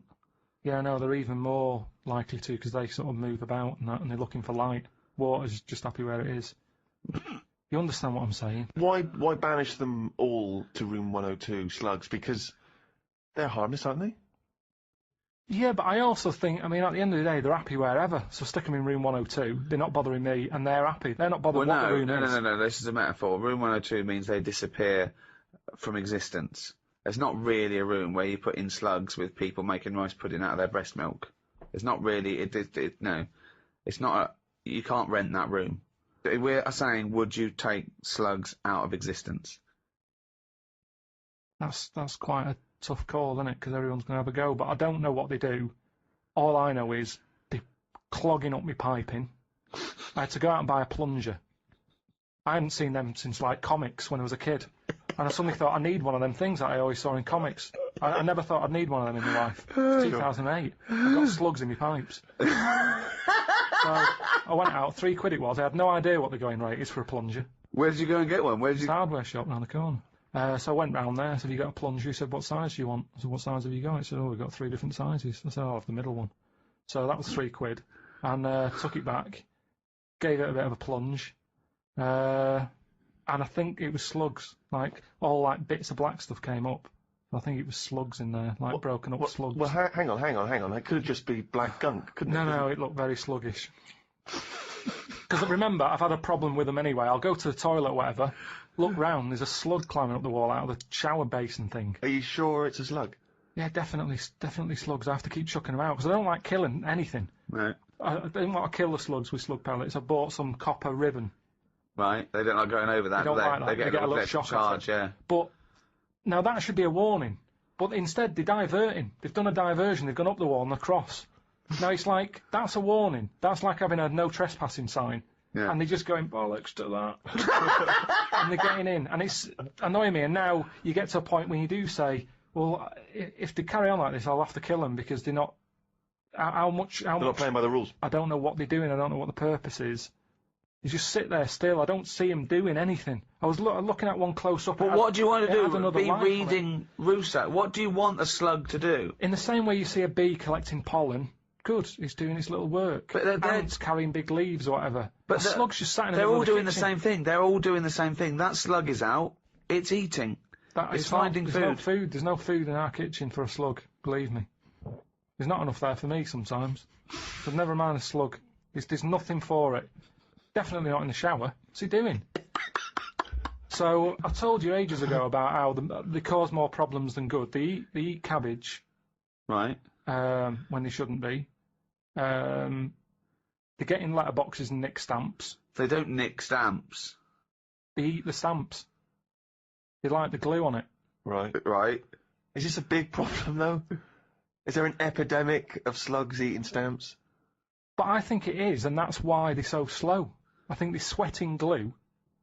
And it's Right? slowing them They're down. eating all them, and that's why they're sticking to stuff. Have you ever picked up a slug? Well sticky. They give off this glue. It's like all the glue they've eaten off stamps.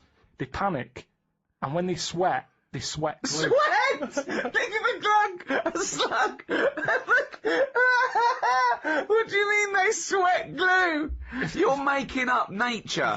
This is like Attenborough, but made up. When you see a slug, yeah, you prod it, it gets nervous, it wants to run off. But the problem is, because it's sweating glue... It's not sweating glue! It makes sense. That's not It's just a nonsense theory. It's just what I've noticed on them. Right, Rick, do you allow slugs in room 102? Well, I think we should, if they're going to be gone forever, then we should put a case forward. They're amazing creatures. Yeah, but you haven't got them in your house, it'd be different. All you've got is people coming around saying, do you want some rice pudding? That isn't a world problem. That wasn't me. Right, whatever it was. No, but they're amazing. They've got two sets of like antennae. The one at the top is for light, and the next one is that they can smell and get food in the air, just the slightest. What do they do for the world? They're food. If only. It's not good enough. That it's not good enough. What do you mean? That's the ultimate sacrifice. Surely them being food for Who's something. eating them? Hedgehogs. Do they like them? Yeah, they love them. They love slugs. Do they? Yeah.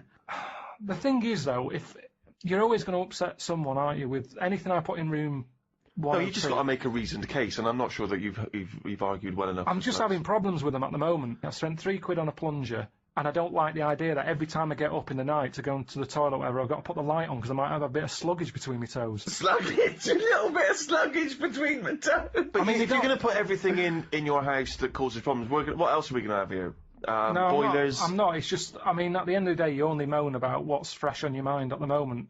And I haven't, I've got to go to that house, and I dread to think how many slugs are going to be stuck to the ceiling and everything. Right, okay, so we need to move on. So, you are not putting them in? I'm not putting slugs in. Alright, slugs have not gone in, Carl, I'm afraid.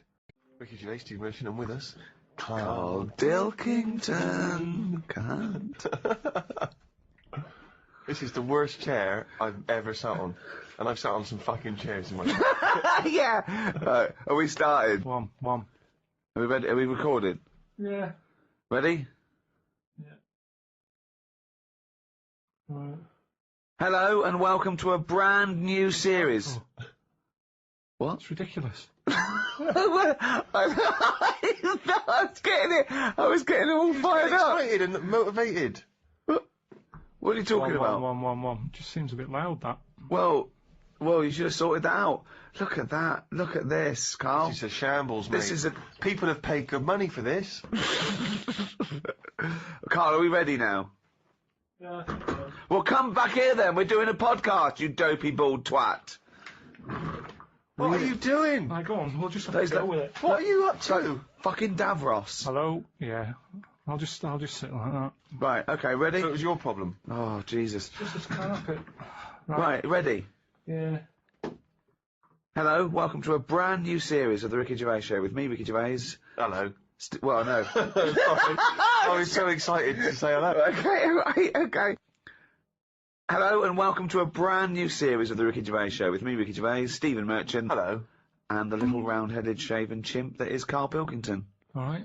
The boys are back in town. What concerns me, is this the tail end of the last series of podcasts, or is this a brand new comeback? What I mean is this Take That, when Robbie Williams had left, they sort of limped on with a couple more songs and then called it an end? Or is this the triumphant return of Take That? This is, I mean, no, I think we're like a great rock group who's just been away for a couple of years doing their fifth album. Right. Is it the fifth? The mediocre fifth album. Yeah. We've done, hold on, 1, 2, 3 series. We did the specials, which is like a 4th series. Yeah, this is like the 5th series. Here it is, the 5th series of podcasts. Although we can't call it podcasts because they're audiobooks, because we're charging for them. We're not even going to give them away free first, then charge for them, because in the past we've given them away free. Oh, and then we put them on iTunes, the back catalogue. You can buy them if you missed out on the last year when they were free for a year.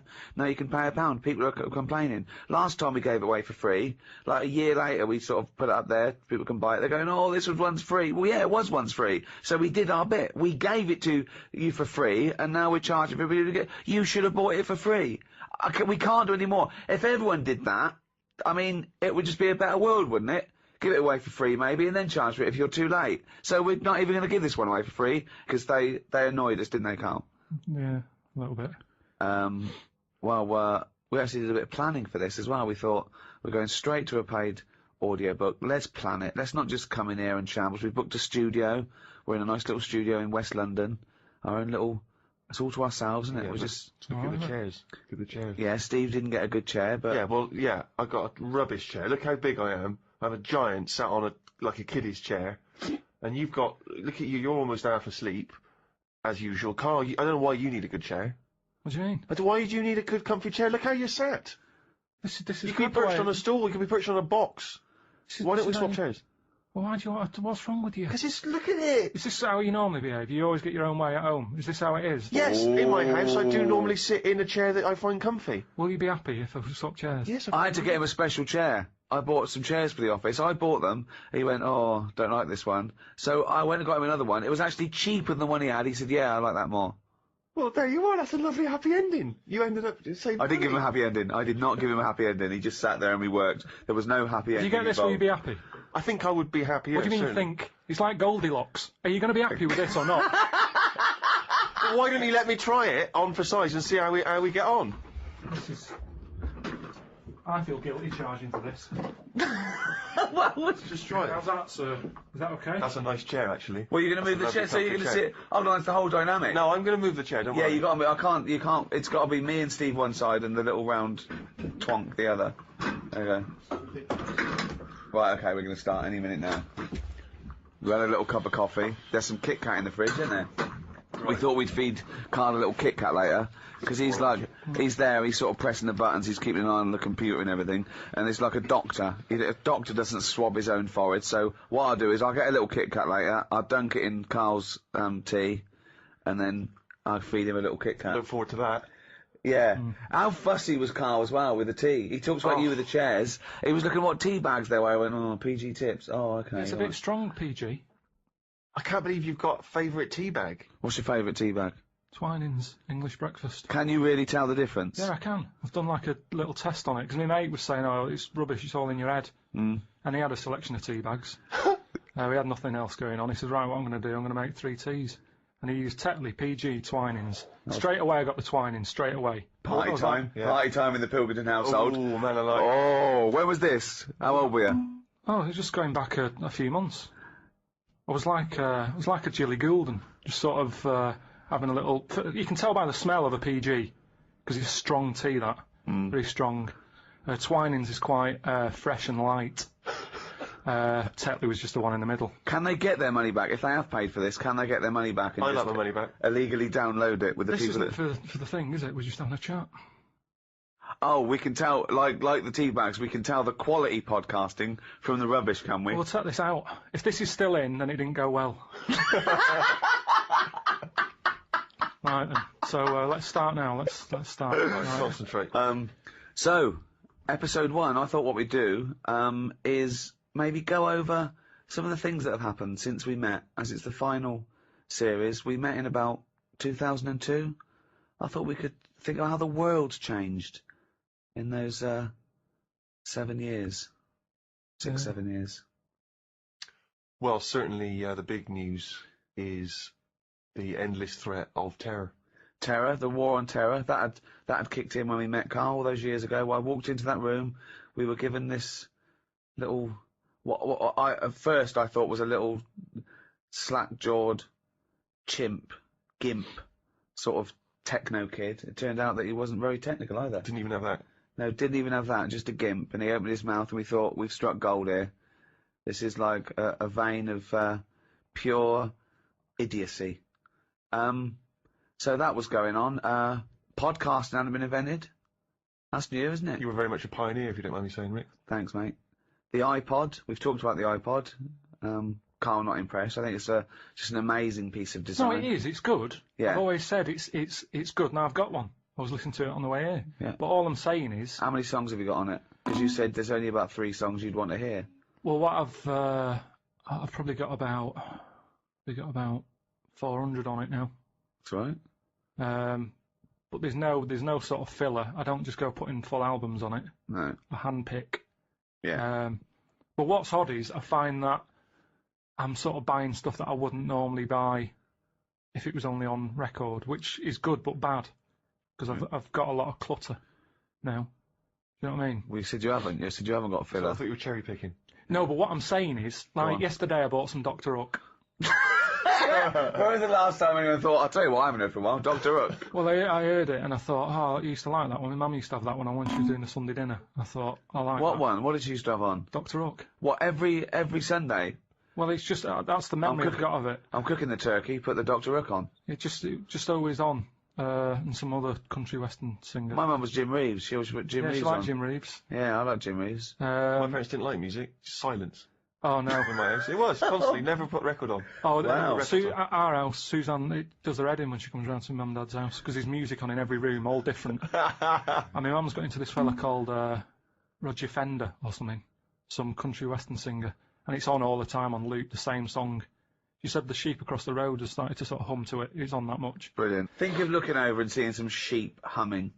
No, it's Roger just, Fender, whoever he is. I think that's his name. But yeah, so I've bought some Dr. Hook. Yeah. And what I'm saying What did you buy? What Dr. Hook did you buy? It's called If Not You, it's called. Oh yeah, good. Yeah. And I wouldn't have bought that if I had to go to a record shop and... Well, no, it wouldn't be available. They'd go, what are you talking about, mate? Have you got that one by... Mate, can you leave the store? Well, yeah, but that's a good thing, isn't it, now that you're being opened up to a whole different... Yeah, but it's that thing of just... That's what excites me most, exactly. The back catalogue that you can, without trying to go into it. But I'm just saying that that's what happens, isn't it? If you've got a space for something, you fill it. And that's the problem. If my iPod wasn't an iPod and it was a cassette, Dr. Hook wouldn't be on it. He wouldn't feature. He wouldn't be on the cassette. Elvis would be. Yeah. Just the big boys. What's wrong with having a space and filling it? I mean, there's a space between your ears. We'd love to fill that, but... Just because... It's normally stuff you don't need if you've got too much space and you're filling it. It's like Ricky's house. You've got stuff in there now that you wouldn't have had in a smaller flat. You've got dead owls and stuff like that. Right. Dead owls? Why are you buying dead owls? No, it's an antique thing. It's an antique stuffed down, and I was assured it died of natural causes of old age. And then it looks in good nick. It didn't look upset. But dead owls suggest that they just fly into the room and I just leave them there. No. Like they crack their head. But what you're just sat in your dressing gown constantly drinking gin. Jane, another dead owl. Clean up. Feed it to the cat. Feed it to the puma.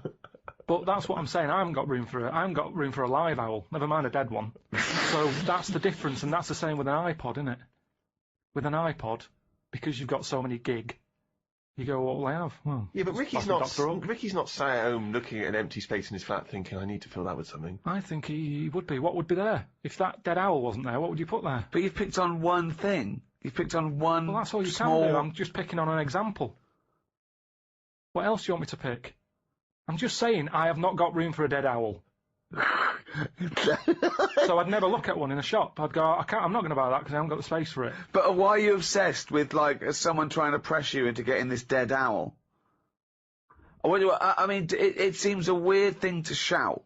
I have not got space for a dead owl. No, but if I had an urge to see a dead owl, right? Natural History Museum, loads of them. Right. I've never seen one and gone, oh, I wish I didn't have to go to the museum. I want one in my house. That to me is like, right, Suzanne, have we got everything? Have we got a dishwasher? Yeah. Washer dryer? Yeah. Ironing board? Yeah. Right. There's a bit of space there. Is there anything you want? Then, if it's like, dead owl? All right, we've got the room for it. But the way we're living now, we've definitely not got room for a dead owl. That's all I was saying. And to me, a dead owl... I'd like it to be part of estate agent's patter. There's a lovely space there for you can fit in about 7 dead owls. They don't do it by square footage anymore. It's 6,000 dead owls. You idiot. Another email here. It's an interesting fact. I'm hoping it's true. America's first nudist organisation apparently was founded in 1929 by 3 men.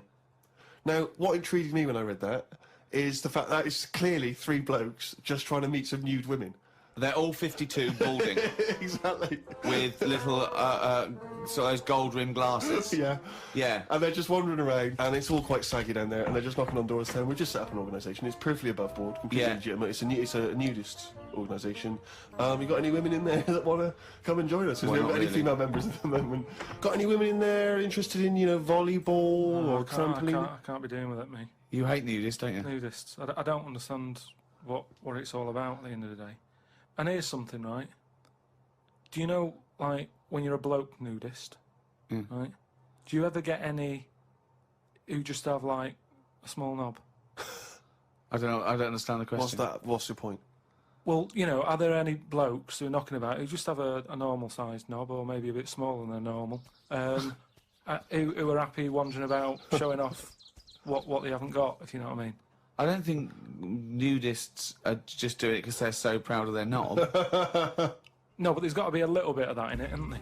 Just saying, most blokes who, you know, nudists, they must be pretty confident in themselves to, you know... I looked once. What? Where are you hanging out with this? It's natural, that's what I'm saying. What do you mean? This is Karl takes a sneaky look at menscocks.com? No, what I'm saying is, it's natural. What's this happening? You were in a gym. No. A lot of guys are getting changed, and you were just checking out their knots. You're at your bedroom window with a pair of binoculars, and there was a little fella across the road getting changed. I was at some night out once. Go on. So you were at heaven, and you were in the toilet. It was some night out, and some people come running on the stage, right? Some music started coming on, and these 4 people ran out. It was 2 women. So you were at a gay strip club? It wasn't gay in that. It was just a normal night out. Well, you know, some sort of party night out. Right. These people come running on, right? You got 2 women, you got 2 blokes. Right. They whip their knickers off, the fellas whip their undies off. At the same time? Yeah, all at the same time. Was it was it like a choreographed thing? So that happened, and all I'm saying is, right, before I had a look at the woman's bits, right, I just had a little cheeky glance at the fellas. Why? Just checking it out, just seeing is everything normal down there. Why weren't your eyes drawn instantly to the ladies' bits? No, don't believe me, I had a look at that. All I'm saying But you went to the guys first? I didn't know how long pants were going to be left off for. So you didn't want to miss your opportunity, is what you're saying? You saw a window of opportunity to see some men's bits, and you thought, I better take it. No, because this may never happen again. No. So what happened? So there's 2 women, 2 men, right? I don't know what sort of event this is where you're looking at anyone get their knickers and pants off. I don't know why you're looking at all. So you go right. There's knickers and pants off. Right. Let's check out the knob and testicles first. You're telling me you've never, like, when you've been in a gym or anything, you've not just sort of turned your head, had a look, and gone, all right, yeah, that's all right. Yeah. So let's just get this question right. Have we ever been in a gym and just taken a sneaky glance at a man's genitals? Is that your question to us? Right. For me, it's the same as when you see someone who's a bit odd, 2 heads or whatever. Well, I'll be honest. If I was in a gym and a bloke came in with 2 heads, I'd look. I'd get a sneaky glance in the mirror. I'd go... Sorry, but you'd look at his genitals or his 2 heads? His 2 heads! heads. Or would you sneakily look at the heads and then think, I wonder if he's got two cocks? And just... I'd have to have a look there. If I'll tell you what, and now I admit it, if I'm ever in a gym and a naked man with two heads walks in, I probably will check out the genitals as well, just to make sure that he's got two of everything. Can I tell you the thing that always freaks me out? I do sometimes go to the gym, and I live in North London, and the thing that always freaks me out is if there's an elderly man, often quite short. I'm always freaked out because there's at least two I'm aware of who've got very, very large penises. And I always find that really disturbing, because sometimes you can't help but notice, because it's like Godzilla coming through the change room. Do you know what I mean? So that, I do admit, that's the only instance where my eye has been naturally drawn to it. Do you know what annoys me in gyms? Where people walk round happily naked all the time, whistling. They get weighed naked, pop a towel on and take off 3 ounces. How exact have those measurements got to be? Yeah. Do you know what I mean? Pop a towel on. I mean, unless you're going on the space shuttle, I reckon you could give or take a couple of stone. Yeah, exactly. Yeah. Absolutely right. Well, we've put that to bed. Talking of eating knobs, Carol Thatcher, you know, a daughter of one of our leaders. Sure. Well, you saw her in I'm a Celebrity, Get Me Out of Here. She popped a couple of bollocks in the mouth, Oh. chewed them up, swallowed them. Oh. Kangaroo penis there, dried. She couldn't even get... It was so tough, she couldn't even get through it. And then she... eventually she eats it. What was it, like a pepperoni? Yeah. And she took... What do you think of that, Carl? What, eating that sort of stuff? Yeah. I mean, I watch it. I like those little trial bits, right? Yeah. But what I don't think people realise is, right, it is hard eating a little kangaroo knob. Right? Really? How do you know? No, it's just, you know, you think about it and you go, oh, couldn't do that, right? But what they never mention on the TV programme, which I think takes it to the next level, right, they're eating that at like 7:30 in the morning. Sure. Right. Which is worse, innit? Yeah. Do you know what I mean? If I was there and Ant and Dec said, right, Carl, eat the knob, I'd go, hang on a minute, give us a few hours, let me get some rice and that on my belly, and just sort of fill me up a little bit more. I'll pop back at about 6:30 this evening, Right. have it ready. And I'd be happier then. It's just that thing of, you know, you don't want to eat animal genitals on an empty stomach. So what are you saying? You could... I'm saying, like, I could eat a knob at night, but... Just cut that there. We'll loop that. If any DJs are listening, just take that quote, I could eat a knob at night, by Karl Pilkington. Maybe do a dance remix? Yeah, I think maybe you're sort of a house producer and you could maybe get some kind of high-energy beat going, and then we could just send that out to some of the gay clubs. I'm sure it'd be really popular. Please, anyone, send us, you know, that looped with a nice little, you know, funky house beat. Karl Pilkington saying, I could eat a knob at night. It is hard eating a knob. So what are you saying? You could... I'm saying, like, I could eat a knob at night. I could eat a knob at night. I could eat a knob at night. I could eat a knob at night. I could eat a knob at night. I could eat a knob at night. I could eat a knob at night. I could eat a knob at night.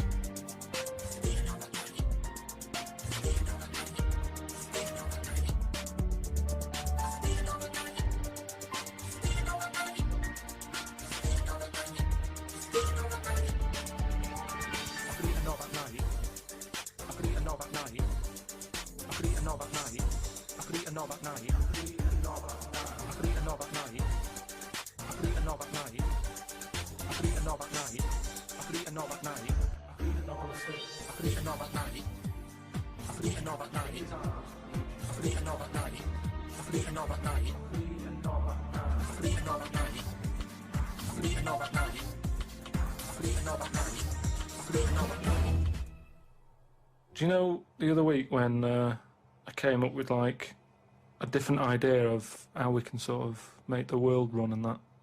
Can we just have a quick recap of that? Because I seem to remember it was a load of old arse. It was ridiculous. It was. He was saying that the world is overpopulated, so the system would be where people were living too long and stuff. So what happens is people live till 78. I don't know how you can enforce that, right? No. But when they die, they've got a little baby in their stomach, like a pip in an apple, that then carries on when they die. Right. It wasn't a theory. It wasn't an idea. It was the ramblings of a mental case. You're saying it's stupid, but someone's emailed in and said, "Oh yeah, that's pretty good." Just saying, if that's a no, right? I've been thinking. It is a no.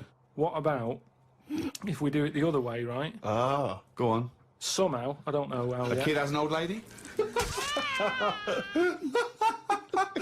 That's what it's going to be, isn't it? A child will give birth to an old man. No. What I'm saying is, right? Go on. Work the other way round. Come on then. So if somehow we can inject something in like a body that's just died, right? Listen to this. Imagine this is notes. So when he hands it into the Nobel people, and they go, if there's a way that we can inject something, they go, well, what? Well, I don't know the chemical formula, but something HO2. Right. So anyway, so you inject it in the temple. He's narrowed it down to the temple. So what happens? She sort of wakes up, Amazing. right? And she works the other way. So, like, she might be 77. Yep. And then she'll have a birthday, she's 76. And she's working that way. Right. If you know what I mean. Okay. Are you with me? No, keep it. Because the thing is, you've got... I'm really scared. Yeah. I'm really scared. This is the maddest thing you've ever said. This is madder than the old lady with the pip like an apple in her belly. It sort of did work. This is... No, it didn't work. It worked in your head. It's like a dream that you wake up and go, oh, I've got a great theory. And This is it. Let me just tell you the ending, because the endings works out a bit better. Go on. What I'm saying is, when you die, at the age of... 78. 9 months... What? At the age of 9 months, because that's when you come out. What do you mean when you die at the age of 9 You're months? not scared of dying, because you're now a baby, so you don't know what's going on anyway. So there's no fear. So you've missed out a bit here. So this woman, what, literally gets younger and younger? I think when she's in her 20s, she's in her old age, Rick. Yeah, but it doesn't matter, because that's the fun part of your life, isn't it? When you're 20 and you've got all your energy and that. So before you die, you're actually having a good life, rather than it being the other way around. But does she do different stuff than she did on the way up? Because she's already lived 78 years, hasn't she? Don't forget. She was a baby once, and she grew to 78 years, then someone stuck a needle in her head and said, right, back you go. No, we'll forget all that bit.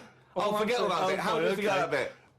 What I'm saying So is... she died and she doesn't remember all her... This is a new life, is it? Let me just leave you with this. Right, you're talking shit. Explain yourself. But aren't the family getting younger as well? What's happened to the family? Forget it then, we'll leave it as it is. No, leave it as it is, shall we?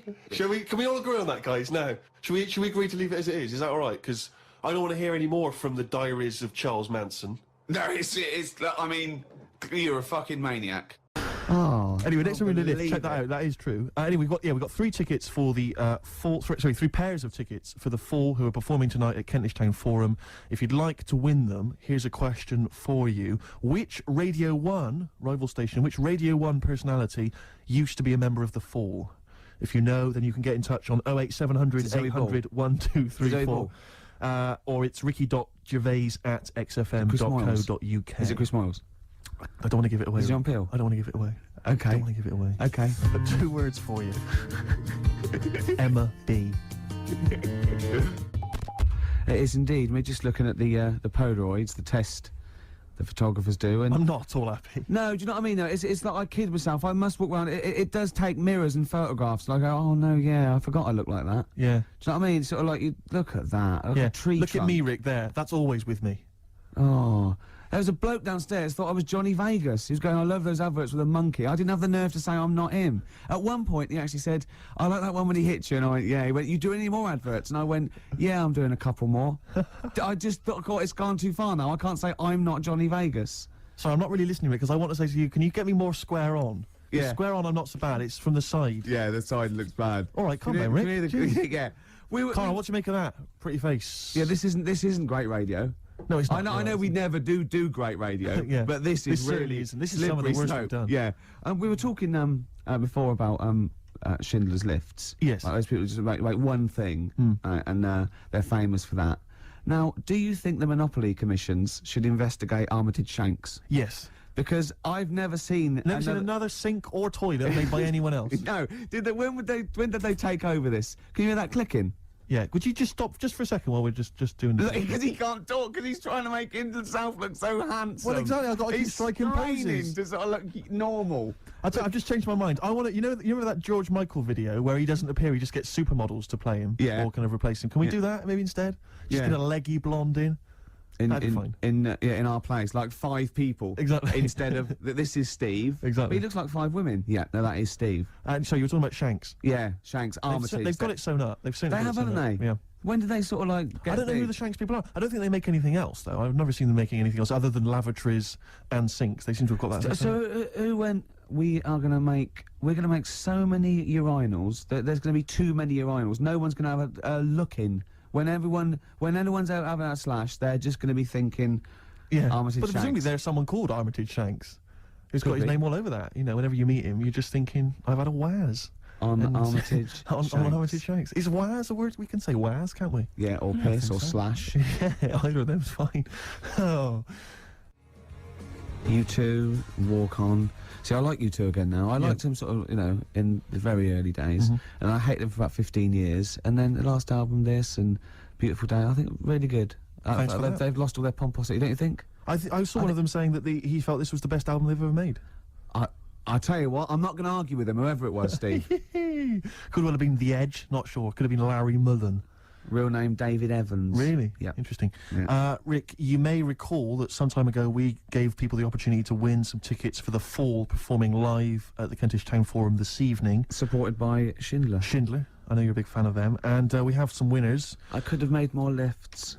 The question I set was, which Radio 1 personality used to be a member of the Fall? We did have some wrong answers. Wrong answers included Gary Davis. No, I imagine him in the Fall. Oh, that is brilliant. Noel Edmonds.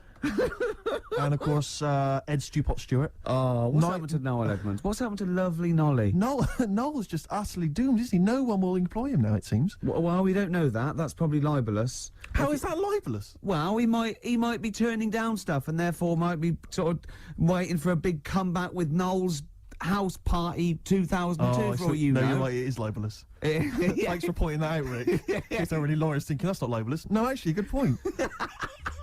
Yeah. So the winners are Minna, who's from Finland, apparently, according to these notes here. Minna has won. Why is that funny? Well, how would she have called him from Finland? Well, no, when someone says, where are you from, she might have been here for, like, a year. I go, well, Finland. Well, I've embarrassed myself. Sorry Yeah. about that, Rick. Thanks for tearing me apart. That was fascinating radio. Vinny's also one. He's from Surrey. Do you want to go with that? Imagine coming from Surrey. And Tom Prince from Camden. What a great name. Tom Prince. They're all the lucky winners. I think we've lost it. Mm. No, I was really good. The first few weeks, thought, yeah, and even the first hour. But this last 20 minutes, I feel that I've bored myself. Yeah. What's happened? I think it's because you keep picking me up on every single thing I say. It can't help, surely. And then if it's not you, it's Karl having a go. Yeah, but he's more going for your looks. I'm more working on your personality. Right, sure. But together... So it's my fault now that the show's going No, but downhill. it's like, you know, we're sort of like your mentors. You've got to be harsh. It's like, you're like Eliza Doolittle. And we've got lots of little stylists in, like they do with, like, you know, makeovers and that, all that, Yeah. faking it. They get in, like, me and Karl. Karl's working on your looks. I'm doing your personality. We're going to get, like, stylists in and, you know, coaches. And then you have to do a date. And the woman has to, and there's 3 other blokes, and she has to work out what the freak amongst them is. And you've got to go, no one voted for you as the freak. Yeah, Rick, I've known you for 3 years. I don't think you're cut for that job. Groove Armada, Superstyle on XFM 104.9. It's nearly the end of the show, Steve. It is. I'm going to try harder next week. Yeah. I mean, it started off well, and then I didn't get bored. I couldn't concentrate. I know what you mean, I mean, I thought I tried hard early on with the anecdotes that Yeah. embarrassed me and which Karl just used as Well, venom. I had the funny bullshit T-shirt I had, and Sure. and the, you know, I had washing the with- woman, you know, walking around in my clumpy I shoes. had the washing with me. Oh, they the were classic shirts. anecdotes, Rick. Oh, I love the first hour. I love the first hour. There should definitely be a sort of show on Saturday evenings Yeah. on XFM with Kate Thornton and a couple Richard of- Blackwood. Blackwood would be good. Moyles in going. Just remembering the what first happened. hour they used to. Oh, it'd be great, wouldn't it? That'd be lovely. Oh, it'd be That'd be amazing. There's people taking our photographs, which I'm not happy with. No, I'll I'm be not honest. I'm gonna have someone. 'Cause I know fired. you've- I'm only joking. He stopped. I was only joking. Oh, I've offended someone, which I don't like to do. And then we all the stuff about. I'm worried lifts, though. Go on. I'm worried because I didn't know that the photos were going to be taken. Yeah. That we won't seem quite as hip and down with the kids as we thought we would on account of wearing these tuxedos. I'm telling you now, that is ironic. We are down by law. This next track is Ice Cube. It was a good day. It's my selection for the hip hop track. Yeah, As you yeah. know, we want to spread the word of. A lot of people don't seem to realise that hip hop is music as well, and it's out there, and it should be enjoyed by kids. And it's at the moment, it's kind of quite an eclectic thing, you know. It's very Yeah. underground. Yeah. We're trying to bring it into the mainstream. Yeah, and in this, you know, Cube says it was a good day, you know, simple things like he didn't use his AK. That's the sort of world he lives in. That's what he's trying to get across. And it talks to you about your life. Sure. Yeah, This respect is you, it. man. Well, there you go. Ice Cube, It Was a Good Day. Great song. Yeah, yeah. Well, you've got a great song coming up as well. I have indeed. It's the song for the ladies, Rick. We'll leave people with that. Have you seen the film Magnolia? I have. It's one of the most underrated movies. It didn't get a single Oscar nomination. It's absolutely fantastic. Breathtaking cinema. Yeah, it's made by the fantastic. guy that made Boogie Nights. Absolutely fantastic. Tom Cruise is in it, loads of people. And the soundtrack is entirely written by Amy Mann. Now, I don't know if she's normally the sort of person they play on XFM, but she's a singer-songwriter of great skill, I think. Yeah. And this is a song that features in one of the most breathtaking moments in the film. It's amazing when they all Incredible sing. sequence. Yeah, it all brings it together. It is, you know, we won't come across, obviously. No, here, but it nevertheless is a good song. song. It's called Wise Up. We'll be playing that in a second. But otherwise, Rick, that's it, isn't it? That is it. What will you be doing tonight, Steve? What are we doing tonight, Rick? Probably gonna be staying in. Yeah, yeah. Oh, yeah. Yeah, what, and doing what? Watching some telly. Oh, yeah. That's not all if I know you. Did I see a couple of cans of weak lager in your carrier bag? I did sneak them in, yeah. You're not going to drink them both tonight, are you? What are you, my mother? Okay, chill out, do what you want. Will you be sleeping alone again? If I play my cards right. Will you be having a little tug just to get yourself off to sleep? I'll probably have a couple of tugs. If there's something saucy on Channel 5, I will. XFM 104.9. Here's Wise Up. Amy Mann, enjoy it. Since you've been gone, by Rainbow. Since we've been gone, Steve. What's been going on, mate? Well, so much has happened, hasn't it, in the world? You know, politics and stuff. There's been an election and the like. I'm Ricky Gervais, with me Steve Merchant, and our producer, I say producer, Karl Pilkington. All right. Yeah, very good. We've been away for a while. I think the last show we did was January 2004. Yeah, yeah. And nothing's changed. Nothing's changed whatsoever. Nothing's been mended. I mean, I'm pretty sure I threw that away in the bin before I left. Yeah, there are some of your old bacon rinds. What's that one? yeah. The spare ribs on the floor. Yeah, nothing's changed at all. Oh, no, that's not true. The listenership's changed. It went down slightly, didn't it, on the last radio? Well, I don't know. I don't know. Is that what happened? Did it go down slightly, Karl? A little bit, I think. I don't think Excellent gets new listeners because I think what happens is the reason it goes down just very slightly each time is that their old listeners die. Yeah. You know, old Cure fans dying of... Yeah, you know, smack addictions. Yeah, gout. Yeah.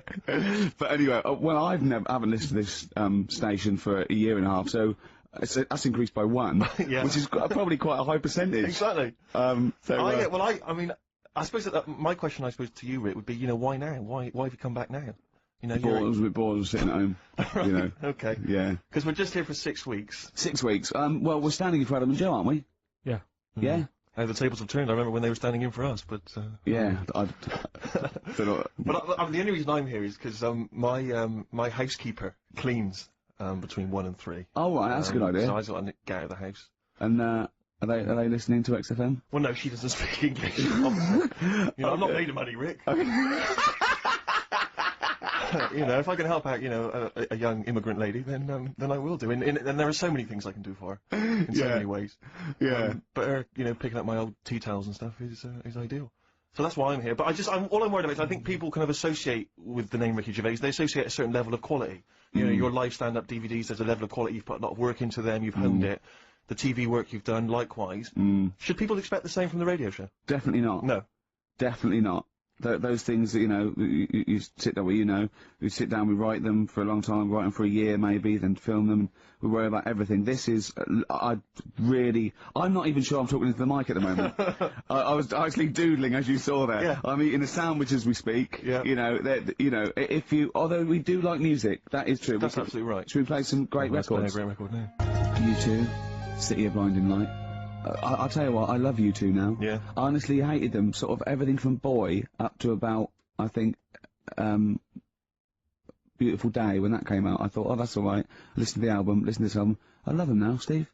It's a turnaround, isn't it? Well, yeah, it's that kind of musical insight that I'm looking for throughout this show. Really. I sound like Dr. Fox then, didn't I? Some of your tastes and wants and needs. Dr. Fox. What's happened to him? Is he off air now?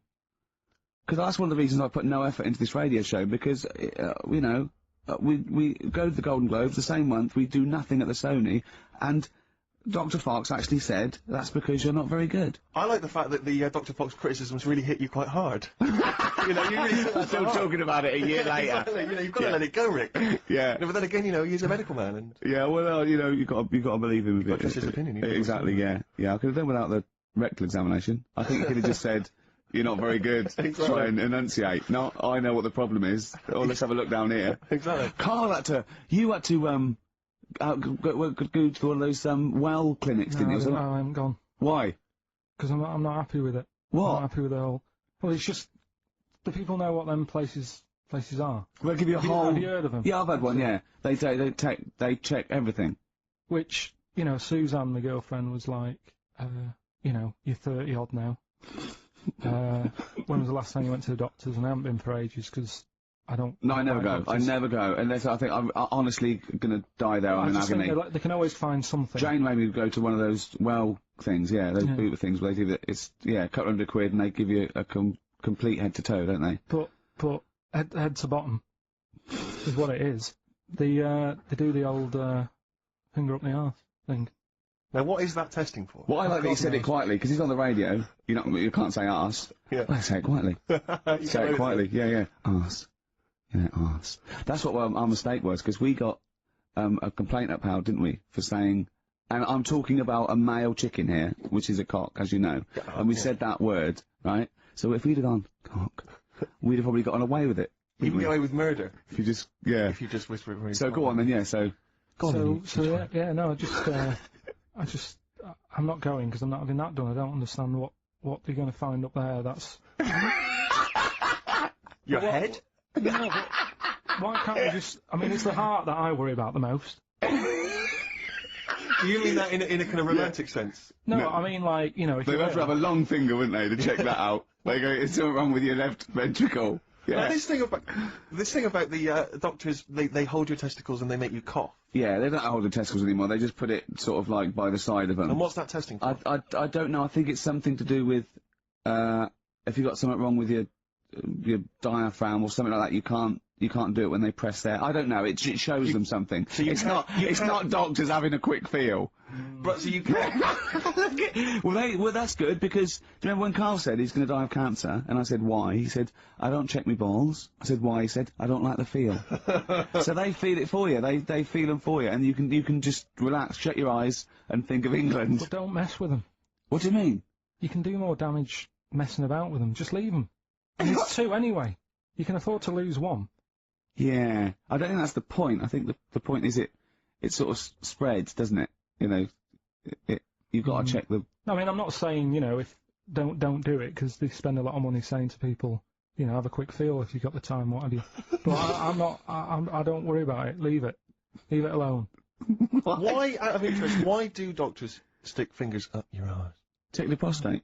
Check the prostate? Yeah, because if it's swollen, it could, you know, lead to all sorts of problems. Again, they're not having a laugh, Karl. They're not going, hang on, look at this bald little mank fella. But there's no nice way... I'll feel his balls, stick a finger up his arse and send him home. 300 quid, please, on you go. What about me art? It's fine. And they're all laughing. Roger, Jeff, stand behind that two-way mirror. yeah, what's this? I'm not going anyway. So. Really, you're not going because you don't want... No, I'm not happy with that. It doesn't even matter, it's not the fact he's a stranger. If it was someone who I knew, it'd be just as bad. That'd be worse! Imagine that! At a dinner party. Oh, God. Oh, look, hello, Roger and Selina. Do you mind? Roger, do you mind?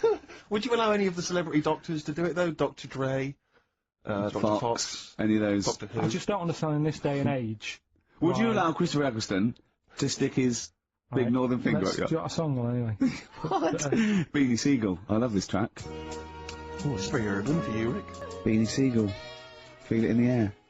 Beautiful track, isn't it? Well, it's wonderful on a lovely summer's day like this as well, Rick. It's the ideal choice. Well done on that one. Well, I'm a little bit worried that if there are any new listeners, very unlikely, that they may not, you know, be familiar with our work, but they might not know the wonderful little gem that we found just there, a little rough diamond in the mud.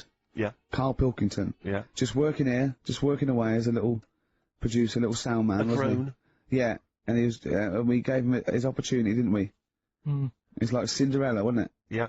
And he grasped that opportunity, didn't you, by the horns, and 3 years later, you're exactly where you started.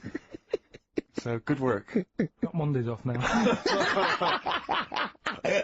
Well, I thought maybe a useful way of introducing the mind of Karl Pilkington to our new audience. You use that term loosely. Yeah, when I say mind, I don't... Yeah.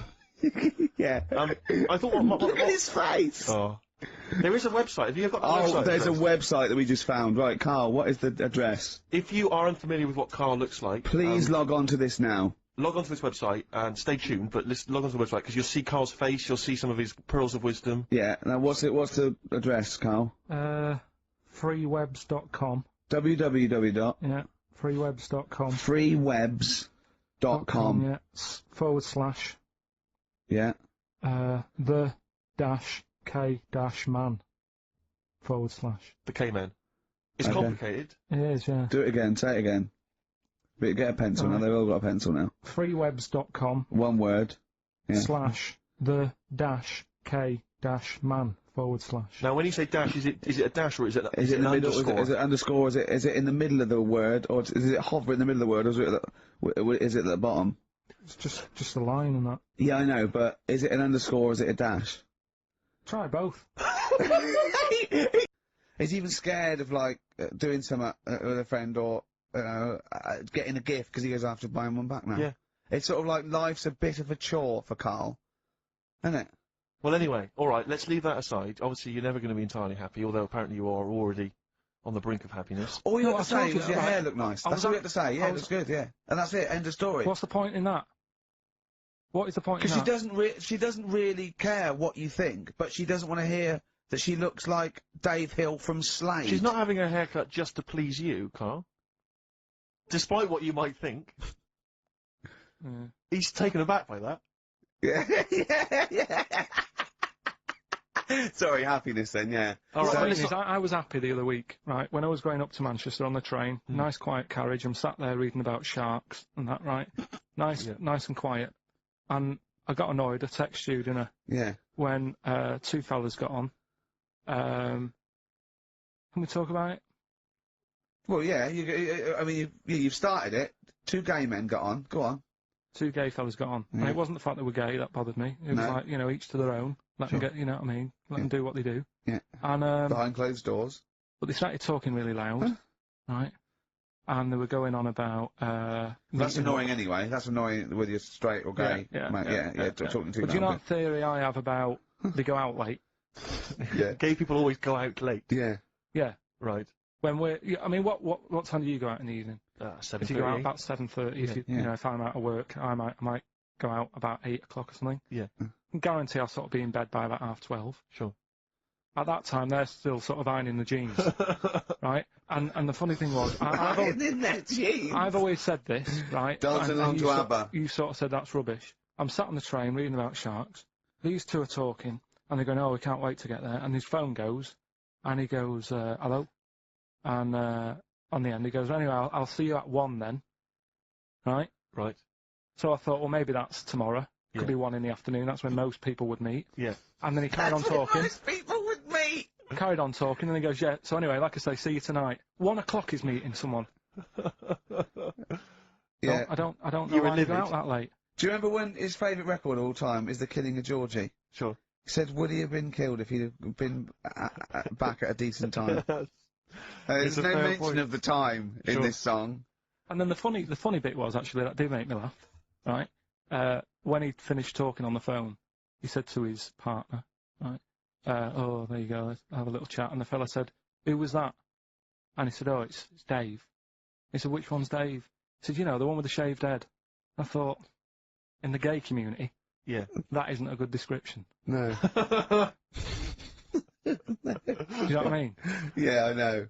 They've all, Right, got, well- they've all got little shaved heads. Before we move on, was the Sharks article interesting? Did you learn anything? It's pretty good. Was it? Go on, Yeah, what I'll was teach it? you something about that later. Oh, okay. Is this educating Ricky? Wasn't, but I can teach you a bit.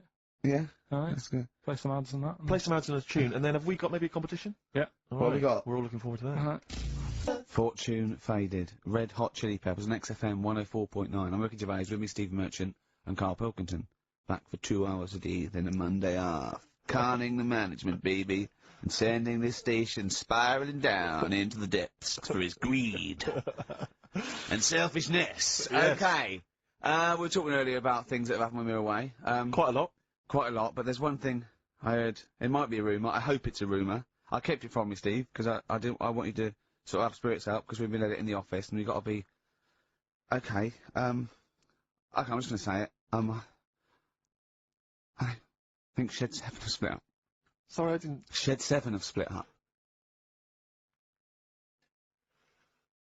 Sorry, I think I got something in my eye. It's just a bit dusty, you know, I think. So, okay, if it's true, it's true. If not, at least we got their music. Their music did. The music lives on. So we're going to dedicate this show, Shed 7, and all the bands they influenced. So we're just going to play... Just every artist that formed a band after they'd heard Shed 7. Just play them from now on, and obviously the hits, all the hits, the Shed 7 hits. When I saw this, I saw it on a website. It said about, is it true Shed 7 have split up? And the next, you know, one of those dorky message boards, someone came on and said, you are joking.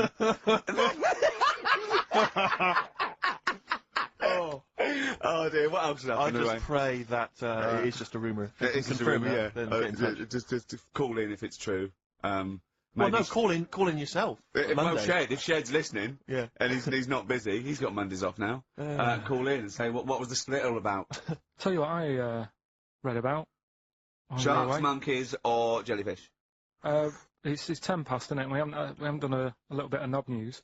No, right? We haven't done knob news, no. But it's been 3 months. It's been 3 months coming. There's this thing. I don't know the full story. I don't know how it happened, right? But little Russian fella. Yeah. He was sort of having sort of emptying his bladder, right? And somehow electrocuted himself. Right. And sort of did a bit of damage. How did he I don't know. Some live wires or something like that. So did anyway, it damage to himself or to an electric fire or something? No, to himself. To himself. Yeah.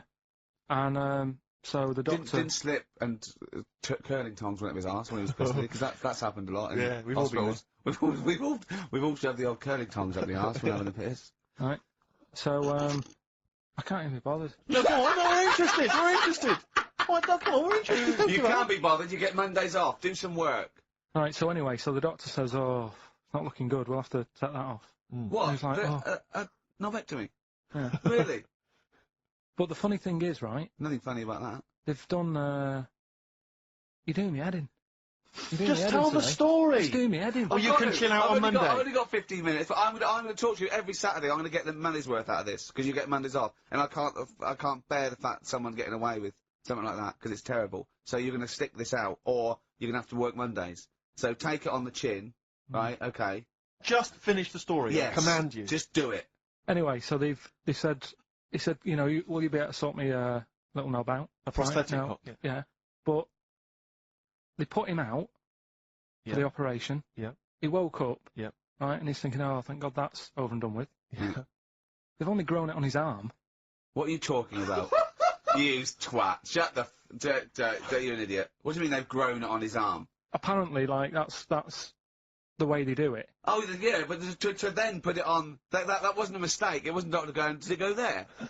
Some bloke I didn't do a degree. Are you a real doctor? Yeah, yeah. No, but why put it there? Because it's got to grow. It's got a graft there, so they can control it. To skin tissue. But on your arm. Well... But they're going to remove it from the arm itself. What do you mean on the back? On your back? Somewhere... Well, we can't wear a T-shirt. Yeah, but you could... ridiculous. He's in hospital. This way he can still have a little tug, can't he? But they'll leave it there for quite a bit. It's not... Do you know what I mean? It's not going to be like, oh, it's just there for a few days. Yeah. It's there for a bit. That's not good, is it? So he's got a cock on his arm? Yeah, what's up with that? What do you mean, what's up with that? Well, I mean, he could say it's a thumb or something, couldn't he? Yeah. But they remove it. Be good for hitching. If you had a knob instead of a thumb and you went hitchhiking, just tickle it. They can see it like a mile down the road, couldn't they? Posting.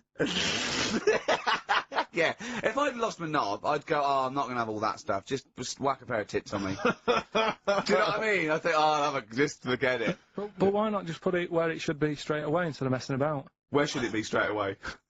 You know. On the forehead. Listen, are we doing a competition? Let's play a tune. Come on, Karl, you can't be bothered. Right, okay, we're going to scrap this and you're going to work Mondays again. So you had him, right? There was Fred the Veg. Yeah. Which is... I assume it's because he was at the same IQ as you. Or he was in a coma. Yeah. Right. There was my uncle, Tattoo Stan. All right.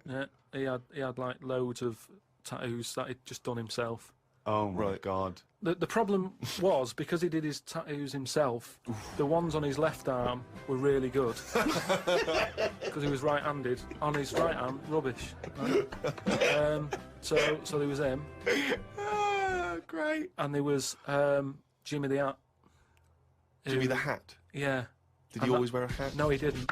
That was the point there. That he never wore a hat. That's amazing. Brilliant. How can you pick up on someone never wearing a hat? How would you ever notice? I'll tell you what, I've noticed something about Jimmy. What? Go on. He doesn't wear a hat.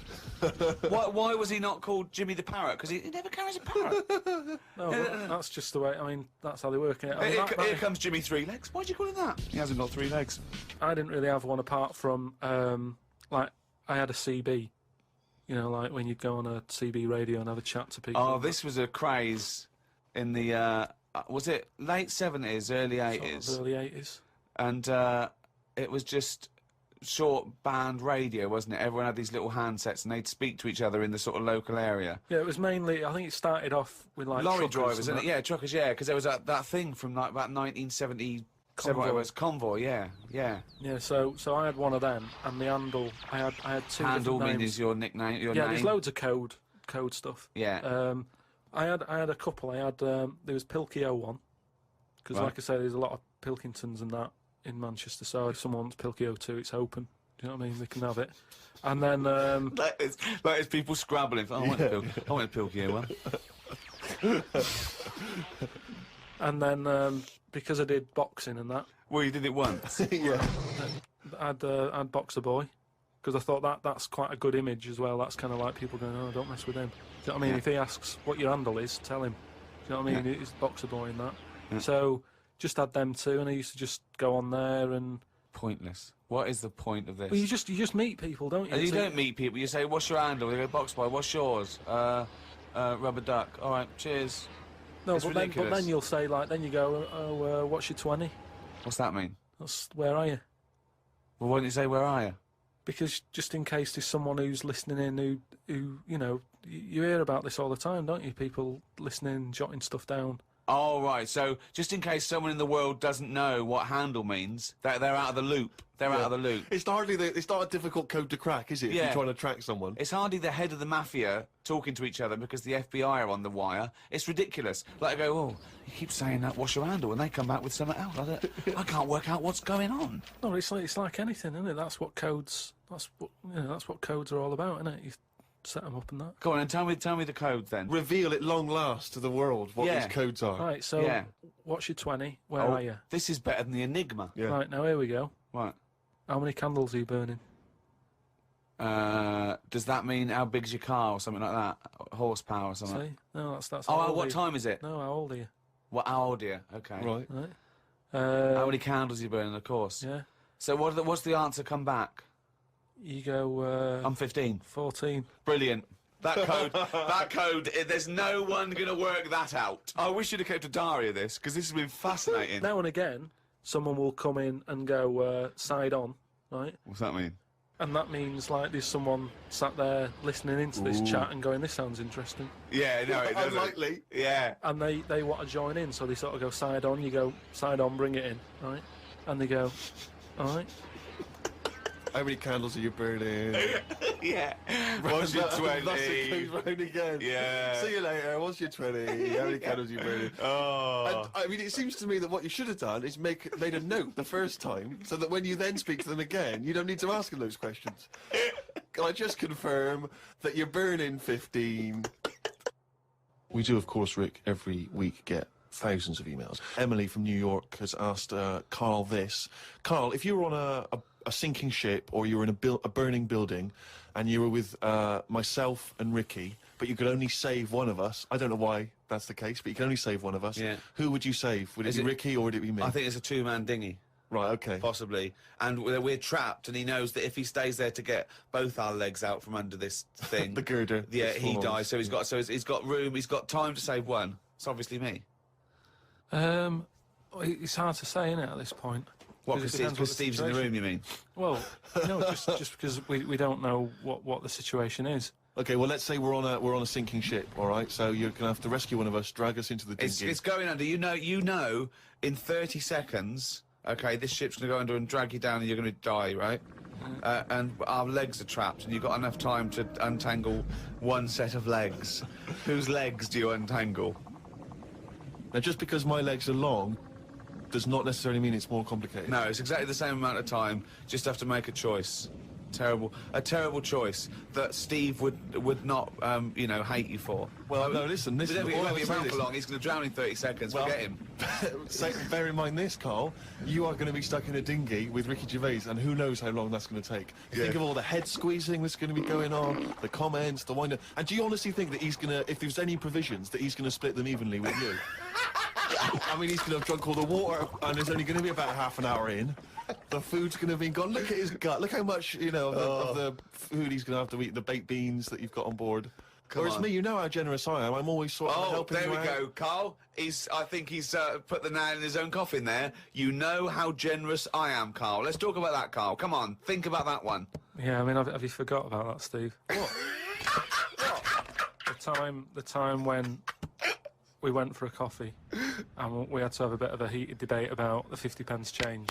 Yeah, you owed me 50p, and you decided you didn't want to give it to me because it was only 50p. And my point was, it's not a question of 50p, it's the fact that it's not your decision to decide not to give it to me. If I want to be generous, that's my decision, but you can't go, oh, it's only 50p, Steve. It's my decision who But you just given him a free keg of beer.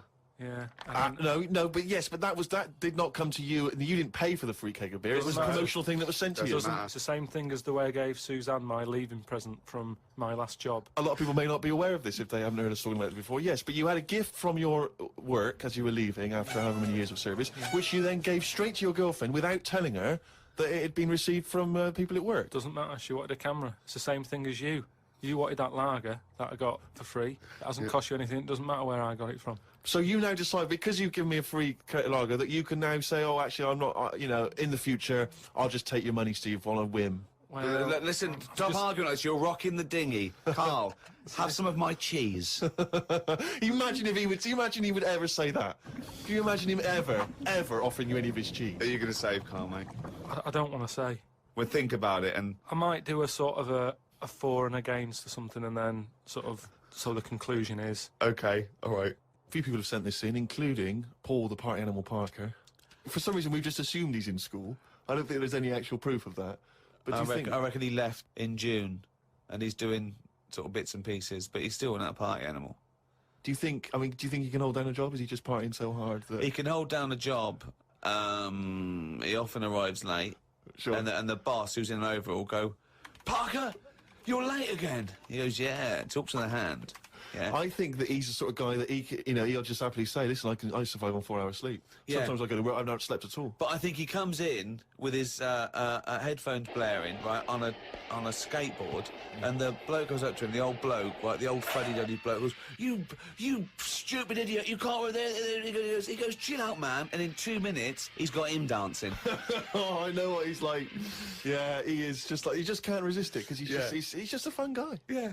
Anyway, Paul and a few other people have sent in this piece of information they've discovered from one of the more respected news networks. The headline is this: female kidney turns lumberjack onto housework. Right. Now, a Croatian lumberjack apparently has claimed that he started enjoying housework and knitting after he was given a female kidney. He claims he's going to sue his local health authority because he says he's become a laughingstock. He used to enjoy heavy drinking sessions and things. The kidney transplant saved his life, but they never warned me about the side effects. I've developed a strange passion for female jobs, like ironing, sewing, washing dishes, sorting clothes in wardrobes, and even knitting. Well, if he likes it, what's the problem? It's nonsense. It's nonsense. Hold on, though. What makes me laugh is he's become a laughingstock. So what do you do when you become a laughingstock?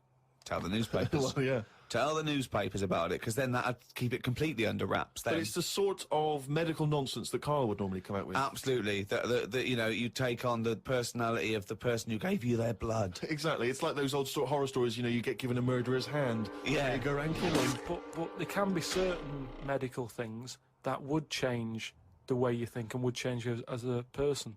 Say, like how they can do face transplants now. Yeah. Right?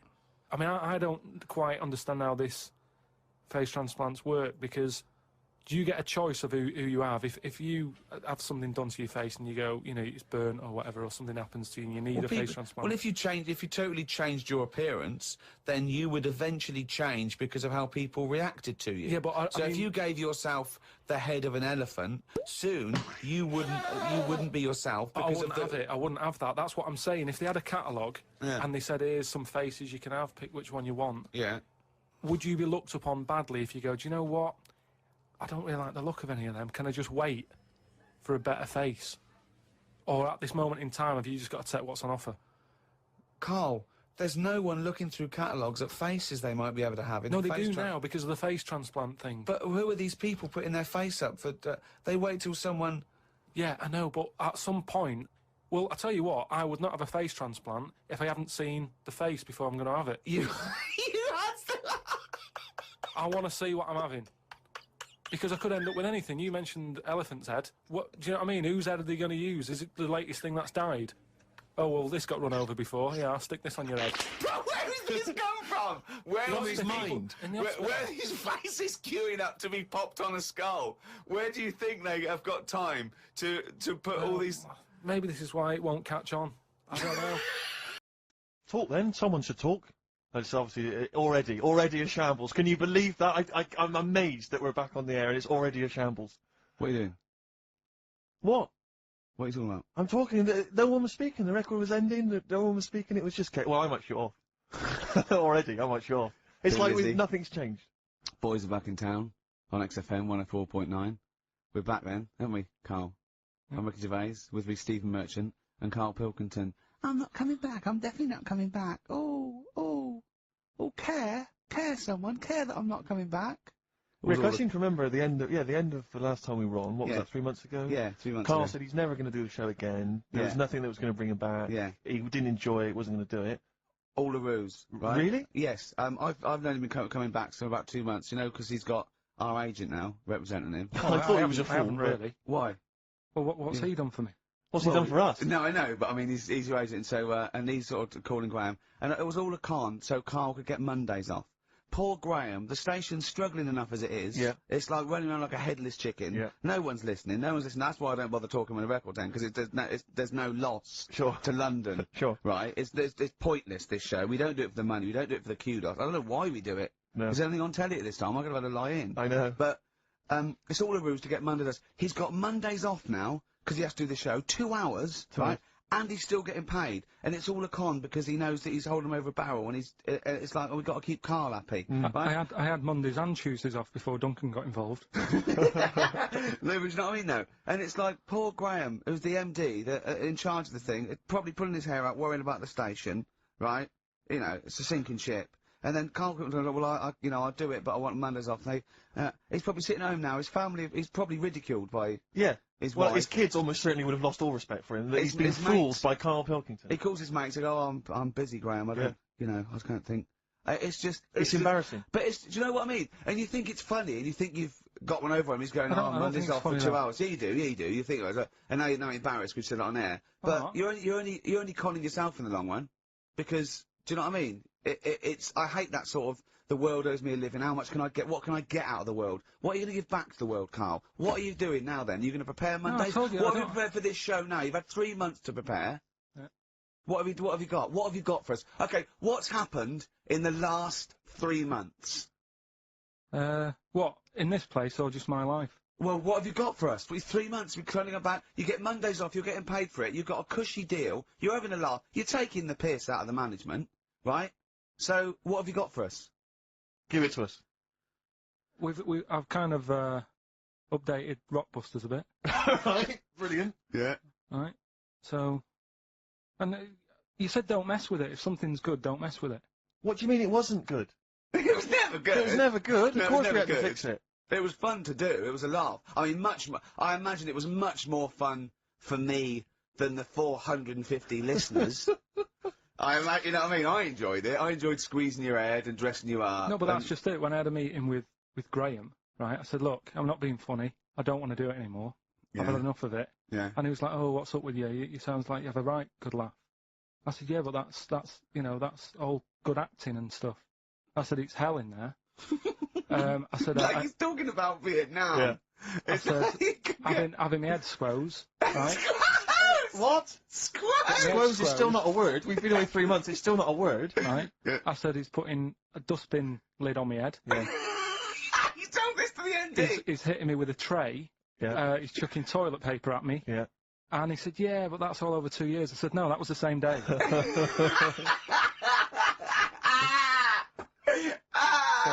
Okay then, what has changed in 3 months? They're listening. They've been listening for 6 minutes now. Come on, give us something.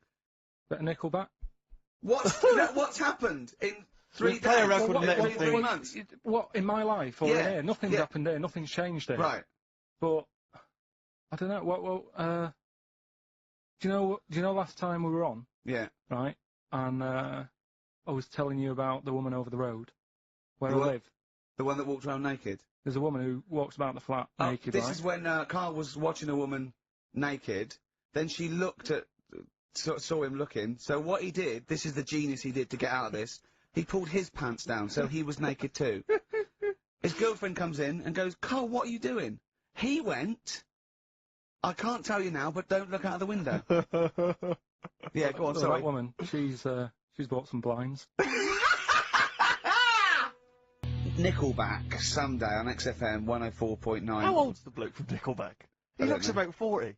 It reminds me of, you know when a kid's made up a fate to look like a lion? Yeah. Do you know what I mean? It's like the Wizard of Oz lion. Yeah. But, you know, good tune. No, can I be controversial? I think rock rules the world again, Steve. Well, I'd hope so, mate. I'd hope so. Do you know what I mean? Are we going to hear some rock later in the show? We're going to hear lots of rock. In fact, I might even play a little bit of Rainbow. Blimey. Just to, you know, rewind. We've got the darkness, but I want to remind them where it all came from. Yeah. You've heard the Liz. Yeah, yeah. You're going to hear the Bow. Cheers, mate. Thanks for that. No, just high five. Yeah. So, Karl. Keep it real. Here we are then. Oh, incidentally, before we carry on, I just thought, it's weird, I was reading some of the fan emails and stuff we've got, and one of the things a lot of people like, it divides the listeners, is your laugh.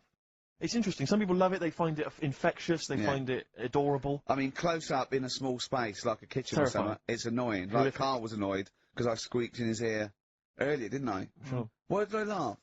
He was on the toilet? I think I squeezed his head again, didn't I? And he said, no, it's not 1 o'clock He doesn't like the squozing. The squozing head. But, Yeah. but He's it's the squozing one. The funny thing is, right, we were out a few weeks ago with a mate of mine, right, and he went to squeeze my head, right, give it a squoze. Sure. And I was like, don't do that, you know I don't like it, right? And Ricky said to me, mate, yeah, he doesn't like having his head squoze. As if it's like Marmite. As if some people love it, yeah, and some people hate it. Sure. Yeah, okay. Well, anyway, there was a little taster of the laugh. That was more the kind of deep, throaty laugh, the belly laugh. But there's that kind of high-pitched squeak that you do. When I've got to get air out quickly. Because I'm going to burst. Sometimes I laugh so much that my liver and all, they try and get out of it. So I have to get it out really fast, like a siren. Right. Do you know what I mean? Is that how you explain the fact that you're quite fat? Yeah, that's just laughing waiting to come out. Every time you laugh, you become a svelte young thing, like Brett Anderson. Oh dear. Well, anyway, it reminded me of the game that you and I used to play in our very early days of XFM, when it was literally Make Ricky Gervais laugh. Make Ricky Gervais laugh, which was a great game. I think. I remember the first one. It was that fella drinking a pint of beer. Yeah. I remember the very first time. It never. I tell you what, it's not what great. though? Ant and Dec do it now. They actually. It's very similar to Make Ricky Laugh. It's called Make Ant Laugh. Interesting. So many of our great ideas have been stolen. Yeah. Or stoled. Stoled, yeah. And anyway, I was looking through the paper in the week, and there was a picture which which I think might be a Ricky Gervais, Make Ricky Gervais laugh. I don't know. Again, obviously, it doesn't really work for the listeners at home, but I'll try and do my best to describe it. Can we stop saying my name because it's like a Dave Gorman project? Can we just stop? It's getting. If they say a word often enough, it doesn't mean anything. Yeah. Let's stop saying Ricky Gervais. Well, what we're going to refer to you as. All right. Well, Make Patty Laugh is a new game. I'm trying to get one of those squeaks of a laugh. I'm concerned because I know. I'm not a monkey. I'm not sure, you're not a performing monkey. No, okay. I know that. Right. But anyway, let me just briefly summarise the story for those at home. Okay. The headline was Mum 48, a mother of 48, seduced boy of 14. Well, that's not funny. Not her own boy, obviously, but a neighbourhood child. I don't think it's a funny story so far. He said Grand Lana Allen, 48, led him upstairs and undressed to her waist, then took his trousers off. Okay, bear that in mind. This is a quote. This is a quote from him, right? Bear in mind, he's a 14-year-old boy. He's quite excited about this. He says, "Then we had sex. It was every boy's fantasy." All right. You're going to show me the picture of her now, aren't you? So it's a picture of her. Oh, this is not. Bear in mind, this is. In his own words, Rick. Right. In his own words, this was every boy's fantasy. Okay. Here's the picture. It's a silent laugh. He's collapsed on the floor. I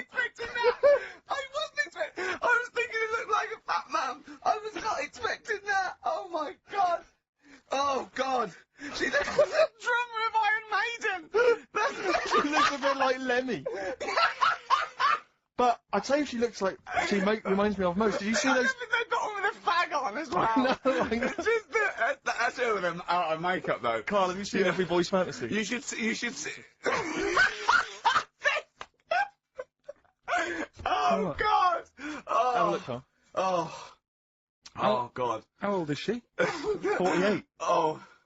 Oh god. Oh, 48. That's lovely. Nothing wrong with that. I'll tell you, if you don't know what, if you didn't see, you weren't lucky enough to see the picture, she looks just like the oldest man in the world. I was shopping with Karl before Christmas, and we went round sort of Piccadilly and St James's, and those really beautiful shops around there. And I went in one shop. You had to ring a bell to enter. Yeah. They came down, and it's like a iconoclastic sort of shop, and they found things from churches and nearly all Russian 16th century pieces onwards. This beautiful carvings and paintings and statues. And I went, oh, it's beautiful. And as I was looking round, I heard Karl sidle up to the bloke and go, "What's the newest thing you've got here?"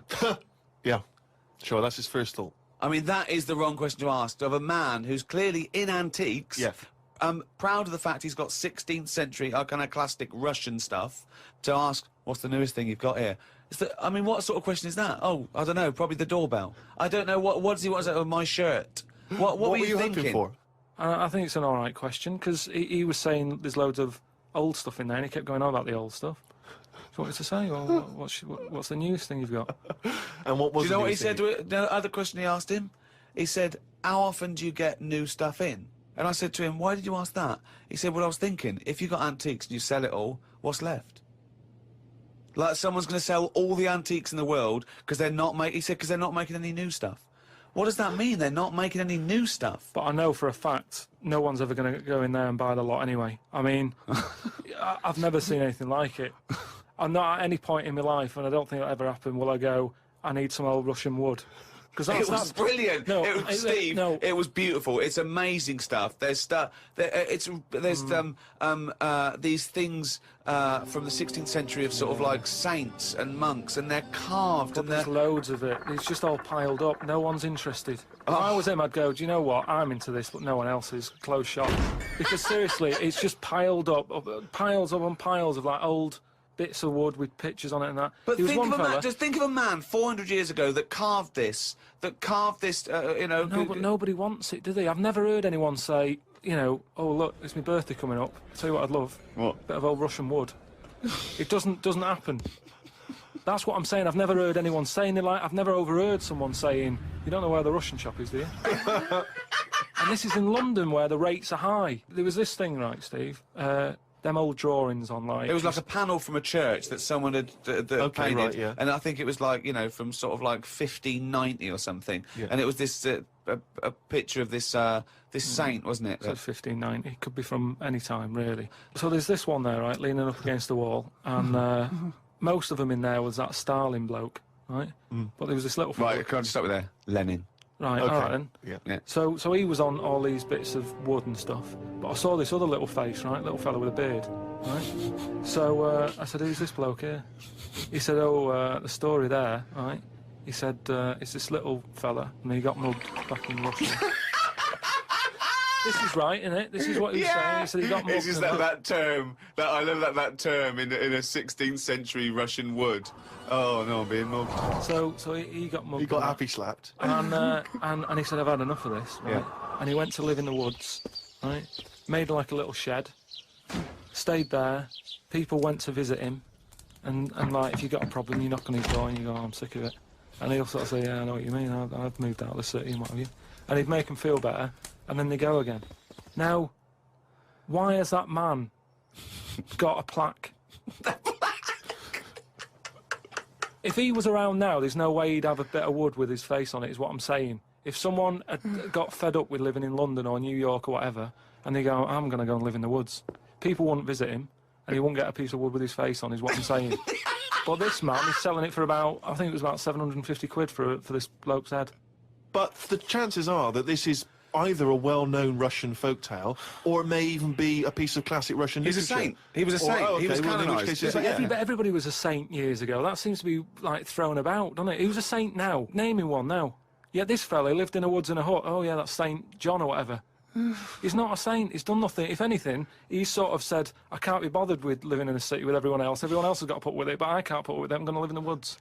Well, if you can't put up with it, you're not good enough, are you? You've got no stamina. And yet he gets a plaque, is what I'm saying. It's annoying. Who would, But you it's like to, art. who would you like to see get a plaque in the modern world? Who deserves a plaque, in your opinion?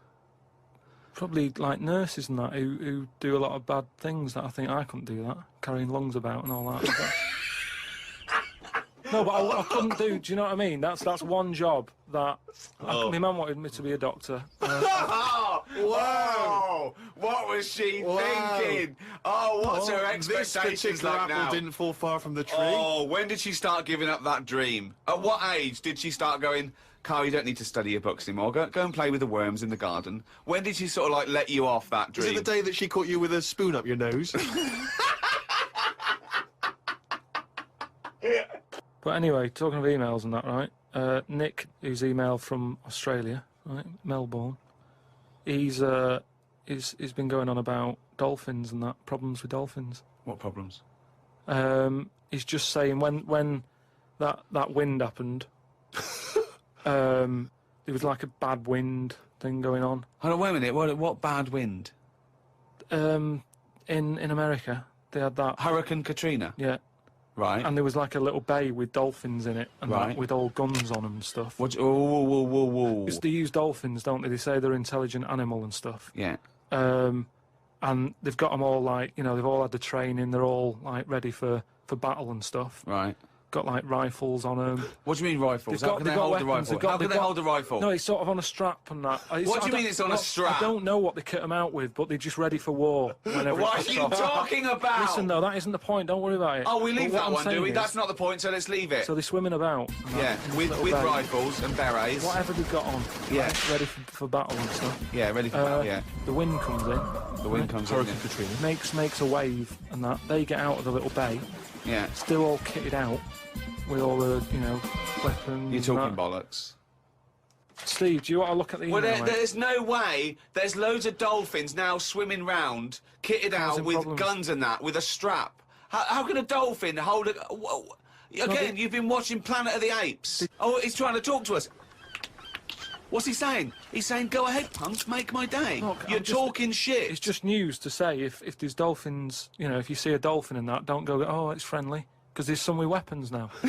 So I'm just reading it out on email. That'll cover it and that. So bollocks.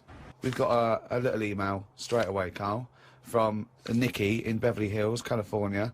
She says, Karl, you rock. I hate it when Ricky and Steve ridicule you. I checked out your picture. Although your head is not normal, that's no reason to ridicule you. You look gimp, but I never judge a book by the cover. cheers. Is that what you've got to say? Well, it's only because I've got no hair though, isn't it? That's why it gives that effect. No, it's perfectly round your head. It's perfectly spherical head. Your face is slightly too big for it. It always goes over the sides. Perfectly round head.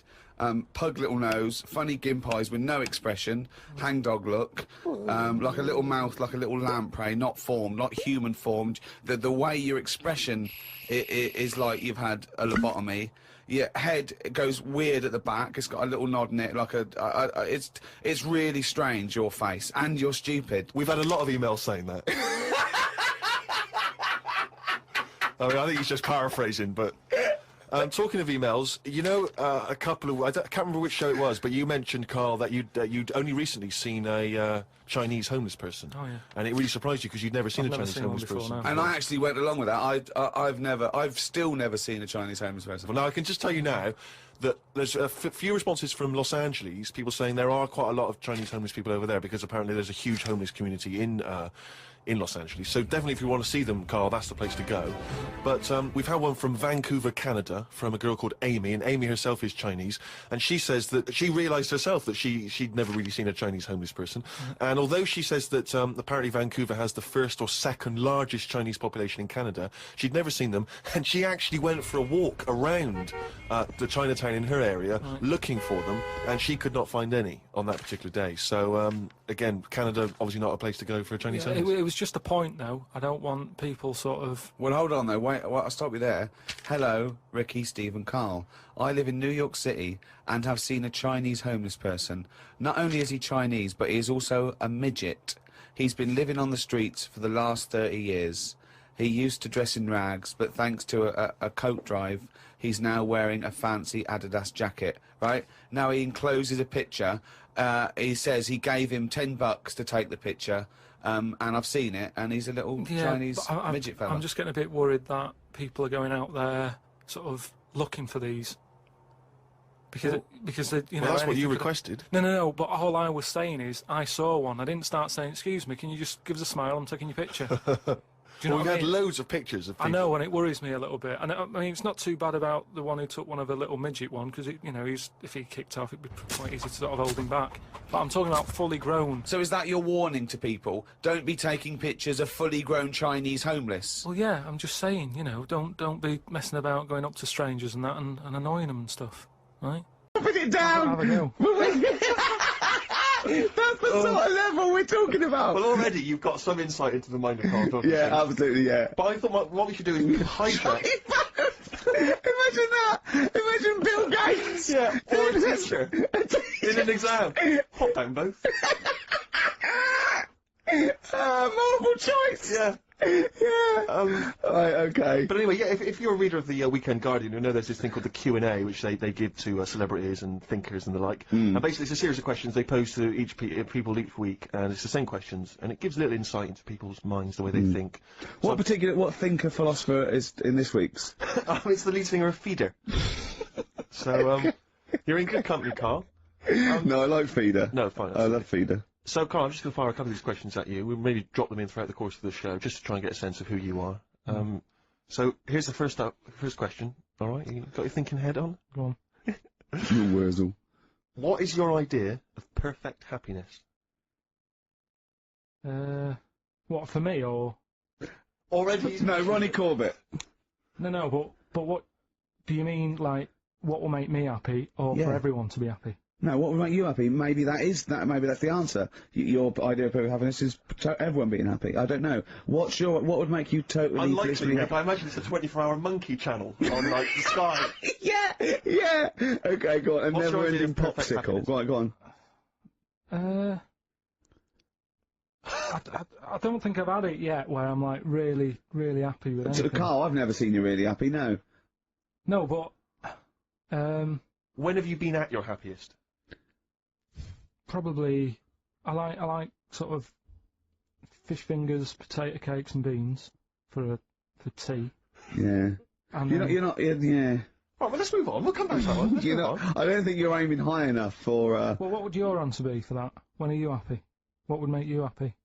I wouldn't have I'd have fish fingers, but I probably wouldn't have the potato cakes. Yeah. I'd have fish fingers and beans. I'm not a huge fan of the beans. Really? So your idea of perfect happiness is probably just fish fingers, is it? Just the fish fingers. Okay, good. All right, second question. What is your greatest fear, Karl? Going to the doctors.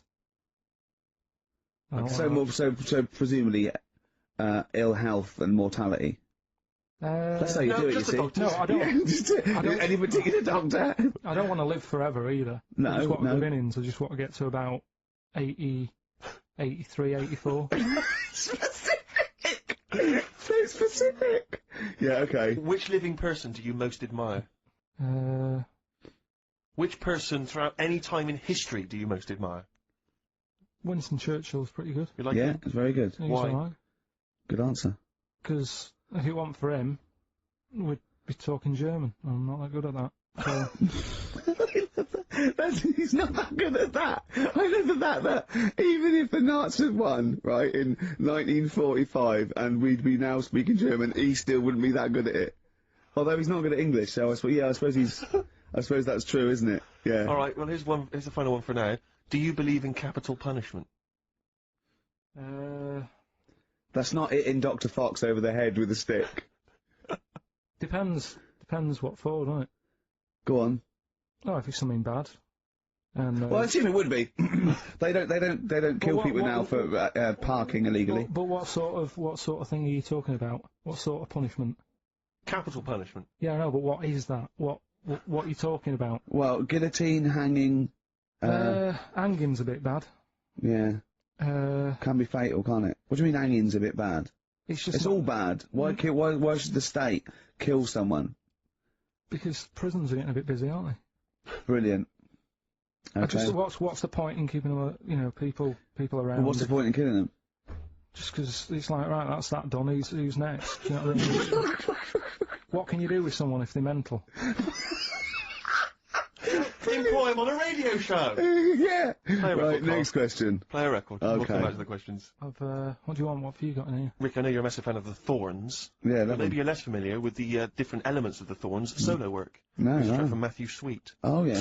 XFM 104.9, Matthew Sweet, and a song called In My Time, Ricky Gervais, Steve Merchant, Karl Pilkington. That's great, that. Yeah, just asking Karl some of these Q&A questions. This might be my idea of perfect happiness, being in a room with Karl Pilkington. Yeah. I just watch him look around. When you're talking, he looks at you, and it's like, you know when the owners say, it's like the cat can understand what I'm saying. Yeah. It's like he's on the edge of that. He's on the edge of that. Or you think he can. And I know he understands the words, but I don't think he understands the full impact. Whenever you say something to him, it might be a revelation or something, he always picks up on the wrong side. You go, well, that's not the important bit. Do you know what I mean? He always goes... It's a bit like having a 14-year-old French exchange student. You know, their English is not amazing. They roughly understand you, but they're trying to piece together what you're saying. Exactly. But it's great. You see, the thing about Karl is, and don't take this the wrong way, I like him because he's stupid, in a way.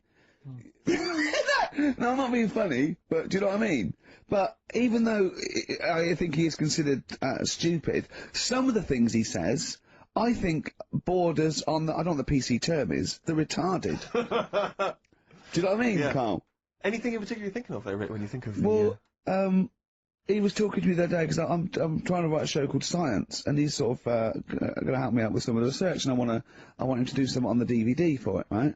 And he was talking about it, and he was talking about he says that in the future they reckon we'll be able to soon. He said they'll be able to take us into space, and it's going to cost us £150,000. He said, what's the point? There's nothing up there. He said when they went up there, right? He said when Louis Armstrong went in 1966, right? He said it was nothing there. So there was him, a fella called Buzz. There was one and third bloke that didn't even get out of the spaceship. He said he went all that way. He didn't get out to stretch his legs. How good can it be? Forget it. That's him summing up space exploration. Don't you agree with that? What's the point in going up there? Because you're Are we talking about the finger in the arse again here, or it's space? No, what is the point in going? Because you're expanding, human endeavour, aren't you, and the human understanding of the world and the universe. It's like, what else are we going to do as a civilization, as a people, if we're not constantly searching and and reaching out into the far distance? But there's nothing there. Then. I know some people you grew up with that haven't left their street, but that's not everyone. But what is it? What do you mean there's nothing there? Then what has got to be there for it to be worthwhile? Like, just something. What, I mean, like? to be honest, what would you be happy with finding out on the moon? The video? Just something. I don't think they looked hard enough anyway when they got there, because they seemed to get out, have a bit of a dance about, and then they came straight back. And I sort of think, did they look properly? It's not a day trip, is it? But what I mean is... But they took that car out there, didn't they, and drove around a bit? Yeah, but only a little bit. What I mean is, say if an alien landed in Africa, there's not much there, so they'd go... What do you mean there's not much there? Well, it's a bit barren, isn't it? What, Africa? Just in general? Well, so anywhere like that, the desert or whatever. What I'm saying is, have a good look round. Probably where all life came from, and probably 500,000 species of animals live there. Buildings and that and stuff. Oh, buildings. Well, just stuff. Yeah. I mean, did they look properly? Or did they just land, get out, go, oh, bit dusty, whatever, right, let's go back? I just think it's a bit pointless. Especially when we haven't done everything there is to do here. Go on. Well, I don't know, but I'm sure there is stuff that needs sorting out. Well, I know the place that there's no medical man has been. In this room. Yeah. There's definitely an unexplored, cavern. Sitting right in front. Alright, Steve, would you go to the moon if someone said there's a space? He doesn't march at a concert because he's scared his glasses to fall off. Of course he wouldn't go to the moon. They'd spin him round in training, his glasses would come off, and that'll be it. He'd feel sick. My worry is I'm not sure I'd have, because would I be able to wear him under the helmet? Imagine him! Like, I went paintballing once, and I had to wear the glasses underneath the mask, and of course it was a bit hot weather, it was it was steamed up in there. So I couldn't see anything, I got shot straight away, I was out of the game, it was pointless. You know, it cost me like £8. Yeah. You don't have to be that fit anyway, do you? You're only sort of sat there. Well, not, well, yeah, but what are you talking about? Think of G-force alone and weightlessness. Of course you've got to be, what? I think when you said think of G-force, he thought of G4. The follow-up winners in Pop Idol. I could see it as his eyes glazed over. I have more quick questions for you, Karl, just try and get inside your mind. What is your greatest regret? Probably, I didn't do that well at school, did I? So I'm trying to, like, learn stuff now. Yeah. But not mentally, but, you know. He reckons he's learned more in the last 3 months than he ever has in the rest of his life, reading a couple of science books I gave him. Well, that's impressive. We'll test you on that later on. Yeah. What keeps you awake at night? Well, I live in sort of central London, don't I? So it's brilliant. Traffic and that. I think they were thinking more of what fears have you got? What worries do you ponder the expansion of the universe? Do you worry about it? There's no point, is there? There's nothing I can do about it. So what with you? It's the little Chinese fellow across the road. Just stuff that I've got to sort out. You know, any bills or anything. I don't worry about the world ending or anything. What's the point in that? It's true. That is true. I can't do anything about it. I always think that people with more sort of intelligence have the world on their shoulders, because they're worrying about stuff that's miles away, whereas I'm like, you know, I'm happy if the sun's out, it's like, oh, it's a nice day. Yeah. I don't worry about wars and stuff going on, because there's nothing I can do. What would you do if there was a war that maybe there was... What, here? Yeah. Go on holiday. Play a record, Karl.